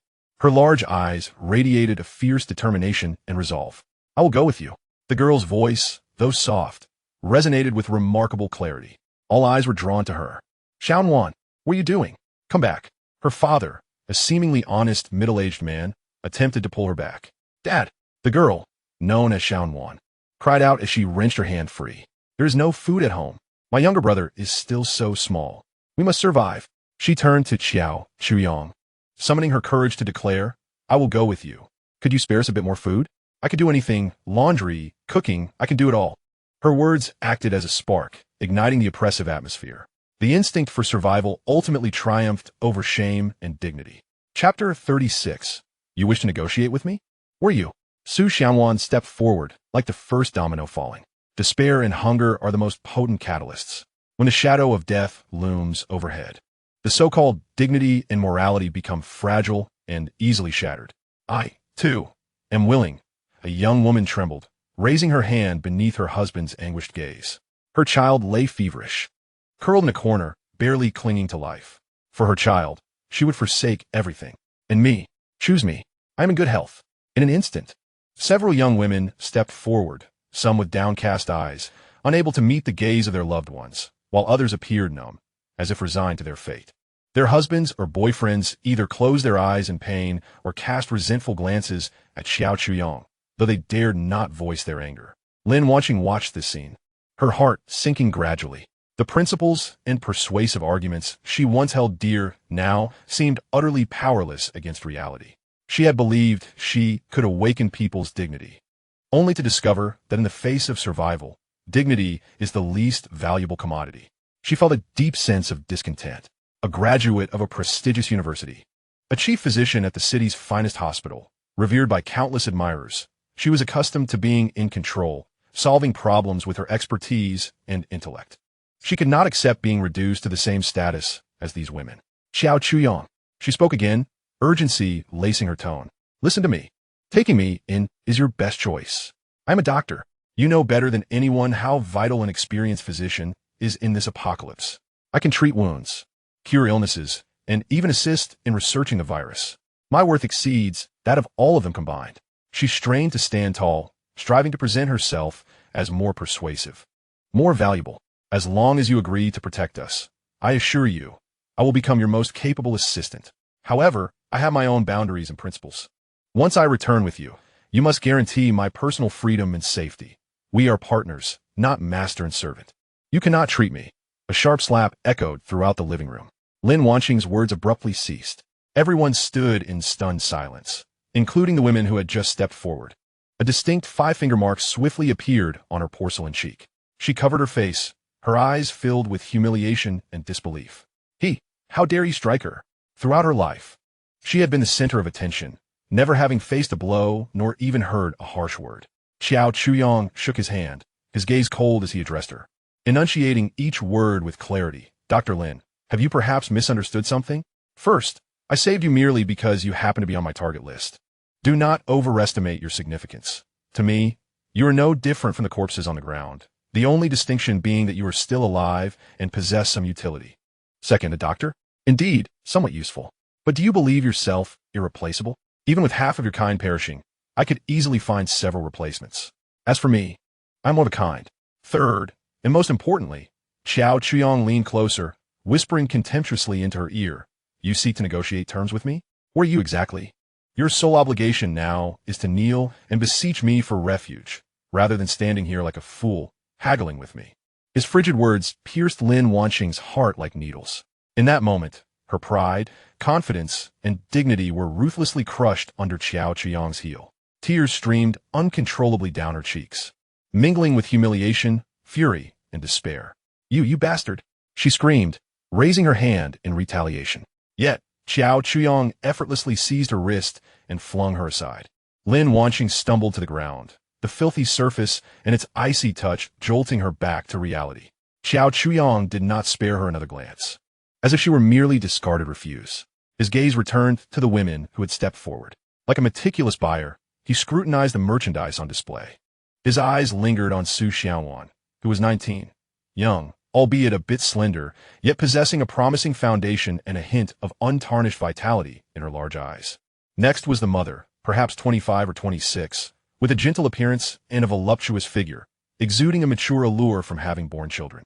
Then, there was another woman, seemingly in her early 20s, clad in ill-fitting sports attire, yet boasting an exceptionally curvaceous form. From the outset, she had regarded Xiao Chuyong with a raw, desirous gaze, unabashedly revealing her ambitions. You and you. Xiao Chuyong pointed casually at Su Xiaowan, the voluptuous woman, and another short-haired girl with an attractive countenance. "You three, come with me." He selected 3 individuals in total, leaving the mother behind. Her visage, once adorned with hope, shattered in an instant as she cradled her feverish child, releasing a cry of utter despair. Yet, no one offered her sympathy. The 3 women who had been chosen displayed expressions of relief as if they had narrowly escaped calamity, while the men beside them wore faces ashen with dread. "No, Xiao Omei, you cannot go with him." The boyfriend of the voluptuous woman, a frail young man with glasses, rushed forward, attempting to grasp her arm. The woman, namely Mei, forcefully shrugged off his hand and coldly declared, "Wang Hao, release me. You cannot even procure a loaf of bread. Do you expect me to starve alongside you? By following this hero, I at least have a chance at survival." But he desires you," Wang Hao retorted, his frustration mounting, yet he found himself at a loss for words. "What do you want me to do? It's better than starving to death or being captured by those outside to become a mere plaything." Li Mei gazed at Xiao Chuyong, her eyes ablaze with fervor. "It is my honor to be the woman of a hero." Xiao Chuyong observed this farce with a hint of amusement. He approached Su Xiaowan, whose father, a simple and honest man, positioned himself protectively in front of his daughter, kneeling with a thud and bowing repeatedly before Xiao Chuyong. "Hero, I implore you, I beseech you, spare my daughter. She is still so young, so naive. I will serve you like a beast. I would give my life for her. Please do not take her away." As Su Xiaowan watched her father kneeling on the ground, her tears flowed even more profusely. "Dad, get up. Do not beg him." She grasped her father's hand, weeping. "It is my choice. It is not your concern." Xiao Chuyong disregarded the man, asked please, merely turning to Su Xiaowan. "Are you certain?" She wiped her tears and nodded emphatically. "Very well." He retrieved several packs of compressed biscuits and a bottle of water from his backpack, tossing them before the man. "Take these for now. As long as your daughter remains compliant, I assure you, she will not starve." With that, he paid no further heed to the sobbing father and daughter, turning to exit. "Put on your clothes and follow me," he instructed the 3 chosen women. Lin Wanqing sat on the cold ground, dazedly observing the scene. She noticed that Xiao Chuyong did not cast a glance in her direction as he prepared to depart with the other women. And an unprecedented wave of panic and regret gripped her heart. She had misjudged her worth and underestimated Xiao Chuyong's ruthlessness. Now, she found herself abandoned. What awaited her in this hellish existence? She dared not contemplate it. Driven by the instinct for survival, she scrambled to her feet, rushing before Xiao Chuyong and grasping his pant leg. "I was wrong. Xiao Chuyong, I was wrong." She relinquished all semblance of dignity, weeping and pleading, "Please, take me with you. I am willing to do anything. I will serve you like a beast. I beg you." The surrounding survivors regarded her with a mixture of complex emotions. There was sympathy, pity, but more so, a sense of schadenfreude. "You were so proud just moments ago. Do you now regret your arrogance? Xiao Chuyong halted his steps, casting his gaze upon the woman who had, until moments ago, exuded an air of regal pride, yet now lay humbled as if reduced to mere dust. Do you now realize your folly? It is too late. He lifted his foot and mercilessly kicked her hand aside. I granted you an opportunity, yet you spurned it. With those words, he turned away, striding towards the exit without a glance back. Li Mei and the short-haired girl hastily followed suit. Su Xiaonuan glanced back at her despairing father and the fallen Lin Wanqing, gritting her teeth before she too hurried after them. In the living room, only a cluster of despondent survivors remained, alongside a woman utterly shattered. Chapter 37. Homecoming. As they exited the first building, reeking of blood and despair, the wind and snow outside seemed to take on a refreshing quality. Xiao Chuyong did not rush back to the barricade. Instead, he paused and turned around. The three women trailing behind him immediately halted, their expressions tense as they regarded him. Li Mei wore a fawning look. Su Xiaonuan kept her gaze lowered, while the short-haired girl appeared somewhat bewildered. Xiao Chuyong ignored them, his eyes drifting over them to the survivors, peering cautiously at the entrance of the building. You there, step forward. His voice pierced through the wind and snow, resonating clearly in every ear. The survivors exchanged glances, and at last, the middle-aged man who had initially expressed gratitude towards Xiao Chuyong, yet had remained silent since, was pushed forward by the crowd. Hero, what are your orders? The man asked, summoning his courage. Xiao Chuyong retrieved a black walkie-talkie from his backpack and tossed it to him. Take this. From this day forth, you shall serve as my peripheral laborers. I will periodically provide you with food to ensure you do not starve. In exchange, I require you to gather all usable resources in this vicinity: metal, fabric, wood, anything. I will specify what I need later. Upon hearing the mention of food, the survivor's eyes gleamed with hope. Of course, you may choose not to comply. Xiao Chuyong's tone grew colder. But let me be clear, should I discover anyone slacking off or attempting to play tricks? He let the sentence hang ominously, his icy gaze conveying all that needed to be said. We wouldn't dare. We will work diligently, the middle-aged man hastily assured him, expressing gratitude for the lifeline offered by the hero. Additionally, Xiao Chuyong's gaze fell upon the men who had just lost their wives or girlfriends. Your lot will be prioritized. Your wages will be doubled. The men stood in stunned silence, their faces soon contorting with profound humiliation and anger.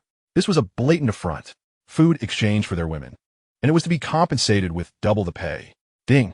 Extreme emotions of anger, humiliation, and jealousy detected in the target. Source energy, 20. Ding! Source energy, 18. Ding! Source energy, 22. A series of system notifications echoed in Xiao Chuyong's mind. Indeed, this NTR approach proves to be the swiftest means of accumulating energy, far surpassing the efficiency of killing. Xiao Chuyong found great satisfaction in this method. He desired to keep these men alive, subjecting them to daily humiliation and torment, thereby ensuring a continuous flow of energy for himself. A competent farmer must not only understand the art of sowing, but also master the craft of sustained harvesting. As for you, Xiao Chuyong's gaze eventually settled on the man whose thigh he had pierced with a bullet, now being supported by others. What is your name? I am Wang Jian.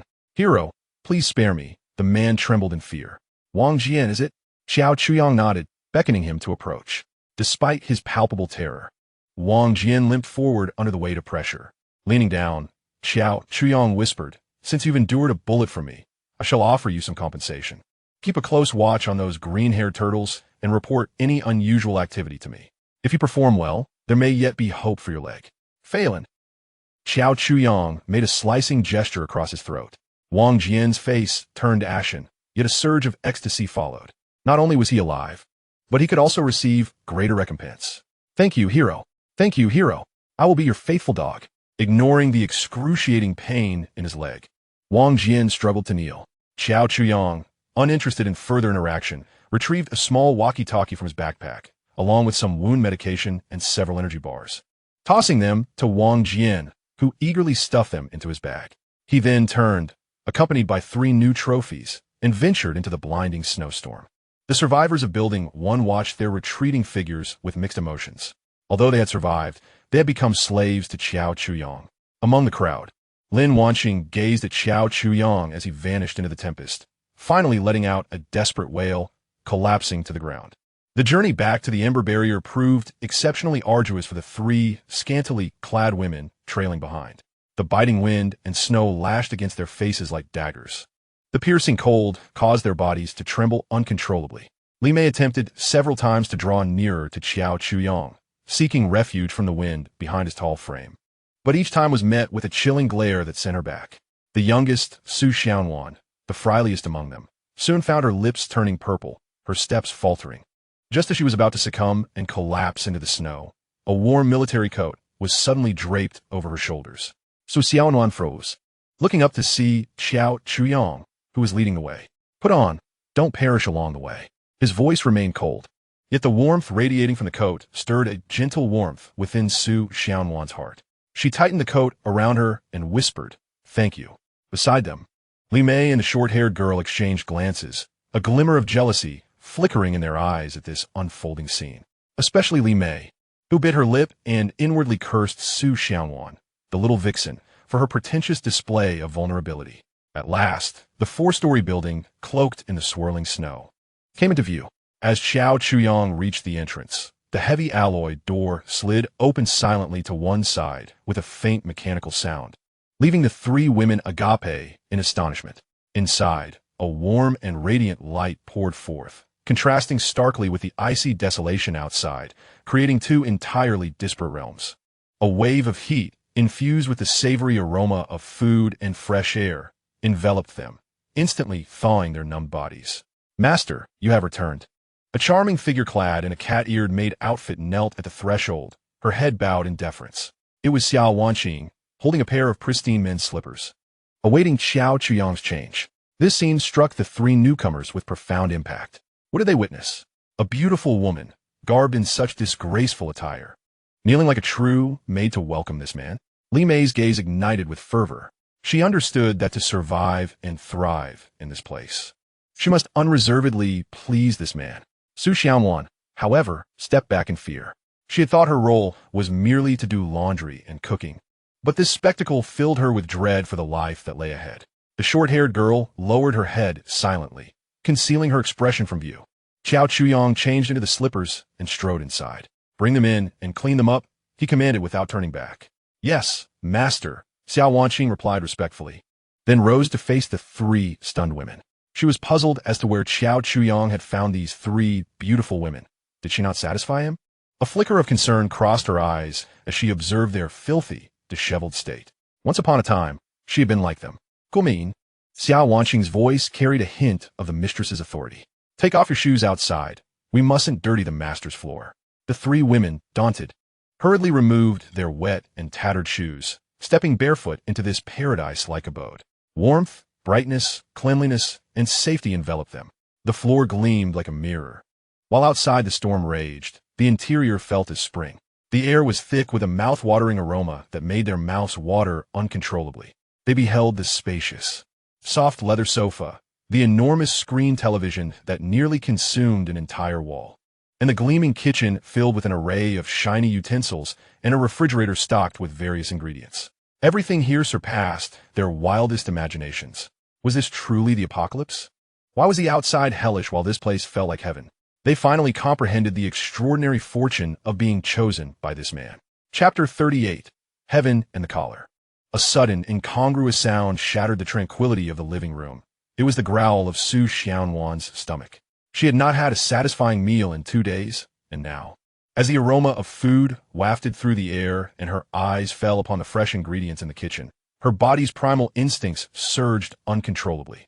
Her face flushed crimson, and she wished for nothing more than to disappear into the ground. Li Mei and the short-haired girl remained silent, yet their eyes were fixated on the kitchen, their throats swallowing nervously as they imagined the feast. Qiao Chuyang sat on the sofa, seemingly oblivious, merely instructing Xiao Wanqing, "Take them to bathe and change into clean clothes. I do not wish to smell the foulness of the outside world in my house." "Yes, master," Xiao Wanqing replied with a bow, then approached the three women. "Follow me."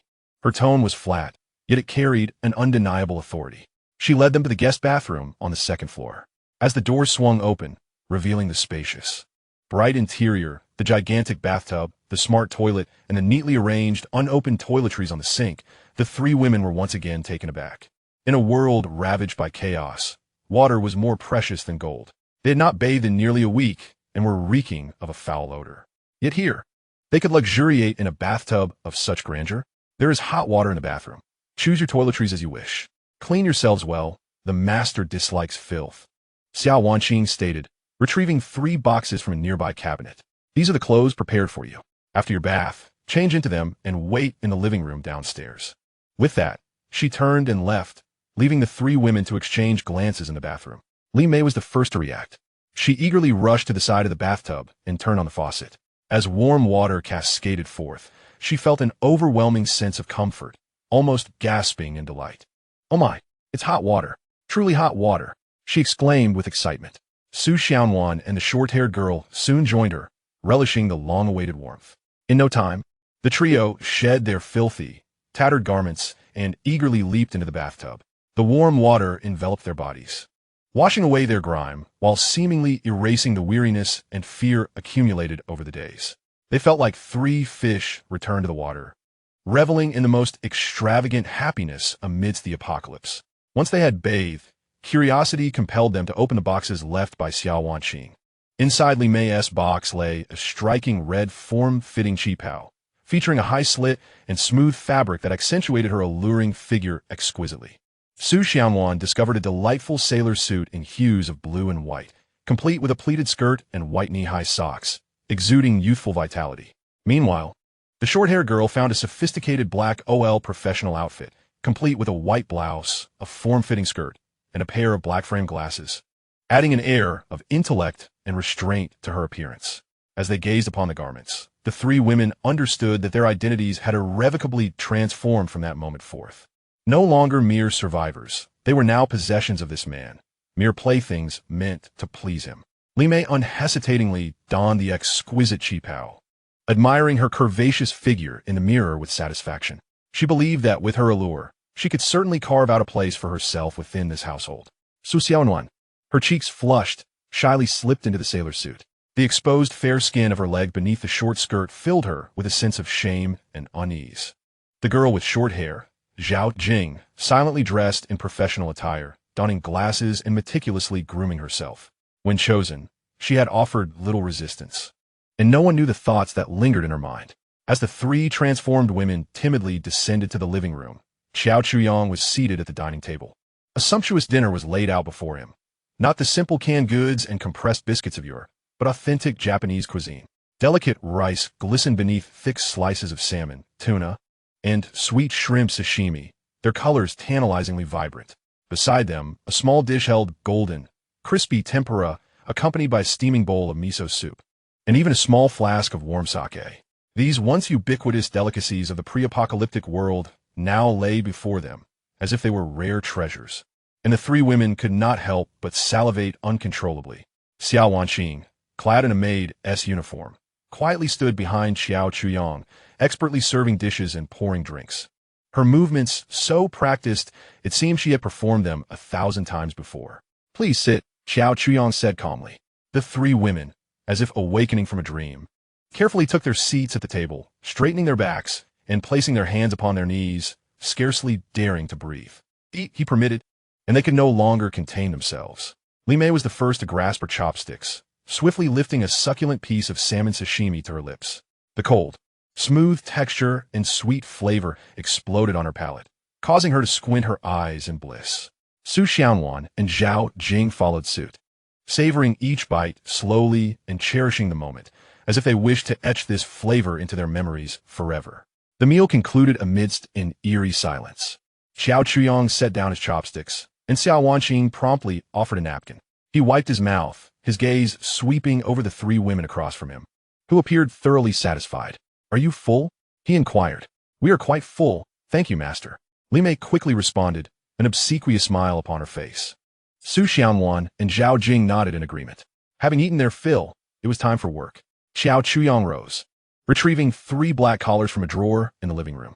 The collars were leather, adorned with metallic clasps and a small, flickering indicator light. Upon seeing these collars, the expressions of the 3 women changed instantaneously. "From this day forth, you shall be members of my bastion. Adorn this, and you may remain here to relish a life akin to paradise. Should you refuse, Zhou Chuyong paused. The door lies before you. You may depart at any moment and return to the depths of hell. This is the slave collar I exchanged from the system marketplace, each costing 10 points of primordial energy. Unlike the loyalty collar, valued at 100, this device lacks the capacity to enhance loyalty. It is purely a tool of control. Once adorned, should the target harbor any unfavorable thoughts toward the host, they shall be met with an electric shock that paralyzes them. If such thoughts persist twice consecutively, the collar will automatically execute its highest command, instantly releasing a high-voltage current that obliterates the target's brain. This serves as insurance for these newcomers of uncertain loyalty. The atmosphere in the living room once again became oppressive. Li Mei gazed at the technologically advanced collar, her eyes flickering. Gritting her teeth, she was the first to rise, approaching Zhou Chuyong and willingly extending her fair neck, even brushing aside her long hair. "Master, I am willing. Please place it upon me." Her voice trembled slightly. Zhou Chuyong picked up a collar. The cold metallic clasp met Li Mei's warm skin, causing her to shiver gently. With a click, the collar locked into place. The indicator light flickered momentarily before settling into a steady green. Ding. Contract established. Thought to get, Li Mei. Zhou Chuyong nodded in satisfaction, his gaze shifting to the remaining two. Zhao Jing paused for a moment in silence before also standing, approaching Zhou Chuyong with her head bowed. Click. The second collar locked as well. Now, only Su Xiaonuan remained seated. Her complexion was pale, her body trembling as she stared at the black collar, her eyes filled with terror. She did not wish to wear it. She did not want to lose her dignity. Yet, she recalled her father, kneeling and pleading, and her younger brother, waiting for sustenance at home. She had no choice. Tears streamed down her face once more as she shakily rose, step by step, moving toward Zhou Chuyong, closing her eyes in despair as she tilted her neck upward. Click! The final collar locked into place. From that moment forth, the three of them officially became members of Zhou Chuyong's bastion. Chapter 39, Rivalry. As the last collar snapped shut, Zhou Chuyong distinctly felt a faint connection established with these three women. He could vaguely sense their emotional fluctuations, fear, unease, submission, and the hidden ambition within Li Mei that she could not conceal. Excellent. Zhou Chuyong reveled in this sensation of omnipotence. He returned to the sofa and patted the space beside him. Xiao Wanqing. Yes, master. Xiao Wanqing promptly stepped forward, walking to his side like a docile cat. Zhou Chuyong's hand casually stroked her silky hair. His actions were deliberate. Indeed, upon witnessing this scene, a flicker of intense jealousy flashed in Li Mei's eyes. She considered herself no less beautiful or shapely than Xiao Wanqing. Why should this woman bask in a master's affection while she stood there like a prisoner? No, I cannot be outdone by her, Li Mei thought to herself, instantly donning an even more enchanting smile. She swayed her slender waist and gracefully approached the sofa, mimicking Xiao Wanqing's demeanor, intending to kneel beside Zhou Chuyong. Master, allow me, Xiao Mei, to serve you as well. My massage skills are exceptional, she purred, her voice dripping with sweetness. However, before she could kneel, Xiao Wanqing's sharp command stopped her. Stop. Xiao Wanqing lifted her head, her previously docile gaze now sharp and piercing. She regarded Li Mei coldly and said, Who permitted you to approach the master? Do you understand the rules? Li Mei was taken aback. She had not anticipated that this seemingly gentle maid would dare to reprimand her before the master. You, she said, somewhat defiant, what right do you have to control me? We are all the master's slaves. Why should it be you? Xiao Wanqing stood up, looking down at her from a position of authority, exuding a commanding presence. Just because I arrived before you, just because I am the first maid personally trained by the master. In this household, aside from the master, I hold the highest authority. You three newcomers must heed my directions. She turned to Zhou Chuyong and respectfully bowed. Master, the newcomers are unfamiliar with the rules and require proper training. Please allow me to establish the household's regulations for them. Zhou Chuyong said nothing, merely lifted a glass of fine wine from the table and took a sip, tacitly agreeing. He relished witnessing such a scene. Competition fosters progress. Allowing Xiao Wanqing to manage them would also spare him considerable trouble. A stable harem requires a capable manager. With the master's silent approval, Xiao Wanqing felt emboldened. She approached the three newcomers, her expression stern, and began her address. First, every command from the master must be obeyed unconditionally. No questions or hesitations are permitted. Second, without the master's permission, you are prohibited from approaching within 3 meters of him. Furthermore, Do not dare to touch any of the master's belongings with your filthy bodies. Third, in this household, your status is that of apprentice maids. You're responsible for cleaning, laundry, cooking, and all other tasks assigned by the master. I will supervise you, and anyone who dares to slack off or perform poorly shall go hungry. Fourth, and most importantly, recognize your place. Do not foolishly attempt to use underhanded means to entice the master. Whether you earn the master's favor is not within your control. Everything hinges on the master's mood and your performance. Xiao Wanqing enumerated the rules, each one reinforcing her position as headmaid. Li Mei seethed with anger. Yet seeing Qiao Qiang's indifferent demeanor, she dared not express her frustration, choosing instead to bottle up her resentment. Su Xiaowan and Zhao Jing lowered their heads, listening quietly. For them, as long as they could eat well, stay warm, and survive, doing some household chores was of little consequence. Do you all understand? Xiao Wanqing inquired sharply. Understood. The three responded weakly. Louder. Haven't you eaten? Understood. This time, their voices resonated much more robustly. Very good. Xiao Wanqing nodded in satisfaction. Now, clean the dining table thoroughly and mop the kitchen floor 3 times. I do not wish to see a single strand of hair. Yes, although Li Mei was reluctant. She dared not defy her orders and could only begin to tidy up the aftermath alongside Su Xiaowan and Zhao Jing. Meanwhile, Xiao Wanqing returned to Qiao Qiang's side, kneeling gracefully as she massaged his shoulders, casting sidelong glances at the 3 busy figures, a faint smile of a victor gracing her lips. Qiao Qiang closed his eyes, relishing the precise massage from Xiao Wanqing. He understood well that her actions stemmed from a fear of losing his favor and a desire to demonstrate her loyalty. Through her deeds, she conveyed that she could satisfy his physical needs and manage the other women effectively. She was indeed a clever woman. It was precisely her intelligence and unwavering obedience that warranted him granting her this dignity. In the kitchen, the clinking of dishes echoed. Li Mei, while washing the dishes, quietly complained to Zhao Jing and Su Xiaowan beside her. Why should it be like this? That woman is merely a few days ahead of us, acting all high and mighty. Just wait until I win the master's favor. You'll see how I deal with her.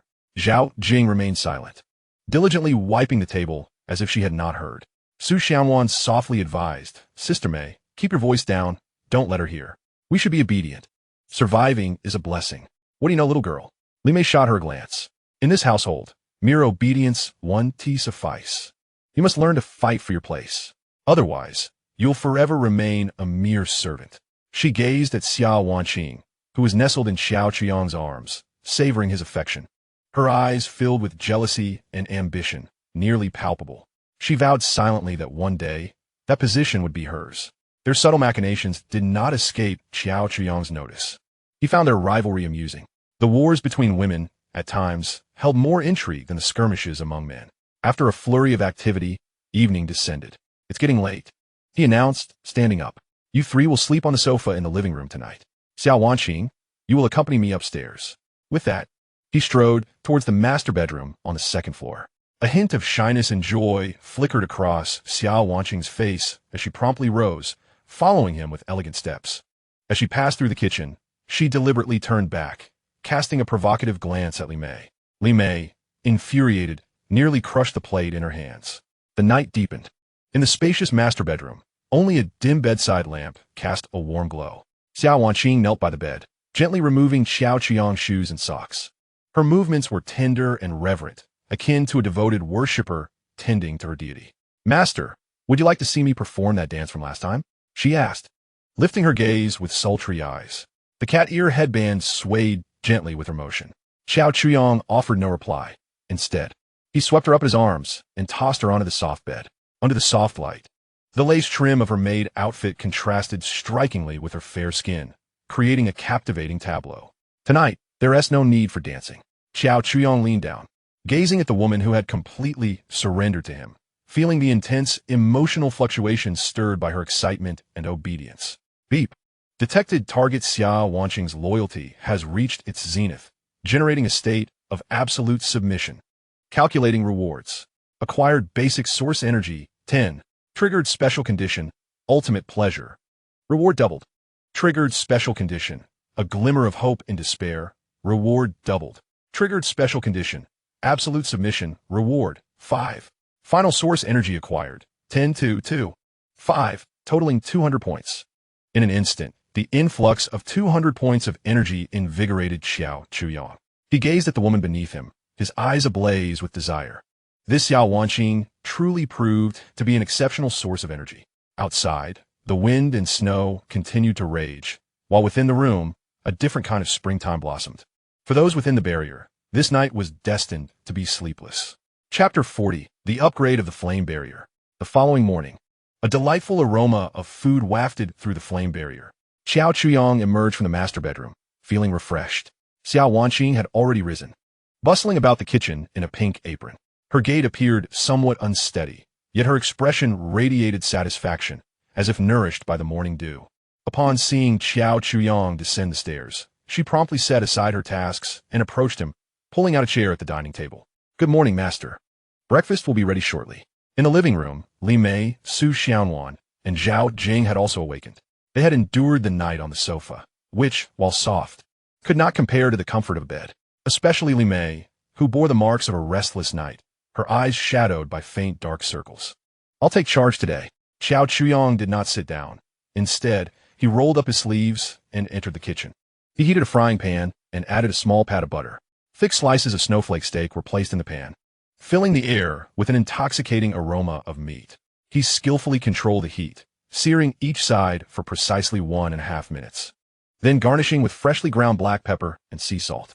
In another pan, he sautéed vibrant green asparagus in olive oil, while simultaneously frying several perfectly cooked sunny-side-up eggs, the yolks temptingly runny. The entire process flowed seamlessly, devoid of any superfluous movements.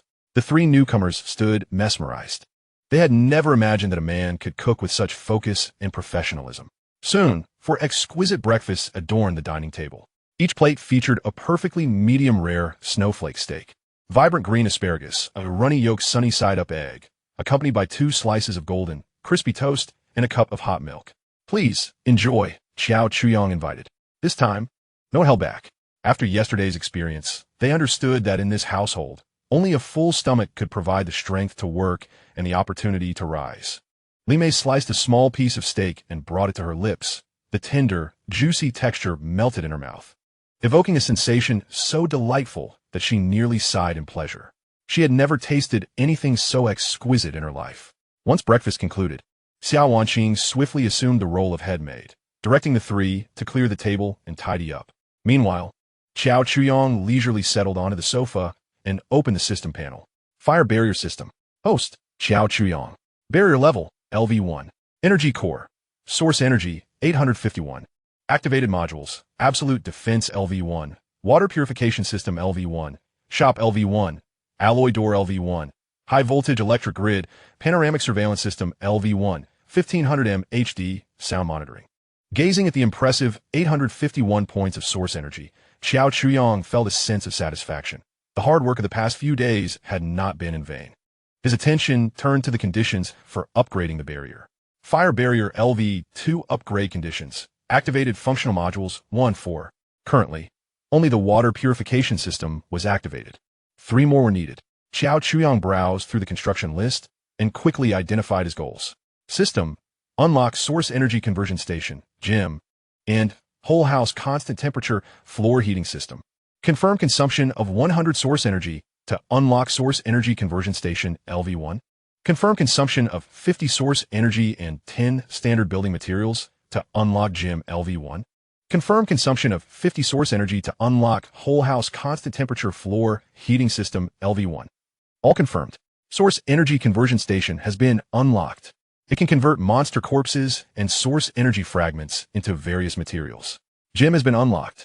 It contains basic strength and aerobic training equipment.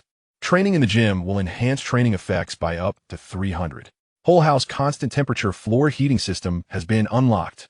The interior of the barrier will maintain a constant temperature of 26 degrees Celsius, consuming 1 point of source energy daily. As the system notifications concluded, Li Mei, who was mopping the floor, suddenly felt warmth radiating from the floor beneath her. A wave of warmth surged from her feet, swiftly enveloping her entire body, dispelling the last remnants of chill within her. "The floor is warm," she exclaimed in astonishment.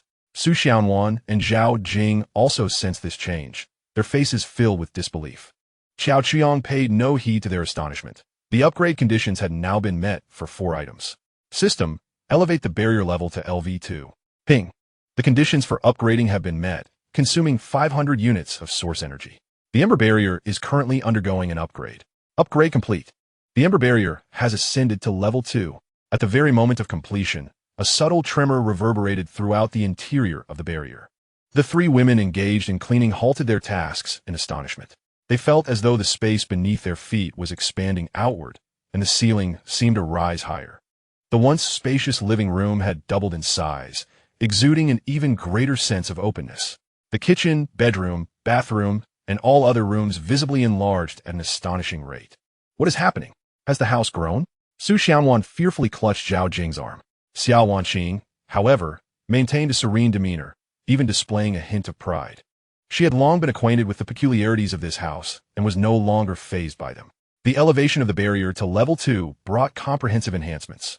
Not only were the fundamental functions augmented and the space expanded, but more importantly, additional structures were unlocked, including the basic farm, small ranch, and simple workshop, which are essential production modules.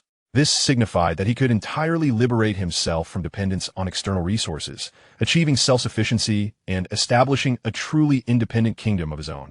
However, the costs associated with unlocking these modules were astronomical. His gaze finally rested on the genetic soldier option in the marketplace, a combat unit of absolute loyalty, obedient solely to his commands, priced from 1,000 units. Though expensive, it was worth every penny. While he currently had a few women under his command, they were mere ornamental figures, lacking any real strength. The labor group outside was even more untrustworthy. He needed a genuine armed force of his own. System. Purchase 1 type, 1 genetic soldier. Ding. Purchase failed. Insufficient source energy. Xiao Chuyang glanced at his energy reserves. Now reduced to a mere 151 points. Not even enough for a fraction of a soldier's cost. It seemed urgent to devise a plan for making money. Just then, the intercom he had carelessly tossed aside suddenly crackled to life. Ji, Hero, Your Excellency, are you there? The intercom conveyed Wang Jian's obsequious yet fearful voice. Xiao Chuyang picked up the intercom and pressed the talk button. Speak, Your Excellency. We have begun gathering supplies as per your instructions. However, we are short-handed, and it's exceedingly cold outside. The brothers are nearly frozen stiff, Wang Jian reported cautiously. Xiao Chuyang frowned. He glanced outside. The snowfall appeared to be heavier than the previous day. The inefficiency of this group was even worse than he had anticipated.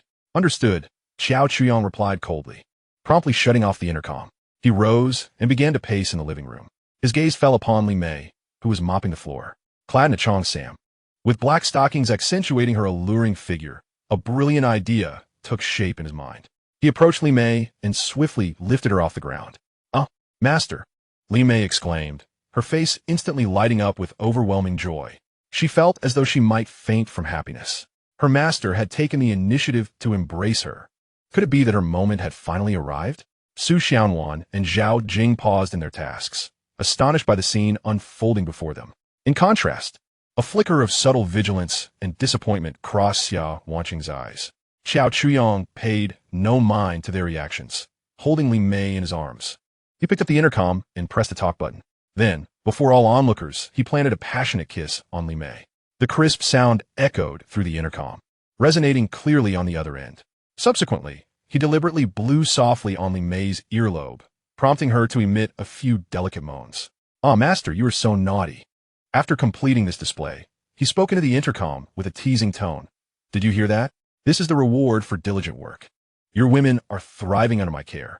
If you also wish to enjoy a better life sooner, you ought to perform your tasks with greater finesse. With that, he switched off the intercom. He could easily imagine the frenzied and humiliated expressions of the men on the other side upon hearing those sounds. Ding! Extreme jealousy, anger, and impotent rage detected in the target energy source. 158. Success. Xiao Chuyang smiled. In his arms, Li Mei was already weak and flushed, having never anticipated such sudden happiness. Chapter 41. Nights of Revelry. For the following week, Xiao Chuyang completely embraced a carefree lifestyle within the confines of the fire barrier. It had transformed into his paradise.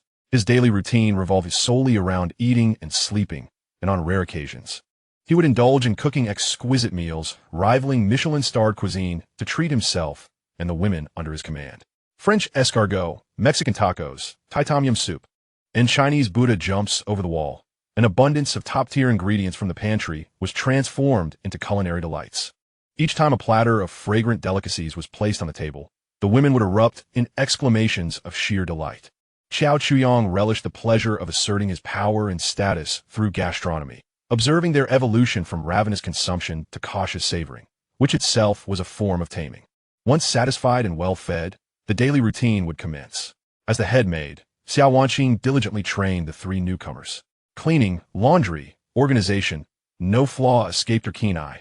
Su Xiaonuan, being timid, fumbled while dusting a vase.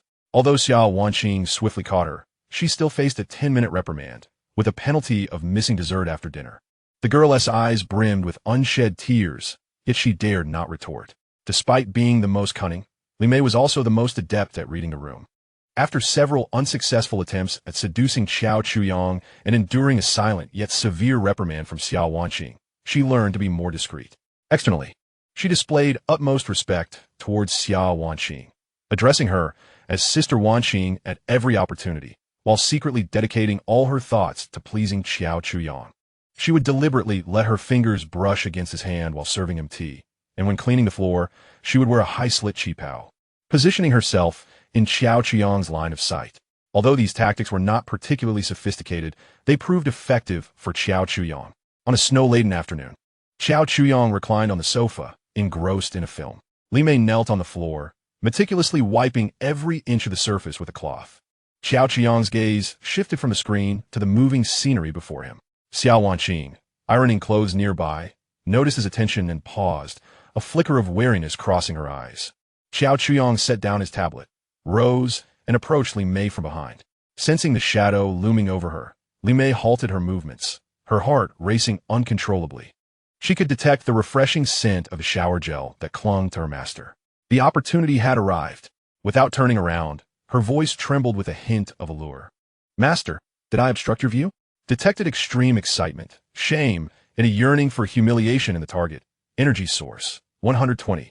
Detected jealousy and a sense of crisis in bystander Xiao Wanqing. Energy source, 55.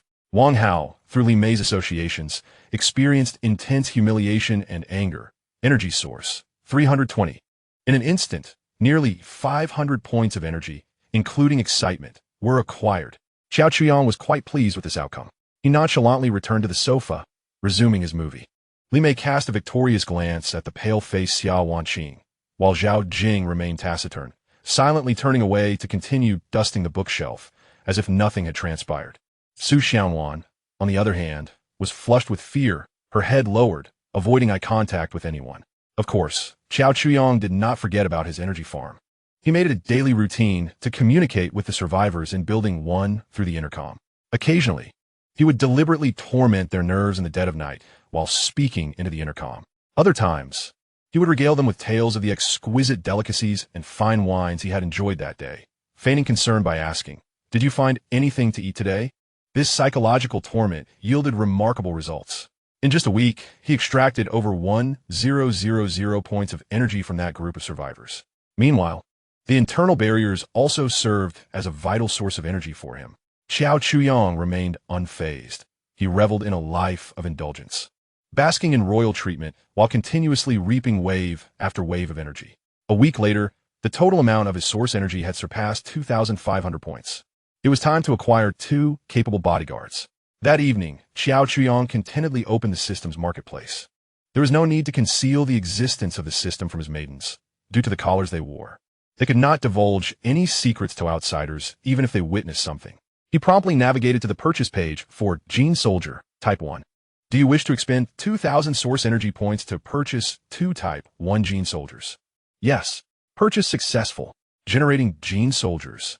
Please select the soldier's gender and basic appearance template. Huh? Xiao Chuyang paused, surprised that he could make a selection. He pondered for a moment. Since they were Gene Soldiers, they would presumably be fearsome, muscular creatures.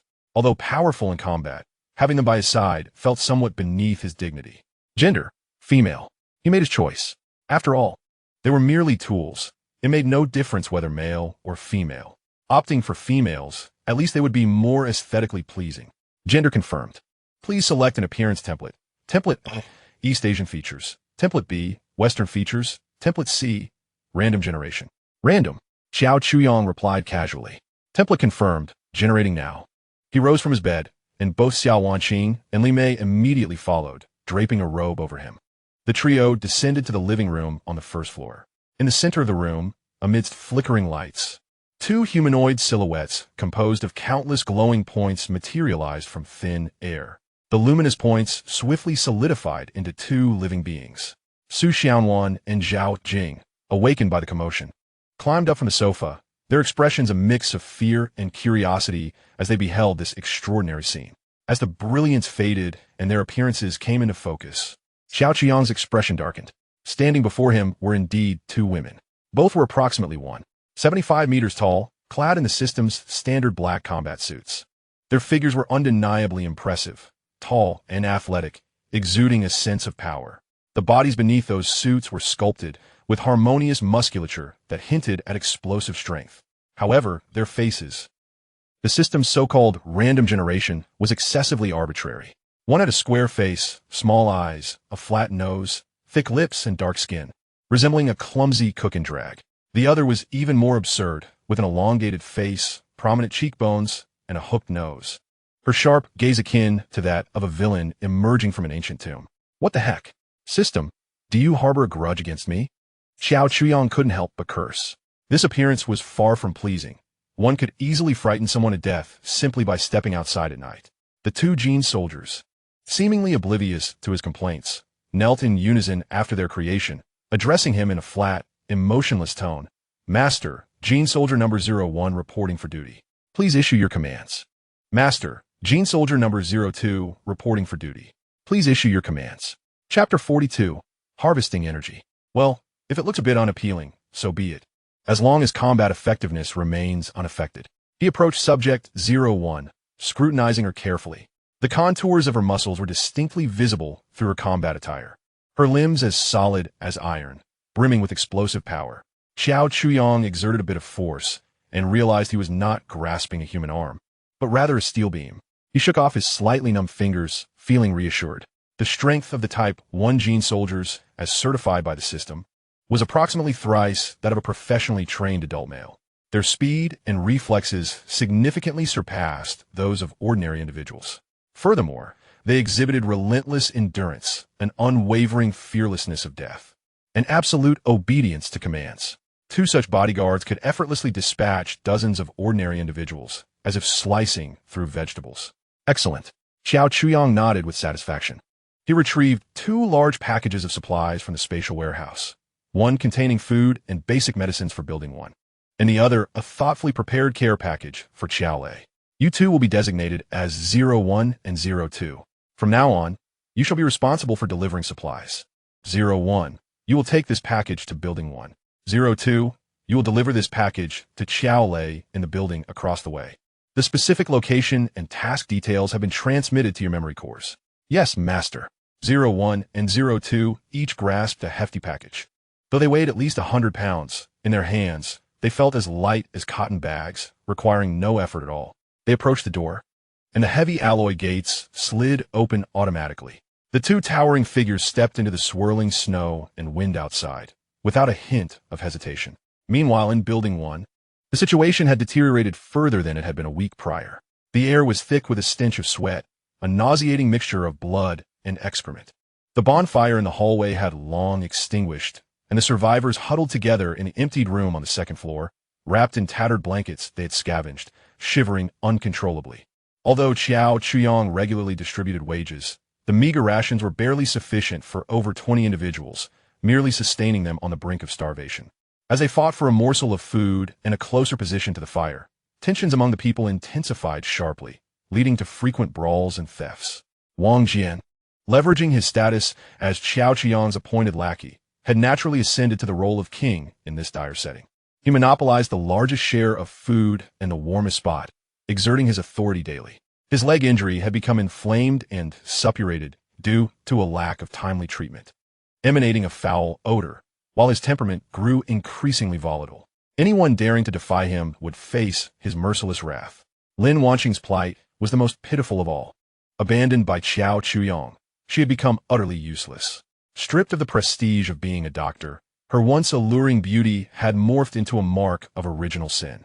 Within the building, several men harbored ill intentions towards her. Had it not been for Wang Jian's lingering concern over her previous acquaintance with Xiao Chuyang, fearing the potential trouble it might incite, Lin Wanqing would likely have been dragged into a shadowy corner and subjected to unspeakable indignities long ago. Nevertheless, each day, she endured the lecherous and aggressive gazes of those men, accompanied by a barrage of lewd remarks. She huddled in the coldest corner of her room, cloaked only in a tattered, filthy blanket, her lips turning a shade of blue from the biting chill. For several days, she had not received any food, her hunger rendering her dizzy and her stomach ablaze. Regret gnawed at her heart like a relentless, frigid serpent, devouring her from within. She lamented her earlier bravado, questioning why she had dared to negotiate with that devil, discussing absurd principles and boundaries. If, on that fateful day, she had, like Su Xianwan and the others, humbled herself and stepped forward, might she not now reside in that haven of warmth? Would she not be savoring a steaming steak and luxuriating in a comforting hot bath? Just as she was on the verge of fainting from hunger, a commotion erupted in the corridor. Food! They were bringing food. Hurry! Rush to seize it! The previously lethargic crowd transformed into a frenzy, akin to sharks detecting blood, surging towards the entrance. Lin Wanqing struggled to lift her head, catching sight of a tall, unfamiliar man, robust and expressionless, entering with a massive package. Wang Jian, limping through the throng, approached him, his face plastered with a sycophantic grin. "Brother, are you sent by Qiaoge? Thank you for your hard work." The man barely acknowledged him, simply tossing the package onto the ground with a resounding thud. In a voice devoid of emotion, he declared, "The master's orders. This is your supply for the week. Additionally, the master instructs you to begin collecting all discarded tires and batteries from the urban village starting tomorrow. I will return weekly to retrieve them." With that, he turned and departed, his movements crisp and decisive, devoid of any unnecessary flourish. Wang Jian's eyes fixated on the enormous package, his expression turning ravenous. He lunged towards it, arms outstretched like a rabid dog protecting its meal, barking at the surrounding people. "Don't move. This is mine. Anyone who dares to take it will meet their end."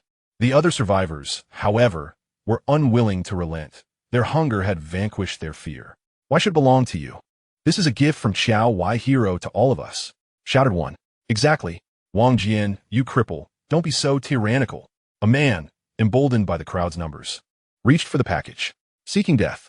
A fierce glint flashed in Wang Jian's eyes as he drew a steel pipe from his waist, striking the man brutally on the head.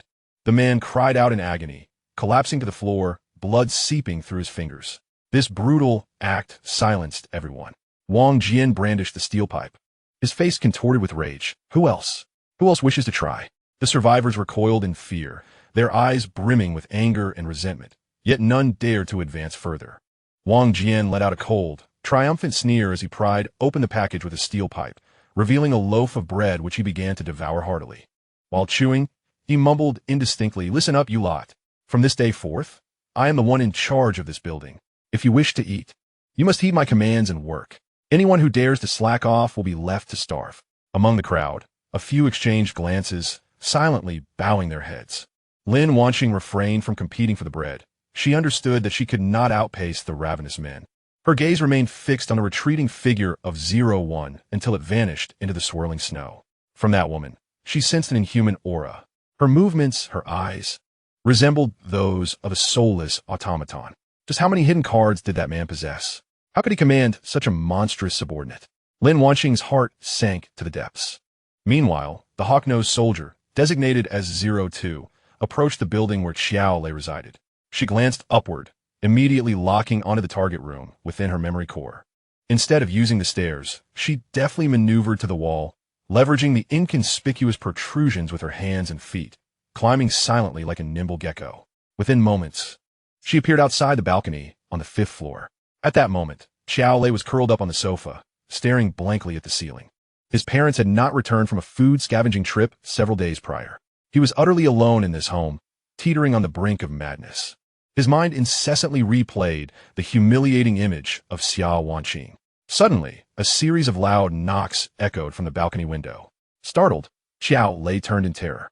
He beheld a peculiar-looking woman standing outside, her expression impassive, clutching a large package. "Xiao Lei, 02's voice came through the glass.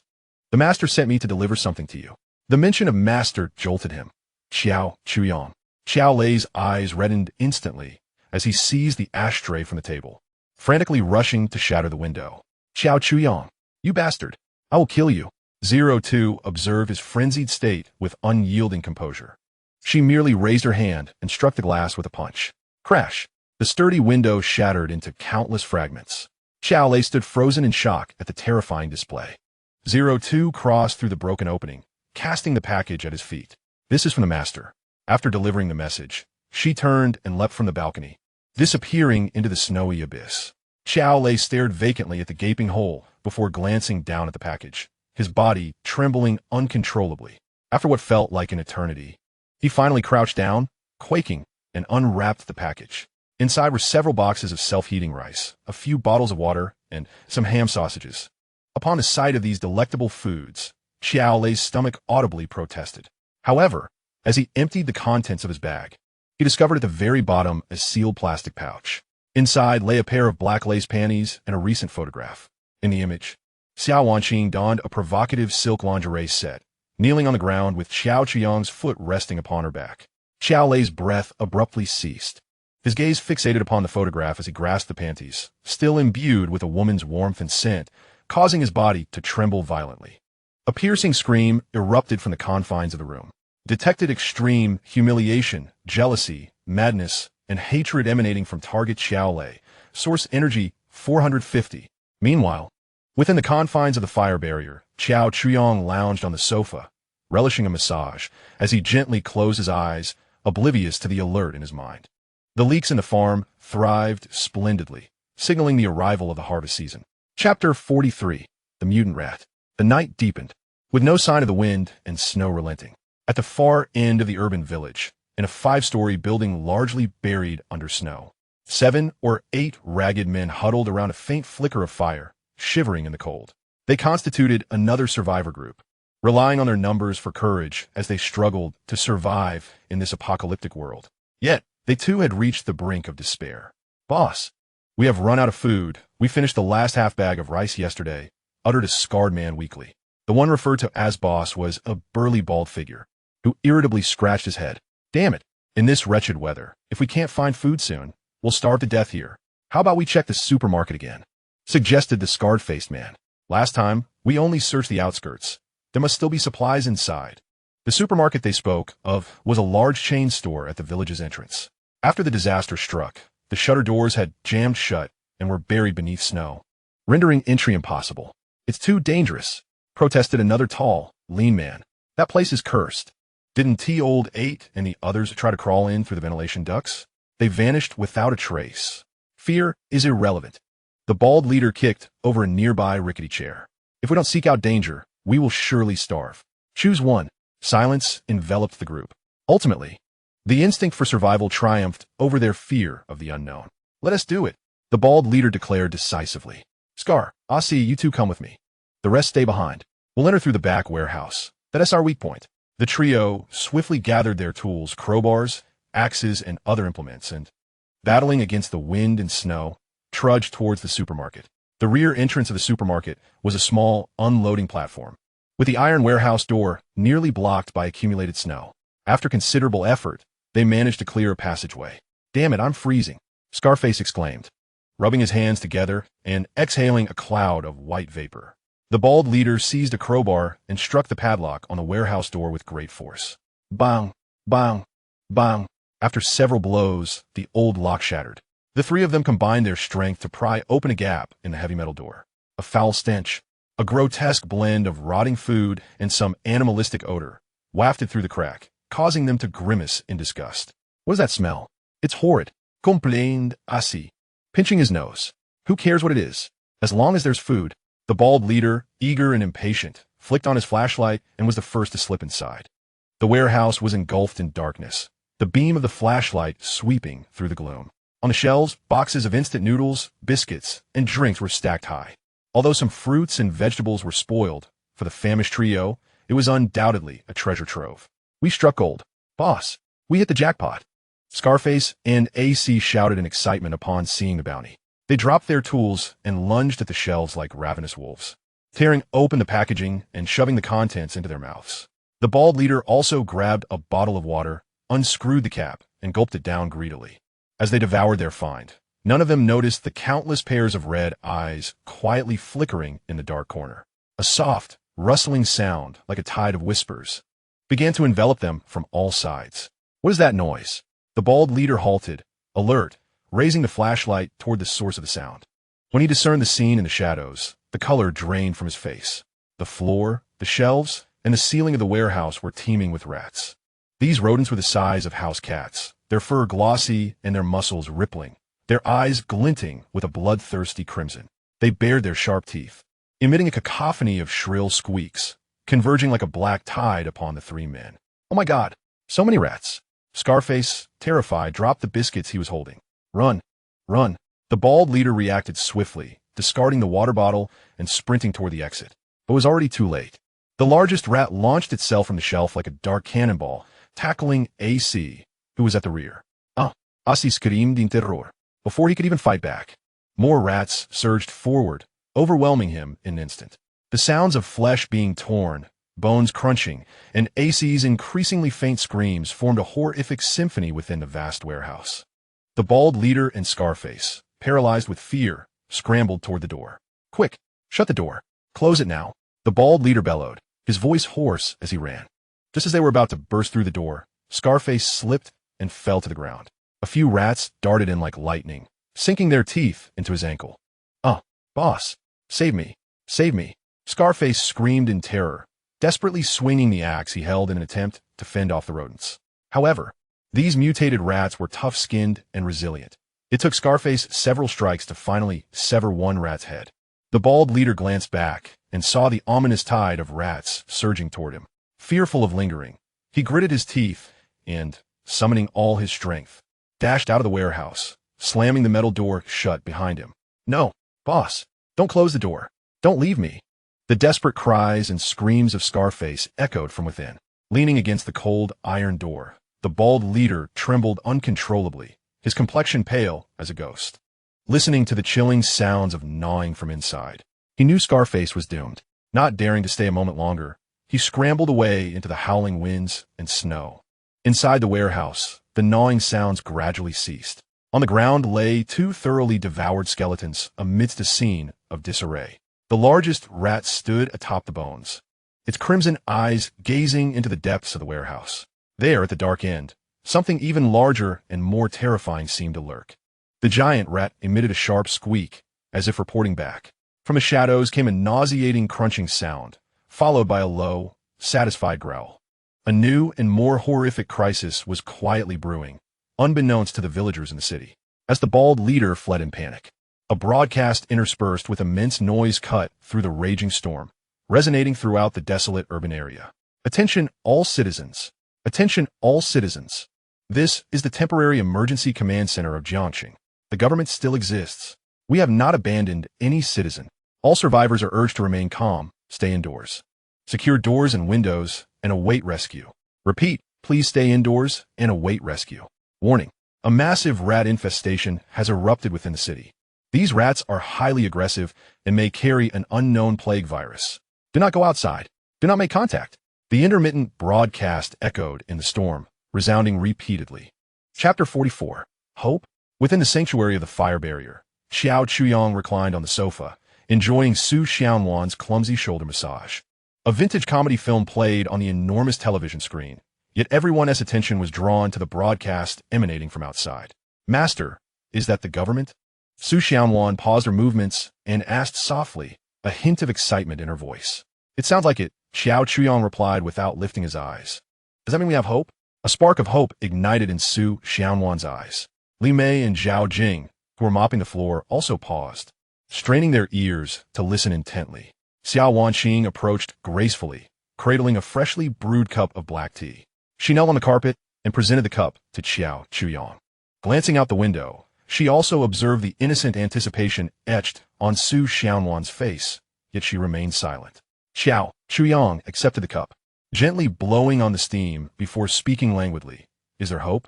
They are nearly beyond salvation themselves. With a casual press of the remote, The television screen transformed into a panoramic surveillance view.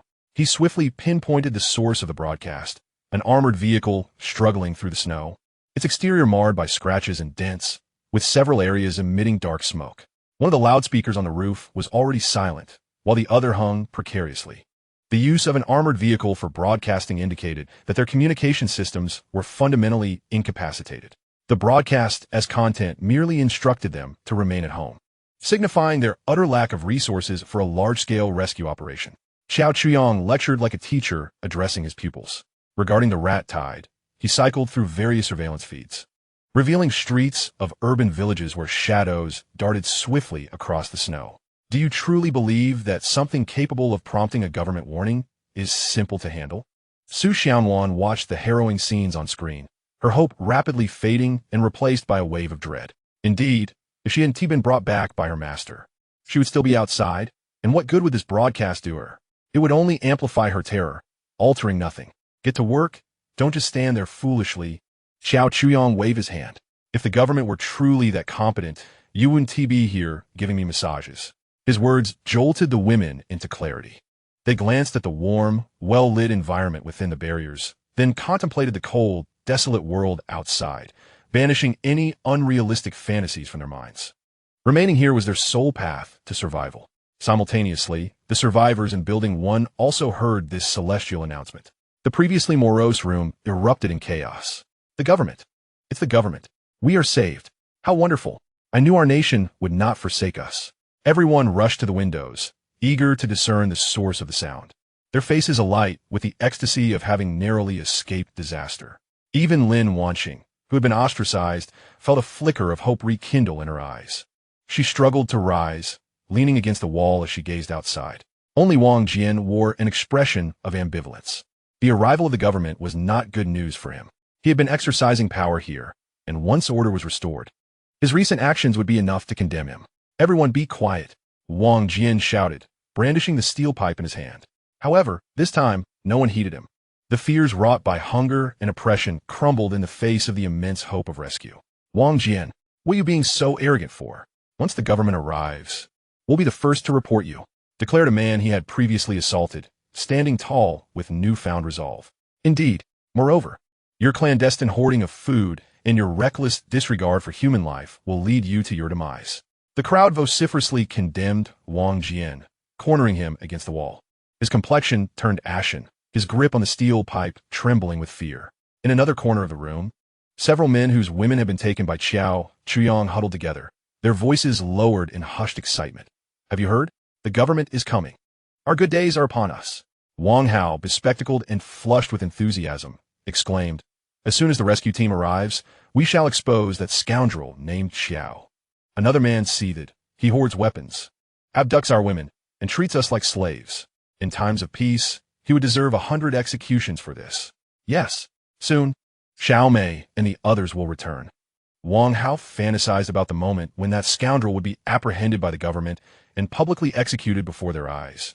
A twisted delight creeping onto his face. They were completely absorbed in their vengeful fantasies, failing to consider the government's broadcast that had specifically mentioned the rodent tide. Unbeknownst to them, countless crimson eyes were stealthily ascending through the underground pipes of their building, drawn by the scent. Meanwhile, the bald leader, who had narrowly escaped from the supermarket, was frantically sprinting through the snow. He dared not look back, haunted by the sensation of countless eyes tracking his every move. His only desire was to return to his haven, that 5-story building, for it was only among his comrades that he could find a semblance of safety. He had not heard the government's announcement. The fierce wind and snowstorm drowned out all sound. When he finally glimpsed the familiar structure, he summoned the last of his strength to burst through the door. Quick, run! There are monsters, he gasped, breathless. His remaining companions, startled by his disheveled appearance, stood frozen in shock. Boss, what happened? Where are Scarface and Aussie? One man inquired. They were dead, all dead, eaten by the rats. The bald leader shrieked in terror, rambling incoherently. So many rats. We must flee. They are coming. The others exchanged glances, bewildered, questioning whether their leader had lost his sanity. Just then, a rustling sound echoed from the entrance. All eyes turned toward the door. Beneath the crack, a massive, jet-black rat cautiously peered inside, its eyes a terrifying shade of blood red. Squeak! It emitted a sharp cry, as though signaling something. In the next moment, horror unfolded. A black tide surged through every window, door, and vent, every crevice connecting them to the outside world. It was a veritable swarm of mutated rats. They poured in from every direction, instantly filling the entire room. The air was filled with piercing screams, but they were soon drowned out by the ceaseless cacophony of squeaks and gnawing sounds. The bald leader, engulfed in despair, flailed his arms in a futile attempt to disperse the swarm of rats that had descended upon him. Yet more rodents climbed onto his body, burrowing into his clothing and even his mouth, gnawing at every inch of his flesh. His agonized screams lasted scarcely 10 seconds before abruptly ceasing. Within a minute, tranquility returned to the room, leaving behind only a few stark white bones, picked clean.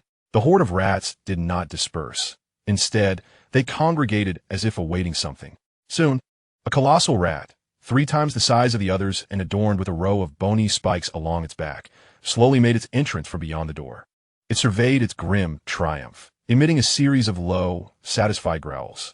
Chapter 45. The Human Kinetic Energy Converter Within the Hearth Barrier. Li Mei knelt beside Qiao Chuyang's feet, meticulously peeling an apple with a delicate silver fruit knife. She diced the apple into small pieces, spearing one with a toothpick and offering it to Qiao Chuyang. However, he did not partake. His gaze drifted from Li Mei's enchanting visage down to her hand, which held the toothpick. Instead of taking the apple, he grasped her wrist firmly. Li Mei's body quivered slightly, her breath momentarily stilled.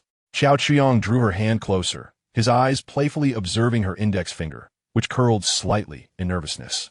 Detection. Li Mei exhibiting excitement and shame. Source energy, 35. Detection. Bystander Xia Wanqing experiencing intense jealousy and crisis. Source energy, 60. Detection. Bystanders Su Xianwan and Zhao Jing feeling fear and shame. Source energy, 20. Standing nearby, Xia Wanqing, who was poised to refill Qiao Chuyang's tea, felt her fingers tighten around the teapot at this sight, nearly crushing the exquisite bone china. Observing Li Mei's entranced demeanor, a wave of crisis surged within her. This vixen was employing an array of cunning tactics to ascend. She could not allow her to bask in such triumph any longer. Taking a deep breath to compose herself, Xia Wanqing stepped forward, her voice respectful, yet perfectly timed to interrupt the intimate atmosphere. Master, the government broadcast just mentioned the rat tide. Should we fortify our defenses? Only then did Qiao Chuyang find a moment to collect himself, methodically wiping his hands clean. The rat tide. Fragments of memories from his previous life surged like a tidal wave in his mind. He recalled the terror of being pursued down 3 streets by a mutated rabid dog, its size comparable to that of a calf, its sharp teeth, foul drool, and crimson eyes forever etched in his memory. The mutation of animals represented one of the most lethal threats in the apocalypse, alongside natural disasters and zombies. Qiao Chuyang accessed the system panel to meticulously assess the defensive status of the hearth barrier. Hearth barrier LV2. Defense module. Alloy blast-proof door LV2. High-voltage electric grid. Tempered bulletproof glass LV2. Alloy guardrail LV2. Reinforced wall LV2. Internally containing alloy layer. Despite being fortified like an impregnable fortress, Qiao Chuyang still felt insufficient in the face of the impending rodent tide. These creatures are notorious for their ability to burrow and gnaw. He expended an additional 150 points of source energy to fine-tune and upgrade the sealing of doors and windows, adding a nano-level scratch-resistant coating to the outer layer of the glass, while also thickening the internal alloy layer of the walls. Only after completing these enhancements did he feel a modicum of reassurance. His gaze fell upon a building on the system panel awaiting unlocking. Backup Energy Center LV1 requires 100 standard building materials, 1 energy crystal core. The energy crystal core. Qiao Chuyang suspected this item was concealed within the bodies of those mutated creatures. It was imperative to construct the backup energy center swiftly. Currently, the energy supply for the barrier relied mainly on the wind power generation system on the roof and the diesel generator in the basement. Should they be besieged by a multitude of foes, these exposed devices could easily be destroyed. At that point, he would be left with only the barrier's built-in batteries and generator. But once the gasoline was depleted, it would not last long. Yet, the source energy was still insufficient. The meager energy acquired each night from his intimate encounters with women could only be considered pocket money, utterly inadequate for grand ambitions. He perused the system marketplace in search of new avenues for income. Suddenly, a novel device captured his attention. Human kinetic energy converter, beginner shaped like a stationary exercise bicycle. Every 100 pedal strokes by the rider can convert 1 point of source energy for the barrier. Price, 25 points of source energy each. There are even more advanced versions. Human kinetic energy converter, intermediate shaped like a stationary exercise bicycle. Every 40 pedal strokes can convert 1 point of source energy for the barrier. Price, 1,500 points of source energy each. Human kinetic energy converter, advanced shaped like a stationary exercise bicycle. Every 4 pedal strokes can convert 1 point of source energy for the barrier. Price, 5,000 points of source energy each. Xiao Chuyang's eyes instantly sparkled with excitement. Visions of the desperate survivors in Building 1 flashed through his mind. Having them venture outside to collect scraps was inefficient and fraught with peril. Instead, why not keep them contained and transform them into human batteries to generate energy? The idea was simply brilliant. It would allow him to maintain firm control over them, while simultaneously creating a continuous source of energy, killing 2 birds with 1 stone. He also noted the new feature unlocked upon upgrading the barrier to LV2. Affiliated territory can designate an area within a certain radius surrounding the barrier as affiliated territory, with a maximum area of 1,000 square meters, upgradable.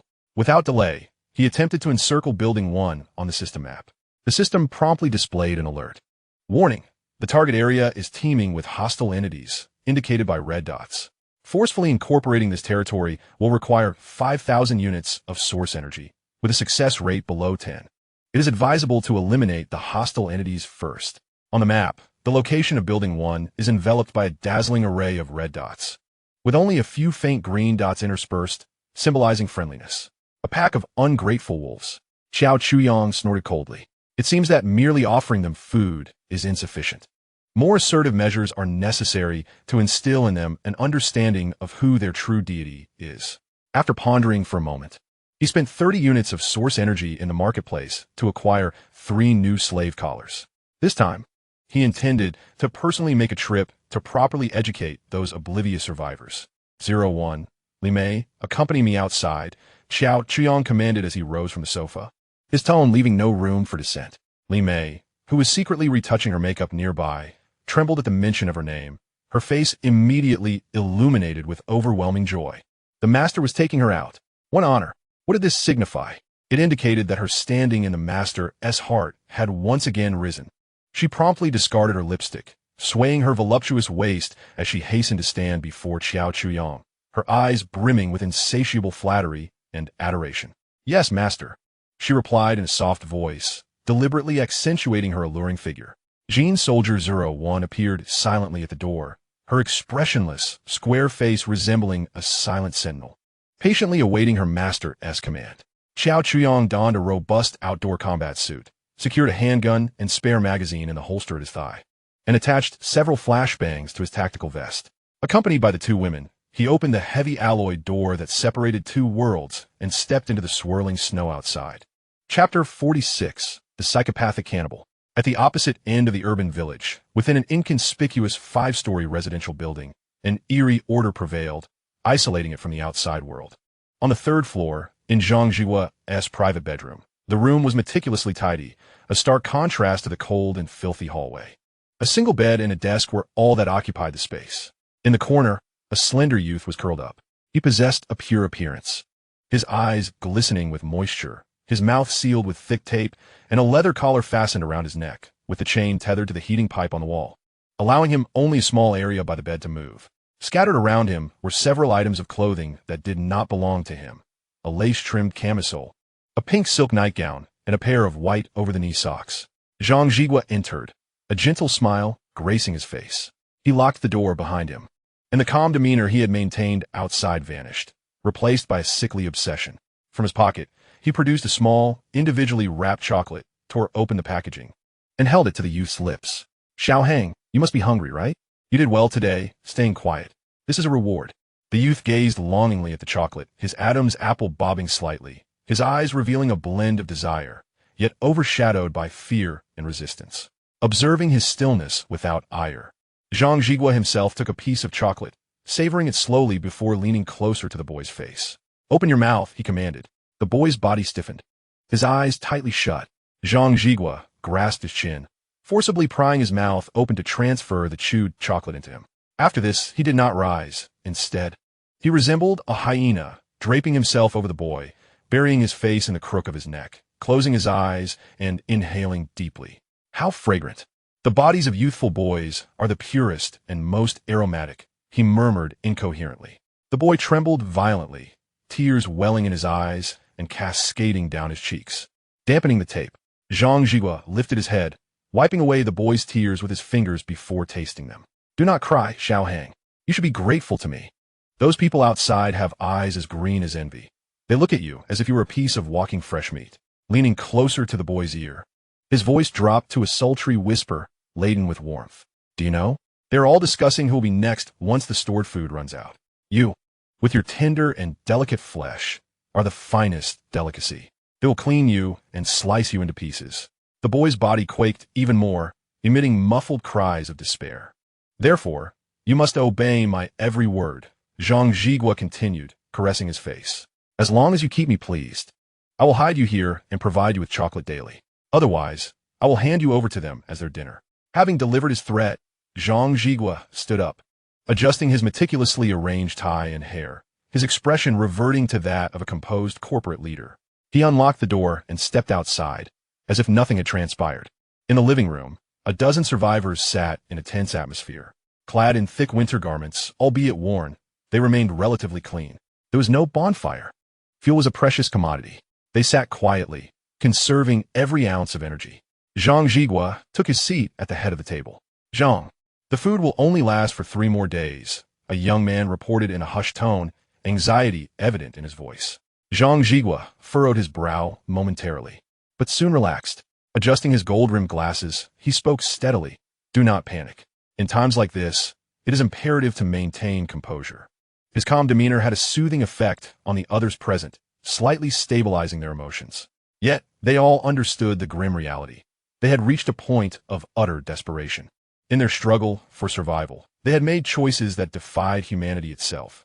About half a month prior, an elderly woman in her 80s had succumbed to the bitter cold, perishing in her bed. It was Zhang Jigua who had first proposed that chilling suggestion, rather than allowing her to decay in silence. It would be better to permit her to persist in an alternative manner, continuing to reside within our bodies, aiding us in our struggle for survival. At that moment, all gazes were fixed upon him with sheer horror. Some retched uncontrollably, while others condemned him as a devil. Yet, when hunger seared the reason of each individual and the shadow of death loomed overhead, morality and ethical boundaries became utterly valueless. The first to act was a father, desperate for his starving daughter, who was on the brink of death. He knelt upon the ground, bowing thrice before the old woman's room, before entering with a knife in hand. What began with retching and resistance evolved into numbness, ultimately reaching a state of eerie calm. They had grown accustomed to it. The elderly who perished from the cold and the children who succumbed to illness had become the very reserves upon which they relied for survival. Within that building, the cries of children and the coughs of the elderly were silenced, leaving only a group of adults, their eyes devoid of emotion, willing to resort to any means necessary to endure. At that moment, a man tasked with keeping watch on the top floor came tumbling down in a state of panic. Mr. Zhang, there are people. Someone is outside. He gasped, his face a canvas of shock and confusion. What? Zhang Jigua sprang to his feet, and the other survivors rose in unison, their faces etched with disbelief. In this dreadful weather, who could possibly be out running amok? Where? Zhang Jigua immediately inquired. Right across from us, that building. The watchman pointed out the window. Zhang Jigua swiftly seized a powerful pair of binoculars and approached the window. He adjusted the focus and soon spotted the target. The heavy alloy doors slowly creaked open, and 3 figures emerged. Leading the trio was a young man clad in a black combat uniform, tall and imposing. Following him was an extraordinarily large individual, reminiscent of a moving wall. A woman donned in a striking red coat stood out vividly against the icy landscape. Zhang Jigua's pupils constricted. He recognized the young man. Just days before the blizzard, he had witnessed this youth frantically transporting supplies into the building, with vehicles bustling in and out, creating a significant commotion. What astonished him further was the absence of snow at the entrance of that building. The 3 individuals walked effortlessly upon the deep snow, with no hint of struggle. How could this be possible? A survivor behind Zhang Jigua, also peering through the binoculars, gasped in disbelief at the sight. Their own building-S corridor door had long been blocked by snow. To venture outside required a precarious leap from the second-floor window. With a rope to climb back up, a truly harrowing endeavor. Yet, the others could come and go with such ease. Observing the exterior of that building, Zhang Jigua deduced that they possessed some powerful heating apparatus capable of melting the snow at the entrance. Otherwise, it would be impossible for mere human effort to clear such an extensive area. In this environment, having a system capable of thawing such thick snow indicated that the resources at their disposal surpassed anything he could have imagined. They headed towards Building 1. The man on watch remarked. Zhang Jigua raised his binoculars, closely following the silhouettes of the three individuals. Zhang, should we, perhaps, seek their assistance? One man could not help but inquire. Assistance? Zhang Jigua scoffed, lowering the binoculars. What would you offer in exchange? Your life? Or the lives of everyone in this building? The man was rendered speechless. This young man is formidable. Zhang Jigua's expression turned grave. His audacity to stroll out in such a manner, accompanied only by two others, indicated his absolute confidence. That tall fellow is certainly no ordinary person. We know nothing about him, and we cannot afford to make hasty contact. He paused, surveying the crowd. Our primary objective is to survive. Until we ascertain the true nature of our opponent, we must focus on one thing: observation. We shall quietly watch what he intends to do. A calculating glint flickered in Zhang Jigua's eyes. He was a capable leader, well-versed in the art of strategy. Exposing oneself prematurely is never a wise choice. What if the other party is also a wolf? A hunter must possess patience. Continue the surveillance 24 hours a day, and document every movement they make, Zhang Jigua commanded. Yes, Zhang, the crowd responded in unison. The building once again fell into an eerie silence. Chapter 47. The Master's Gift and the Iron Collar. Inside Building 1, the nauseating stench lingered. Survivors huddled together like livestock in a pen, numbly awaiting their next feeding. Some had attempted to venture out in search of a way to survive, but the outside world was engulfed in frigid temperatures nearing -50 degrees, coupled with fierce winds. Their ordinary cotton clothing could withstand the elements for only a short while before their hands turned purple from the cold. At least the indoor crowd provided some warmth. When Xiao Chuyang entered the room with number 01 and Li Mei, the atmosphere became instantly tense. All eyes were fixated on these unexpected guests. Xiao Chuyang donned a crisp black combat suit, immaculate and unblemished. Behind him, the genetically engineered soldier, number 01, with a square face and wide-set eyes, towered with a physique that was anything but feminine, exuding an aura that warned others to keep their distance. However, it was Li Mei who captured the most attention. Wrapped in a striking crimson high-neck winter coat, her voluptuous figure was still perceptible beneath the layers. The survivors, particularly the men, were transfixed. How long had it been since they had seen such a vibrant woman? Their garments were filthy and reeked, while she radiated cleanliness. Her face adorned with exquisite makeup and lips as red as fire. She was the antithesis of what one would expect in a post-apocalyptic world at such bitter temperatures. Master, it's so stuffy in here, and the smell is unbearable. Li Mei wrinkled her nose in distaste, playfully addressing Xiao Chuyang. Xiao Chuyang remained silent, merely casting her glance. Li Mei immediately understood. In front of everyone, she extended her slender fingers and unzipped her leather jacket. With a soft hiss, the outer garment parted, revealing the spectacle beneath. All the men who witnessed this scene found their breaths suspended. Beneath the jacket, she wore nothing but a gossamer black camisole. The design of the camisole unveiled her smooth, fair shoulders and delicate collarbone, while the deep valley in her chest hinted at intimacy. She resembled a ripe peach, unabashedly displaying her sweetness and juiciness before a pack of famished wolves. Among the crowd, Wang Hao felt his eyes instantly redden, his fists clenching tightly, producing a cracking sound. He was Li Mei's boyfriend, helplessly watching his former partner being transformed into an object of desire by another man, posturing shamelessly before the onlookers. A conflagration of anger, jealousy, and humiliation surged wildly within his chest. Detected that target Wang Hao is experiencing extreme anger and jealousy. Source energy level 80. Detected that the survivor group is experiencing strong desire and feelings of inferiority. Source energy level 115.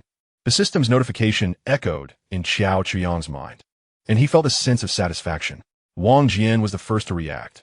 Dragging his limp leg, he limped through the crowd. Brother Qiao, you came personally. If there's something you need, just give a word and let someone relay it. There's no need to trouble yourself. Qiao Chuyong did not spare him a glance and walked directly to the center of the room, surveying the gaunt, hollow-eyed survivors.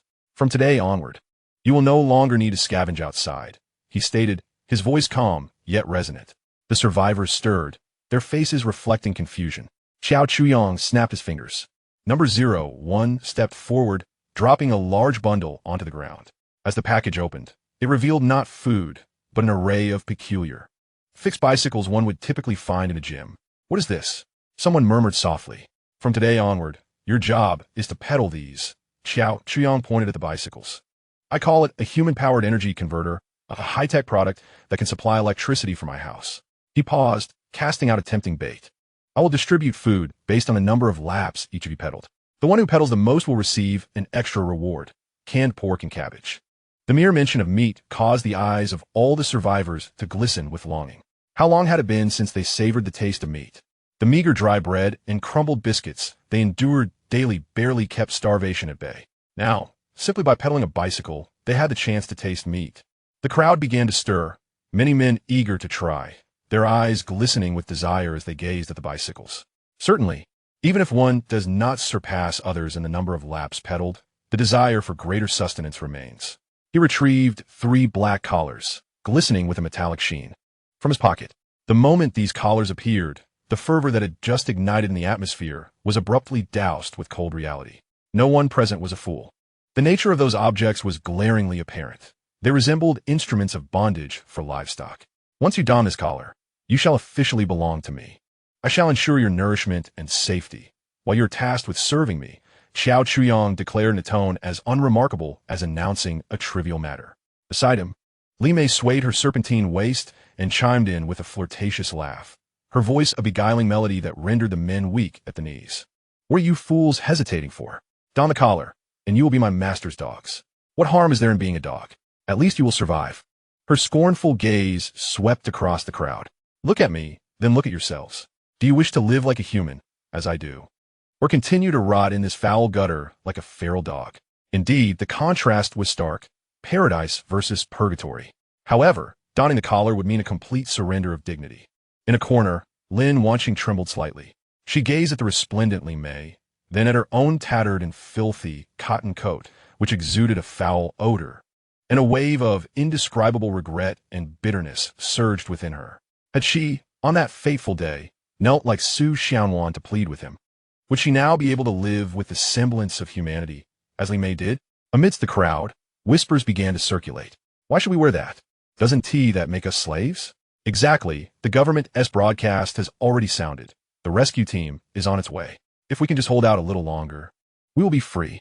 Damn it, do they truly think of us as mere livestock? Though these murmurs were hushed, Qiao Chuyong heard them clearly. He was not angered, merely amused. It seemed that enthusiasm for this arrangement was lacking. He shook the 3 collars in his hand. No worries, I won't force you. After all, my resources are limited. I cannot afford to support too many idle souls. He casually tossed the collars onto a dilapidated table, producing a sharp clatter. I only brought 3 collars. The spots are limited. First come, first served. To those with objections, you may leave now and never expect a grain of rice from me again. With that, he crossed his arms leisurely, adopting an expression of amused observation. The room descended into a profound silence. Each person exchanged glances, their eyes filled with struggle and hesitation. Freedom and dignity commenced a fierce battle in the face of steaming meat and the hope of survival. As time ticked by, Qiao Chuyong's patience appeared to be waning. Chapter 48. The Aroma of Instant Noodles. Just as everyone remained ensnared in their indecision and struggle, Wang Jian made his move. The leg of the sycophant, once accustomed to tyranny, was shattered by a single shot from Qiao Chuyong. In the disdainful gaze of all the survivors, he dragged his crippled leg and, without a hint of hesitation, knelt before Qiao Chuyong with a resounding thud. His knees struck the cold, hard cement with a dull thud. Yet no trace of pain marred his expression. He exhibited no shame. Instead, he lifted his head, his face adorned with the most humble and obsequious smile, akin to a dog that had found its long-lost master. Brother Qiao, I am willing. I wish to be your most loyal dog, he proclaimed, inching forward on his filthy knees, extending his emaciated hands. worn thin from long-standing malnutrition, high above his head, awaiting the benevolence of his master. This spectacle left everyone astounded. Wang Jian's leg had indeed been broken by this man, yet he was the first to kneel, doing so with such utter submission and eagerness. "You!" A survivor pointed at Wang Jian, his lips trembling with rage, unable to articulate his indignation. However, Wang Jian dismissed him entirely, his gaze fixed solely on Xiao Chuyang and the black collar in his hand. A bunch of fools, clinging to their laughable morals, he thought. In his eyes, there was only Xiao Chuyang, the man who could ensure his survival. Xiao Chuyang was somewhat taken aback. Was this the so-called Stockholm Syndrome? He certainly did not believe in such ephemeral notions of loyalty. He placed his faith in the baser instincts of humanity. Wang Jian was a quintessential opportunist, having abandoned any semblance of dignity and principle earlier than most in this apocalyptic reality. He understood all too well that governments and rescue teams were mere illusions. Only this man before him could provide sustenance and ensure his survival. Since resistance was futile, he resolved to acquiesce. What value did pride hold? Could it be converted into sustenance? Very well. Xiao Chuyang nodded, a sly smile gracing his lips. He personally fastened a collar around Wang Jian's neck, accompanied by the soft click of metal. The cold metal pressed against his skin, and through the faint connection of the collar, he felt a palpable sense of Wang Jian's genuine submission. A shiver coursed through Wang Jian's body, an indescribable warmth flooding from his neck, his face alight with exhilaration. He realized that from this moment forth, he and the others were no longer of the same ilk. These two are entrusted to you. Xiao Chuyang tossed the remaining collars to Wang Jian. Handle them as you see fit. Find 2 obedient ones. From now on, you shall oversee this place, perform well, and you shall reap the rewards. Wang Jian received the collars as though they were treasures, the icy sensation of the metal causing him to tremble with excitement.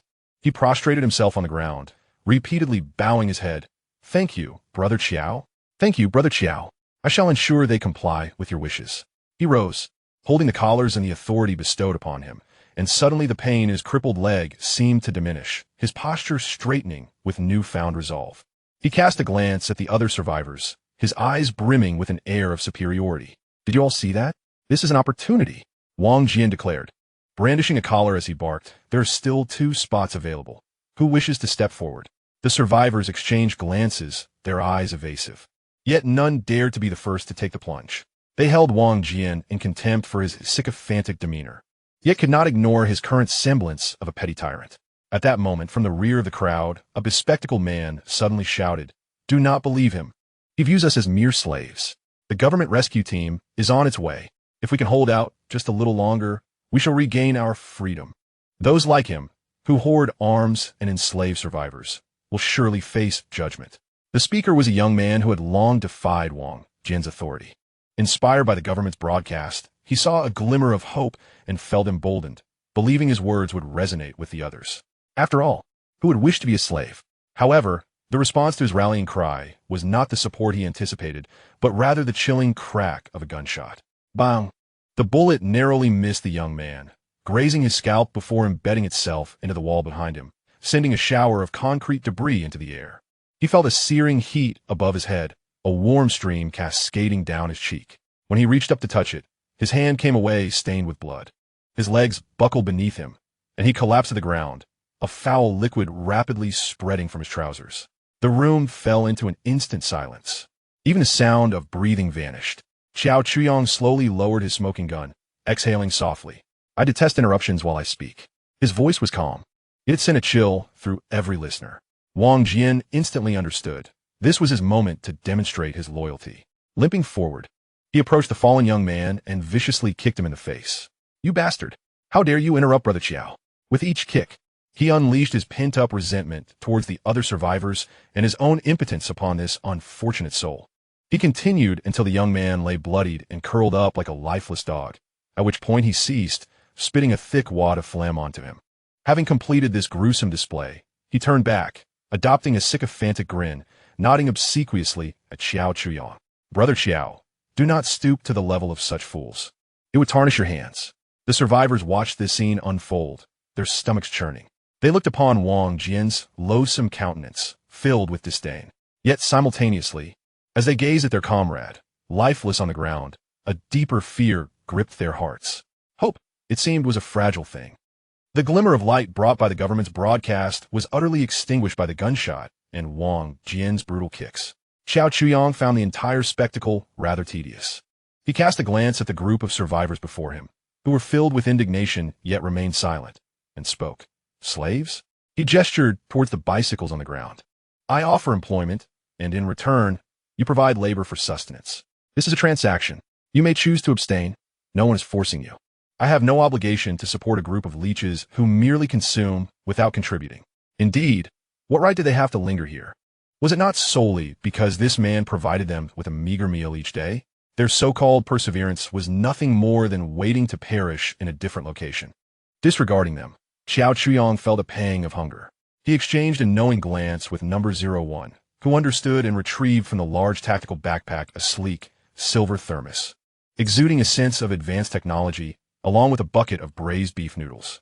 Xiao Chuyang located a relatively clean, albeit battered table, and methodically tore open the packaging of the noodle bucket.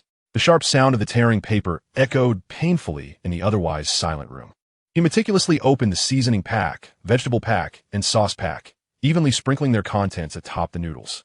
Next, he twisted off the lid of the thermos. A plume of scalding white steam erupted from the spout. In the biting cold of over minus 40 degrees, within this dilapidated building where even breathing could frost, hot water was a treasure more precious than gold. Xiao Chuyang tilted the thermos, allowing a stream of clear, boiling water to cascade precisely into the noodle bucket. The noodles and seasonings swiftly dispersed under the hot water's impact, releasing a robust aroma that mingled the rich scent of beef sauce with spices, instantly seizing the throats of everyone present. The sound of swallowed saliva echoed repeatedly, uncontrollable, all eyes fixated on the bucket of noodles, revealing primal and unadulterated hunger. Braised beef noodles. How long had it been since they had last inhaled such a fragrance? That familiar, albeit artificially enhanced, yet irresistibly alluring scent awakened their taste buds. Long numbed by starvation, Xiao Chuyang leisurely pressed the noodles down with a fork, covered the paper lid, and even found an object to weigh it down. He glanced at his wristwatch, adopting a demeanor of patient anticipation for 3 minutes. For the others in the room, those 3 minutes stretched on like an eternity. The tantalizing aroma infiltrated their nostrils, provoking their empty stomachs and triggering a frenzied secretion of gastric acid, scorching their rationality. They observed Xiao Chuyang's relaxed demeanor, contrasting sharply with their own filthy and malodorous garments, as well as their feeble hands weakened by prolonged hunger. In the corner, Lin Wanxing bit down hard on her lip, nearly drawing blood. She reminisced about the days before the apocalypse when she would indulge in a bucket of noodles while burning the midnight oil, sometimes extravagantly adding a marinated egg and a sausage. Back then, she had deemed it junk food. Now, those memories felt like a divine era. At last, the 3 minutes elapsed. As Xiao Chuyang lifted the lid, a more robust aroma wafted upwards, mingling with the steam. He deftly speared a handful of golden, broth-soaked curly noodles with his fork. The noodles were adorned with dehydrated scallions and a few morsels of beef. He blew gently on them, then slurped them into his mouth, the sound resonating like a heavy hammer striking the hearts of all present. He chewed thoughtfully, a look of satisfaction spreading across his face, before taking a sip of the piping hot, savory broth. This scene of indulgence evoked a deeper sense of despair than the previous gunshot.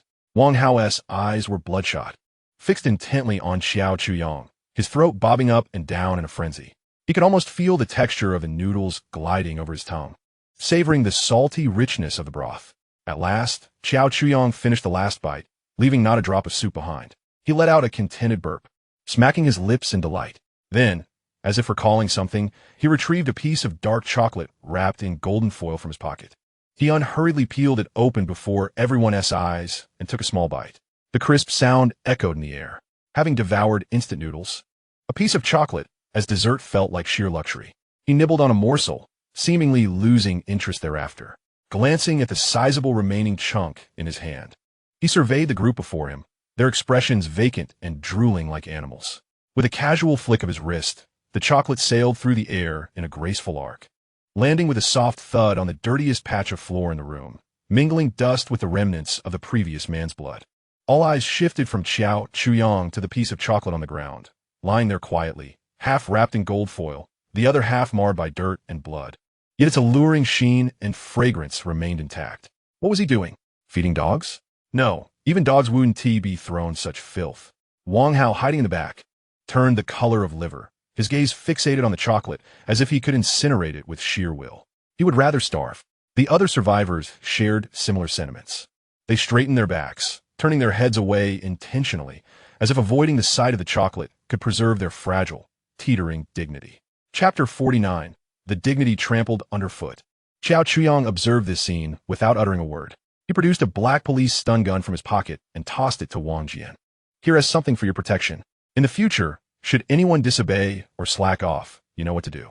Wang Jian caught the stun gun, feeling the faint crackle of electricity emanating from it, his eyes alight with excitement. Yes, Brother Qiao, I understand. He nodded eagerly, a sycophantic grin plastered across his face. Xiao Chuyang no longer paid heed to the pretentious survivors around him, his gaze fixed upon a man within the crowd, Wang Hao. From the moment he entered, this man had been glaring at him, his eyes brimming with venomous resentment that seemed almost palpable. Despite his efforts to conceal it, the rapid rise and fall of his chest, coupled with the whiteness of his bitten lip, betrayed his inner turmoil. You, Xiao Chuyang pointed at him, stepped forward. Wang Hao, under the weight of Xiao Chuyang's piercing gaze, felt a chill run down his spine and instinctively took a step back. Step forward. Xiao Chuyang's voice, though not loud, carried an undeniable command. Wang Hao's legs trembled, and he dared not defy the order. Amidst the sympathetic and schadenfreude-laden stares of those around him, he cautiously stepped out. What are you glaring at me for? Xiao Chuyang feigned ignorance. Are you resentful that I took your woman? Wang Hao's complexion paled, glancing at Li Mei, who stood beside him like a queen. His lips quivered, unable to utter a single word. No, master, I am no longer his woman, Li Mei chimed in, a playful laugh escaping her lips as she entwined her arm with Xiao Chuyang's, pressing her soft body closely against him. From head to toe, inside and out, I belong solely to you, master. Wang Hao watched this scene unfold, his fists clenched tightly. Yet he dared not unleash his fury. He did not wish to meet his demise. We are no longer connected, Wang Hao managed to spit out through gritted teeth. Is that so? Xiao Chuyang chuckled. Yet, I cannot shake the feeling that you are quite unwilling. He lightly pinched Li Mei's cheek. Li Mei shot Xiao Chuyang a playful glance before turning her gaze towards Wang Hao, her eyes brimming with provocation. Wang Hao's breathing grew labored as he fixated on the hand of Xiao Chuyang, wishing desperately to sever it with his gaze. Detected intense jealousy and humiliation from target Wang Hao, source energy 75. All the men in the room were riveted, their eyes glued to Xiao Chuyang as they beheld Li Mei's demeanor, their Adam's apples bobbing uncontrollably. Shame, desire, jealousy, envy, all manner of emotions intertwined within them. Detected strong desire and jealousy from the survivor group, source energy 140. Detected extreme anger and impotent rage from target Wang Hao, source energy 90. And now, do you still believe she has no connection to you? Xiao Chuyang observed the color draining from Wang Hao's face, which had turned a deep shade of purple. Li Mei's voice scratched at the hearts of every man like the claws of a cat. I. Wang Hao's teeth chattered, on the verge of madness. Go. Xiao Chuyang finally ceased his actions, addressing Li Mei. Ensure he loses all hope. A flicker of ruthlessness passed through Li Mei's eyes. She stepped forward, her boots clicking against the floor, her hips swaying as she approached Wang Hao. Wang Hao gazed at the woman who once catered to his every whim, her allure captivating in their intimate moments, now revealing a glimmer of desperation in his eyes. Xiao Mei. As he was still speaking, Li Mei had already lifted her foot, clad in high-heeled boots, and delivered a savage kick to his abdomen. Bang! Wang Hao let out a piercing scream, collapsing to the ground, clutching his stomach like a boiled shrimp. Li Mei looked down at him from her elevated position, her gaze filled with contempt and disdain. Waste. She spat, then raised her foot, mercilessly stomping down on Wang Hao with her sharp heel. One foot after another. Wang Hao emitted a heart-wrenching cry, convulsing violently. A foul odor permeated the air. Ha ha ha. Did you see that? He wet himself. Wang Jian laughed uproariously, pointing at the convulsing Wang Hao, shouting to those around him, see. This is the fate of disregarding Brother Qiao's words. He can't even be a man. This isn't urine. Damn, how humiliating. Waste. Truly a waste. The room fell into a brief silence before erupting into raucous laughter. The mocking sounds pierced Wang Hao's ears like countless steel needles. He lay on the cold ground, his body trembling from pain and humiliation. He could feel everyone's gaze slicing through him like knives. He loathed Li Mei's ruthlessness, but he loathed Xiao Chuyang even more. The demon who had taken everything from him and ground his dignity into dust. Wang Jian's raucous laughter felt like salt being poured into his gaping wounds, making him acutely aware of the contempt heaped upon him like an ant beneath a boot.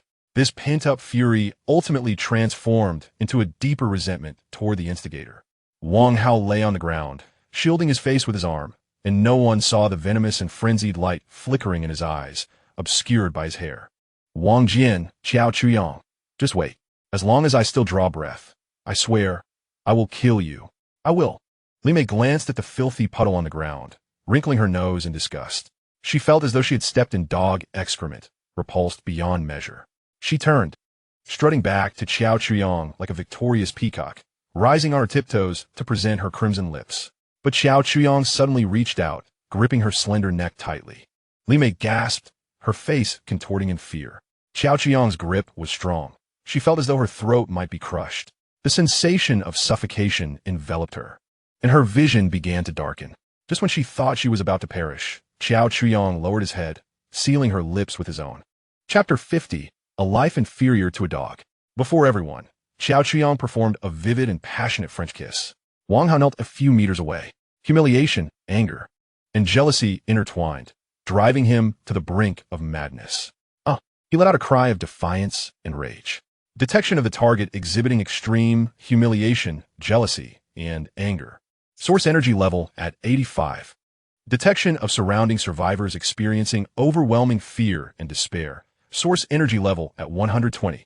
Listening to the incessant notifications echoing in his mind. Xiao Chuyang released Li Mei with a sense of satisfaction. This scene utterly shattered the man's psychological defenses. Detection of the target experiencing intense shame, rage, and madness. Source energy level at 92. Xiao Chuyang was in high spirits. This trip had not been in vain. He patted Wang Jian's shoulder and said, "This is now in your hands. Remember, only those who obey have the right to ride and eat. As for the rest, their fate, be it life or death, is none of my concern." He took a package from the first subject and tossed it onto the ground. "This is your rations, and you shall distribute them." Having spoken, he turned to leave with the first subject and Li Mei. The oppressive silence of the room was shattered. All eyes shifted from the doorway to Wang Jian at the center of the room. In that moment, he stood as the newly appointed king of this inferno. Clutching 2 black collars and a heavy bundle of food, the pain from his previously broken leg seemed to dissipate, and he stood tall. Who else? Who else wishes to survive and to be like Brother Qiao? Wang Jian's voice was hoarse yet exhilarated as he surveyed the room, reveling in the attention of all present. The survivors exchanged glances, their eyes filled with struggle. The haunting image of Wang Hao's tragic form lingered, the echo of the gunshot still resonating in their ears. Dignity? Freedom? In the face of gnawing hunger and the ever-looming specter of death, such words appeared painfully insipid. At last, a man as thin as a monkey could no longer withstand the pangs of hunger and tremulously stepped forward. His name was Tan Hao, a vagrant who had squandered his days in internet cafes before the apocalypse, devoid of any skills apart from gaming. He had not consumed anything substantial in days. His stomach felt as if it were ablaze. As he gazed at the food in Wang Jian's hands, his throat convulsed violently. I will wear it." Tan Hao's voice was barely a whisper, and he dared not meet the eyes of those around him, fixating instead on the package of food. Wang Jian nodded in satisfaction and tossed 1 collar in his direction. Tan Hao fumbled to catch it, and without a moment's hesitation, trembling hands fastened the collar around his own neck. With the first collar donned, the second soon followed. Almost simultaneously, another man in his 40s, bald and desperate, rushed forward, snatching the last collar from Wang Jian's grasp, fearing it would be taken by someone else. He quickly secured it around his neck. His name was Li Weigua, a laid-off worker whose thoughts were simpler and more pragmatic. What good was dignity if it could not provide him a warm meal? None at all. Yet this collar could. By becoming a dog, perhaps he could secure a share of the scraps. Wang Jian gazed at his newly acquired subordinates, erupting into a triumphant laughter. He tore open the package left by Xiao Chuyang, and an intoxicating aroma of meat instantly filled the air. Within the parcel lay a collection of thick sausages, canned pork and cabbage, alongside bags of white bread. Wang Jian seized one of the sausages, tore through its red plastic casing, and opened his mouth wide to take a hearty bite. The rich essence of fat and the savory flavor of meat exploded in his mouth, and he was nearly overwhelmed with bliss. "Eat, just eat," he exclaimed, tossing a handful of sausages and cans to Tan Hao and Li Weiguo. Tan Hao received the canned pork and cabbage, struggling to pry open the pull tab with his fingernail. With a sharp pop, the pink meat paste revealed itself. Unable to restrain himself, despite the food inside being frozen solid, he devoured it ravenously. The mingling sense of meat and the sweetness of starch created the most delectable dish he had ever tasted. Tears streamed down his face uncontrollably, blended with the grease at the corners of his mouth, which he swallowed down. Li Weiguo carefully tore a piece of white bread, delicately excavating a morsel of meat, savoring each bite slowly, as if wishing to prolong the flavor in his mouth. The three of them feasted voraciously before the eyes of all. The sounds of chewing and swallowing echoed piercingly in the silent room. The other survivors, like puppets ensnared by an invisible force, stared blankly at the scene. Their stomachs grumbled in protest, saliva uncontrollably pooling, leaving them to gulp desperately. The enticing aroma gripped their throats like an unseen hand, burrowing into their minds and stirring their empty bellies. "Damn it, a bunch of dogs." A young man among the crowd could no longer contain himself and muttered under his breath. For the sake of food, they lost their humanity. Others nearby immediately echoed his sentiments. Wang Jian overheard. He set down his sausage, and the satisfied grin on his face twisted into a menacing snarl. He approached the most vociferous detractors, producing the electric shock device given to him by Qiao Chuyong from his pocket. "What did you just say? I couldn't quite catch that. Care to repeat it?" Wang Jian thrust the device towards the young man's face.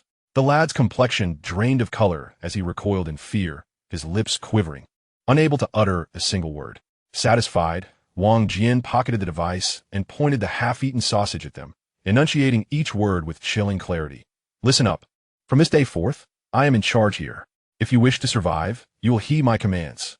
At that moment, a woman who had been lurking in the shadows suddenly dashed forward like a wild creature. Her eyes were bloodshot, fixated hungrily on a piece of dark chocolate carelessly discarded by Qiao Chuyong. Like a wolf spotting its prey, she lunged forward, kneeling on the ground and scraping away the dust, intent on shoving the chocolate into her mouth. "Get away!" Another man rushed over from the side, kicking her aside as he too sought to seize that piece of chocolate. This scene acted as a spark, igniting a frenzy among all present. "Mine, it's mine. Give it to me. Just a bite." A dozen survivors, in pursuit of that morsel tainted with dirt, utterly abandoned their last vestiges of dignity. They grappled with one another, shoving, scratching, biting, like a pack of wild dogs fighting over carrion. One man managed to snatch the chocolate, but before he could stuff it into his mouth, a nearby individual struck him squarely in the face, sending the chocolate flying from his grasp. A quick-witted woman caught it midair, only to be immediately overwhelmed by several others who brought her crashing to the ground. Wang Jian, Tan Hao, and Li Weiguo stood off to the side, observing the spectacle with detached indifference, chewing on their fragrant food as they watched the rabble brawl over the scraps they deemed beneath their notice. A morbid sense of superiority swelling within them. In the corner, Lin Wanqing curled into herself, burying her face deeply into her knees. She dare not look, nor did she wish to witness the chaos unfolding. The tumultuous scene filled her with waves of nausea as she envisioned her own future. If she did not make a choice soon, perhaps tomorrow or the day after, she too would find herself among those ravenous wild dogs fighting for scraps. The farce continued for quite some time until the chocolate was entirely consumed, even the crumbs on the ground licked clean. Gradually, the crowd began to calm, each person disheveled. Faces marked with bruises, resembling a defeated flock of roosters, they returned to their corners, casting wary glances at one another. Wang Jian felt he had seen enough of the performance. Clearing his throat, he pointed at the dozens of gleaming contraptions that resembled bicycles and issued his first official command. "Stop dawdling. If you want to eat, come over and work." He gestured towards Tan Hao and Li Weiguo, declaring, "You two will be my deputies from now on. You work, they supervise." Anyone caught slacking off, he brandished the electric baton in his hand, the implications of his threat unmistakable. "Every day, I will rank you based on the number of circles you pedal. The top 3 will receive meat. The rest will have only bread. And the bottom 3 will get nothing at all. As for those unwilling to work," Wang Jian sneered, "then get the hell out of my sight. Don't expect a grain from me." Tan Hao and Li Weiguo immediately adopted an air of authority. "Did you hear that? Brother Jian's word is law. Move it." Tan Hao waved his arms, embodying the role of a second-in-command. Li Weiguo approached the bicycle, patting the seat. This is high-tech, it generates power.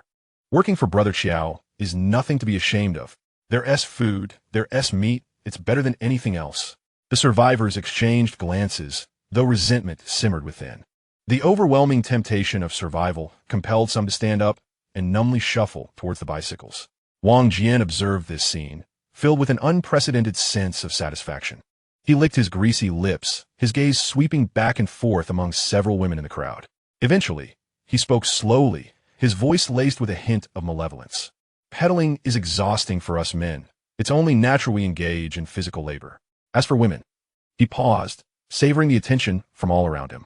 If any woman is willing to be obedient and ensure my comfort, I wouldn't need to pedal and could indulge in meat every day. As he spoke, his gaze unabashedly settled on a figure huddled in the corner, trembling in fear. Lin Wanqing. Chapter 51. The feet beneath the table as night fell. The wind and snow continued unabated.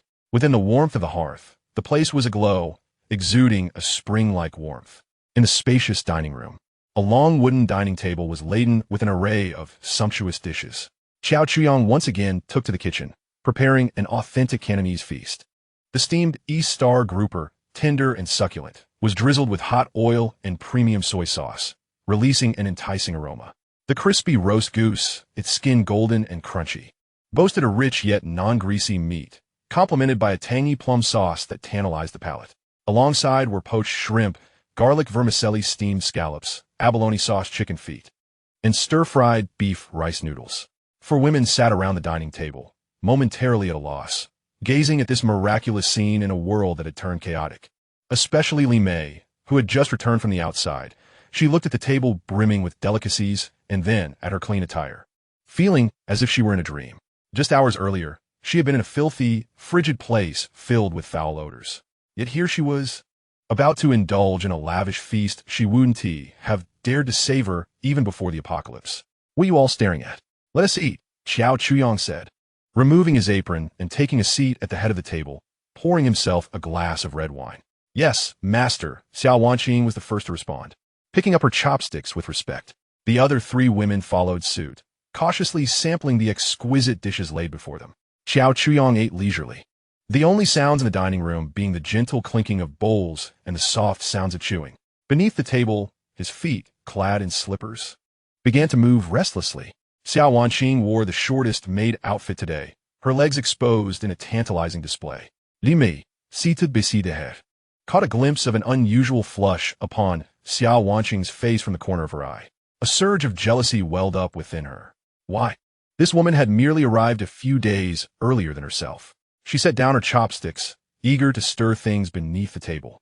But Xiao Chuyang's indifferent gaze swept over her, causing her to freeze, too intimidated to make any further moves. Xiao Chuyang found Xiao Wanqing's compliance rather dull, too obedient. She resembled a programmed robot, lacking the thrill of prying open an oyster to discover a pearl. He turned his attention to another target, Zhao Jing. From the moment she entered, the woman remained enveloped in silence. Apart from eating, she uttered scarcely a sound, her countenance devoid of any extraneous expression, resembling an ice sculpture. Xiao Chuyang gently nudged her. Zhao Jing's body tensed abruptly, her grip on the chopsticks tightening instantaneously. She lifted her gaze towards Xiao Chuyang, her eyes betraying a hint of wariness. Yet, Xiao Chuyang paid her no mind, engrossed in savoring the roasted goose in his bowl, as though the happenings beneath the table were of no concern to him. Her lips were pressed tightly together, and a fine sheen of perspiration beaded at her temples. She yearned to escape, but at this dining table, there was no refuge to be found. Xiao Chuyang observed her reactions with keen interest. This woman indeed possessed remarkable composure. Suddenly, he felt that the thrill of breaking through the icy exterior was far more intriguing. The meal concluded amidst this peculiar and tense atmosphere. Meanwhile, in Building 1, in a frigid chamber, a dozen survivors who had failed to secure bicycles huddled in a corner, enduring the dual torment of hunger and cold. They could only watch helplessly as Wang Jian and others dined luxuriously across the room. In the center, dozens of human-powered energy converters whirred as the fortunate ones pedaled vigorously. Sweat soaked their tattered garments, and the sound of their labored breaths echoed throughout the room. They dared not cease, for Wang Jian was nearby. wielding a shock device that emitted blue arcs of electricity, pacing back and forth like an overseer. Hurry up, haven't you eaten? Anyone who dares to slack off can forget about dinner tonight. Wang Jian barked. He felt exhilaratingly empowered. No longer was he the crippled victim of bullying. He had become a manager wielding authority. He reveled in the pleasure of controlling others. Among the men peddling, several had previously looked down upon him. Now, they were compelled to toil like beasts before him, striving for a morsel of food. One particularly strong man exerted himself, pedaling furiously as the chain protested under the strain. He aimed to exert his strength to achieve the highest number of revolutions, hoping to claim the prize for first place, a can of pork and cabbage. Regardless of their inner thoughts, whether they felt submissive, resentful, or burdened by humiliation, they contributed their sweat and strength to the ever-fluctuating digits on the system panel of the fire barrier. Source Energy 1, Source Energy 1, Source Energy 1. Although progress was slow, it was ceaseless. As time drew near, Wang Jian glanced at his watch and announced the end of the session. The cyclists collapsed from their exertions, utterly spent, barely able to stand. Wang Jian instructed Tan, Hao, and Li Weigua to tally each person's revolutions before distributing the food. The burly man who placed first eagerly claimed a complete can. He held the cold tin can as if it were the most precious treasure in the world, tears of excitement welling in his eyes. The second and third place winners received a few sausages and bread, while the others were left with nothing but a piece of dry bread. As for the last three, they received absolutely nothing. Why should this be? I have pedaled all day, my legs feel like they are about to break, and I can't even have a bite to eat? A man, ranked low, shouted in indignation. Wang Jian leisurely approached him, a cruel smile gracing his face. Why? He shook the electric shock device in his hand, and with this, zzz, the blue arc of electricity struck the man's thigh directly. Ah! The man screamed, convulsing as he collapsed to the ground, frothing at the mouth. The others, witnessing this scene, fell silent, too frightened to voice any dissent. Wang Jian looked on with satisfaction at the scene he had cowed into submission, licking his greasy lips as his gaze scanned the crowd. Finally resting on Lin Wanqing in the corner, he walked over to her, looking down from his height at the woman who had once made him feel ashamed. Dr. Lin. Wang Jian's voice took on a sticky tone. Look how hard they work. You truly needn't tire yourself so. He crouched down, extending his oil-stained hand toward Lin Wanqing's face. Disgusted, she turned her head away, evading his touch. Wang Jian, unperturbed, retracted his hand with a smile, saying, Don't be ungrateful. Xiaothge doesn't value you. But I do. He leaned in close to Lin Wanqing's ear, speaking in a hushed tone meant only for her. If you please me tonight, I guarantee you will have meat to eat every day, no longer needing to toil in such rough labor. What do you say? Lin Wanqing's body trembled violently. She looked at Wang Jian's face, her stomach churning. She felt nauseous. Yet lost, she spat out a single word through clenched teeth. Wang Jian's expression darkened instantly. Very well, he replied with a cold laugh. You have spirit. I shall see just how strong your will truly is. He turned to Tan Hao and Li Weigua, instructing, Watch her closely. From today onwards, she is not to receive any food or even a drop of water. With that, he strode into a small room they had seized, slamming the door shut behind him. Silence once again enveloped the room. Lin Wanqing curled up in the corner, burying her face deep into her knees. She knew that Wang Jian would not let her off easily. What he desired was not her submission, but the complete destruction of her will, relishing in the pleasure of trampling her like a delicate flower into the mud. How much longer could she endure? A day? 2 days? When hunger and thirst reached their peak, would she be able to maintain her boundaries? Chapter 52, Pathological Attachment. After dinner, Qiao Chuyong instructed Li Mei, Su Xianwan, and Zhao Jing to wash the dishes. Xiao Wanqing followed him back to the master bedroom. The room was enveloped in silence, leaving only the two of them. With her head bowed, Xiao Wanqing stood in the center of the room, her hands anxiously entwined. She could sense Qiao Chuyong's gaze upon her, laden with scrutiny. Today, he had taken Li Mei out, displaying an intimacy with her in front of so many people. This incident pierced Xiao Wanqing's heart like a thorn. She dared not inquire or exhibit any dissatisfaction, yet the unease and anxiety were impossible to conceal. Come here, Qiao Chuyong said, seated at the edge of the bed, his tone devoid of emotion. Xiao Wanqing shivered slightly, obediently approaching him and halting half a meter in front, still with her head lowered, resembling a condemned prisoner awaiting judgment. Qiao Chuyong reached out, gently grasping her smooth chin to lift her face. On that beautiful visage, A pair of eyes that usually conveyed shrewd calculation was now filled with trepidation and caution. Are you unhappy that I took Li Mei out today? Xiao Chuyang inquired. No. Master, Xiao Wanqing quickly shook her head, her voice taut. Wanqing dares not feel displeasure. She is only pleased with the masteress decisions. Is that so? Xiao Chuyang's fingers caressed her chin lightly, yet his tone turned icy. But I cannot shake the feeling that you are quite envious of her. Xiao Wanqing's body stiffened, her gaze evasive, unable to meet his eyes. She thought she had concealed her feelings well. It seems I have pampered you too much, allowing you to forget your true identity. Xiao Chuyang's voice grew colder. Xiao Wanqing's pupils dilated, the color draining from her face, as her body trembled uncontrollably. Master, I was wrong. Wanqing was wrong. She pleaded in terror, her knees buckling as if to kneel. Yet, Xiao Chuyang's hand firmly supported her, preventing her from succumbing to the floor. What did you err? I should not have been jealous, nor should I have speculated on the masteress' intentions. Xiao Wanqing's voice trembled with fear, yet her thoughts remained clear. My value lies in alleviating the masteress' burdens, not being distracted by such matters. I have failed in my duties, master. No, Xiao Chuyang shook his head. Xiao Wanqing was taken aback. My outing with Li Mei was deliberate. Women like her are best suited to provoke the men in building one. Their existence serves merely as tools, Xiao Chuyang stated, locking his gaze with hers, emphasizing each word. And you are different. Xiao Wanqing's body shuddered violently. She raised her head, her eyes still filled with alarm, staring at Xiao Chuyang. You are the mistress of this household, their overseer. What I require of you is to manage them well, not to engage in jealousy or diminish your own status. Do you understand? Madam. The term struck Xiao Wanqing's heart like a bolt of electricity. So this was how the master perceived her. She was not a mere tool. She was the mistress. An unprecedented wave of satisfaction and happiness engulfed her like a tidal wave. The fear and humiliation from earlier transformed into the sweetest reward at this moment. I understand now. Master, I truly do, she exclaimed, her eyes glistening with unshed tears.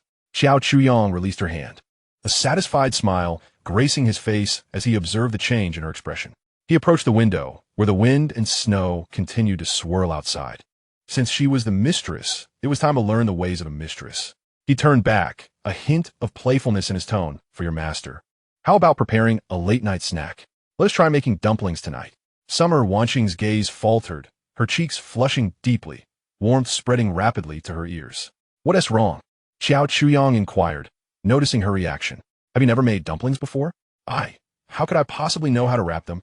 Summer Wanqing's voice was barely above a whisper, akin to a mosquito's buzz, tinged with a petulance she was unaware of. What if they don't turn out right? The dumpling skins might collapse. How does one wrap dumplings?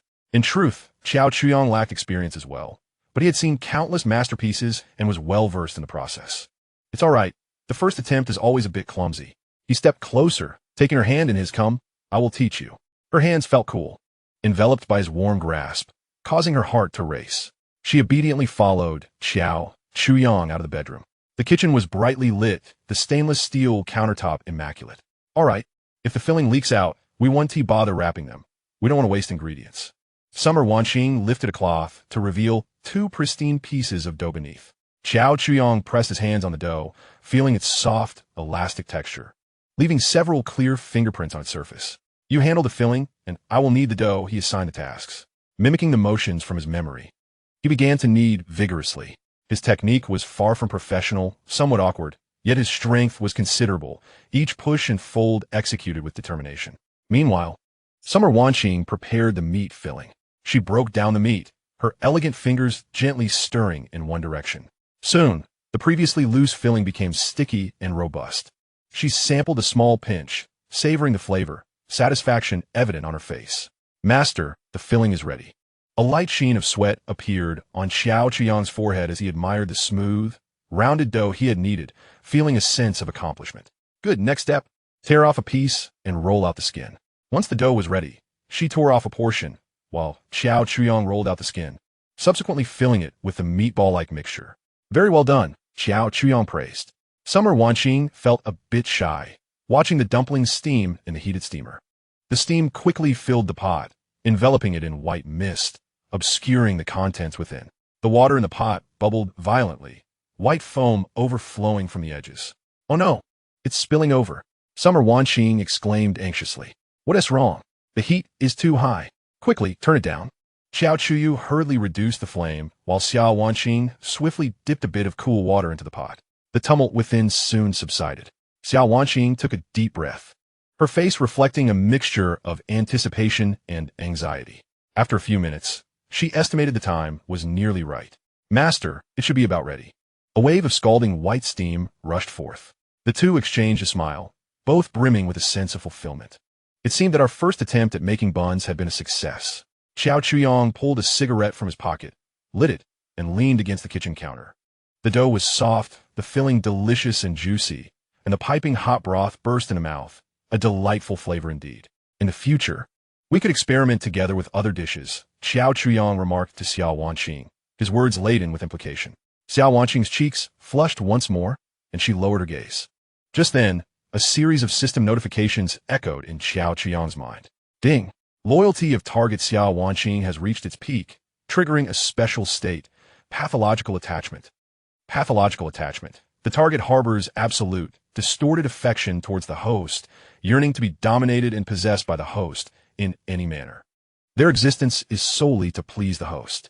Xiao Wanqing will automatically provide the host with 300 points of source energy daily. Xiao Chuyong's eyes sparkled.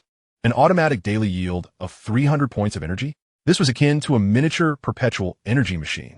He gazed at the blushing woman before him and then glanced at his system panel. If he could simply lie back each day, wouldn't he accrue vast amounts of source energy? At that point, overcoming upgrade barriers, purchasing genetic soldiers, and establishing his own kingdom in the apocalypse would no longer be mere dreams. Chapter 53. Signal lost, connection disrupted. The next day, in the adjacent residential building, Xiao Lei lay curled up on the cold sofa, like a soulless corpse. The sticky sensation on his palms and pant legs felt like hard shells, mingled with the stench of sweat and filth, each friction reminding him of the baseness of his recent actions. Following a brief release, he was plunged into an abyss of emptiness and shame. He gazed out at the bright four-story building, which seemed like paradise, while his own room felt like hell. The space was in disarray, permeated with the foul odor of rotting food and excrement. Ever since his parents had gone out in search of food and never returned, this home had become his grave. He had not eaten for several days, hunger gnawing at him until his stomach pressed against his back. Yet, more tormenting than hunger was the psychological torture. Xiao Wanqing, the woman he once loved deeply, the goddess who always appeared pure and lovely before him. Hatred, jealousy, and impotent rage coiled around him like 3 venomous serpents, gnawing at his soul day and night. He loathed Xiao Chuyong for having taken everything from him. He also despised Xiao Wanqing for her betrayal and degradation. But above all, he detested his own powerlessness. He could only conceal himself within this room, which resembled a heap of refuse, feeling like a worthless being, consumed by impotent rage. His stomach began to betray him once more, growling in protest. Struggling to rise from the sofa, he rummaged through the disarray. His gaze ultimately fell upon a disheveled package in the corner. The food had long been exhausted, leaving behind only useless scraps of packaging. A suppressed, agonized, yet oddly satisfying howl erupted from his throat, reverberating through the lifeless building. The passage of time, rather than bringing tranquility, deepened his despair. Jolei sank back onto the sofa, utterly drained, lacking the strength to even move a finger. He stared vacantly at the ceiling. At that moment, a faint sound, a mere click, crackled from some corner of the room. Jo Eliish nervis instantutaitenet. He held his breath, straining to listen. Was a mouse? The sound repeated, rhythmic and deliberate, unlike the chaotic scurrying of a rodent. It resembled fingernails scraping against wood, methodically, one after the other. Jolei's hair stood on end. He traced the sound to its source, which emerged from his parents' room. He wished to feign ignorance, covering his ears with his hands and burying his head into the foul-smelling sofa cushion. Yet, the sound seemed to pierce through all barriers, burrowing directly into his mind. The scraping continued, slow and maddeningly rhythmic. Who is inside? Jolei Oavsli shouted. The only response was the unrelenting sound of scraping. Was it a hallucination? Had hunger driven him to auditory delusions? No, it felt too tangible. What if his parents had returned? What if they were trapped inside? This thought sprouted in his mind like wild grass, despite his awareness of its improbability. Yet for one in dire straits, even the faintest glimmer of hope was worth risking everything. He rose from the sofa, and due to prolonged sitting and hunger, his vision blurred. Steadying himself against the wall, he took a moment before shakily retrieving the key to the master bedroom from the keychain hanging nearby. Approaching the bedroom door, he noted with unease that the scraping had abruptly ceased. An oppressive silence enveloped him. Joe's heart pounded like a drum. He slowly inserted the key into the lock. The gentle click of metal against metal echoed sharply in the stillness. Inside lay an impenetrable darkness, even darker than the living room outside. How could it be so dark in the daytime? A cold draft, mingled with dust and an unknown decaying odor, wafted through the crack beneath the door, sending a shiver down his spine. "Dad? Mom?" he tentatively called out. There was no response. He groped along the wall, seeking the light switch, only to find emptiness. Suddenly, he remembered that the power had long since gone out. The sole source of illumination was a small candle he had lit moments ago in the living room. Yet its feeble glow failed to penetrate the dense darkness that enveloped him. He hesitated for a moment, but ultimately stepped forward. Just as he fully entered the bedroom, a loud bang echoed behind him. The door slammed shut without warning. The sudden noise startled Xiao Lei to his core. He swiftly turned around, frantically twisting the doorknob. But it wouldn't budge. The door seemed as if it had been welded shut from the outside. A chilling silence descended, abruptly halting his voice, as though an invisible hand had grasped his throat the moment he spoke. Everything fell back into an eerie stillness. In the living room, Xiao Chuyong sat with several women, engaged in a game of Mario Kart. Xiao Wanqing, adorned in a gray pleated skirt and sporting a ponytail, radiated an unprecedented joy and contentment despite the lingering pain from her injuries. She nestled beside Xiao Chuyong, occasionally brushing her leg against his, savoring the warmth of their skin, feeling as bashful as an innocent schoolgirl experiencing her first crush. Li Mei, ever the social butterfly, animatedly shared jokes, infusing the atmosphere with laughter. Her gaze toward Xiao Chuyong brimmed with unabashed admiration and possessiveness. Meanwhile, Su Xianwan gradually shed her shyness, buoyed by the comforts of delicious food and a sense of security. A long-forgotten smile graced her face. "Master, do try this," Xiao Wanqing said, popping a lychee in her mouth before offering it to Xiao Chuyong. He opened his mouth, relishing the service of such a beautiful woman. As he took in the warm and harmonious scene before him, his thoughts drifted to the surveillance footage, where Xiao Lei appeared as a specter, neither fully human nor ghostly. Without comparison, there can be no harm. The sensation of holding others' dignity and happiness firmly in his grasp was truly exquisite. He raised his glass, toasting to the white expanse outside, honoring this damned apocalypse and the new life that allowed him to act with impunity. At the very moment he set down his glass, a blue data stream, visible only to him, flickered before his eyes. Warning: NTR energy source Xiao Lei, signal lost, connection terminated. Xiao Chuyong's brow furrowed, barely perceptibly. Signal lost? Connection terminated? Maintaining his composure, he discreetly accessed the panoramic surveillance system, locking onto a view of Xiao Lei's window. In the footage, the residential building loomed like a silent beast, lying in wait amidst the howling wind and snow, a scene shrouded in utter darkness. Chapter 54. The Shame of Zhao Jing. Xiao Chuyong sank into the sofa, observing his women bustling about. Xiao Wanqing had completely embraced the role of hostess, directing Li Mei and Su Xianwan to tidy up the bottles and debris on the table. Zhao Jing, unbidden, took up the mop and began to cleanse the stains from the floor. Everything appeared orderly, akin to a true home. Yet, his mind was preoccupied with another matter. Xiao Lei's signal had ceased.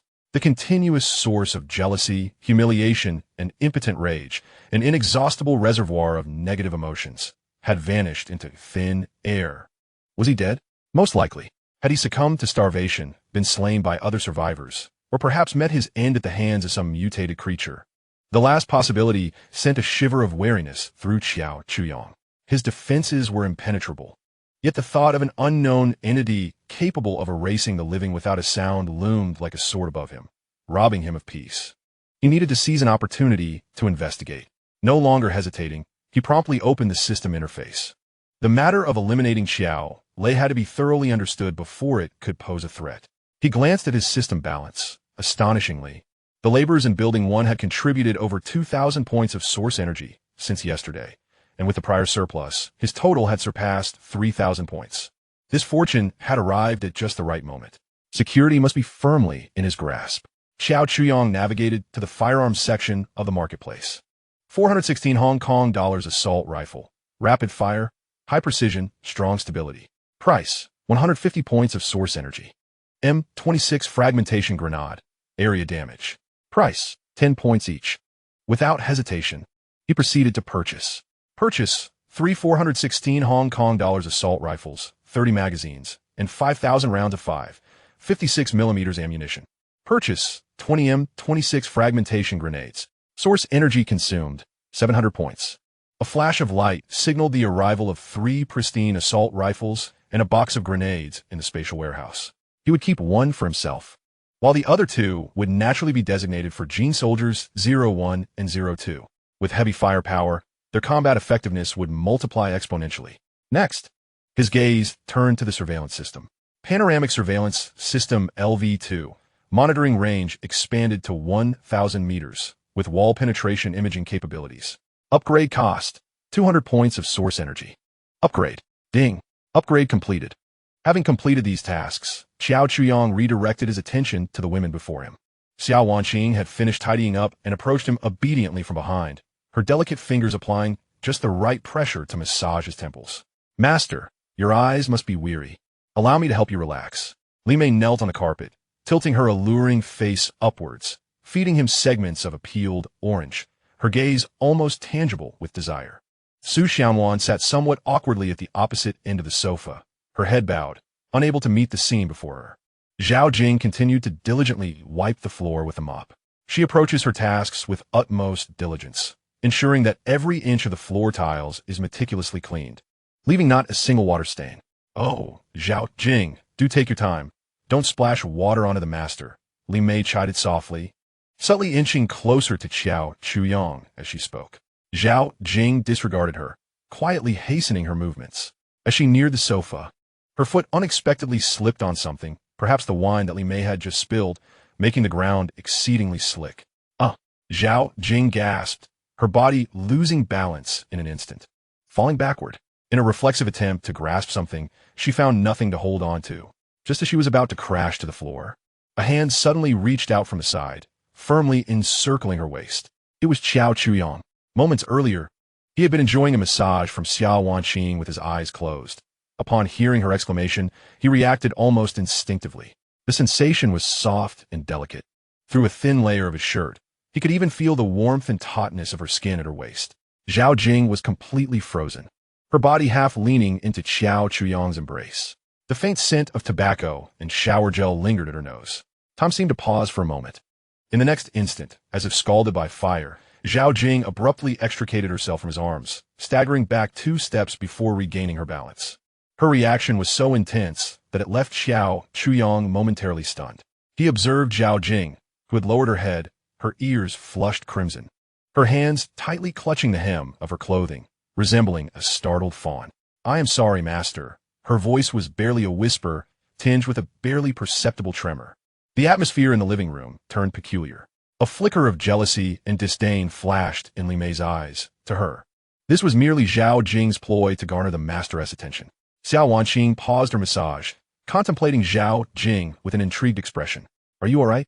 Xiao Chuyong inquired, his tone devoid of discernible emotion. I'm fine. Zhao Jing shook her head, hastily picking up the mop and retreating as if to escape. Hiding in a corner to continue cleaning, too timid to approach the sofa again. Xiao Chuyong averted his gaze, his fingers unconsciously brushing over where she had touched him. The fleeting sensation lingered at his fingertips. Was this woman shy? He recalled her earlier response. It didn't seem feigned. The panic and resistance were palpably authentic. Intriguing. A strong desire for conquest surged within Xiao Chuyong. Are you settling in well here? He asked with a smile. Absolutely. I am quite accustomed. Li Mei eagerly responded, her voice sweet and alluring. As long as I can stay by the master's side, I can adapt to any place. Su Xianwan chimed in softly. Yes, thank you, master. Xiao Chuyong's gaze fell upon Zhao Jing. This woman stood with her back straight and poised, dressed in a perfectly tailored office ensemble. With the buttons of her white shirt meticulously fastened, beneath her black pencil skirt lay a pair of long, slender legs encased in sheer nude stockings. She exuded an aura of restraint, which only intensified the desire to unravel her facade. Zhao Jing, what about you? Xiao Chuyong inquired. Zhao Jing lifted her gaze briefly to meet Qiao Qiang's eyes before quickly averting her gaze, her voice soft yet clear. Thank you, Master. I am well. Merely stating that is insufficient. A cryptic smile graced Qiao Qiang's face as he declared, Here, there are no free lunches. Having enjoyed the sustenance and safety I provide, you must contribute something in return, correct? Su Xianwan's body instinctively tensed. She understood that what was inevitable would eventually come to pass. Zhao Jing remained silent, yet the hands resting on her knees unconsciously tightened. Xiao Wanqing and Li Mei were already acutely aware of their responsibilities. Qiao Qiang's gaze swept between the two women. Now, it's your turn. He rose, his gaze ultimately settling on Zhao Jing's face. Even amidst such circumstances, her expression remained largely unchanged, though a subtle ripple of emotion flickered in the depths of her eyes. You, come here first, Qiao Qiang commanded, pointing at Zhao Jing. Follow me upstairs. Zhao Jing's body stiffened, and the atmosphere in the living room grew palpably tense. Xiao Wanqing cast a sympathetic glance at Zhao Jing, while Li Mei displayed unabashed glee. Having long held disdain for this pretentious woman, she eagerly anticipated witnessing Zhao Jing face the master's severity. Would she still be able to maintain her facade? Su Xianwan trembled in fear, anxious for Zhao Jing's fate and apprehensive about her own uncertain future. Zhao Jing remained motionless, seated like a statue. What? Did you not hear my words? Qiao Qiang's voice carried a hint of impatience. Slowly, Zhao Jing lifted her head, meeting Qiao Qiang's gaze directly. Her voice steady and devoid of discernible emotion. What can I do? You can do much, Qiao Qiang replied, stepping closer, looking down at her. For instance, first learn how to please me. A wave of humiliation surged through Zhao Jing, painting her cheeks with an unusual flush.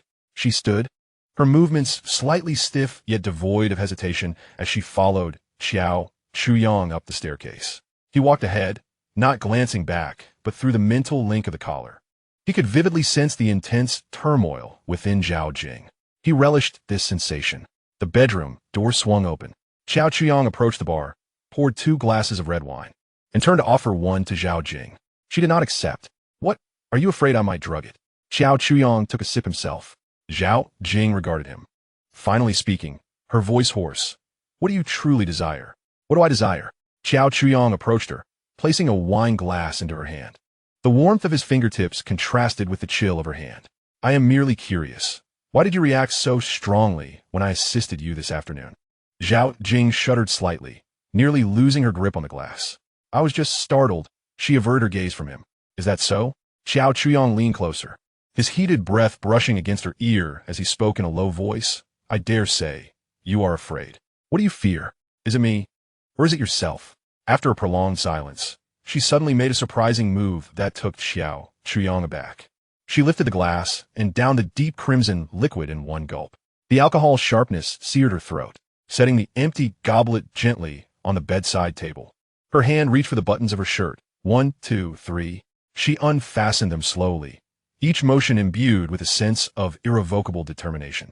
The white shirt slipped off and was carelessly discarded onto the floor, followed by her skirt, when the black body-hugging dress also fell onto the carpet. Only the skimpiest of undergarments and a pair of flesh-toned stockings remained on her form. Is this acceptable now?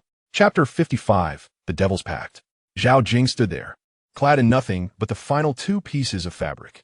Unlike Li Mei's deliberate display of voluptuousness or Xia Wanqing's gentle grace, Zhao Jing exuded a healthy beauty forged through years of disciplined training. Every inch of her skin was taut, brimming with strength, particularly her legs, long and straight. They glimmered with an alluring pink sheen under the light. Qiao Qiang's gaze traveled from her ankles upward, ultimately resting on her expressionless face. Not enough, he uttered. What more do you desire? Her voice finally quivered. I have expressed my wish to see you display the same expressions as they do.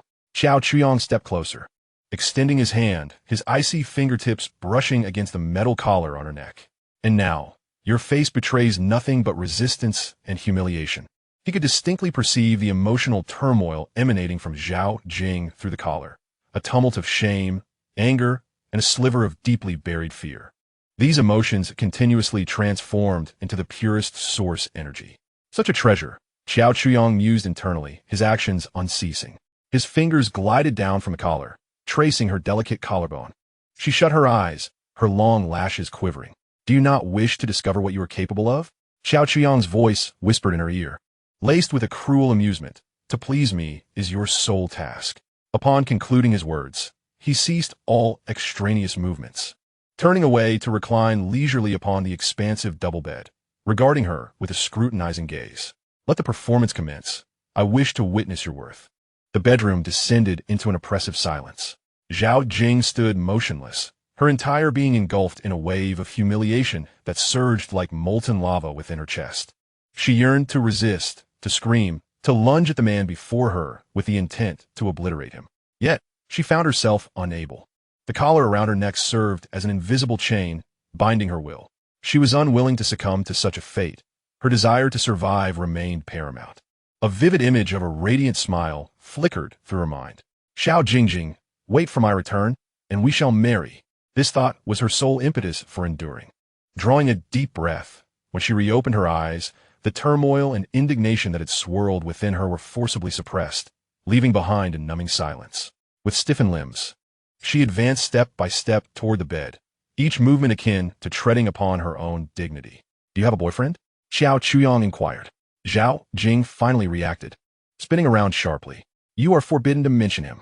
Oh, Xiao Chuyang's interest piqued. It seems my assumptions were correct. Have you sworn allegiance to him? I shall reiterate. Do not speak of him.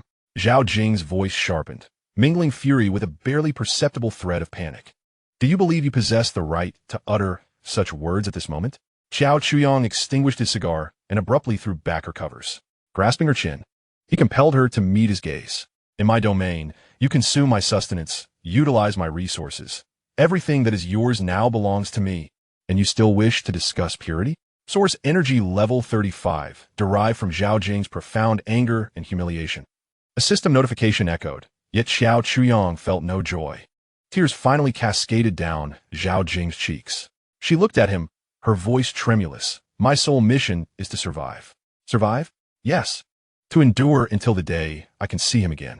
Zhao Jing's eyes ignited with extraordinary brilliance at the mention of him.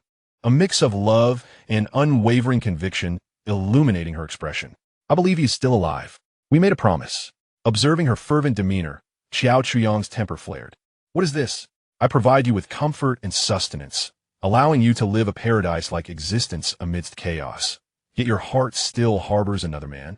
You aspire to seek him out alive? Dream on. An impulse surged within him to cast her beyond the walls of protection, leaving her to fend for herself. He despised women who were dissonant in body and spirit. Furthermore, a nagging sensation of betrayal gnawed at him, just as he poised to issue an expulsion command. A chilling system notification abruptly materialized before his eyes. Detected special target, Zhao Jing. Target status, belief barrier. Special mission triggered, break the belief.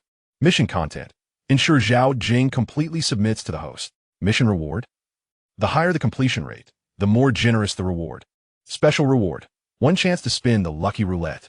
Xiao Chuyang's actions came to an abrupt halt. Lucky roulette? When did the system incorporate this feature? Is it a contrivance to advance the plot? The anger within Xiao Chuyang was swiftly replaced by a more fervent excitement. Excellent. With a chance to win, he was eager to participate. With this thought in mind, he gently released his grip on Zhao Jing's chin, his movements becoming considerably softer. He even reached out to wipe away the tears from her face. This sudden shift left Zhao Jing in a state of bewilderment. She could not comprehend how this demon, who had seemed intent on devouring her just moments ago, had transformed into such a benevolent figure. I believe in you. Xiao Chuyang's voice was unexpectedly gentle. I also believe he is still alive. Zhao Jing regarded him with suspicion. Let's make a pact, Xiao Chuyang said, a sincere smile gracing his face. You stay here and live well. If one day you truly find him, and he is alive, I will allow you to leave. Really? Zhao Jing blurted out, disbelief evident in her tone. Of course, it is true, Xiao Chuyang nodded. When I, Xiao Chuyang, make a promise, I always keep it. However, he shifted his tone. Before that, you must fulfill your duties and please me adequately. If I'm satisfied, I might even assist you in searching for him. Zhao Jing's heart began to wrestle with inner turmoil. The price was too tempting. She gazed at Xiao Chuyang's sincere face for an extended time. Ultimately, she slowly nodded. All right, I accept your terms. In that moment of acquiescence, Xiao Chuyang witnessed, for the first time, a genuine and radiant smile bloom on her typically cold and numb face. That smile was like the first crack in a frozen lake. Truly beautiful, Xiao Chuyong marveled inwardly, his own smile growing ever more tender. He could already envision the enchanting scene when this smile would blossom before another man, all because of him. Chapter 56. The Disappearance of a Family of Three. Observing the glimpse of a smile on Zhao Jing's face, reminiscent of someone who had survived a calamity, Xiao Chuyong felt a surge of joy within. A mere intangible promise has stripped you of your final defenses. Indeed, it seemed that women must be approached with intellect. He refrained from further actions towards Zhao Jing, even going so far as to thoughtfully pull the blanket up around her. Starting tomorrow, I expect to see a different version of you. With that, he rose from the bed, leaving Zhao Jing alone, her gaze complex as she stared at the ceiling. Xiao Chuyong returned to the living room on the first floor, where Xiao Wanqing and Li Mei were anxiously awaiting his arrival. Meanwhile, Su Xianwan had already vanished, presumably retreating to her room.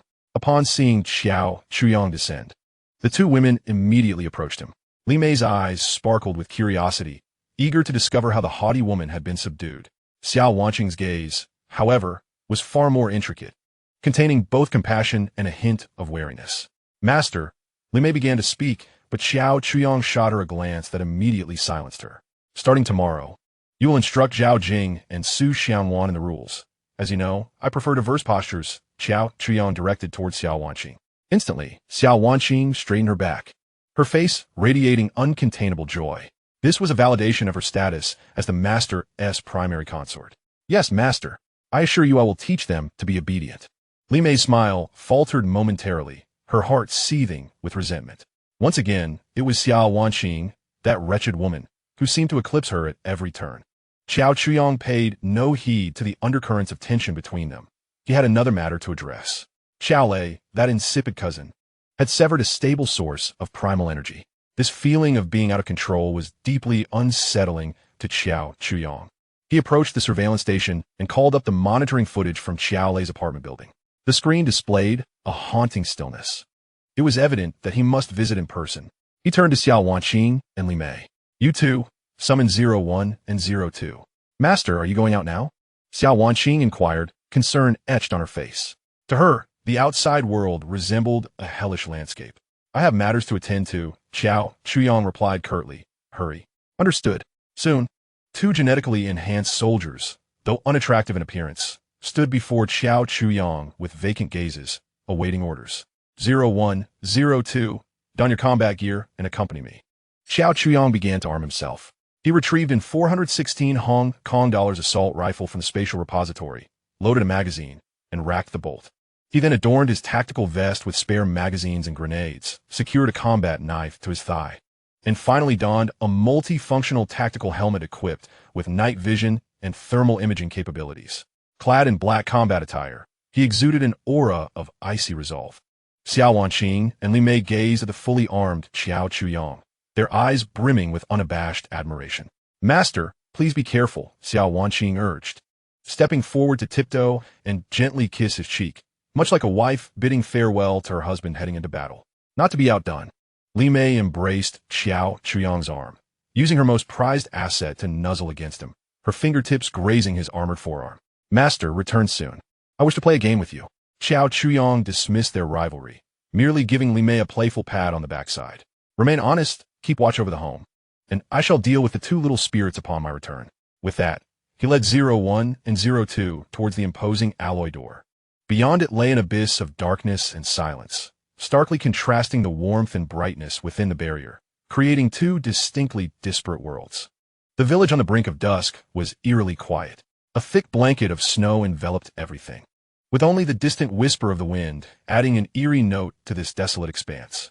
As Xiao Chuyong and his companions traversed the snow-laden ground, each step produced a crunching sound beneath their feet. The night vision capabilities of their tactical helmets rendered the surroundings vividly clear to him. 01 and 02 flanked him, vigilantly scanning their environment. The residential building housing Xiao Lei was less than 200 meters from the barrier. Soon, the trio arrived at the shadowy edifice. The entrance to the stairwell was barricaded by the snow, prompting Xiao Chuyong to lead his companions through a broken window on the second floor. The stairwell was permeated with a damp, moldy odor and the stench of refuse, with walls marred by splotches of grime. Activating the tactical flashlight on his helmet, A piercing beam shattered the darkness. Their destination was the 5th floor. Dust and debris cluttered the staircase, indicating it had been ages since anyone had traversed it. The three moved with utmost stealth, nearly soundless in their approach.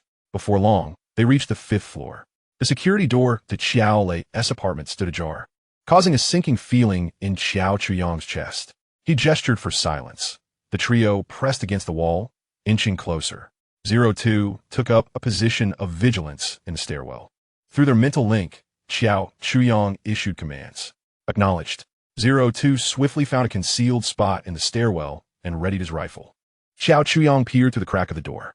The living room lay in disarray, littered with refuse. The previous broken window had been haphazardly covered with ragged wood and torn cloth. Cold air seeped through the gaps, and frost coated the surface of various items on the windowsill, with short icicles hanging down. There were no signs of struggle, nor any traces of blood. The place was deserted. After relaying this to 01, he pushed the door open and stepped inside. 01 followed closely, gun trained on any potential hiding spots. Xiao Chuyang scanned the room briefly before striding towards the secondary bedroom opposite. The door was locked. 01 retrieved a set of simple lock-picking tools from his backpack, and moments later, a soft click signaled the lock's release. As Xiao Chuyang opened the door, a more potent wave of decaying odor rushed out to greet him. He shone his flashlight inside. The bedclothes were in disarray. The wardrobe stood wide open, its contents tossed about chaotically. Scattered across the floor were various articles of women's clothing. Still, no one was present. Xiao Chuyang furrowed his brow. Had Xiao Jiangwo and his wife also vanished? He vividly recalled that this family, fearful of death, would never venture outside during a blizzard. Ultimately, Xiao Chuyang entered the master bedroom, the domain of Xiao Jiangwo. The room was strewn with refuse, an overpowering stench permeating the air. The sticky stains on the sofa had long since dried and darkened. Xiao Chuyang's gaze meticulously scanned the room inch by inch. He could not fathom that the family of three could vanish in a thin air. At last, his attention was drawn to the wall of the bedroom. Upon the white-painted surface, there lay an inconspicuous, faint scratch. This scratch was slender, following an irregular curve, as if something exceptionally sharp had carelessly grazed the wall. It was easily overlooked if one did not examine it closely. Xiao Chuyang stepped forward, gently tracing the scratch with his fingertip. The sensation was cold and smooth. It was not made by a blade. Xiao Chuyang swiftly deduced that a knife would have left a rougher edge. This resembled more the mark of a claw from some creature. Images of the mutated beings he had encountered in his previous life flashed through his mind. Claws were their most common weapons. Could it be that the Xiao family had been taken by a mutated creature? Yet, why was there no trace of blood or signs of struggle at the scene? Given Xiao Jiangwo's boisterous nature, it was implausible that he would not have uttered a sound during an attack. The entire affair was unsettlingly silent. Xiao Chuyang heightened his vigilance. He used the camera on his helmet to meticulously capture the scratch, intending to study it further later. 01, check the windows. Understood. 02, proceed to search the living room. Received. Unit 01 approached the window, scrutinizing the frame and glass. The window was locked from the inside, with no signs of tampering. This eliminated the possibility of an intruder entering through it. The only available exit was the slightly ajar front door. Xiao Chuyang's gaze returned to the foul-smelling room, an unsettling feeling nagging at him, as if he had overlooked something. His eyes finally settled on the disheveled single bed. The bed was adorned with a white sheet, yet the furrow in Xiao Chuyang's brow deepened further. Something was amiss. This room was littered with dust and garbage, yet this sheet, although wrinkled and stained, appeared glaringly pristine. It was as if it had just been replaced. But how could someone so destitute, unable to afford a meal, have the leisure to change the sheets? A ludicrous thought flickered through Xiao Chuyang's mind. He cautiously approached the bed. Unit 01, sensing the master's unusual demeanor, followed closely with his weapon at the ready. Xiao Chuyang extended his hand, intent on lifting the sheet. Just as his fingertips were about to make contact, an unexpected turn of events occurred. Master, be cautious. The warning from Unit 01 reverberated within the mental link, yet it was already too late. The flat white sheet suddenly began to rise, forming a bulge as if moved by an invisible force. In the next instant, the entire sheet launched off the bed, transforming into a white shadow that tore through the air, aiming directly for Xiao Chuyang's throat. Everything transpired in the blink of an eye.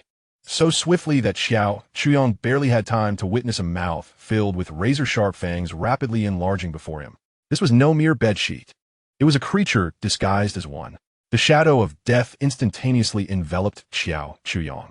He could even smell the foul, putrid breath emanating from that mouth.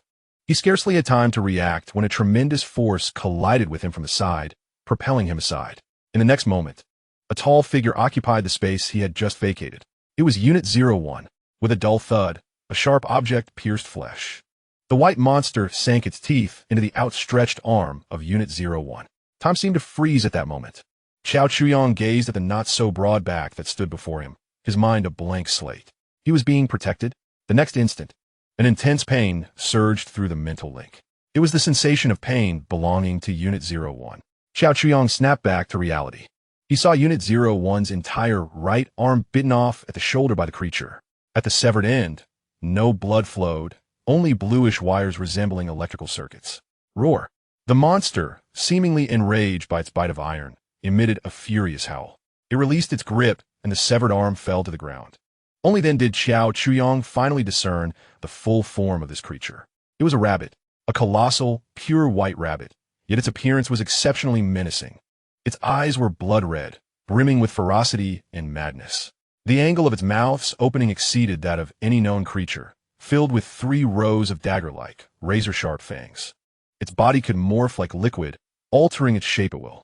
Just moments ago, it had flattened itself, masquerading as a bedsheet. What on earth was this abomination?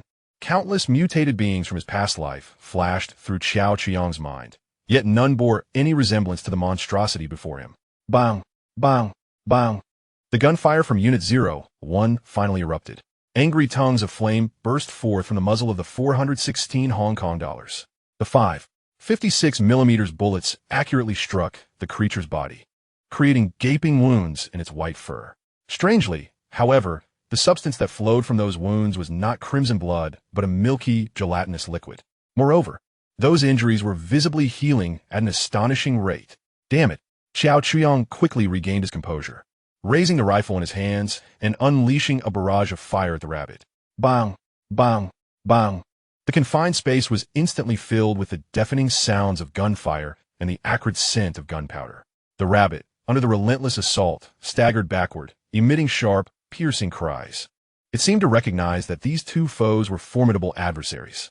After sustaining numerous hits, its supple form suddenly contracted before it launched itself through the shattered window like a cannonball, plummeting from the 5th floor. Xiao Chuyong rushed to the window. He beheld the white figure deftly adjusting its posture midair before landing gracefully on the thick blanket of snow below. Turning its head, it cast a lingering gaze at Xiao Chuyong from above with its blood-red eyes. Then, its massive body began to collapse and dissolve, seeping into the snow like molten wax, vanishing without a trace in the blink of an eye. The entire sequence was fluid and breathtakingly swift. Standing at the shattered window with his scorching rifle in hand, Xiao Chuyong's expression darkened ominously. He had been ambushed by a mere rabbit. More alarmingly, a wholly new and terrifying species, beyond the scope of his previous life as comprehension, had emerged. This world appeared to be far more perilous than he had ever imagined. Master, Unit 01 has sustained severe damage. The voice of Unit 02 jolted him back from his shock. Turning around, Xiao Chuyong saw Unit 01 kneeling on one knee, the sparks from its severed arm having ceased. Its grotesque visage remained devoid of any expression, as if it had merely lost an inconsequential part. Approaching, Xiao Chuyong gazed at the empty space of its right shoulder, a sense of dread washing over him for the first time. Had Unit 01 not intervened to push him out of harm's way just moments ago, it would have been his neck that was severed. He had narrowly escaped death. His previously smooth journey since his rebirth had lulled him into a false sense of security. He had believed that with the advantage of his past experiences and the formidable barrier system, he had everything under control.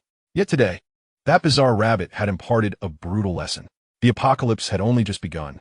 Any trace of arrogance or complacency could plunge him into irreversible despair. We are returning. Xiao Chuyong's voice was cold and hoarse. Chapter 58. Breakthrough Serum for Genetic Shackles.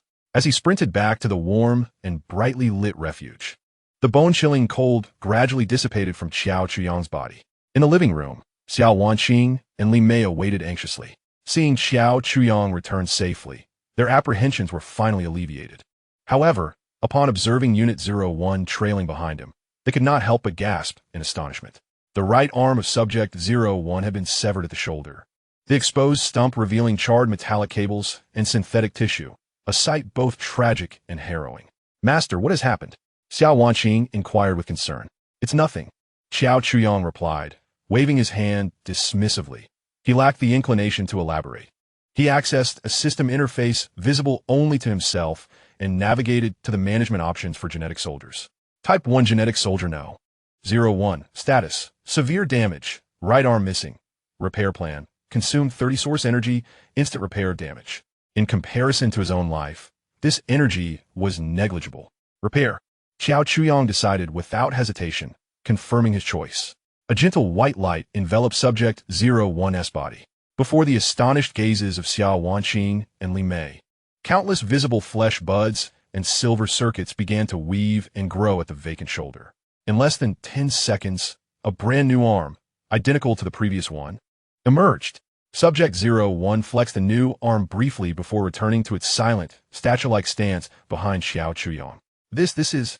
Li Mei stuttered, utterly flabbergasted. Though equally shocked, Xiao Wanqing understood better what questions were appropriate. She silently poured a glass of water and offered it to him, ignoring their astonishment. Xiao Chuyang sank into the sofa, draining the glass in one go. The liquid coursing down his throat into his stomach helped steady his racing heart, which had been pounding in the wake of his close call. That had been too perilous, a near miss. He closed his eyes, replaying the scene of the white rabbit's attack in his mind. It was too fast, too swift. The speed, the capacity for disguise, and those terrifying fangs. Had it not been for Subject 01's selfless intervention, he would now be a lifeless corpse. A rabbit. In his previous life, he had survived for a year in the apocalypse, encountering no fewer than 800 mutated creatures, mutant dogs, mutant cats, and even cockroaches the size of millstones. Yet he had never heard of a mutated rabbit, let alone one so ludicrously powerful. What on earth could have spawned such a creature? Could his reincarnation have triggered a butterfly effect, altering the trajectory of mutations in this world? If so, his greatest advantage, the foresight that accompanied his rebirth, would be significantly diminished. No, he needed to ascertain the truth post-haste. He promptly activated the panoramic surveillance system, retrieving all footage from the past few days around the perimeter. He rewound the time, meticulously examining frame by frame, hoping to uncover any trace of that rabbit. The living room fell into a profound silence. Xiao Wanqing and Li Mei also sensed the heavy atmosphere emanating from Xiao Chuyang, refraining from disturbing the silence. Zhao Jing and Su Xiaowan had emerged from the room at some unknown point, standing at the staircase, watching from a distance, hesitant to approach. Time passed, each second stretching into eternity. Xiao Chuyang meticulously reviewed all the surveillance footage from the nearby buildings, inside and out. Nothing. Absolutely nothing. The rabbit seemed to have materialized out of thin air, leaving no trace on any of the cameras before launching its attack. Suddenly, a thought struck Xiao Chuyang. He focused the surveillance footage on the window of Xiao Lei's residence, adjusting the timeline to before they had entered the room. In the footage, the white bedsheet lay still on the bed, untouched throughout their entire entry.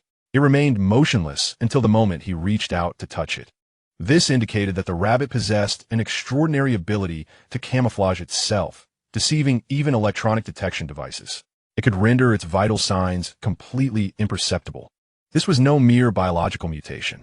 A cold sweat broke out on Xiao Chuyang's back. This creature, endowed with intelligence, capable of disguise and ambush, and potentially possessing unknown abilities, posed a far greater threat than any monster he had previously encountered. And this sinister entity was lurking near his stronghold. It seemed he had languished in comfort for far too long.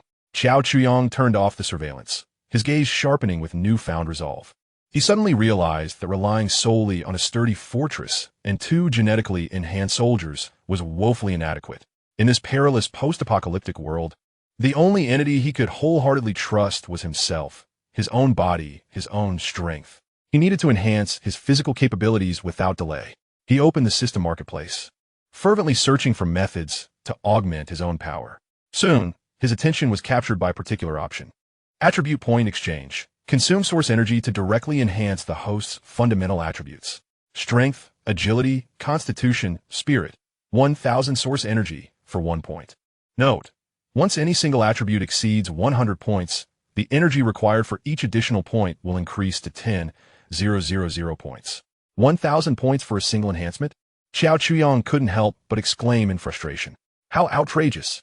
Currently, aside from his mental prowess, which was far beyond that of an ordinary person due to his rebirth, the rest of his attributes were merely at the level of an average individual, even bordering on suboptimal health. To achieve comprehensive enhancement, he required an immense amount of source energy. He glanced at his energy balance. Source energy, 2451. Barely enough to purchase 2 points, merely a drop in the ocean. He continued to scroll, and a new item appeared on the list. Gene Lock Breakthrough Potion, priced at 100 source energy. After consumption, one may temporarily break free from the shackles of human genetics, acquiring extraordinary strength and speed, albeit for a mere 30 seconds.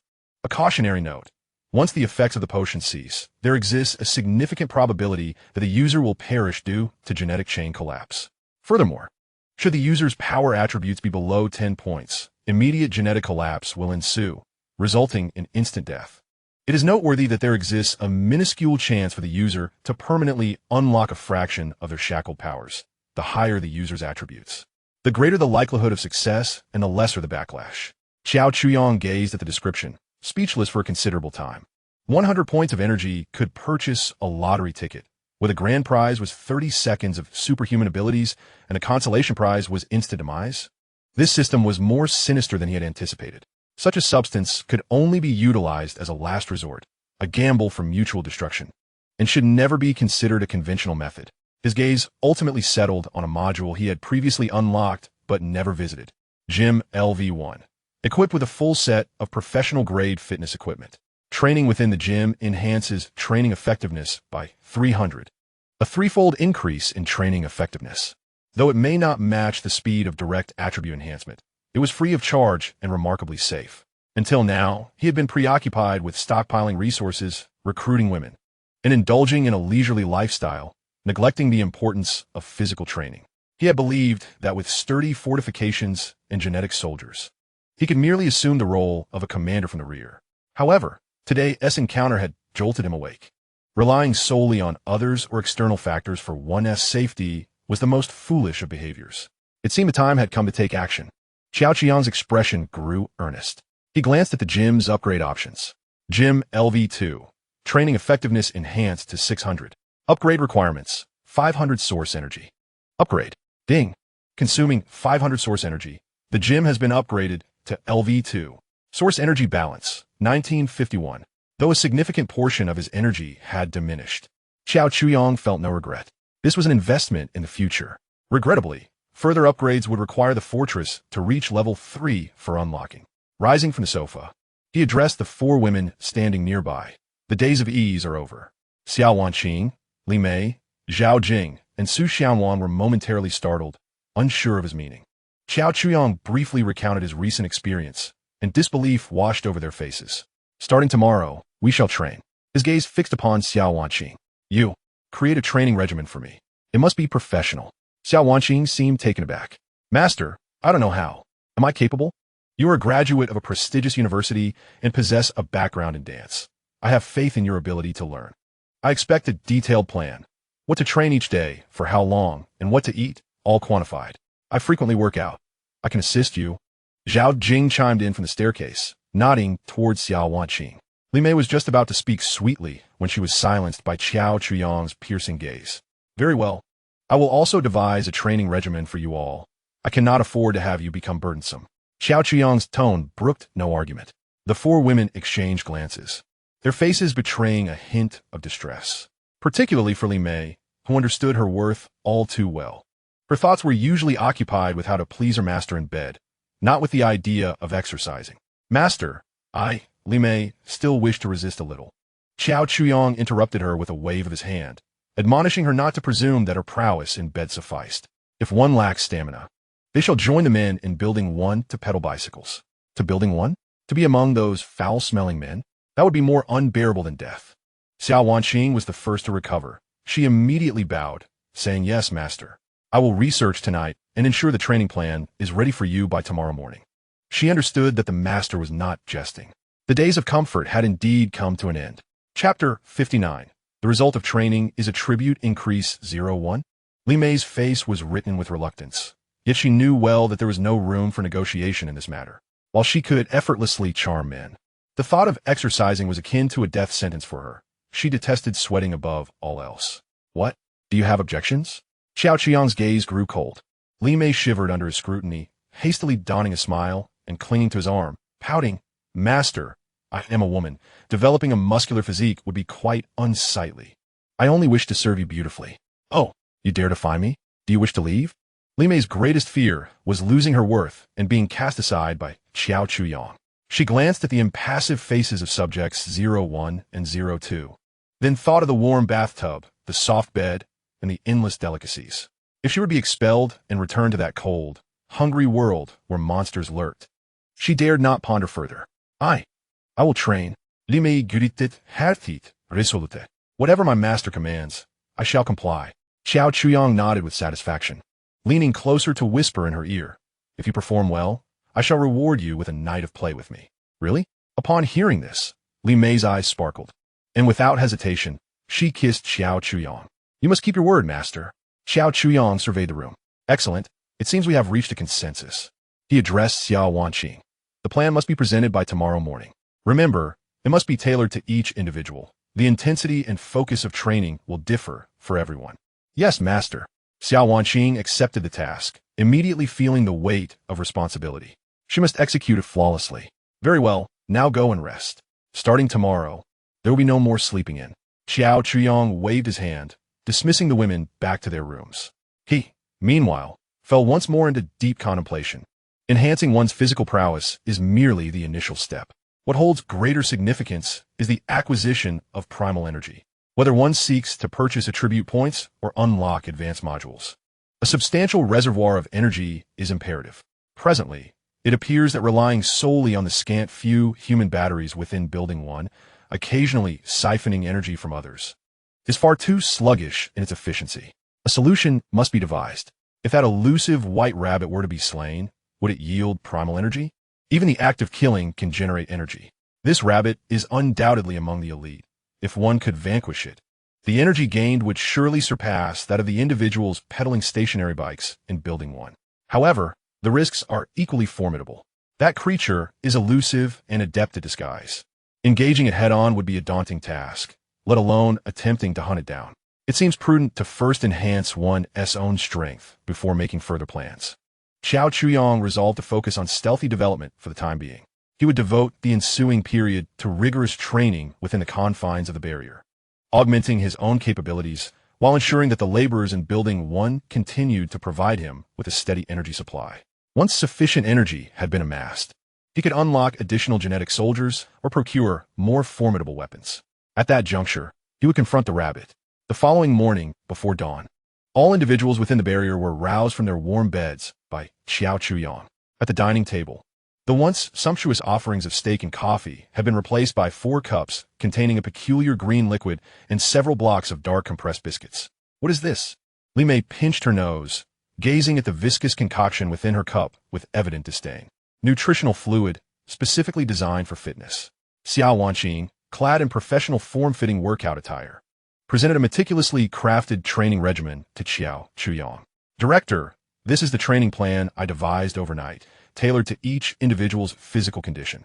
Xiao Chuyang accepted the document and perused it briefly. It was highly professional. Under Zhao Jing's guidance, Xiao Wanqing had efficiently organized each person's training exercises, sets, and rest periods, even imposing strict dietary guidelines. Quite commendable. Xiao Chuyang nodded in approval, then lifted a cup of nutritional fluid and downed it in one gulp. A blend of grass, celery, and an unidentified plant erupted in flavor within his mouth, an indescribable taste. "Drink up, then we shall head to the gym," Xiao Chuyang commanded. Though the women were averse to the idea, they dared not defy him. Each, steeling themselves as if facing death, raised their cups and gulped down the concoction. "Ugh!" Li Mei was the first to falter, nearly retching. Su Xianwan's face turned pale, tears brimming in her eyes. Only Zhao Jing remained unfazed as she finished her drink. After breakfast, the group proceeded to the gym on the second floor. The upgraded gym had doubled in size and was now equipped with an extensive array of apparatuses. From treadmills and elliptical machines to Smith machines and cable machines, everything is available, more professional than the commercial gyms outside. According to the plan, let us commence.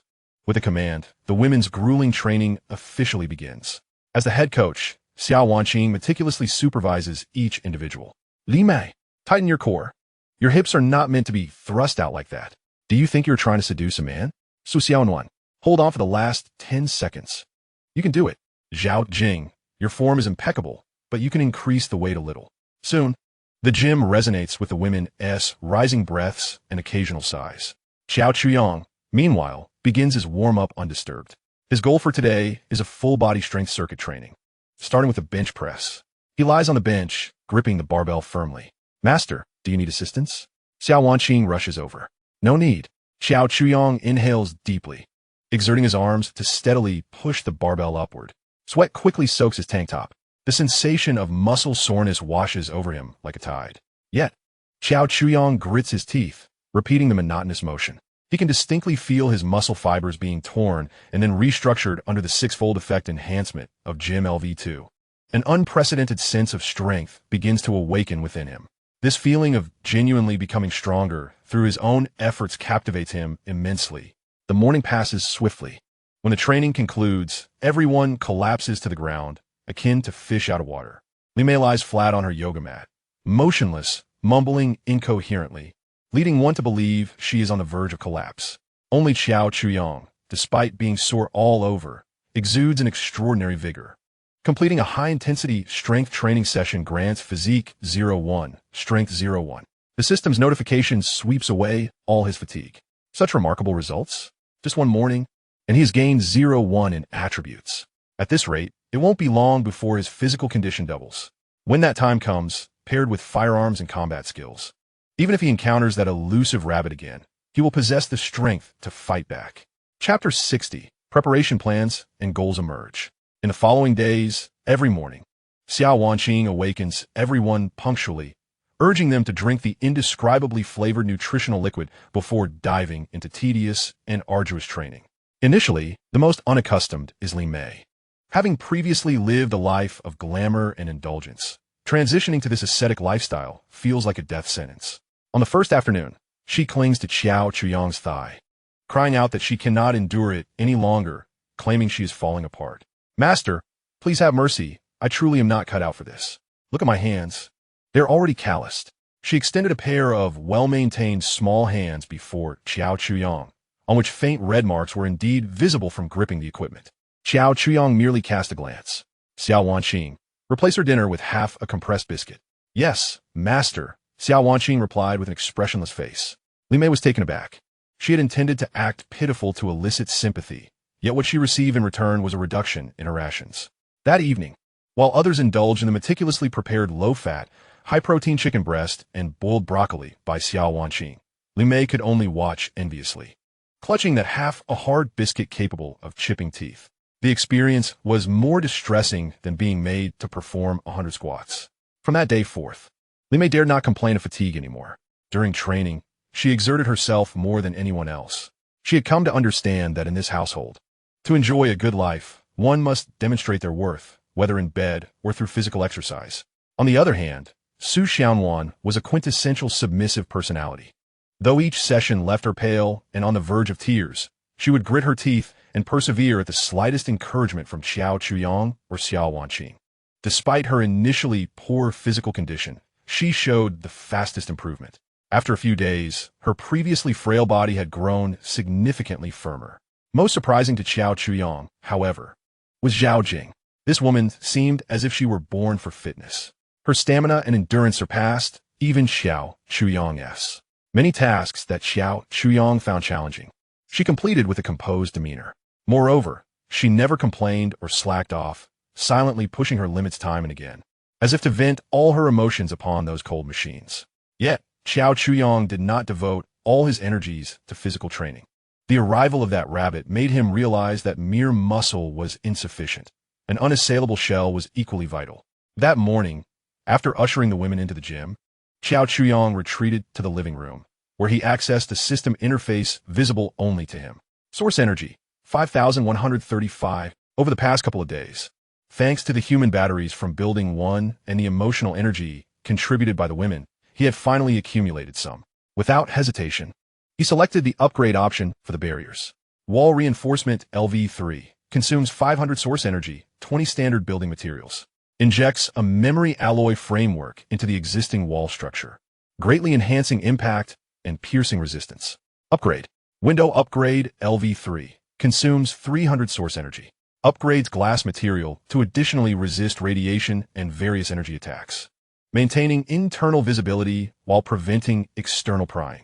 Upgrade. Internal pipeline reinforcement LV1 consumes 200 source energy, 150 standard building materials, replaces all water, electricity, and heating pipelines with high-toughness composite materials to prevent internal bursts or external damage. Upgrade. As he confirmed his intention, 1,000 points of source energy vanished in an instant. A delicate hum resonated within the entirety of the ember barrier. Xiao Chuyang approached the window and tapped the glass with his knuckles. The sound that returned was notably deeper and more resonant than before. Having completed this, he exhaled slightly, feeling a measure of relief. Now, even if that troublesome rabbit wished to break in, it would only meet a futile collision. Subsequently, he devised a plan of action for the forthcoming period. He issued a command to the Standby 02. From this moment forth, your task is to monitor all activities within a 1,000-meter radius of the barrier at all times. Report any anomalies, especially concerning that white target, to me immediately. Understood, came the prompt acknowledgement. Xiao Chuyang then picked up the intercom leading to Building 1. Wang Jian, Master, what are your commands? Wang Jian's obsequious voice came through instantly. My subordinates will be delivering a batch of supplies to you shortly. Remember, it is for all of you, including several winter garments, some heating fuel, and a few machetes. Wang Jian paused momentarily, then erupted in joy. Thank you, Master. Thank you for your benevolence. Do not rejoice too soon. Xiao Chuyang's tone turned frosty. I warn you all to behave yourselves and refrain from wandering about. A monstrous entity has appeared outside, and it is exceedingly dangerous. If any of you carelessly perish out there, do not expect me to retrieve your remains. If you all meet your demise, who would I turn to for transportation? Wang Jian's heart sank, and he hastily assured, Rest assured, Master, we will be vigilant. We will not cause you any trouble. One more thing, Xiao Chuyang continued. That female doctor is still with you, correct? Yes, Master. You need not worry. She's quite well. Keep a close watch on her. When my subordinates arrive, they will take her back. Xiao Chuyang's tone brooked no dissent. He had no desire for the sole key to the medical room to perish, whether from starvation or at the hands of a monster, as that would represent a significant loss for him. Yes, I understand, Master. Wang Jian responded repeatedly. Once everything was arranged, Xiao Chuyang shut off the intercom and stepped into the gym. The air was thick with the scent of exertion. Li Mei was intentionally, yet casually, performing high leg raises and hip bridges on the yoga mat beside the bench press that Xiao Chuyang typically used. She consistently donned the least amount of fabric possible, accentuating her figure in her workout attire.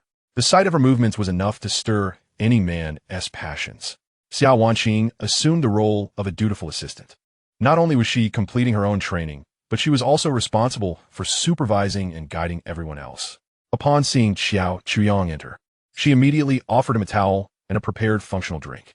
Meanwhile, Su Xianwan became the target of Li Mei's attention. Xianwan, have you noticed Zhao Jing? Always wearing that sour expression. Who is she trying to impress? During a training break, Li Mei leaned in to whisper to Su Xianwan. Su Xianwan hesitated to speak, merely offering a timid smile. I must tell you, such women are the most cunning, so keep your distance from her. Li Mei continued to sow discord. Just look at her. It's evident she is devoted to her training, undoubtedly aiming to cultivate an alluring figure to entice the master. Surely not, Su Xianwan whispered. How could it not be? Just wait and see, Li Mei scoffed. But rest assured, with Sister Mei around, she won't rise to prominence. From now on, you shall follow me, and I shall ensure you indulge in the finest pleasures. Su Xianwan instinctively nodded, though her heart raced with apprehension. Despite her timidity, she felt that Li Mei's words were somewhat excessive. Zhao Jing was merely quiet, not villainous. Yet, she dared not voice her thoughts, burying them deep within. Zhao Jing remained oblivious to it all, lost in her own world, relentlessly pushing her physical limits. Only when she lay exhausted on the cold floor, feeling the fervent thumping of her heart, did the image of that sunny smile flicker in her mind. Wait for me, soon. I will possess enough strength to seek you out. Xiao Chuyong observed everything with keen interest. He relished the sight of the women competing against one another. Competition breeds motivation, whether in fitness or intimacy. He reveled in their subtle skirmishes, drawing pleasure and energy from their rivalry. Source Energy 10, from Li Mei's jealousy. Source Energy 8, from Xiao Wanqing's sense of crisis. Source Energy 15, from Zhao Jing's obsession. Though minimal, it accumulates over time. He approached his training area and commenced a day as regiment. Soon, sweat drenched his tank top, and the ache in his muscles surged like a tide. Yet, he gritted his teeth, repeating the monotonous motions with determination. The gratifying feeling of genuinely growing stronger through his own efforts captivated him. In just a few days of intense training, his physique and strength had each improved by nearly a point. His muscle definition became more pronounced, and his once slight frame now boasted greater robustness. Now, if he were to consume that vial of gene-lock breakthrough agent, he would at least not have to worry about collapsing immediately. The sensation of wielding this power instilled him with immense reassurance. After training, Xiao Chuyong felt sore all over. Yet his spirit soared. He took a shower, donned a fresh outfit, and leisurely sat at the monitoring station, sipping the freshly squeezed juice prepared by Xiao Wanqing. Just as he was about to instruct Unit 01 to head to Building 1, Unit 02, who had been standing like a statue nearby, suddenly spoke. Master, target acquired. Xiao Chuyong's gaze sharpened instantly. He promptly switched the main screen to the feed locked onto Unit 02's target, zooming in. On the screen, amidst a vast expanse of white snow, a rapidly moving white object abruptly entered the frame. It was a rabbit, a creature entirely cloaked in pure white, racing frantically across the snowy expanse. It was the one. Chapter 61. The terrifying transformation and the vegetative state. The speed of that white rabbit on the snow was astonishing. It was not merely running. It glided close to the ground, leaving behind a faint trace. The surveillance cameras could only capture a hazy white silhouette. Xiao Chuyong's heart raced instantaneously. He fixated on the screen, his hands instinctively tightening into fists. It had come. This elusive specter had finally re-emerged. He immediately activated all available cameras to conduct a comprehensive pursuit of the rabbit. The creature navigated through the urban village with remarkable agility, perfectly evading all potential ambushes, and charged straight towards a specific direction. It exhibited a singular purpose. Ultimately, it plunged into a distant, abandoned office building. The ground floor was buried under thick snow, revealing only the windows above the second floor. The rabbit entered through a shattered window. Xiao Chuyong promptly switched the surveillance viewpoint to that office building. Unfortunately, the cameras had reached their maximum range and could not follow any further. Damn it, Xiao Chuyong cursed under his breath. The lead had been severed. However, at least he had pinpointed the rabbit's lair. Suddenly, a thought struck him, and he smacked his forehead. After all, it was a rabbit, a creature renowned for its reproductive prowess. Who knows how many of this mutated breed exist? How many could be birthed in a single litter? Once a colony forms, attempting to capture them all within the confines of a complex structure would be akin to chasing phantoms. Engaging these creatures in the narrow confines of a building was a foolish strategy. His gaze hardened, and a more direct notion surfaced. Since he had discerned the creature's den, why should he risk himself? Why not bombard it from a distance? Bullets might not suffice to kill it, but surely artillery would do the trick. Xiao Chuyong opened the system's marketplace and began selecting heavy artillery. Meanwhile, in the conference room on the top floor of that office building, a young man clad in a white tracksuit, strikingly handsome, sat at the head of a massive conference table. He extended his hand, and the white rabbit that had just dashed and transformed into a cloud of white vapor, which he inhaled deeply. The man contentedly narrowed his eyes, letting out a satisfied sigh. The air outside was indeed refreshing. "So what have you discovered?" inquired a burly man seated across from him in a deep, rumbling voice. "During this time, I haven't noticed any significant traces outside, just a few foolish mice that I swiftly dealt with," the man in the tracksuit replied nonchalantly. "However, a few days ago, the rabbit was attacked." "Oh, was it the government's military?" "Probably not. The military is struggling to manage its own affairs. How could they spare the resources to concern themselves with us?" In that urban village, there were a few living souls, each armed. The man in athletic wear remarked, a glint of amusement flickering in his eyes, noting that their firepower was formidable. "My rabbit almost turned into a sieve under their fire." At the mention of firearms, the expressions of everyone present grew solemn. "In Longwa, firearms? With such strength? Should we pay them a visit? Capture them, leave the guns behind, and the individuals can serve as nourishment for our offerings.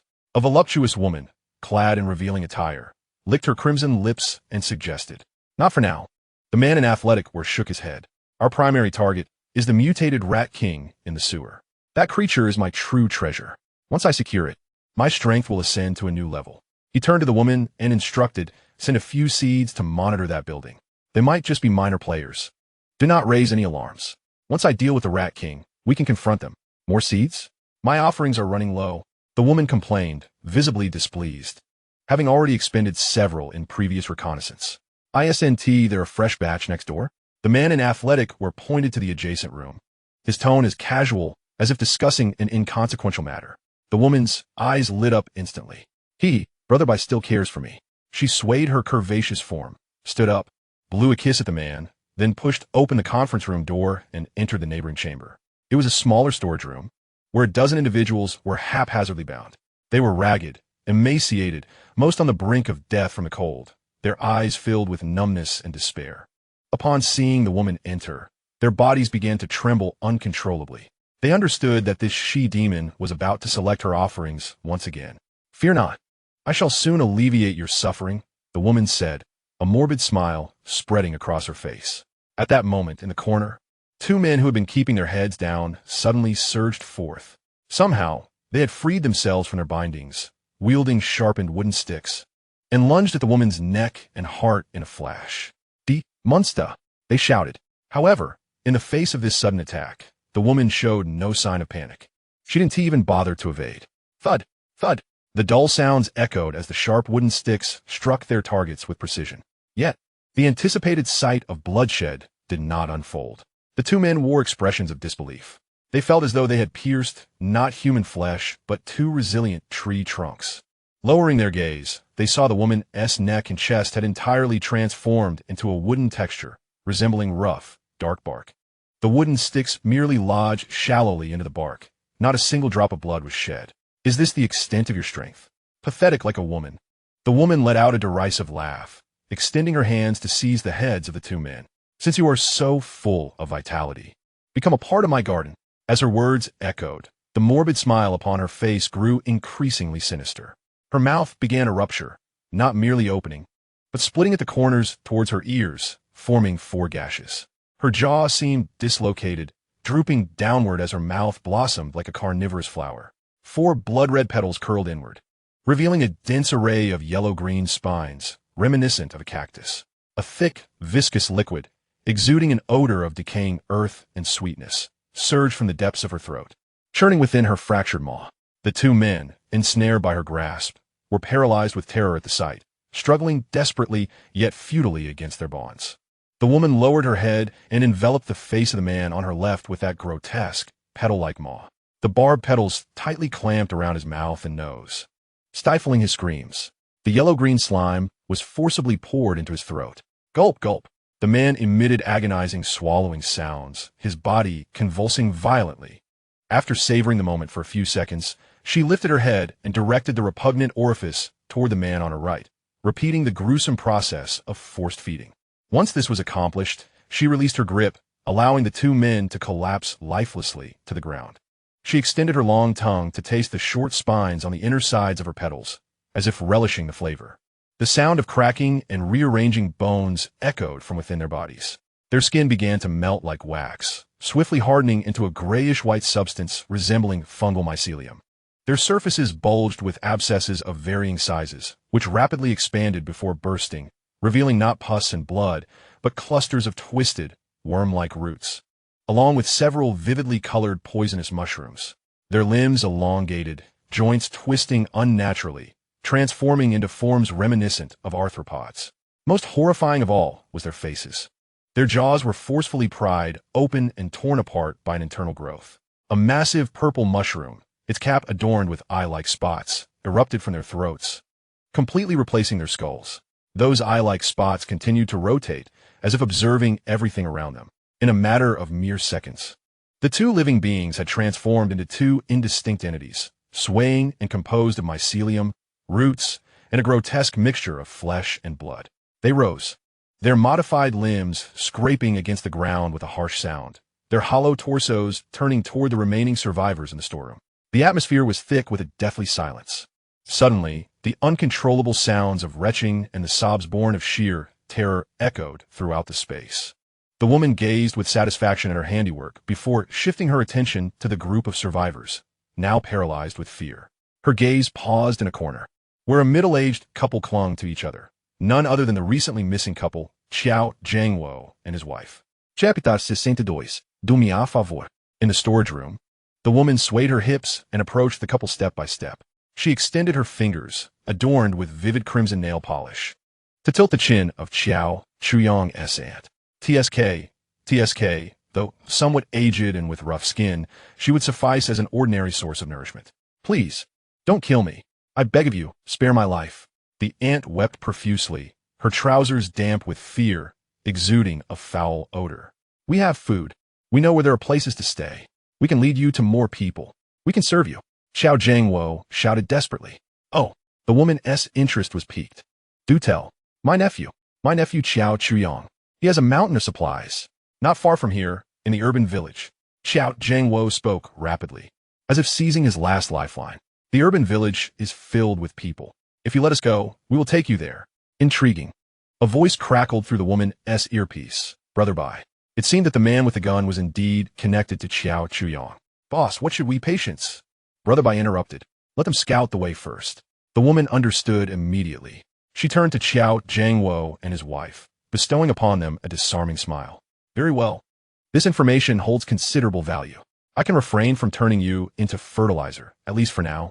Upon hearing this, the couple's faces lit up with ecstatic expressions, bowing repeatedly. Thank you, benevolent lady. Thank you. However, the woman's tone shifted, her smile turning sinister. You may escape the death penalty, but the living punishment is inescapable, since you wish to survive so dearly. Then as she spoke, her hands reached out once more. This time, what emerged from her palms were not vines, but two deep green seeds, still pulsating slightly. Without further ado, she pressed the seeds into their mouths. The seeds melted upon contact, sliding down their throats and into their stomachs. They clutched their throats, coughing violently, their faces contorted in agony. They could feel something sprouting within their stomachs, growing ravenously, consuming their very essence. You should be grateful to me. The human body is far too fragile. Wouldn't it be splendid to transform into something like me, a plant? Did you know that Arctic willows can withstand temperatures as low as -60 degrees? The woman's voice echoed in their ears. My spores will shield you from the biting cold. Your task is to infiltrate the village and ascertain the situation, bringing back any survivors, while discreetly assessing how many are armed. She emphasized, remember, do not attempt any tricks. Your lives are now intertwined with mine. With a mere thought, the seeds within you will blossom and drain you of your essence. Xiao Jiangwo and his companion writhed on the ground in agony, unable to utter a word. They could distinctly sense a terrifying transformation occurring within their bodies, as if countless delicate tendrils were spreading beneath their skin. Go now, my dear scouts, the woman commanded, kicking them out of the storage room. The burly man observed the two ejected figures, puzzled. Are we just letting them go? What if the commotion attracts the attention of other families? The woman dismissively adjusted her attire. Do they pose any threat? Besides, who has time to concern themselves with our trivial matters? Leaning against the wall, she lit a cigarette. I've heard that the soldiers from Long Country have mostly converged along the coast, apparently due to some significant event. In this remote wilderness, even if we were to create a ruckus, no one would bat an eye. Upon hearing this, the burly man finally relaxed. Meanwhile, Xiao Chuyong sat in front of the monitoring station, observing the impressive growth metrics displayed on the screen, feeling rather pleased. The hellish training of recent days had proven remarkably effective. Not only had he improved, but even the most delicate Li Mei had shown visible enhancement in her physical abilities. At least during their nightly exertions, she no longer begged for mercy as swiftly. Just then, the motion sensors at the perimeter emitted a faint alarm. Master, a moving target has entered the surveillance zone, reported Unit 02. Did a rabbit just pass by? Is another one approaching? Xiao Chuyong promptly switched the main screen to external surveillance. On the screen, two staggering figures struggled through the deep snow. Zooming in, he raised an eyebrow. Xiao Jiangwo and his wife. Weren't they missing? How have they returned? He scrutinized the two individuals on the screen. They were clad in thin cotton garments, their faces and hands exhibiting an unnatural ashen hue. resembling severe frostbite or the draining of life force. Strangely, despite the plummeting temperatures of the post-apocalyptic world, now at least 50 degrees below zero, they were wrapped in scant clothing, yet showed no signs of shivering. Qiao Chuyong immediately sensed that something was amiss with them. Unbeknownst to Qiao Jiangwo and his wife, their every move was under the watchful gaze of a pair of eyes. Their sole focus was on finding their son, Xiaolei. The couple stumbled back toward their apartment building, kicking open the ajar door to the corridor. Xiaolei, Xiaolei, Mom and Dad are back. They rushed up to the 5th floor, forcefully kicking open the door to their home, turning every room upside down. Nothing. Aside from the chaos and debris scattered across the floor, there was nothing else. Where is he? Where's my son? The aunt screamed frantically. Tears welled in Xiao Jiangwo's eyes. He thought of one person, Qiao Chuyong. It must be that little wretch. Taking advantage of their absence, he must have harmed their son. Qiao Chuyong, I will kill you. Qiao Jiangwo roared, turning and dashing down the stairs. The aunt, realizing the gravity of the situation, followed closely behind. Her face twisted in resentment. Soon, they found themselves at the foot of Qiao Chuyong's fortified building, gazing at the brand-new, heavy alloy door. And the ground melted clean by the heat emanating from the barrier. Their jealousy and fury ignited even more intensely. Bang, bang, bang. Qiao Jiangwo, with all his strength, relentlessly kicked at the alloy door, producing a thunderous echo. Qiao Chuyong, you coward, come out. Return my son to me. You heartless fiend. The aunt clawed and scratched at the tightly shut windows on the 2nd floor, her voice sharp and piercing. Within the barrier, women in the gym were startled by the sudden commotion. Li Mei wiped the sweat from her brow, asking, who is it? Who's calling out? Qiao Chuyong sat leisurely at the surveillance station, observing the two frenzied figures on the screen as though watching a comedic performance. He exchanged a glance with Xiao Wanqing, who was preparing a functional drink for him. Go, disable the soundproofing and privacy mode on that window. Yes, master. Xiao Wanqing promptly approached the control panel on the wall, pressing several buttons. The window of the 2nd floor bedroom, which appeared as a mirror from the outside, instantly became transparent. The aunt, who had been outside hurling curses, was taken aback when a face suddenly appeared behind the window. When she recognized the face, she was completely stunned. Xiao Wanqing? She looked even more radiant than before the apocalypse. Her skin was fair with a rosy hue, and she wore a tight-fitting sports outfit that clearly showcased her alluring figure. Uncle, Auntie. Xiao Wanqing's voice resonated through the miniature amplifier on the window. The master has not harmed Xiaolei. Just a few days ago, when a master sent someone to deliver food to you, Xiaolei was already not in the room. You're talking nonsense. Upon hearing the voice, Qiao Jiangwo rushed over, pointing at Xiao Wanqing and cursing, you wretched woman. You must have colluded with that little wretch to harm my son. We did not. Xiao Wanqing's tone remained calm. To Qiao Jiangwo and his wife, this tranquility felt like the utmost mockery and guilt. How dare you say you didn't? Yu Qiao Jiangwo's words suddenly caught in his throat. As he observed, several women approached behind Xiao Wanqing. One, with a voluptuous figure, donned minimal attire and was wiping sweat with a towel. Another, petite and demure, timidly lingered in the background. A third, exuding an icy demeanor and tall stature, regarded them with a gaze as chilling as death itself. 4 young and stunning women. Each one bore a radiant complexion and an invigorated spirit, unmistakably well cared for. Xiao Jiangwo and his companion were momentarily rendered speechless. What kind of existence had they been enduring? Confined in a small, dark room, starved and shivering, each day was a struggle fraught with fear and despair, reduced to mere subjects of grotesque experimentation. Yet their nephew, whom they deemed a worthless waste, was ensconced within this formidable fortress, living a life akin to that of an emperor, abundant food and drink, and 4 women attending to him. A wave of intense jealousy surged within their hearts like venom. Chapter 63. The interrogation commences. Why? Xiao Jiangwo's wife, in a frenzy, clawed at the smooth, mirror-like glass with her nails, blood streaming from her torn fingers. Yet she felt no pain. She emitted an unmelodious shriek. You little wretch. All of this belongs to the Qiao family. That woman should be for Xiaolei. How dare you claim them for yourself? Xiao Jiangwo's eyes blazed crimson as he gazed at the alluring women within the window, then at his wife, who had been ravaged to the brink of humanity. A fierce rage surged within him. The stark contrast between their wretched state and the vibrant scene inside twisted his grief and resentment into a malicious thought. Why? Why should his son's fate remain uncertain while this wretch reveled in everything? He vowed to destroy him, what he could not possess. Xiao Chuyang should not be allowed to have either. Xiao Chuyang, that little wretch, thought he could hide away like a turtle, did he? Very well. There must be others in the urban village. If he spread the word about Xiao Chuyang's abundance of food, drink, and women, embellishing it with tales of him hoarding resources and ignoring the dying, surely those starving souls would be tempted. When the time came, he would incite those famished survivors, revealing to them the treasures that lay within, and he doubted that the rabble would not fight fiercely.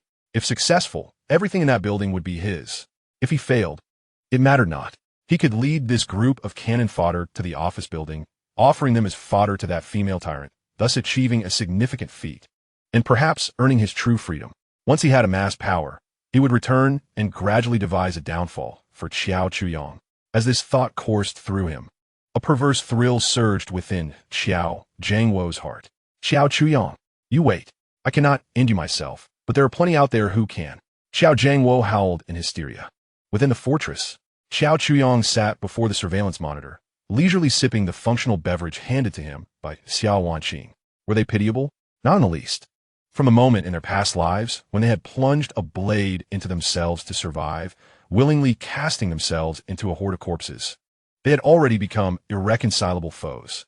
Now they were merely two mad dogs, used and discarded by others. Li Mei approached, wiping the sweat from her brow.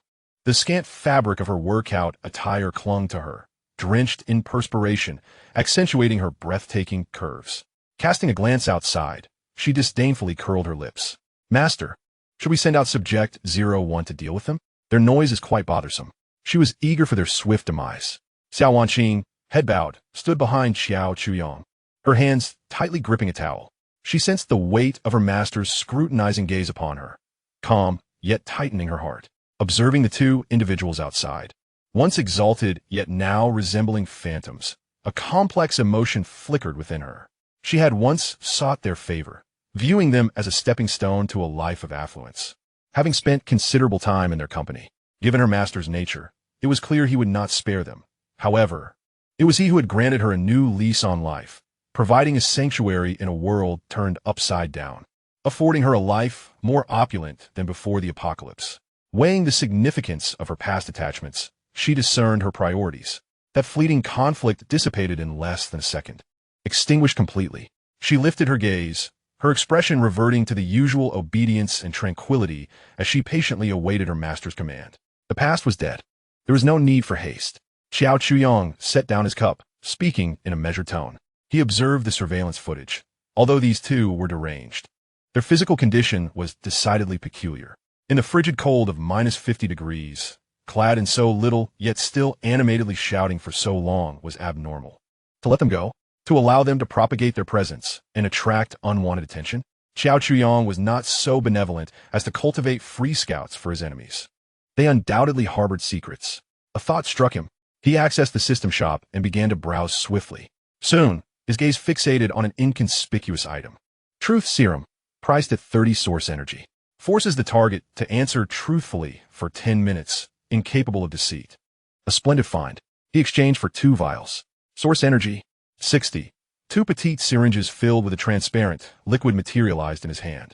01, 02, Xiao Chuyang commanded, standing up. Yes, master. The 2 Gene soldiers stepped forward immediately. Open the door and subdue those 2 outside, but be careful not to damage their heads. Xiao Chuyang handed the syringes to them, instructing, administer 1 to each. He had no desire to venture out and subdue those mad dogs himself, nor did he wish for their filthy bodies to taint his stronghold. Through the alloy gate and under the watchful eye of surveillance, the interrogation commenced. Yes, master. Agents 01 and 02 received the truth serum and turned toward the door.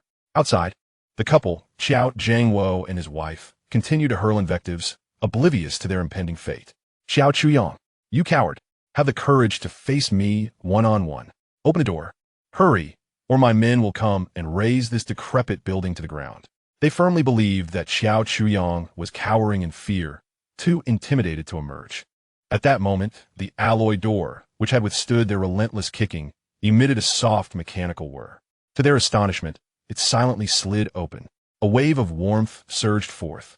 carrying with it the tantalizing aroma of food and the subtle scent of a woman, enveloping them instantly. The couple shivered involuntarily, not from the cold, but from a stark contrast of sensations.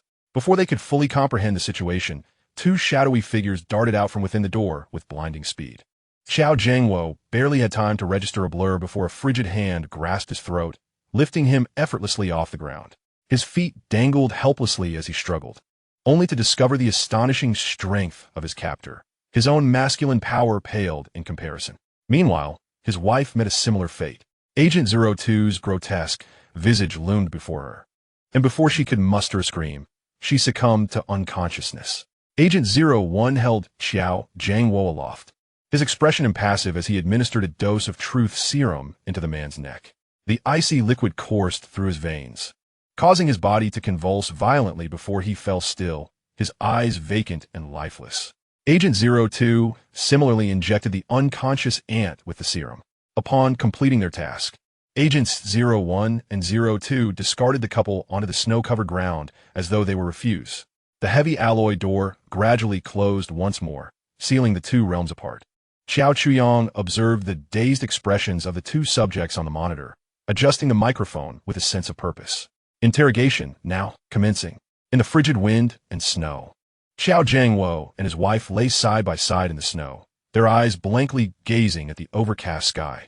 The truth serum exerted a formidable influence, utterly shattering their will, rendering them mere automatons, bound to answer questions. Within the fortified confines, Xiao Chuyang reclined on a plush sofa, addressing the microphone as he posed his first inquiry. "Why were you absent in the past few days?" The cold electronic voice reverberated through the loudspeaker outside the gate. Xiao Jiangwo's lips moved as he replied in a monotone devoid of emotion. "We left the urban village in search of food, and a woman captured us." "Which woman?" "A woman who can transform into a plant." "A plant person?" Xiao Chuyang furrowed his brow, realizing this assertion diverged significantly from his prior understanding in his previous life. In the final year of the previous world, he encountered a plethora of mutated monstrosities, yet he had never heard of humans acquiring such peculiar abilities. Apart from her, were there others? There was a robust man and a young man clad in a white tracksuit. The sight of the white tracksuit reminded Xiao Chuyang of the white rabbit. Did the man in the white tracksuit possess a white rabbit? Indeed, I glimpsed it when I was captured. As expected, Xiao Chuyang's heart sank. The situation was more complex than he had anticipated. This was not merely a monster. It was an organized, intelligent group endowed with supernatural powers. He needed to uncover the full extent of their operations. Why did they allow you to escape? They implanted seeds within our bodies, sending us to the urban village to gather intelligence and assess the number of survivors and weapons present. Xiao Jiangwo answered numbly, stating that the individual with the gun piqued her interest. She instructed us to approach you and ascertain your background, and then to turn you into her fertilizer. Such ruthless tactics. Xiao Chuyang continued to inquire. Where is their headquarters? How many are there? What weapons do they possess? In that abandoned office building over there. Apart from the three of them, there are over a dozen survivors who have been captured, and they are unarmed. Xiao Chuyang fell silent. A woman capable of controlling plants. A man with the ability to command strange rabbits, and a robust man with an unknown power. This transcended the realm of conventional weaponry. Tell me. Just as Xiao Chuyang was poised to delve deeper into more details, an unexpected transformation occurred. On the surveillance footage, something writhed beneath the skin of Xiao Jiangwo and his wife's necks. A slick, subtle sound of skin being stretched and torn resonated back through the highly sensitive microphone. The skin on the front of their necks was stretched to its limits, becoming as thin as paper. Suddenly, two irregular gashes burst open from their throats. From those bloody, gaping wounds, two repulsive flowers emerged. These entities took root in their tracheas, with torn flesh serving as petals, exhibiting a ghastly pallor reminiscent of a corpse. Adorned with purplish-black veins. At the heart of the flowers, countless tiny tendrils resembling nerve endings intertwined. A sultry female voice distortedly emanated from the two oozing, bloody flowers. The voice carried a viscous, wet sound, as if it were uttered through a mass of decaying flesh. How peculiar is that an ordinary citizen, hiding within a residential building, possesses such a rare concoction as a truth serum, along with two well-armed and formidable subordinates. Coupled with the reinforced building and the starkly different temperature outside, the voice faltered and the tendrils on the bloody flowers twitched violently. Do you possess any prior knowledge of the events? The pupils of Qiao Chuyang suddenly constricted. It was that comatose individual. The seed she had planted within the bodies of Qiao Jiangwo and his spouse were not merely for tracking and control. They could also eavesdrop and transmit sound. Their conversation had been entirely overheard. Who are you? Qiao Chuyang's voice turned icy as she addressed the microphone. Ha ha ha. The woman's voice erupted into laughter, causing the two grotesque, flesh-like flowers to quiver in a disturbing manner. Who I am is of little consequence. What truly matters is that I find you increasingly fascinating. Very well, once I capture you, I shall methodically erase your memories, and everything will become clear. The woman's tone was laden with an undeniable dominance and possessiveness. No sooner had her words faded than the monitoring screen displayed the abdominal regions of Qiao Jiangwo and his wife swelling at a visible pace. Their skin stretched taut, revealing the veins and the wildly proliferating spiked green roots within. This is bad, Qiao Chuyang thought to herself. 0102 retreat. Before the command was fully uttered, two muffled sounds resembling leather bursting resounded almost simultaneously. Boom! Boom! The bodies of Qiao Jiangwo and his wife erupted like two overinflated flesh balloons. Blood and viscous green liquid mingled with twisted vines splattered in all directions. The scene resembled two enormous, decaying tomatoes smashed upon the ground. Instantly, the combat instincts of soldiers 01 and 02 triggered an alarm. They crossed their arms defensively in front of them, attempting to withdraw. Yet, the explosion occurred with such swiftness.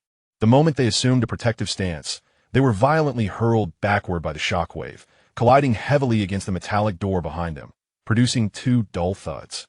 Warning! Genetic Soldier 01, torso damage 35, left arm function lost. Warning! Genetic Soldier 02, torso damaged 42, mobility module compromised.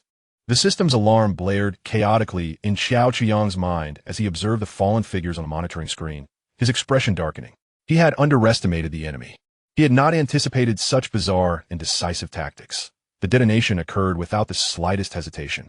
The demise of these two rabid dogs was inconsequential, but he had nearly incurred the loss of two capable genetic soldiers. Repair. Qiao Chuyang immediately commanded the system. Repairing 01, consuming 30 energy units. Repairing 02, consuming 40 energy units. Watching the swiftly depleting energy reserves, Qiao Chuyang felt a pang of regret. This was all monetary loss. With the influx of energy, the wounds on soldiers 01 and 02 healed swiftly, and the damaged components were restored. They rose from the ground, the stains and remnants of flesh sliding off effortlessly, regaining their original appearance, albeit with even colder expressions. Master, we are unharmed. It is not your fault. Qiao Chuyang waved his hand dismissively. This time, he had miscalculated. Rising to his feet, he paced back and forth in the living room, his mind racing. The gravity of the situation had far exceeded his expectations. The adversary not only recognized his existence, but had also explicitly expressed the intent to capture him. A fierce battle was inevitable. Although he had formidable defenses, his high-end combat strength comprised merely two genetic soldiers and himself, a mere novice. Should the enemy launch an all-out assault without restraint? Whether the defenses could withstand such an onslaught remained uncertain. He needed to bolster his strength immediately. He cast a glance towards Building 1. 01. Proceed to Building 1 at once and bring back that female doctor named Lin Wanqing. Do so with utmost haste. As for the others, I can no longer concern myself with them. Inform Wang Jian to find refuge as best they can. Their survival is now a matter of fate. The key to unlock the medical room must not encounter any mishaps. Regarding those human batteries, though regrettable, preserving life takes precedence. Understood. 01 acknowledged, vanishing into the swirling snow with a swift leap. Having completed these tasks, Qiao Chuyang reopened the system's marketplace. The item he had previously forgotten to redeem now seemed essential. Gene Optimization Solution. Beginner price 500 source energy. Slightly enhances the user's physical attributes, comprehensively strengthening strength, agility, and constitution. Single use. Although it was a one-time use, it represented the quickest and most direct means to enhance his capabilities at present. Redeem. Source energy 500. A vial shimmering with a blue glow materialized in his hand. Without the slightest hesitation, Qiao Chuyang removed the stopper and drank the liquid in one swift motion. A chilling fluid coursed down his throat into his stomach. 1 second. 2 seconds. He felt nothing. Just as he began to suspect he had been deceived, an indescribable agony erupted from the depths of every cell in his body. He let out an uncontrollable cry of pain, the glass vial slipping from his grasp and shattering upon the ground. Chapter 65. Strength Enhancement and Luring the Serpent from its lair. The excruciating pain felt as though it aimed to tear his body apart from the inside out, only to reassemble it anew. His bones cried out, muscles convulsed, and blood boiled. Xiao Chuyang gasped, collapsing to his knees, drenched in beads of sweat that soaked his clothes. Master! The women, hearing the commotion, rushed out. Upon witnessing Xiao Chuyang writhing in agony on the floor, their faces turned pale with fright. Master, what is wrong? Xiao Wanqing was the first to dash forward, eager to assist him. Do not touch me. Xiao Chuyang managed to squeeze out a few words through clenched teeth. He could sense a violent energy rampaging within him. Li Mei and Su Xiaonuan rushed over, anxious and agitated, yet hesitant to approach. The excruciating pain arrived swiftly, only to dissipate just as rapidly. After approximately 5 minutes, the heart-wrenching sensation gradually receded, replaced by an unprecedented sense of relief. Xiao Chuyang could distinctly feel his body becoming light and invigorated. The somewhat suboptimal health he had experienced due to his rebirth was now bursting with explosive vitality. He slowly rose from the ground, stretching his limbs, producing a series of crisp, cracking sounds. Master, are you all right? Xiao Wanqing inquired with concern, holding a towel, eager to assist him in wiping away the sweat. I'm fine, Xiao Chuyang replied, waving his hand dismissively as he opened a system panel visible only to himself. Strength, 15. The average for adult males is 10. Capable of easily lifting objects weighing 100 kilograms. Agility, 16. The average for adult males is 10. Reaction speed and limb flexibility far exceed that of ordinary men, enabling swift evasion of sudden obstacles and seamless execution of complex physical coordination. Constitution, 14. The average for adult males is 10. Significantly enhanced resistance to impacts and recovery speed. Negligible pain from minor collisions, and rapid revitalization following late nights or short bursts of intense labor. Mentality, 13. The average for adult males is 10. Superior to the average person, with exceptional perceptual abilities capable of detecting subtle sounds and changes in light within the environment. Each of the 3 fundamental attributes had surged by 5 points. The expenditure of those 500 points of source energy was indeed worthwhile. Sensing the surging power within him, Xiao Chuyang felt an immense sense of security. It was still insufficient, far from enough. He glanced at his remaining source energy. Source energy, 5,265. This constituted his entire fortune. Now, it was time to convert it into genuine combat prowess. Stop practicing, Xiao Chuyang instructed the women. Return to your rooms, lock the doors, and no matter what sounds you hear, do not come out. The women, observing his serious demeanor, understood the gravity of the situation and nodded obediently, refraining from further inquiries. He opened the system marketplace and commenced a fervent purchasing spree, exchanging for Gene Soldier, Type 1, X2, Source Energy, 2,000, exchanging for 416 Hong Kong dollars assault rifle, X4, M26 fragmentation grenade, X20, flashbang, X20, source energy, 580, exchanging for M82 A1 sniper rifle, X1, complete with 100 armor-piercing rounds, source energy, 300, exchanging for M2 flamethrower, X1, including 5 canisters of high-energy fuel, source energy, 400. Given that the opponent possessed incapacitated individuals, fire would serve as the most effective weapon. The series of exchanges rapidly depleted his source energy, yet he remained unfazed. Money could be earned again, but once life was lost, nothing else would remain. At last, his gaze fell upon the vial of the potion he had long hesitated to try. Gene Lock Breakthrough Potion, price 100 source energy. Previously, his physical condition was so poor that consuming it would be tantamount to courting death. However, now, fortified by the gene optimization serum, his physique had surpassed that of ordinary individuals. Perhaps it was time to take a gamble. Fortune favors the bold. Once he awakened a special ability, he would possess an additional trump card when confronting that enigmatic team. Exchange. Source energy, 100. A vial exuding an aura of danger in dark crimson appeared in his hand. He did not consume it immediately. Rather, he carefully stowed it away in his backpack. This was his last resort, to be utilized at the most critical juncture. Having completed this, his source energy dwindled to a mere 1885 points, nearly depleted. Yet, gazing at the rows of pristine weapons in the system's repository and the two newly manifested gene soldiers now present in the living room, Xiao Chuyong felt a sense of calm wash over him. 0304, report to the master. The two new gene soldiers knelt on one knee.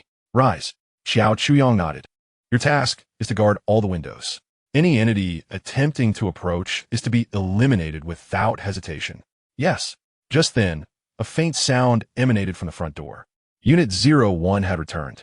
She bore a woman upon her shoulder, Lin Wanqing. At that moment, Lin Wanqing appeared utterly bewildered.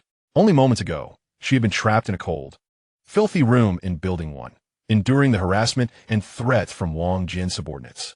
She had not eaten a proper meal in days, her entire being dizzy from hunger, on the brink of surrendering her last vestiges of dignity. In her moment of despair, a towering woman had suddenly burst through the door and effortlessly carried her away. As she regained her senses, she found herself in a warm, bright, and impeccably clean place, the air redolent with the aroma of food. Was this heaven? Are you awake? A familiar yet unfamiliar voice resonated. Lin Wanqing turned her head to see Xiao Chuyong. He exuded an air of lethal intent, his gaze icy. He appeared to be a different person from the one she remembered. It's you. Lin Wanqing struggled to rise, but discovered her body was devoid of strength. Do not move. Xiao Chuyong approached her, holding a black metallic collar. It was a slave collar. He had no time for idle conversation with this woman, nor could he afford to woo her gradually. The most direct means of control was the most efficient choice. He anticipated that Lin Wanqing would resist, scream, and, like last time, question him with her theory of greater power, equating to greater responsibility. However, to his astonishment, Lin Wanqing merely gazed at him in silence. Her eyes fixed on the collar he held, devoid of fear or anger, only a glimmer of relief. She even proactively tilted her alabaster neck slightly. If I wear this, can I stay here indefinitely? She asked softly, her voice trembling ever so slightly. Xiao Chuyong was momentarily taken aback. Had this woman been driven to madness by hunger? Nevertheless, it was for the best, sparing him the effort of words. He offered no response, instead fastening the cold collar around her warm neck with a decisive click. Unlocking exclusive building module. Medical room LV1, under construction. The system's notification chimed. Xiao Chuyong was somewhat surprised, not expecting that a mere collar would compel this proud doctor to capitulate. It seemed that hunger and despair were indeed the most effective tools of conditioning. Go upstairs. Find a room to stay in, and do not come out, he instructed her before turning his attention elsewhere. All his focus was now directed towards the impending enemy. Lin Wanqing leaned against the wall, unsteadily ascending the stairs. Upon encountering a few women upstairs, their faces flushed and spirits high, the last remnants of her resistance faded away. Time passed slowly. Inside the bastion, an eerie silence prevailed. For gene soldiers stood like statues, each stationed at their posts, their weapons trained on the pitch-black snowy night outside. Xiao Chuyong sat before the surveillance monitor, his gaze fixed on the screen, unwilling to relax for even a moment. He understood that the adversary could appear at any instant. Finally, at 3 o'clock in the morning, the darkest hour, a figure emerged from the swirling snow in the distance, moving slowly. Just one, a towering, muscular man. He approached the open space in front of the bastion with a deliberate pace before halting. Seemingly aware of the camera's position, he raised his head, grinning malevolently at the lens. In the next instant, the main screen before Xiao Chuyong flickered with static, then abruptly went dark. The camera had been destroyed. Immediately following, a resounding voice echoed throughout the desolate city village. Listen up. We are the rescue team sent by the government. The outside is safe. Come out. We have food, medicine, and warm beds. Repeating, we are the government rescue team. What a cunning ploy to draw the snake from its hole. Chapter 66. Hope for Survivors. The booming voice, imbued with an undeniable authority, reverberated through the silent snowy night. We are the government rescue team. Survivors, please gather here immediately. Repeating once more. Within Building 1, the crowd, once paralyzed by hunger and cold, was ignited by the sound. The government rescue team has arrived. We are saved. Finally saved. A frail man excitedly scrambled to his feet, rushing to the window for a clear view. In the darkness, he could only faintly discern a tall figure standing in the distant snow. Yet that glimpse was sufficient. Desperate souls merely require a fragile thread of hope, even if that thread is ethereal. Marvelous. I knew the government would not abandon us. Quickly, gather your belongings. We must leave at once. The crowd erupted into a frenzy, all minds ensnared by the sudden tidings of salvation. They forgot the frigid air outside, their thoughts consumed solely by the prospect of rescue. However, Wang Jian's countenance turned ashen. Gripping his electric shock device tightly, he bellowed at the agitated crowd. Do not move. Do not go outside. Have you forgotten what Zhou's men warned? There are monsters out there. There are murderers. This is a trap. Yet his warnings fell on deaf ears, rendered impotent in that moment. Wang Hao was the first to step forward, pointing an accusatory finger at Wang Jian, exclaiming, Wang Jian, how long do you intend to deceive us? The government has arrived, and you wish to keep us imprisoned as your pawns? Indeed, you fear our departure, for then your power would dissipate. Do not heed him. He merely seeks to maintain his dominion. The crowd's sentiments were stirred, all gazing at Wang Jian with anger and disdain. Wang Jian felt his position precariously falter. He understood that if these individuals rushed out, he would be rendered insignificant as a so-called leader. In fact, they might even turn on him, devouring him alive. Beside him, Tan Hao's eyes flickered as he discreetly stepped back, seemingly distancing himself from Wang Jian. Another survivor, Li Weiguo, adorned with a collar, boldly approached Wang Hao and proclaimed, Brother, Hao speaks the truth. We cannot be deceived any longer. He is merely Zhou Chuyang's lapdog. Li Weiguo believed he had chosen the right side, envisioning imminent freedom. However, no sooner had he uttered those words than a fierce blue light flashed from the collar around his neck. ZZZZT. A powerful current surged through his body in an instant. Li Weiguo stiffened, his eyes bulging, froth escaping his mouth as he collapsed, his body convulsing uncontrollably. This shocking turn of events stunned the crowd into silence. The once tumultuous throng now stood in hushed awe. Tan Hao, paralyzed by fear, nearly sank to his knees, grateful he had refrained from speaking recklessly. Wang Hao was equally taken aback, watching Li Weiguo writhe on the ground, a chill creeping into his heart. The collar truly had the power to deliver electric shocks. Observing this, Wang Jian felt a surge of confidence. Yet, he dared not forcibly intervene any longer. He recognized that the people's hearts had already dispersed. They were beyond his control. With a quick flick of his eyes, he donned a smile and pushed the remaining few boxes of food forward. Brothers and sisters, it's all a misunderstanding. Surely you know who I am, Wang Jian. I'm also a victim of circumstance. Since the government has arrived, it must be a momentous occasion. Let us swiftly divide this food. We must nourish ourselves before embarking on our journey. He pointed at Li Weiguo, writhing on the ground, his expression one of profound sorrow. Behold, this is not my doing. It was Qiao, the one who orchestrated this. Who dares to betray? The collar will administer automatic punishment. I am powerless in this matter. The crowd gazed at the pile of food and then at the convulsing Li Weiguo. For a moment, no one dared to move. Wang Jian clenched his teeth and declared, Fear not, my friends. Although I possess a stun device, I would never turn it against my brethren. At worst, it will be an eye for an eye. Should anyone wish to end my life, I shall ensure that I take someone down with me. This mixture of coercion and persuasion began to yield results. The crowd's rationality gradually resurfaced. Wang Hao eyed the food, swallowing hard. He shot Wang Jian a resentful glare. Yet ultimately, the instinct for survival prevailed. Let's eat first. We shall venture out once we are satiated. With a command, the famished crowd could no longer restrain themselves, surging toward the boxes of food in a frenzy, beginning to snatch them up. Observing the chaos, Wang Jian discreetly retreated to a corner, retrieving his walkie-talkie. He needed to inform his master of the situation here. However, after pressing the buttons for an extended period, all he heard was static. No response. The signal was being interfered with. Wang Jian's heart plummeted. Meanwhile, inside Building 3, Zhang Jigua also heard the commotion outside. The survivors under his command were equally agitated. Boss Zhang, it's the rescue team. Let's hurry out. Yes, Boss Zhang, if we don't leave now, it will be too late. Zhang Jigua stood by the window, his brow furrowed. He sensed something amiss. Do you not find it peculiar? He spoke in a low voice. Why is there only one person from the government's rescue team? Moreover, how does he know there are living souls here? Why did he not arrive sooner? Why does he choose to shout in this manner in the dead of night? Observing his demeanor, standing in the snow without a hint of chill, lazily, he appeared nothing like a proper soldier. The few individuals under Zhang's command exchanged glances. One with cracked lips and a hoarse voice retorted, But Boss Zhang, what if it is indeed true? We cannot continue to subsist on those things forever. If this persists, what separates us from the monsters outside? I would rather be deceived and freeze to death than become a cannibalistic madman. This sentiment resonated deeply with everyone. They were unwilling to continue such a grotesque existence. Unlike the likes of Hannibal, indeed, it is better to believe in the possibility than to dismiss it entirely. Should we miss this opportunity, there may never be another. Zhang Jiguo was swayed by their words. He too yearned for salvation. He cast a glance toward the tightly shut bedroom door, behind which lay both his morbid comfort and his greatest secret, the boy named Xiaohang. He could not allow anyone to discover Xiaohang's existence. Very well, let us depart.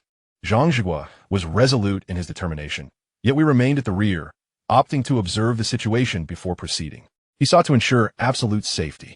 Thus, within the dilapidated buildings of the urban village, survivors began to emerge one after another.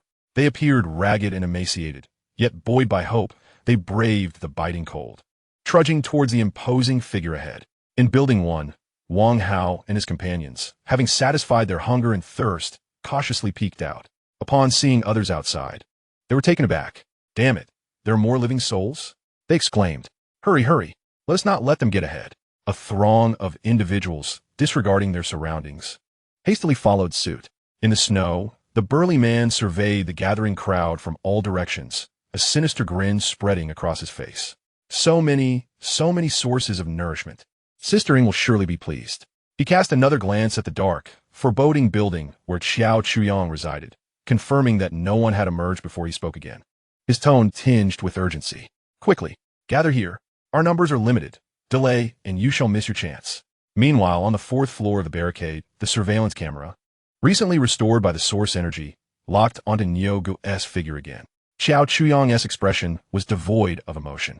He picked up the intercom and issued a command to the figure hidden atop the building, designated as 01. 01, lock onto the target. Acknowledged. Await my command. I want you to take a shot and blow his head off. Chapter 67. Capture Qiao Chuyang and execute him. The crowd in the snow continued to swell, a dense mass whose numbers were indeterminate.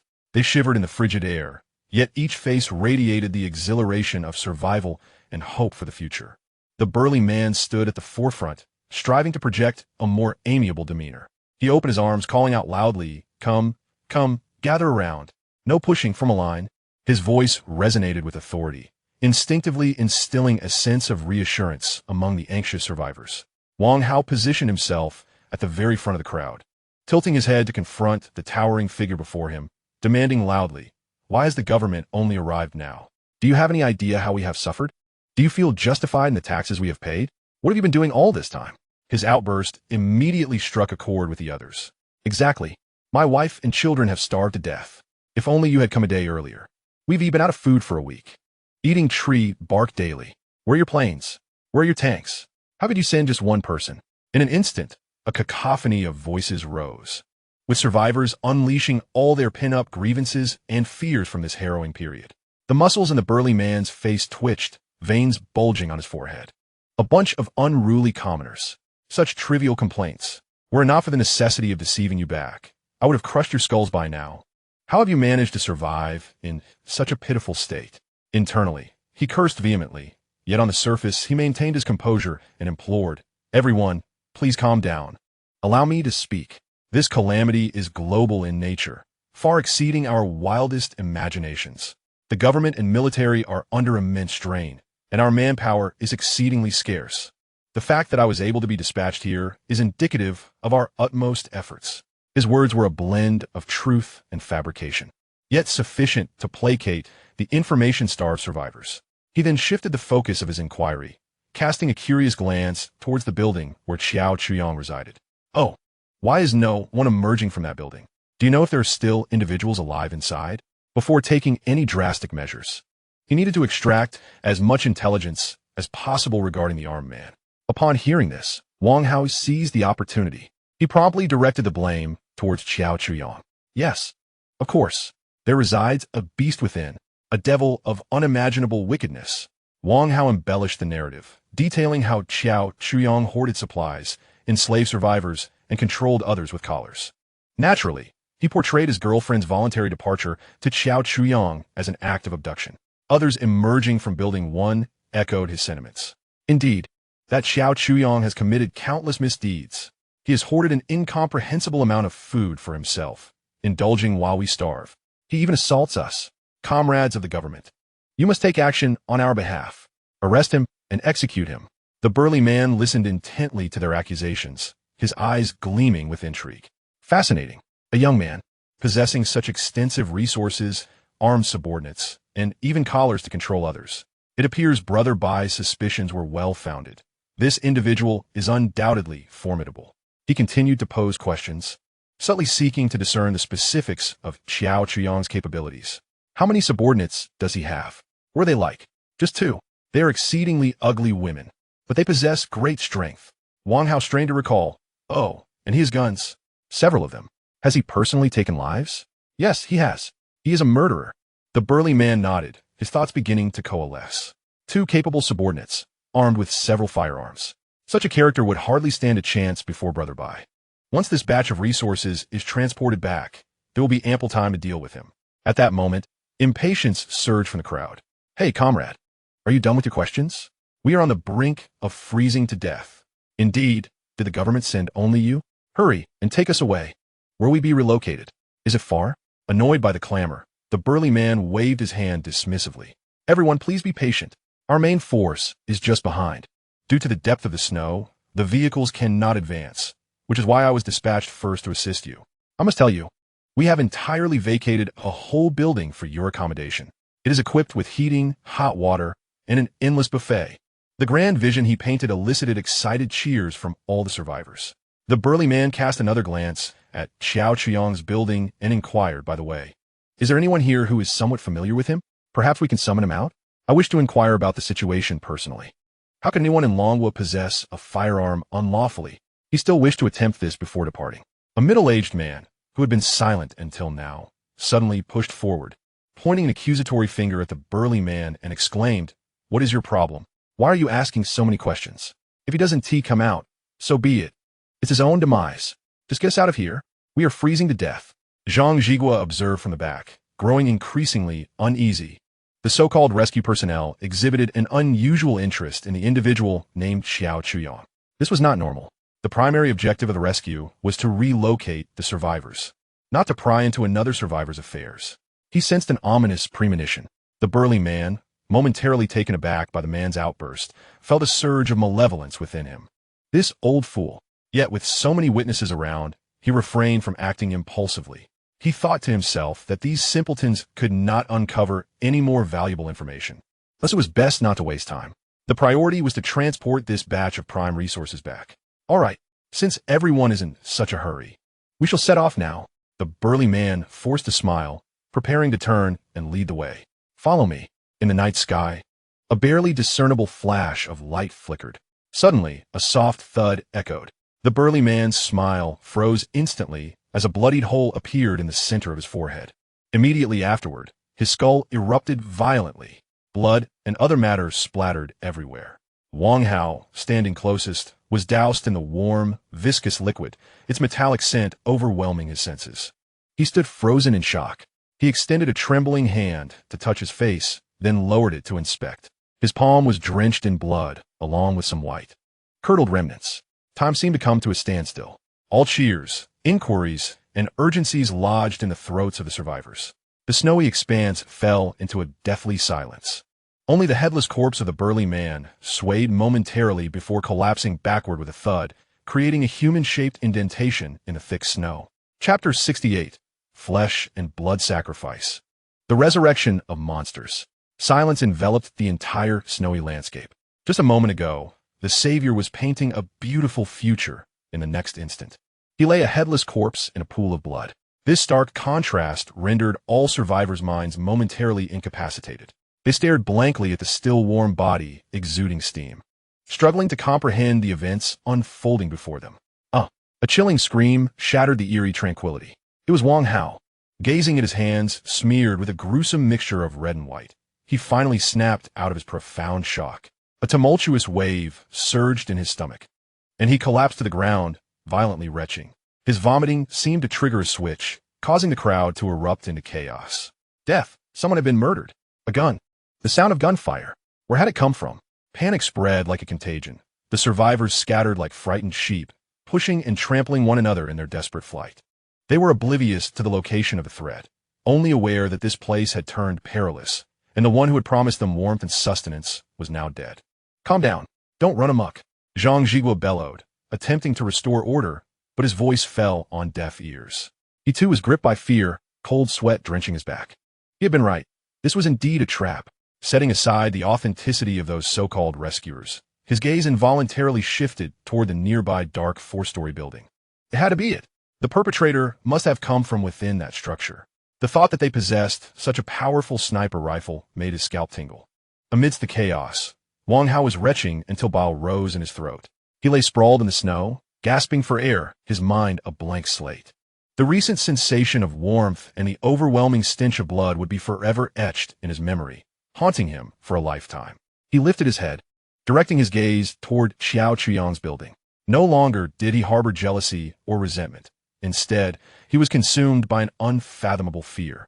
He finally comprehended the absurdity and ignorance of his earlier calls for the government to judge Xiao Chuyang. In her eyes, he was likely no more significant than an ant. She could extinguish his life without reason, merely by lifting a finger, much like that recent gunshot, clean, swift, and ruthless. The other survivors of Building 1 stared in terror at that structure, now fully believing Wang Jin's words. The one they had long cursed, Xiao Chuyang, was indeed the one wielding the true power of life and death. Or perhaps a devil. Wang Jin, hiding in the distance, felt his legs weaken, collapsing to the ground. He realized he had made the right bet. "Master, my master has saved my life," he murmured, his eyes filled with dread and gratitude. His resolve to cling to Xiao Chuyang's side intensified. Within the bastion, Xiao Chuyang set down the intercom, her expression unruffled. "Well done, 01. On the rooftop, 01 stowed away the M82A1. The massive recoil was no more than a tickle to her. Her cold electronic gaze continued to lock onto the chaotic throng below. Xiao Wanqing approached, cradling a steaming cup of tea in her hands, which trembled slightly. She had witnessed the recent gunshot through the surveillance feed. "Master, what shall we do now?" she inquired softly. Below, the throng of survivors had descended into utter chaos. Xiao Chuyang took a sip of the hot tea. 01, can you locate the body? "Fire 2 more shots," he stated calmly. "The snow is too thick to get a fix on it," came the reply. "Then keep a watch on it. If there is any movement, shoot without regard for the others." The turmoil in the snow persisted for several minutes, as the survivors exhibited an unparalleled will to survive, dashing frantically towards safety like bolts of lightning. Just then, Wang Hao scrambled to his feet from the snow. Wiping the blood from his face, his eyes filled with despair. He yearned to live. He directed all his strength towards the building, shouting, "Brother Qiao, Master Qiao, we were wrong. Please save us." His desperate cries instantly alerted the others who were fleeing. Had the earlier fervent denunciation gathering truly been overheard by this harbinger of doom? "Master Qiao, we recognize our mistakes. We implore your mercy. Spare us. We are willing to serve you like beasts of burden." In an instant, pleas for mercy and cries of anguish reverberated through the air.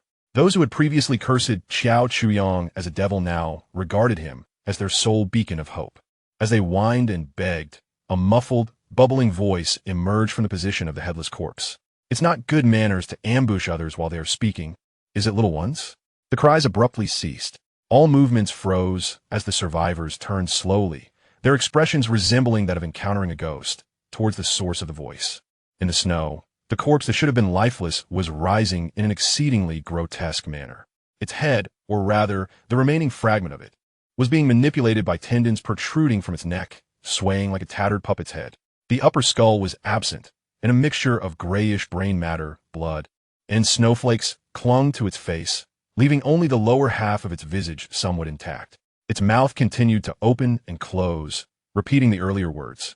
This sight was more jarring than any monster from horror film. Several psychologically fragile survivors retched immediately.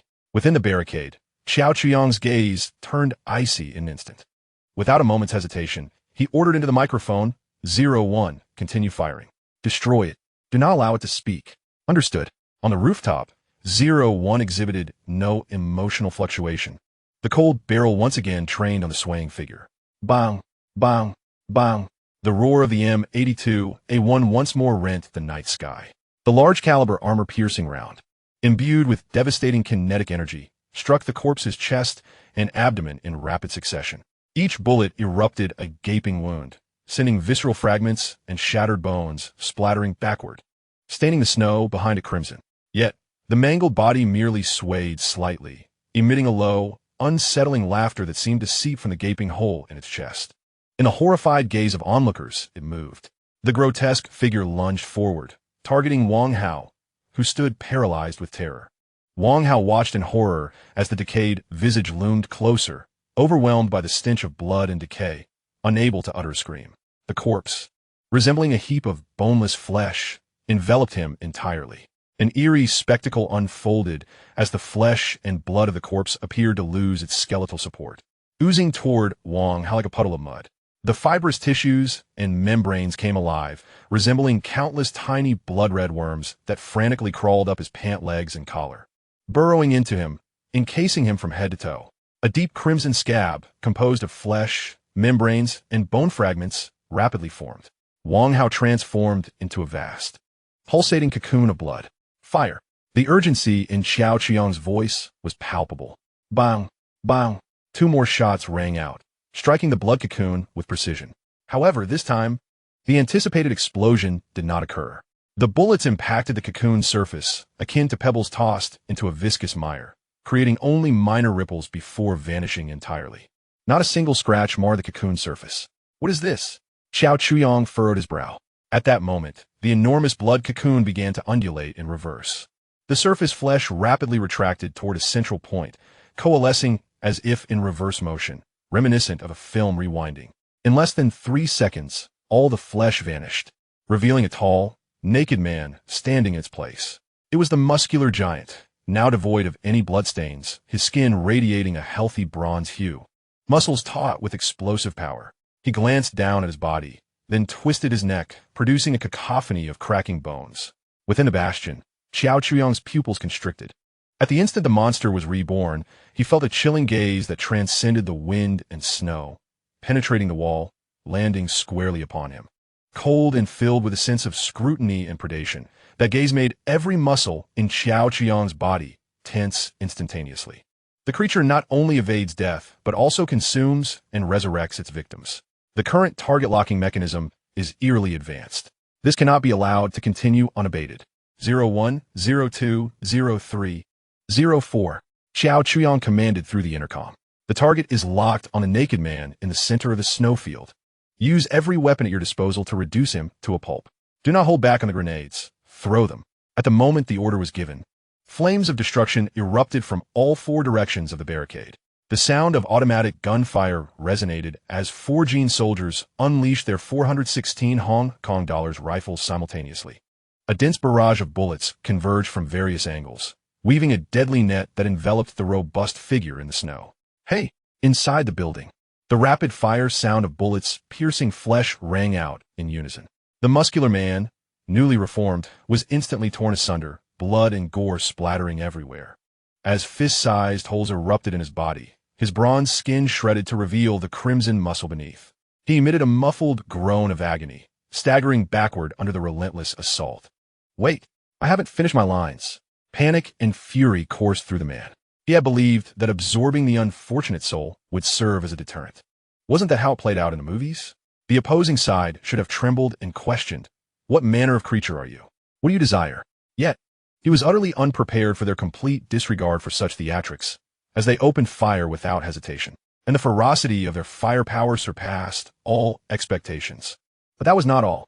2 dark figures were hurled from the second-floor windows of the barricade, tracing parabolic arcs through the air before landing precisely at either side of him. What is this? Oh no! Grenades! Boom! Boom! A violente explosion érupted, sending plumes of snow and dirt flying as a ferocious shockwave combined with countless steel fragments hammered against the man. He howled in anguish, half of his body obliterated, an arm disintegrated, and a gaping hole in his chest exposed writhing innards. Yet it was not over. More grenades were unleashed, raining down upon his position like hail. Are these grenades bought in bulk? The man was thoroughly terrified. His once proud physique could withstand bullets, but under such a barrage of firepower, it was a mere joke. The speed at which his body was being torn apart far exceeded his regenerative capabilities. If he remained any longer, he could very well be consumed alive here. Flee! He must escape immediately. The The man could no longer afford to underestimate his peril. He gritted his teeth against the agonizing pain of his disintegrating form and turned to flee. His battered body stumbled through the snow, yet he moved with astonishing speed. The relentless barrage within the barricade showed no signs of abating. Bullets relentlessly exploding in bursts of crimson around him. As the burly man sprinted, he cast a venomous glance back at the small building, resembling a fortress of steel. Just wait. You will pay for this. Once brother by deals with that wretched rodent and frees his hands, it will be your doom. He now craved sustenance, an abundance of it, to mend his grievously wounded body. His gaze swept over the terrified survivors who scattered in all directions. Perfect, ready-made nourishment. He abruptly altered his course, charging towards the nearest group of survivors like a rampaging bull. Ah, a monster. The monster is coming. Help! Stay away. The survivors, witnessing the grotesque, bloodied creature barreling towards them, were paralyzed with fear, desperately attempting to flee. Yet, their speed was no match for the burly man. He seized the slowest man, offering him no chance to react as his massive form engulfed him. No, the man could only emit a desperate scream. In the next instant, a bizarre scene unfolded.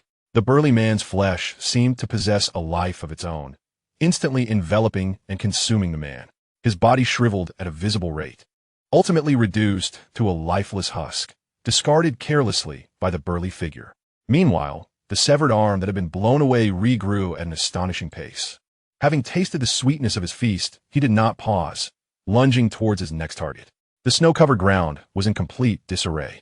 The burly man was like a tiger among sheep, each pounce signifying the extinguishing of a life. The air was filled with shrieks, cries, and pleas for mercy. A cacophony of despair. This was no mere slaughter. It was a grotesque banquet, a one-sided, sanguinary feast.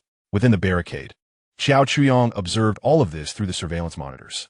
From a moment, these survivors had raucously proclaimed their intent to judge him, considering him their enemy. Their fates had become irrelevant to him.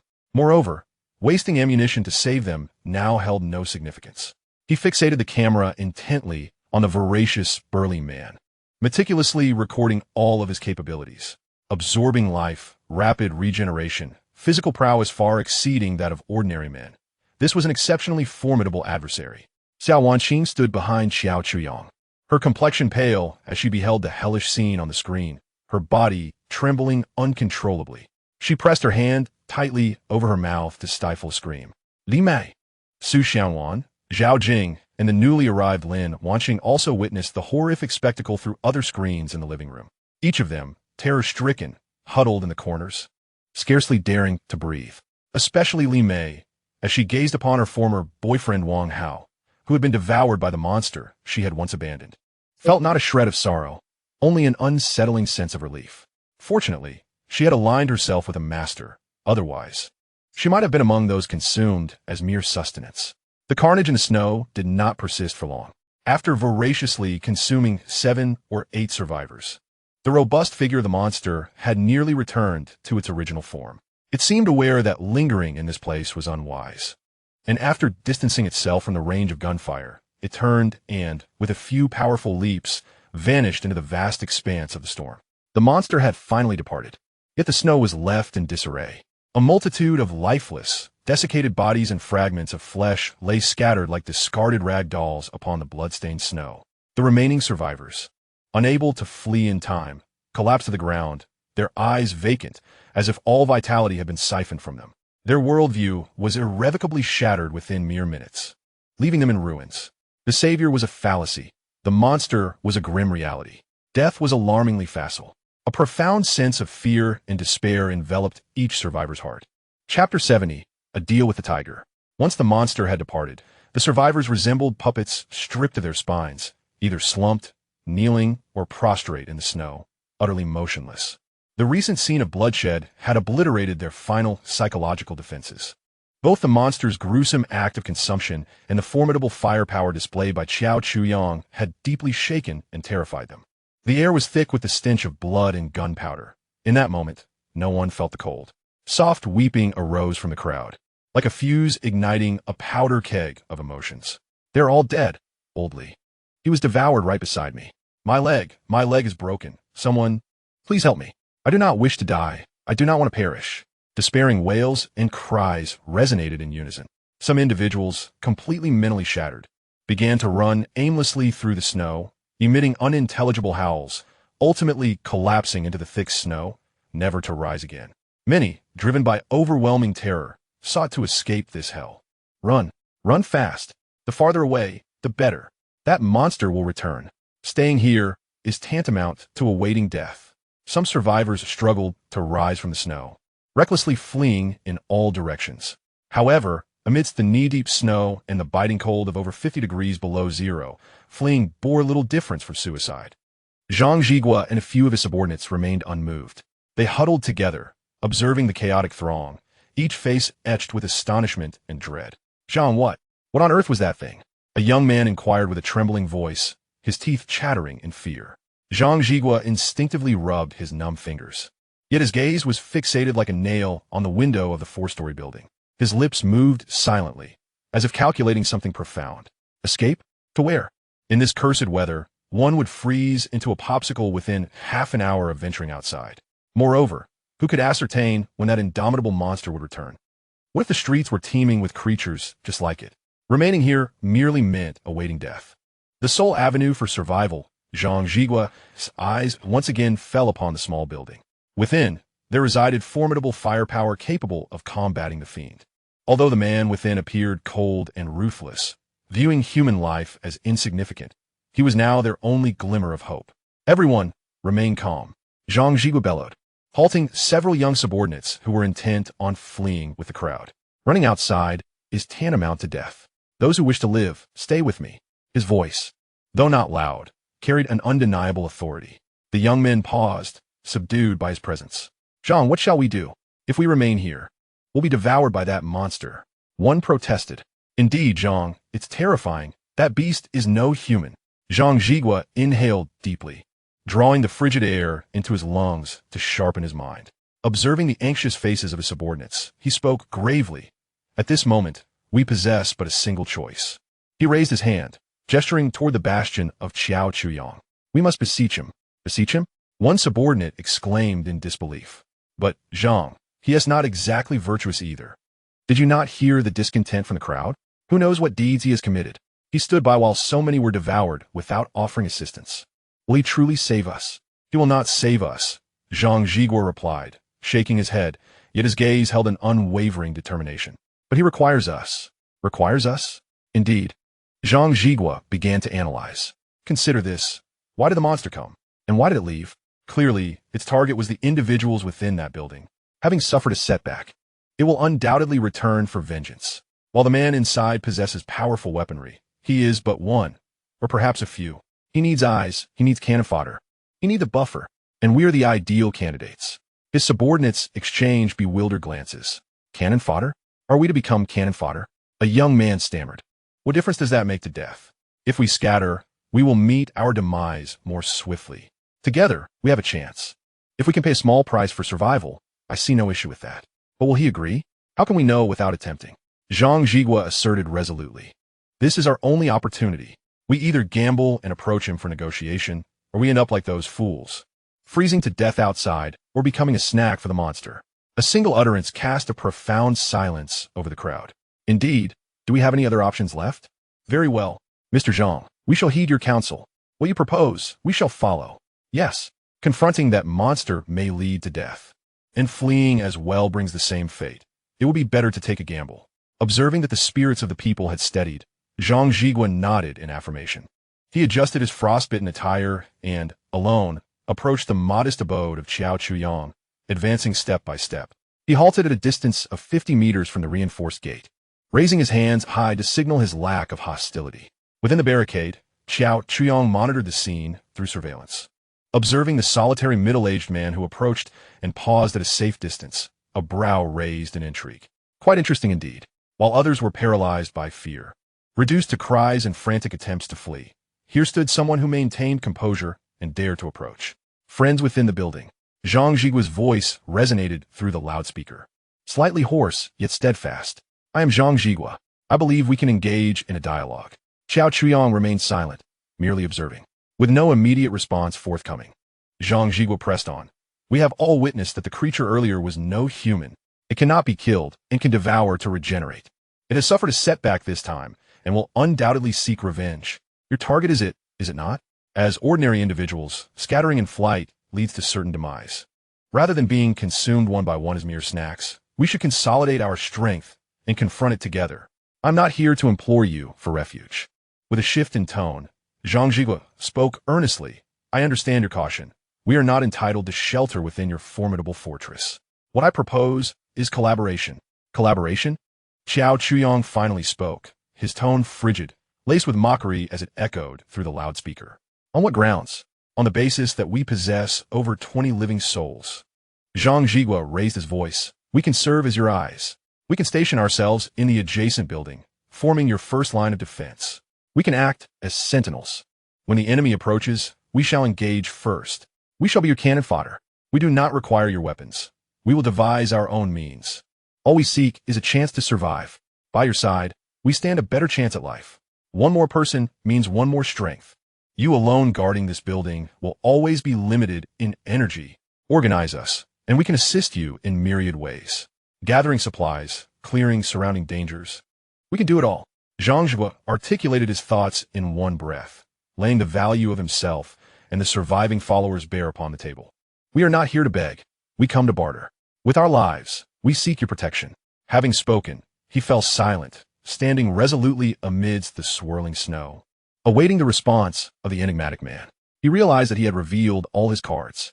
Whether he succeeded or failed now depended on the other party's choice.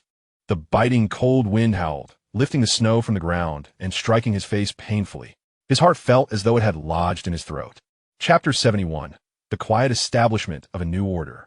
Within the barricade, Qiao Chuyong sat before the monitoring station, his fingers unconsciously tapping on the smooth surface of the table. On the screen, the man stood alone amidst the snowstorm, his figure slender yet unwavering. This individual possessed something remarkable.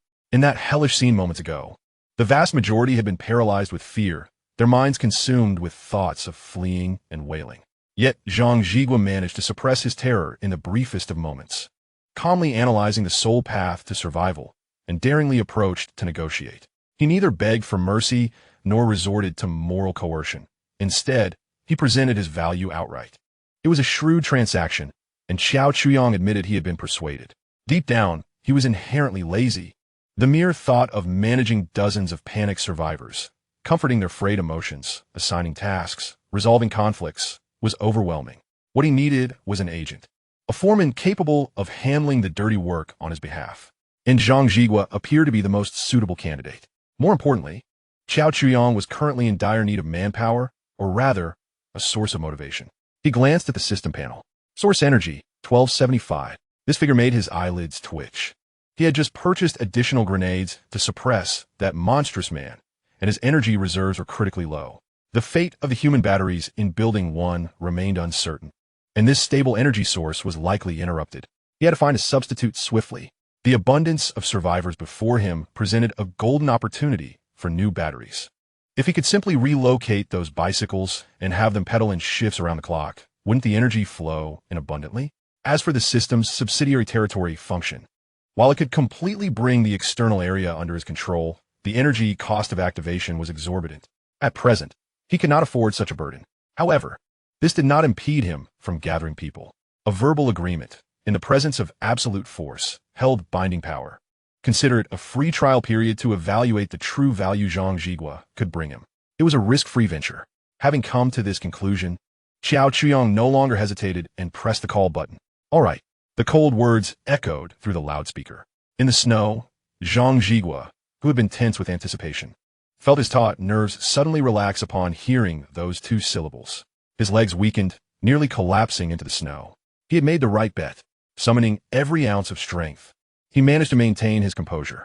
He suppressed the wild joy surging within him and called out towards the small building. Thank you. Thank you, sir. So, where should we go? The building across from you. Qiao Chuyong's gaze fell upon the building where his uncle once resided. You will clean it up yourselves? Henceforth, it shall serve as your stronghold. Yes, we understand. Zhang Jigua responded repeatedly, his voice tinged with a barely perceptible tremor. Do not rejoice too soon. Qiao Chuyong's tone remained unyielding. The condition for residing there is that all of you must heed my commands. I do not wish to witness any insubordination. My rules are simple. Those who disobey shall meet the same fate as the corpses on the ground. Understood. We will absolutely comply with your arrangements. A chill ran through Zhang Jigua as he promptly bowed in assurance. He was acutely aware that he was negotiating with a fierce tiger. However, in the struggle for survival and in pursuit of providing a safe haven for someone dear to him, he had no other choice. Very well. Xiao Chuyong terminated the call. Disregarding the individuals outside, he turned to the awaiting Jin soldiers to issue new directives. 02. Present, Master. Proceed to Building 1 and locate Wang Jian. Bring all the survivors there to the adjacent building. Furthermore, transport every single energy converter I have placed there. Not one should be left behind. Yes, Master. Without a moment's hesitation, 02 turned and strode toward the alloy door. 01. Present, Master. The voice of 01, stationed on the rooftop, came through the intercom. Devoid of any emotion. Continue your vigil on the rooftop, with a particular focus on monitoring that office building's direction. Report to me immediately at the slightest disturbance. Understood. Having arranged everything, Xiao Chuyong settled back into his chair. Crisis can sometimes herald opportunity. The emergence of that monstrosity, while disrupting his plans, also afforded him the chance to swiftly consolidate the scattered survivors from the urban village under his command. If he could harness these individuals effectively, they would generate a continuous stream of value for him. In the snow, after receiving Xiao Chuyong's permission, Zhang Jigua swiftly turned and sprinted back towards his subordinates. A tempest swirled within his heart. He had survived. Not only had he survived, but he had also secured a refuge for everyone. From that moment forth, Zhang Jigua, was the leader of this group of survivors, the sole bridge of communication between them and the enigmatic man within that building. This was a form of power. Only by wielding power could he ensure their safety. As for the others, Zhang Jigua glanced back at his subordinates. To protect what he truly valued, someone must inevitably pay the price. He buried this thought deep within, forcing a look of excitement onto his face. He has agreed. He has agreed. He rushed to his people, joyfully proclaiming the news. Wonderful. We have been saved. A few subordinates erupted in cheers of survival. Do not rejoice too soon. Zhang Jigua immediately adopted Xiao Chuyong's tone, dousing them with a cold reality. He instructed us to go to the neighboring building, but under the condition that we must fully obey his commands. From this moment forth, our lives belong to him. The smiles on the faces of the crowd faltered momentarily, yet quickly transformed into acceptance of their fate. Compared to being devoured piece by a monster, serving a normal human seemed a far more palatable option. Boss Zhang, we will heed your words. A young man was the first to declare. Indeed, Boss Zhang, whatever you say, we shall comply. Observing the swift stabilization of morale, Zhang Jigua nodded in satisfaction. Excellent. I shall now issue orders, he proclaimed, emanating a long-forgotten aura befitting one in command. We shall split up. You few, go retrieve those who scattered earlier. Inform them that this building is now a safe zone. As long as they come here, there is a chance for survival. I will assess the situation in this building. Understood. Several subordinates accepted their orders and immediately dashed off in different directions, calling out to those who had fled in despair. Zhang Jigua, accompanied by the remaining individuals, trudged through the snow towards the building designated by Xiao Chuyong. The night was profound, and a new order centered around the bastion of hope was quietly taking shape upon the bloodstained snow. Meanwhile, the architect of it all, Xiao Chuyong, sat comfortably within the warm confines of the bastion. He observed through the surveillance footage the survivors, now gathered once more by Zhang Jigua's men, running and calling out in the snowy expanse. In this apocalyptic world, human life was the most worthless commodity. Only those capable of creating value had the right to endure.